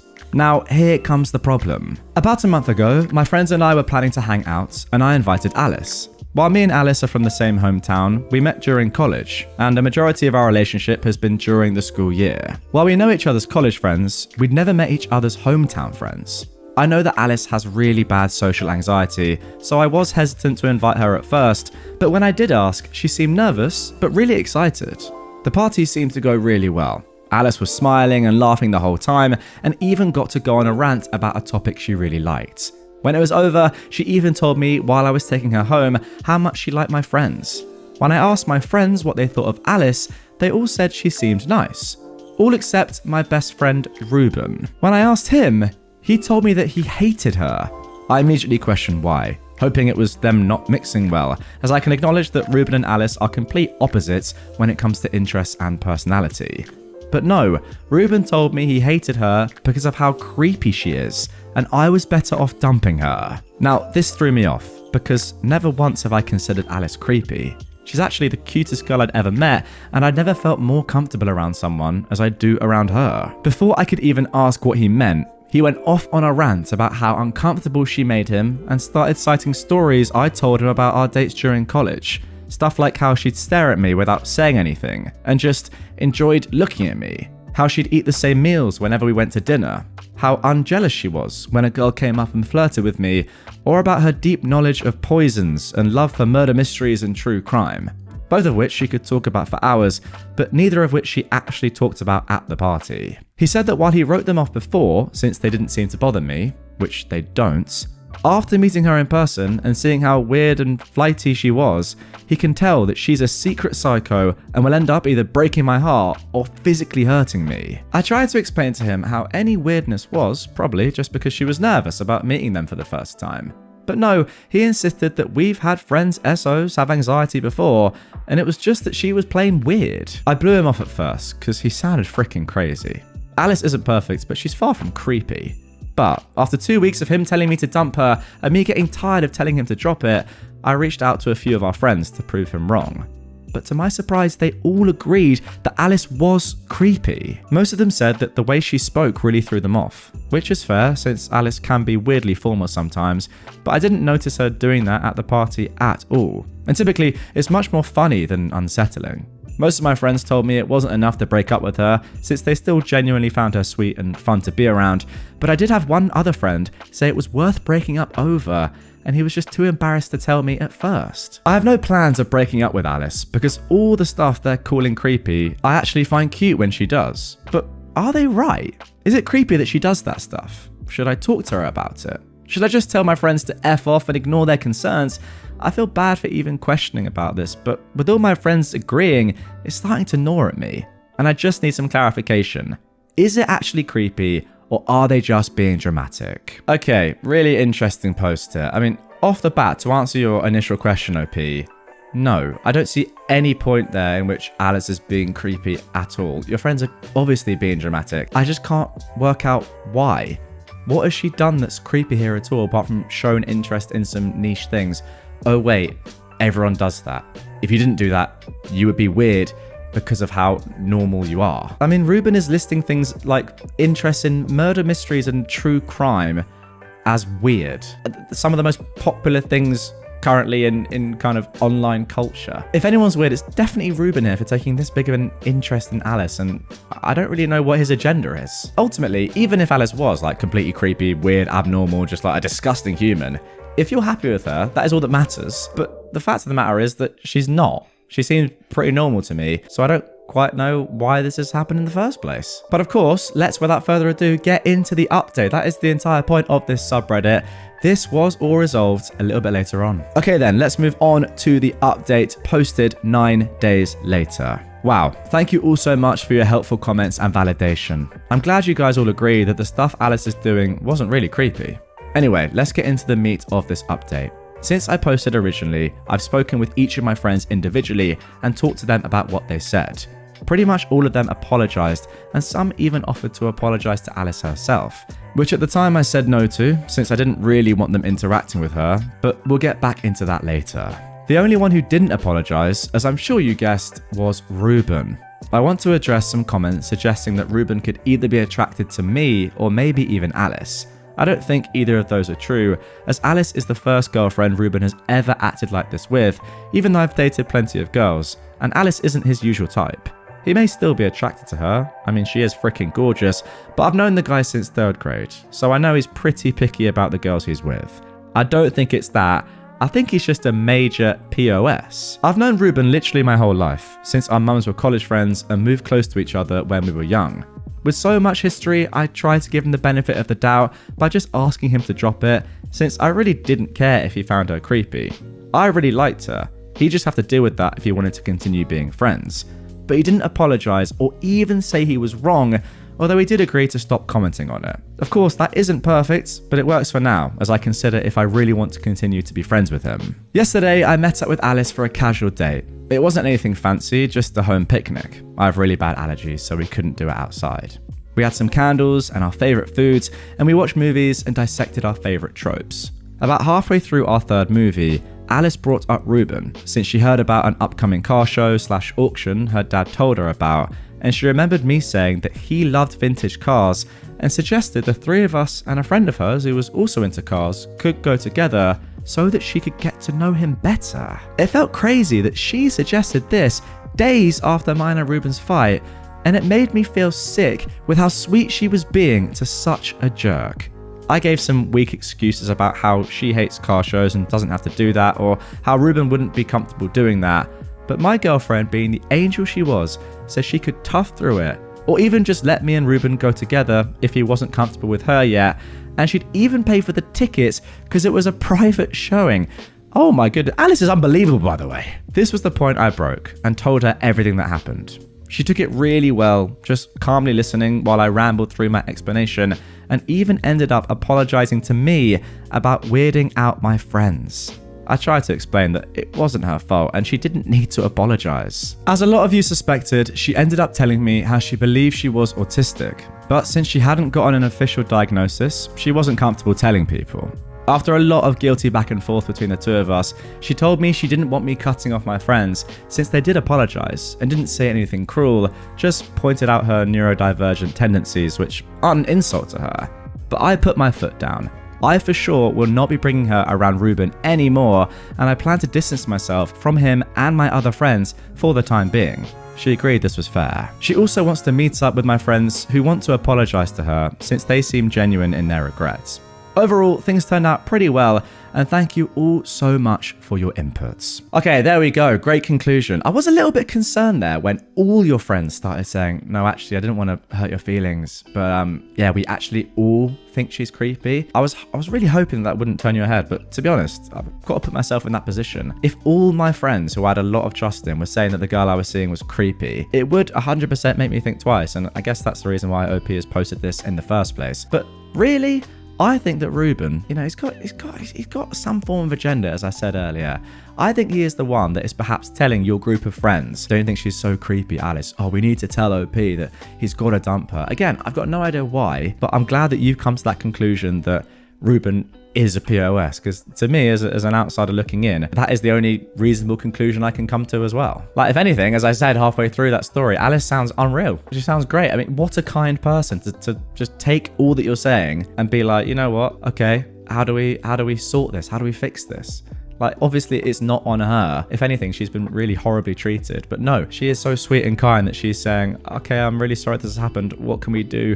Can I pay for Ruben's ticket to chat to me and chat to you and try and rekindle this friendship? It's crazy. What a generous person. Yeah, sack off, Ruben. And I hope you and Alice get married, live till 107, and have 75 children. Enjoy that life. A lot of kids, but enjoy that life nonetheless. Am I the jerk for refusing to bleach my hair for a wedding? So, I have a weird problem, and after I told my boyfriend, he told me this sub would be the perfect place to get some help.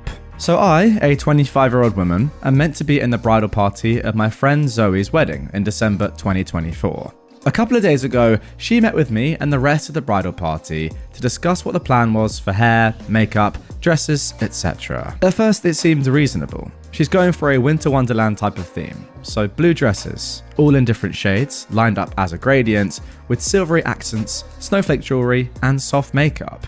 Even blue contacts for those of us without blue eyes. Yeah, the last one's a bit weird, but it's no big deal to me. I've worn colour contacts for Halloween. The bit that ended up being an issue for me is that Zoe requested we all get our hair dyed. A couple of members of the bridal group are natural blondes with dyed ends, and so is Zoe, but she wants to go platinum for the wedding. But the rest of us are two brunettes, a strawberry blonde, she wasn't blonde enough, and a redhead. I'm one of the brunettes, and I'm the only one in the group who has never dyed or bleached their hair. I've considered it, but I can never stay settled on what I want to do, and I'd hate to spend money on something that I end up hating. On top of that, my mum, from ages 5 to 13, flat ironed my hair almost every single day. It really damaged my hair. I'm almost certain it's resulted in my hair being thinner than it used to be. I know that bleaching can also damage your hair, and I don't feel comfortable taking that risk yet. I told Zoe I wouldn't be able to dye my hair. She insisted it would be fine, as my hair seemed quite healthy, and she would be paying for the bleaching treatments for all of us. I again said no. Thanks so much, but I can't. I asked if I could just wear a wig, and she said no, that wigs are cheap and unnatural, and she wants us to have our real hair bleached instead of some cheap imitation for the day. After more back and forth, she told me I should go home and think about the fact that I'm ruining her vision, and that I'd be ruining the photos and wedding video that she and her fiancé will be putting together for his grandparents to view, since they won't be able to fly in from Argentina. I apologised, paid for my meal, and left. I really don't want to dye my hair, but I also don't want to ruin Zoe's picture-perfect day. I don't think I'm being difficult or wrong here, but am I? Okay, off the bat, I've got to say this sounds absolutely ridiculous. Dyeing your hair, bleaching your hair for someone's wedding, demanding that your bridesmaids do that. Very, very odd. I mean, by all means, have a theme, sure. Have whatever colour dresses you want. But demanding that your bridesmaids dye or bleach their hair, that's a bit much, isn't it? Also, OP, you are completely right. I know firsthand. I bleached my hair a few years ago for a forfeit. I'll put a picture on screen for those of you that didn't know this. Yeah, it looks pretty crazy. But it did damage my hair. Like, my hair felt bad. It felt like hay during the process, like during having that hair. And even afterwards, when my hair naturally grew out again, this colour, it didn't feel great. It still felt like straw-like, hay-like. There definitely is lasting damage done. So I do not blame you at all, OP. But, of course, this is r/best of. Let's get into the first update. Alright, so this comes 9 days after the original post. I met with Zoe yesterday afternoon and we talked things over. I pointed out a lot of things that were brought up in the comments and presented them as the concerns of me and a couple of friends of mine, and not the concerns of the millions that saw it online. Well, it turns out that she was part of those millions. Someone sent her one of the TikToks that my Reddit post was read in, and she's been thinking about things. She told me she felt a little embarrassed about this all being out there online, even if nobody knew who we are, and I apologised. I explained that I really didn't have many people who weren't involved in the wedding to speak with about this, and I needed the advice. She also apologised and said that she realises now that the bleaching was a completely out of line request. She said that since she's only bleached her hair once, and because she's naturally blonde to begin with, she didn't know anything about the process for bleaching dark hair, and didn't know it would be so difficult, take so long, and could cause so much damage. She said looking back, knowing what she knows now, she feels like she was a huge female dog. I reassured her that she wasn't, she was just uneducated and passionate about something, and we clashed. We hugged it out, and things are good now. About the wigs, there will be none. She's scrapping the group blonde idea. I convinced her that she would stand out far better if her whole bridal party wasn't blonde, and that dark hair and red hair would work amazingly with her winter theme. The contacts are also being scrapped, unless any of us decide we want to use them. They're a very piercing blue and kind of cool looking. About the grandparents, Zoe said Frank's family in Argentina isn't of German descent, so nothing to wonder or argue about. She was, however, horrified when she put all those pieces together and thought about how it looked. She'd really been thinking Elsa vibes, not Aryan Nation vibes, and that embarrassed her more than the story being out there by itself. She didn't even know Nazis fled to South America after World War II. Zoe has officially messaged everyone in the bridal party to let them know about the change of plans and to apologise for the outburst and the stress this put on everyone. She's also very excited for us to all come up with a new hair and makeup look and to go dress shopping.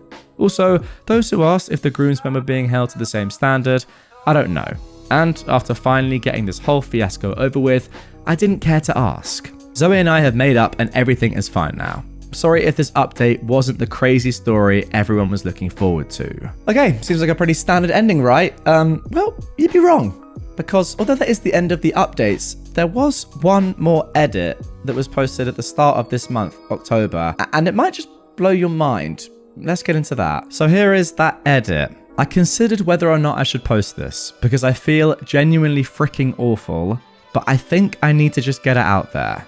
Zoe's wedding has been called off. The engagement has been broken, and there's no telling if Zoe and Frank will even have a relationship at the end of this. To keep things short, this is all secondhand from Zoe via text. Zoe went to Frank the next day to talk to him about everything. He'd been gone until the morning after she and I met up due to a work thing. Turns out, 3 of his groomsmen, including the best man, have already started the bleaching process. It went well for 2 of them, as they were both pretty light-haired, though not quite blonde. His best man, Brandon, however, has orange hair now. It's not terrible, but it's not great either.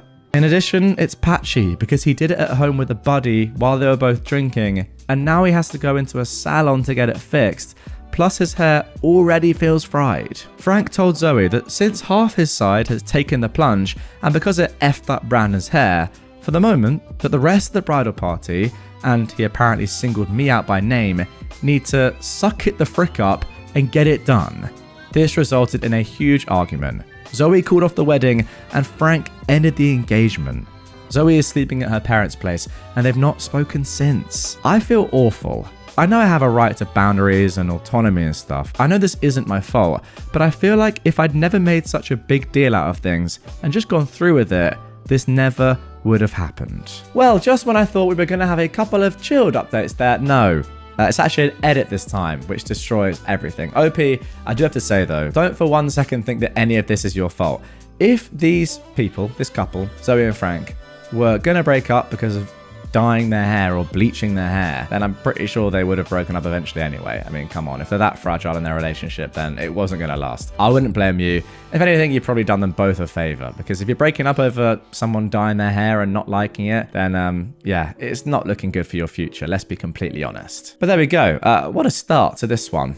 Let's get into our second best of post. My boyfriend of 8 years told me he wanted to open our relationship. I am a 28-year-old woman, and I met my boyfriend, who is 29, many years ago through some friends. He was living in another place on the other side of the country. We instantly took a liking to each other and became boyfriend and girlfriend. In the first year of our relationship, it was distance. Both agreed that after I finished my schooling, I would go and live with him. I had to leave behind everything. Friends and family, a perfect job offering with an amazing salary with this company that I'd interned in previous years, which I loved by the way, but I thought that he was worth it. So I moved to where he lives and everything was good. We talked about our future, both agreed we'd get married at 30. We focused on our jobs and ourselves. We fought, but could never be mad at each other for longer than a few hours. We bought a house together with a nice yard. The perfect home for our future together. Last night, while we were eating dinner, my boyfriend told me he wanted to talk about something. I said, all right, and we proceeded into the conversation. He started off by saying that he loved me and that I'm perfect to him. I thought he was going to propose to me. Instead, he told me that he is polyamorous, that he just realized that, and that he wanted to open our relationship. I asked if I did anything wrong for him wanting to open the relationship, wondering if I didn't satisfy him enough emotionally and sexually. He said no, and that it's just who he is.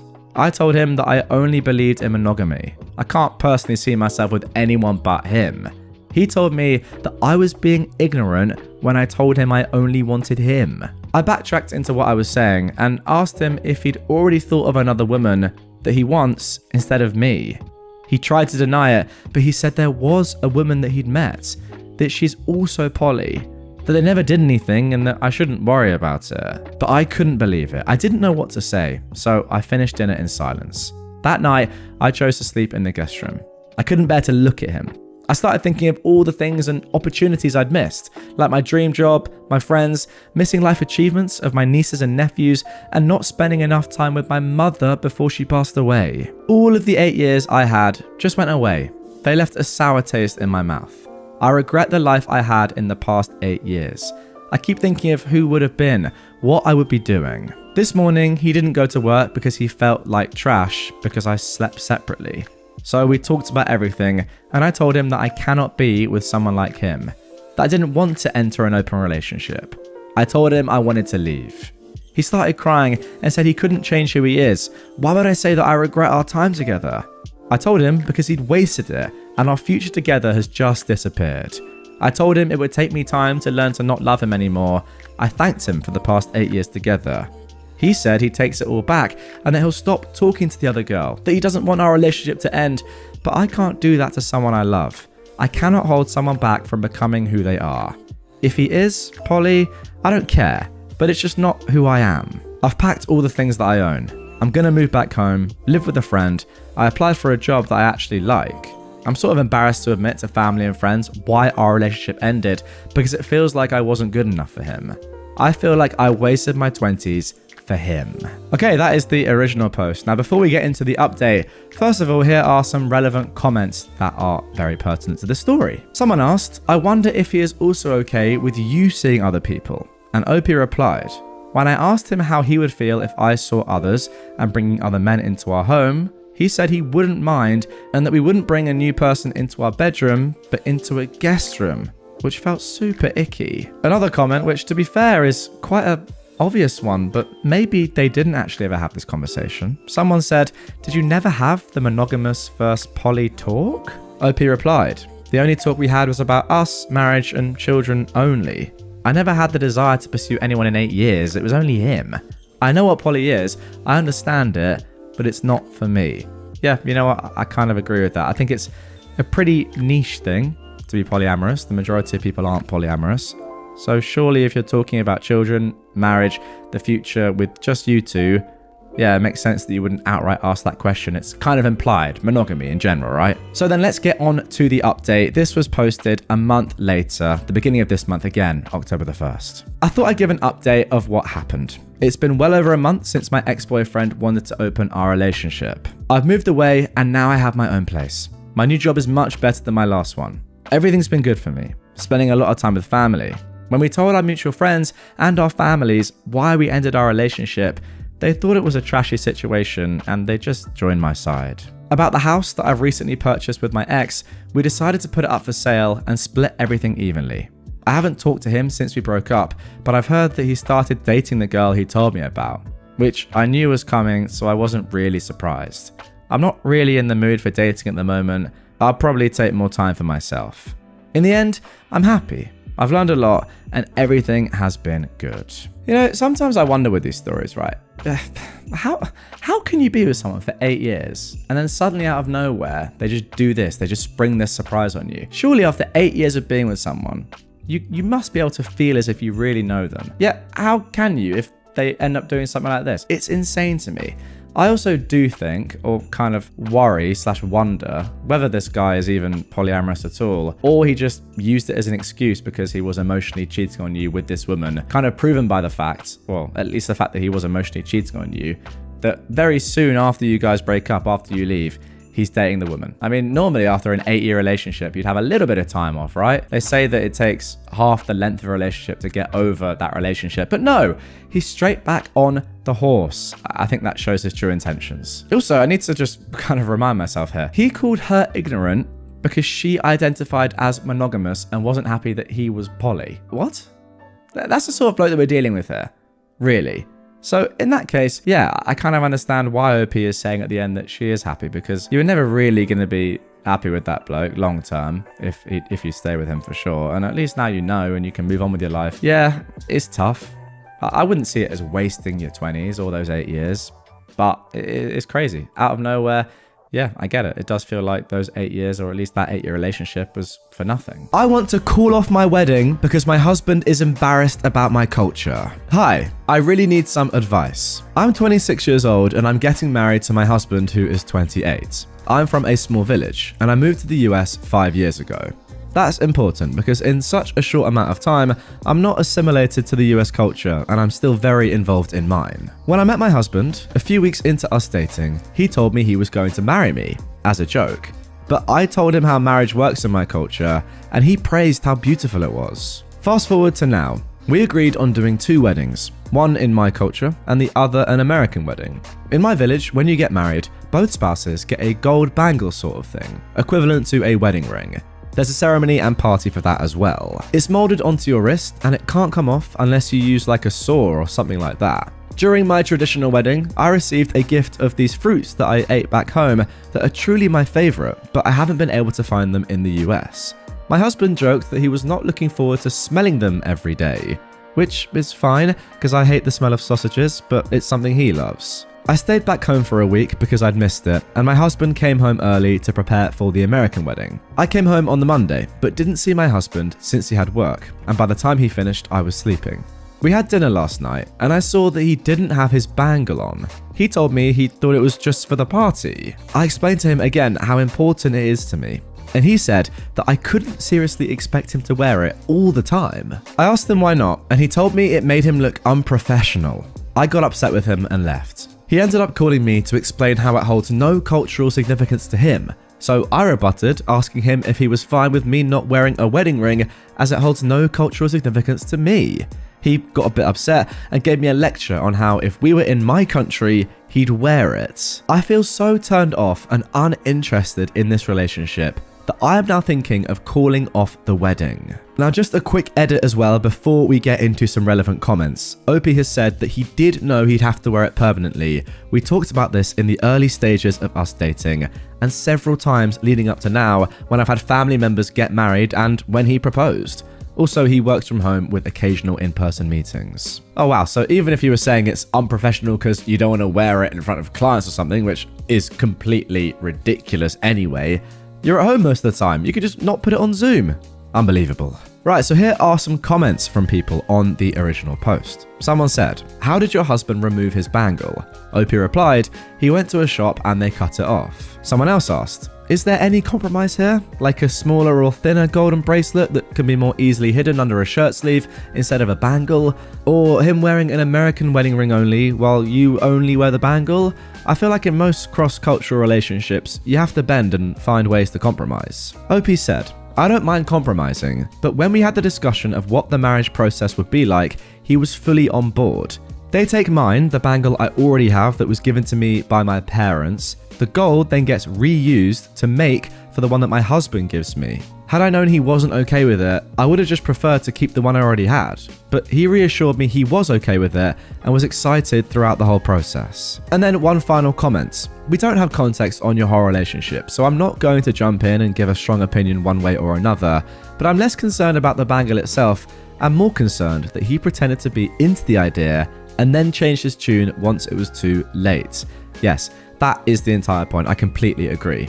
You don't seem to believe this was a misunderstanding. If it had been, then it might be worth finding a compromise.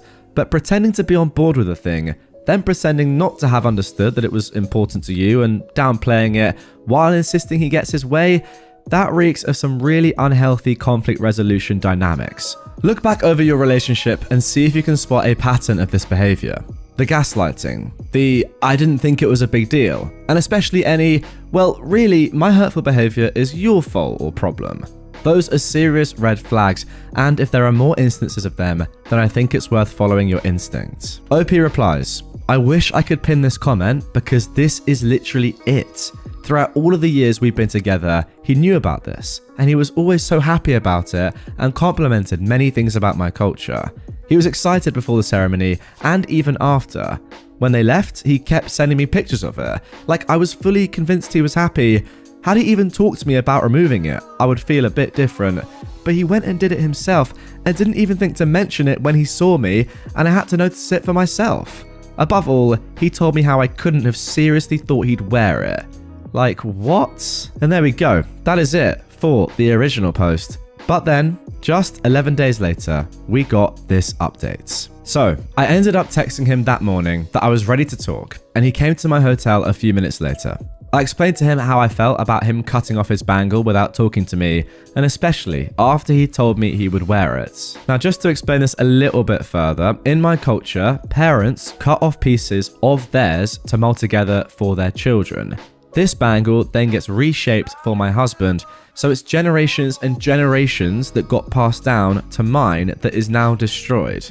I explained that if I knew he didn't plan on wearing it, we could have just bought him a new gold one instead of using mine so I could keep mine intact and be able to give it to my children, or we could have made one that can come off and such. And if he told me that there was no way he'd ever wear it on any occasion, then we could have gone our separate ways. He apologized and explained that he didn't think he'd have to wear it every day.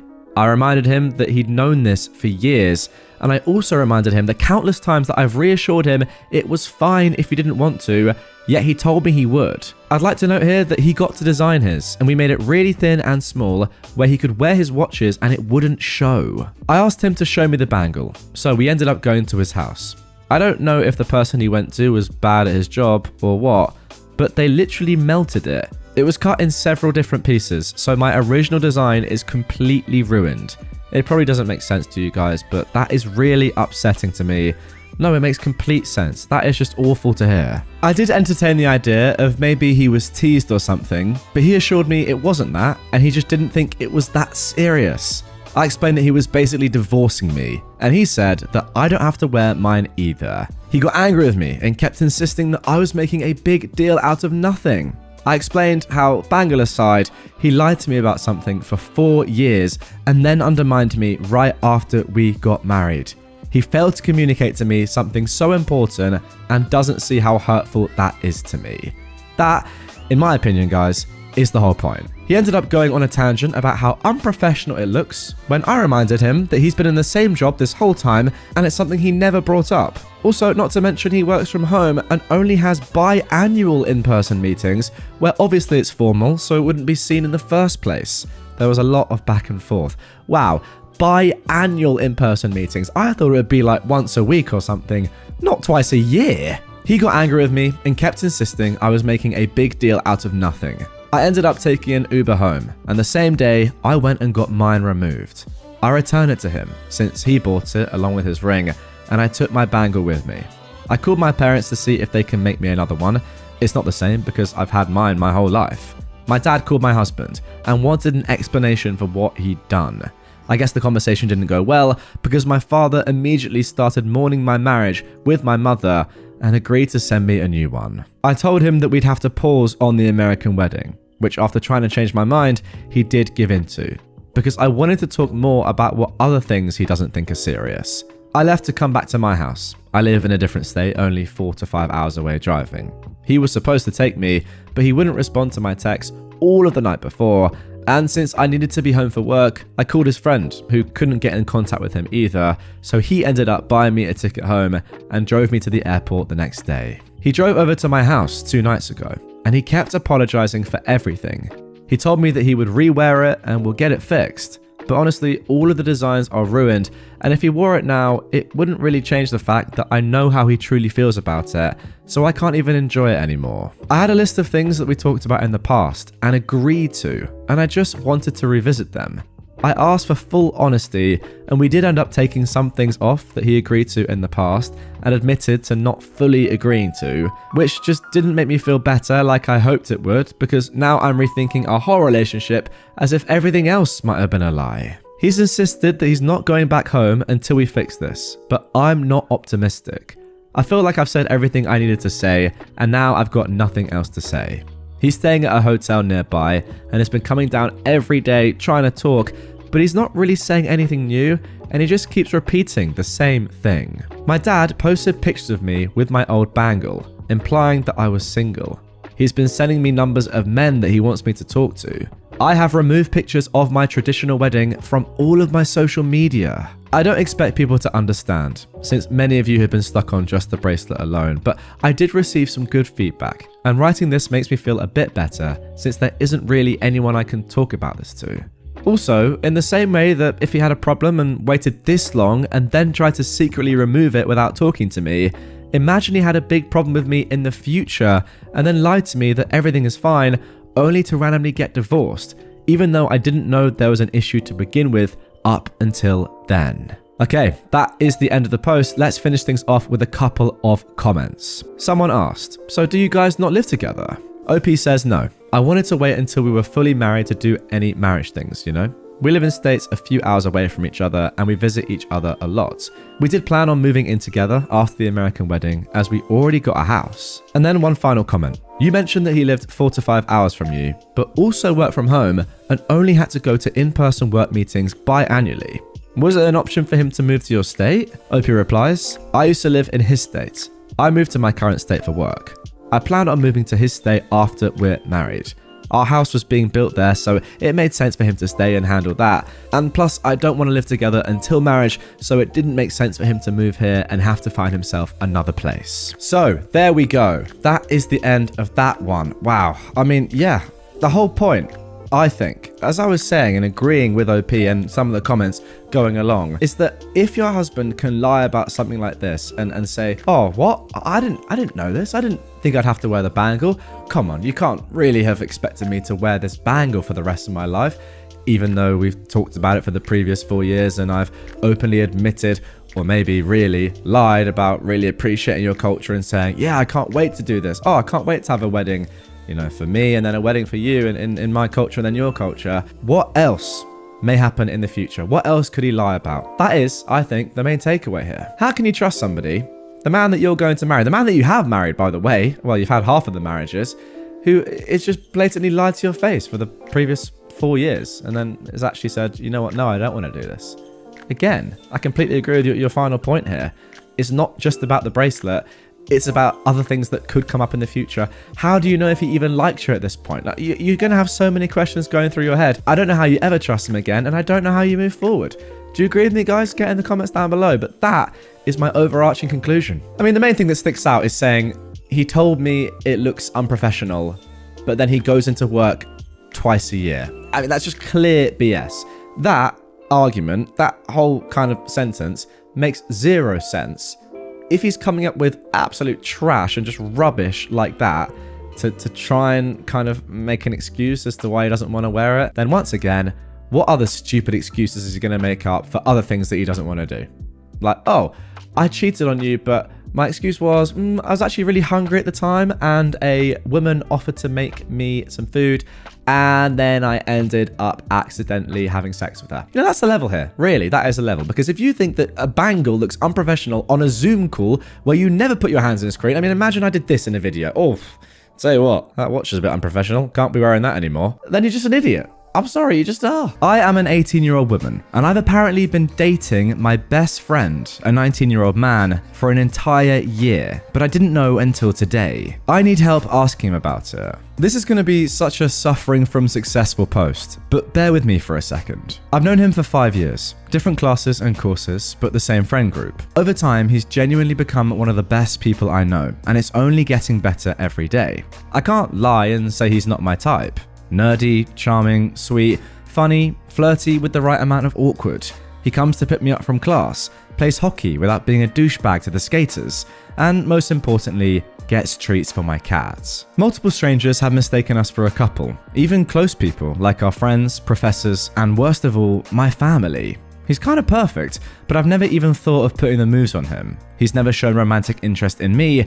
We're friends, nothing more. Or that's what I thought. Today, he was spending the afternoon at my dorm, something he started about a year ago now. We're laying on my bed, mindlessly watching Sonic cartoons, when he says, verbatim, "So baby, where do you want to go this Friday?" Matter of fact, this is the first time I've been called baby by him, so that kinda shocked me. Instead of asking why, I froze and was just like, what's happening Friday? He turns to me and kisses me. Again, first time thing with us. He hugs my waist and goes, "Our 1 year anniversary, idiot. I'm making reservations." At this point, I'm frozen. I genuinely don't know what to say. I'm gobsmacked. The dude I thought was my best friend, who never even showed interest in the dating thing, is under the idea that we've been dating for a whole year. I'm silent while he continues hugging me and scrolling on his phone, racking my brain thinking about what to tell him when his phone starts ringing. It's his mum, who he puts on speaker, and she actually goes, "Hi, are you still with your girlfriend?" Oh, so now his mum thinks we're dating too? He tells her yes and asks why she called. She asks for his help with private stuff I won't divulge here, but he turns to me and goes, "Sorry, I'll be back in a bit, sweetheart." I just nodded. I was just like, alright, see you in a bit. No questions, no screaming, just acceptance. He gets up to put on his sneakers and leans down to kiss me again, which I just accept at this point. It's a nice kiss, despite the fact that my mind is somewhere else. He leaves and I get a text from his coach. Tell boyfriend's name to come tomorrow at 7. He'll only listen if it's you. What do you mean only me? You're the responsible adult tasked with training these hockey players. Why do you depend on me bringing him to you? But that led me to a rabbit hole of finding out who knows we're dating. Apparently, the majority of the people I talk to think we're dating. Or if I'm being correct here, know we're dating and just have never mentioned it to me. I don't think it's a prank, solely on the fact that his mum called me his girlfriend. They don't have the closest relationship. She is a very traditional, conservative, and religious Korean woman, always serious and does not play around. When she realized early on that her son did not agree with many of her opinions, she stopped caring for him to the fullest, only keeping it civil for the rest of the family and friends. There's nothing he could have done to have her go along with something like this, especially when she wants him to marry young with a nice Korean girl, which I'm not. Also, he just doesn't seem like the guy to play with people like this. He might be dumb and oblivious, but not horrible. I don't know what to do now. I mean, he's a great guy, don't get me wrong. And if the last 5 years are anything to go by, he would be, or is, a great boyfriend, maybe even in the future, a husband. But I've never looked at him that way, so I can't say I love him. When this occurred, it was like the glass shattered and I saw how differently he looked at me. How he talked and acted. Stuff that never changed since the beginning, but for some reason, I've never noticed. I can't sit here and pretend I love him like that. I wasn't thinking about him in that sense all this time. But on the other side, I don't want to hurt him. He clearly thinks we've been together for that long, so he has to have strong feelings for me. And I don't want to step on them and scar him like that. I can't just keep dating him though, something that I've apparently been doing for a year. I could learn to love him eventually. It wouldn't take much to be honest, but it wouldn't be fair to him or me. In my defense, who dates someone and just doesn't ask them about it? If the roles were reversed and a year ago something happened where I was like, oh my, I love him. This was probably a date. We're probably dating right now. I would have confirmed with him or at the very least said something for the following year, not only at the 1 year mark. I just don't know what to do. I'm scared and angry, disappointed in myself for not recognizing the situation sooner. I feel like I'm stuck between the sword and the wall. The last thing I want is to hurt him, but I also don't want to lie to him. How should I go on about this with him? Now, my immediate thoughts are that this may be possibly the most unbelievable friend zoning that I've ever come across. So unbelievable, in fact, that you didn't even know it was going on. And that just makes it even funnier. Like, it's very harsh on this guy. I don't know if he's just being strange. I completely agree with OP. Like, you would always ask, or at least like, you'd know you're dating, wouldn't you? You wouldn't just say after a year, hey baby, it's our 1 year anniversary, and they're like, what's going on? But anyway, as I said, this is best of Redditor updates, so let's see what happens next. Actually, before we jump into the update, first of all, there are a couple of relevant comments from this user, Wish Gullible, who actually asked some great questions. I can understand the not kissing, they say, from a religious point of view. I can understand the take it slow from a purely conservative dating standpoint. But I cannot, on the other hand, understand why you have no pet names for each other. Is anyone from Korea? How do you guys do stuff over there? Maybe it's a cultural thing though, and a year was long enough to move the relationship along? How does he pinpoint the anniversary? Did anything change 1 year ago, OP? And then OP replied, I'm white, and he wasn't born in Korea, but his family still holds traditions even in a foreign country. There were no pet names, because there was no relationship, it was never even suggested. Nothing really changed a year ago, worth noting. I went back to check on messages and Google Photos, nothing important. I've already sent him a message to meet up after practice and he said yes. So I'll have a talk with him soon. And then a couple of days later, we get this update. Turns out he's just dumb and sad. Or maybe crazy and psychotic. I did give him way too much benefit of the doubt. I read a lot of comments and messages that were sent to me privately on what I should do. Big thank you to everyone. The majority of you were nice and helpful. Also, big sorry for the sweet lady wishing me a happy future marriage. Not happening soon. And to the people saying it was fake, if I'd created a good love story, I would have sold it to Netflix or HBO Max or Wattpad instead of being a loser and asking Reddit for fake help. Hey, I'll be honest with you, people do that. So, yeah. I brought it up to my psychiatrist and I showed her the Reddit post I made, a few of the messages I've received, and she basically had the attitude of, hey, remember that great guy? Well, he's a POS now. So let's learn about moving on and not reminiscing on a broken friendship, which I think is the best way to go on about this. Now, to be honest, I don't remember much because I wanted to cry from the moment he started talking. Also, I was quiet and only spoke very little because I did not want to make it a bigger scene than it already was. I just let him talk for a few hours and then dipped. Towards the end, he was shouting and unpredictable. People were looking, and I just wanted to go home. I decided that we should meet up in a public space. Before his practice, I sent him a text and asked if he wanted to meet up at a coffee shop that we both know. He called, said yes, and, "You sound serious. Should I be worried?" To which I said, "Honestly, yes, you should." He told me then to stop joking and then went on to his practice. Fast forward a couple of hours, I'm sitting there and he comes in, sits in front of me and thanks me for the food I ordered him. We start eating. I'm a nervous wreck and he realizes, which led to him asking, "Are you really okay? You didn't seem good a while ago. And from what you said, I'm actually worried now." So I lay it out on him. I ask him why he thinks we're dating. Why does everyone else? And what led to him thinking that? Now he's just quiet and I'm just looking at him, not saying anything. Stuff after this is a bit fuzzy because I just wanted to cry. This next stuff came very out of the blue for me as well. It's just kind of weird looking back on it. He says something like, "I didn't really think we could actually date if I asked you up front." To which I said, "That's how relationships usually work though? You ask?" To which this led him on a tangent about women in general. Opinions that he shared with me and said to my eyes with no regrets. What I saw in front of me was no longer my best friend of 5 years. It was a boy who grew up to be a man and to have a very damaging idea of women. Stuff that I could assign to immaturity, but he had nicer things to say when he was 14 than what he was saying to me now. I just interrupted him and asked what led him to think about women this way, since he never let his family, most predominantly his mother, influence him into these antiquated ideas. To be honest, I don't think even the most conservative women in the world would say what he said, but his mother still has some not so nice beliefs about women. He was quiet for a while, and that did give me some pity. Until he opened that mouth of his again. You know, there's these podcasts. Oh my days. What a time to plug my podcast, guys. If you didn't know, I also post these YouTube videos on all podcast platforms. And let me tell you, I'm not as bad as this guy, in my opinion. It's up to you to judge. Give me a 5-star review. Let's carry on. Anyway, that let me know everything I needed to.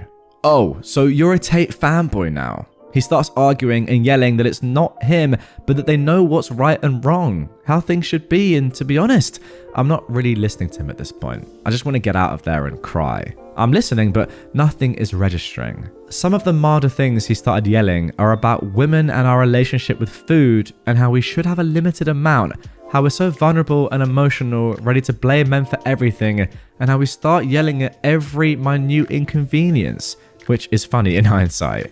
How menstrual stuff was a hoax, and that I was no doubt lying when I couldn't walk from my period pains because I wanted his attention, and that no girl can possibly feel a greater pain than a man. He also said that when we're talking about his course, something to do with car parts, it was not cute and sweet of me, let alone women in general, to act dumb and pretend I'm clueless, because that does not make me more appealing. I genuinely though don't freaking know how a car works. My freaking bad. I tell him that if this is all a big joke, it's not funny. He interrupts me and talks about how he listens to these men but doesn't tell anyone because he knows that me and our friends wouldn't agree. He tells me that I'm not a perfect woman, whatever that means, but that he still would like to date me but couldn't tell me because I'd say no and ruin his fantasy.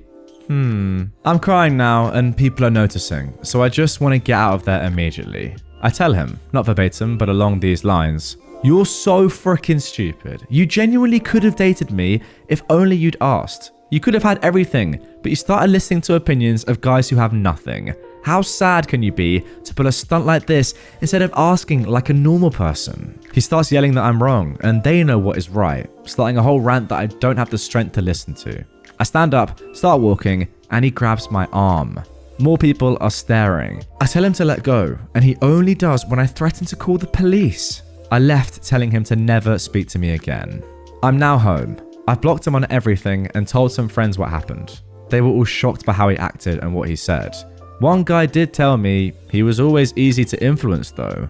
I asked why they thought we were dating, and they told me it was how we acted like a couple. I guess that one is on me, but that's combined with the fact that he told them yes when they asked. And since the behavior checked out, they just never thought to talk about it with me. I'm not responding to any of them right now. To be honest, I'm moving cities in a few months with my family. I used to cry about it non-stop because I'd have to leave all my friends here, including him, and that was the last thing I wanted. But now I'm kind of glad I don't have to worry about bumping into him. I just feel distraught. Like, that was a nice friendship. It was a pillar of my childhood, and now it's just gone. He said and did some nasty things, even if it was in the span of a few hours. If up until moving he comes up to me personally or tries to pick me up from class, I'll repeat that I do not want him in my life anymore. If push comes to shove, I'll call the police. Not that I think they'd do anything. I'm also sharing my location with both my older brother and father. Yes, it might be a bit delusional and not needed, but you never know. He was a great guy, and we did have a good friendship up until he decided to view women as objects and date one without asking because he deserves it. I just can't stop crying. I really thought I knew him, and for him to be able to spew those words and opinions at me like that, stuff he's always been against from what I remember, it was shocking. It's only been a few hours, but it's already weird not having that constant text or call happening. I feel like it's kind of empty, but I don't want someone like that next to me. The worst for me is that I see no change. He has no sisters, and his mother does somewhat think that way as well, and so does his father. Maybe Coach could help, but I don't know. I just feel betrayed, I guess. It feels stupid to say, but it's true. I mean, I get men like this every single day. Every girl does. It goes from professors who know me to drivers who are seeing me for the first time. Comments vary from just telling me I'm pretty to more gruesome stuff. I'm used to it. I just never expected it to be someone so close to me that I trusted. I don't know when he started thinking like this, but now it has me feeling all gross and dirty. If he thinks like this about me and never said it, I don't even want to know what he thinks about our mutual trans friend, what his opinions are actually like when he's always been nice and respectful to her. It does help me chuckle a bit that some of the things he said were just so textbook misogyny that it seems he learned them on a Joker Sigma Instagram account. That is so stupid, it's kind of hilarious if you omit the part where he said that R is not a real problem. Wow, he went to those lengths? That is nuts. So that is that. I thought I had a nice friend by my side, but guess not. Never trust a guy, even if you grew up with him, they'll disappoint you eventually. And there we go, that is the end of that one. I can't say I completely agree with that last sentence, but I will say and cede that guys like this do give other normal men and nice people, guys, a bad rep. And yeah, there's not really too much that we can do about that. To be honest, I got into this story and I was thinking that it was going to be kind of funny. Like a guy getting let down after just really thinking that someone was actually his girlfriend for a year with her just having no idea. And although that is kind of what transpired, in reality, I don't know, are we just seeing the destruction of a lot of men personified, exemplified in this one guy due to TikTok and YouTube Shorts, I even say, and people like Andrew Tate just giving people the wrong impression? I don't know. That's up to you. Let me know in the comments down below. What do you reckon? Do you think misogyny is getting worse because of the internet? I'm all ears. I'm all ears myself.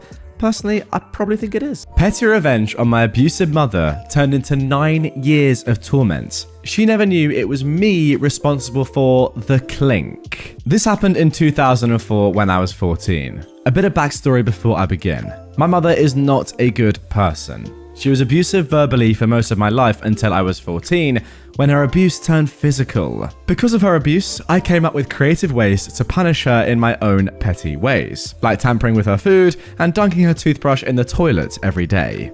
This story is one of my better petty revenges towards her, and the one that annoyed her the most. I talked to my friends about the things she did to me, and although I appreciated the advice to go to the police, I knew that wouldn't work. My mother is very convincing when she wants to be, and every other time I went to the police, they never believed me.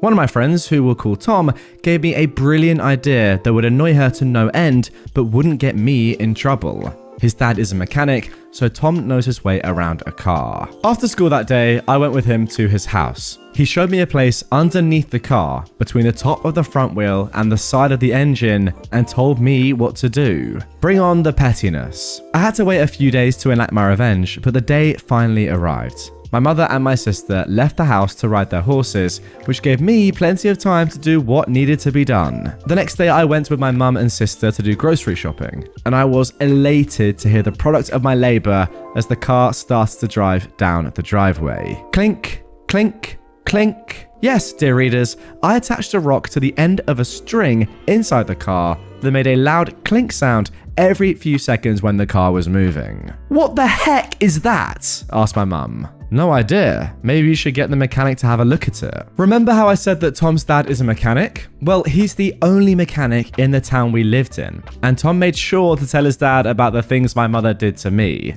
Needless to say, he was on my side. So after we'd done our shopping, we stopped at the mechanic so they could look at it and fix whatever needed fixing. As we arrived at the mechanic, my mum said, "Hi there.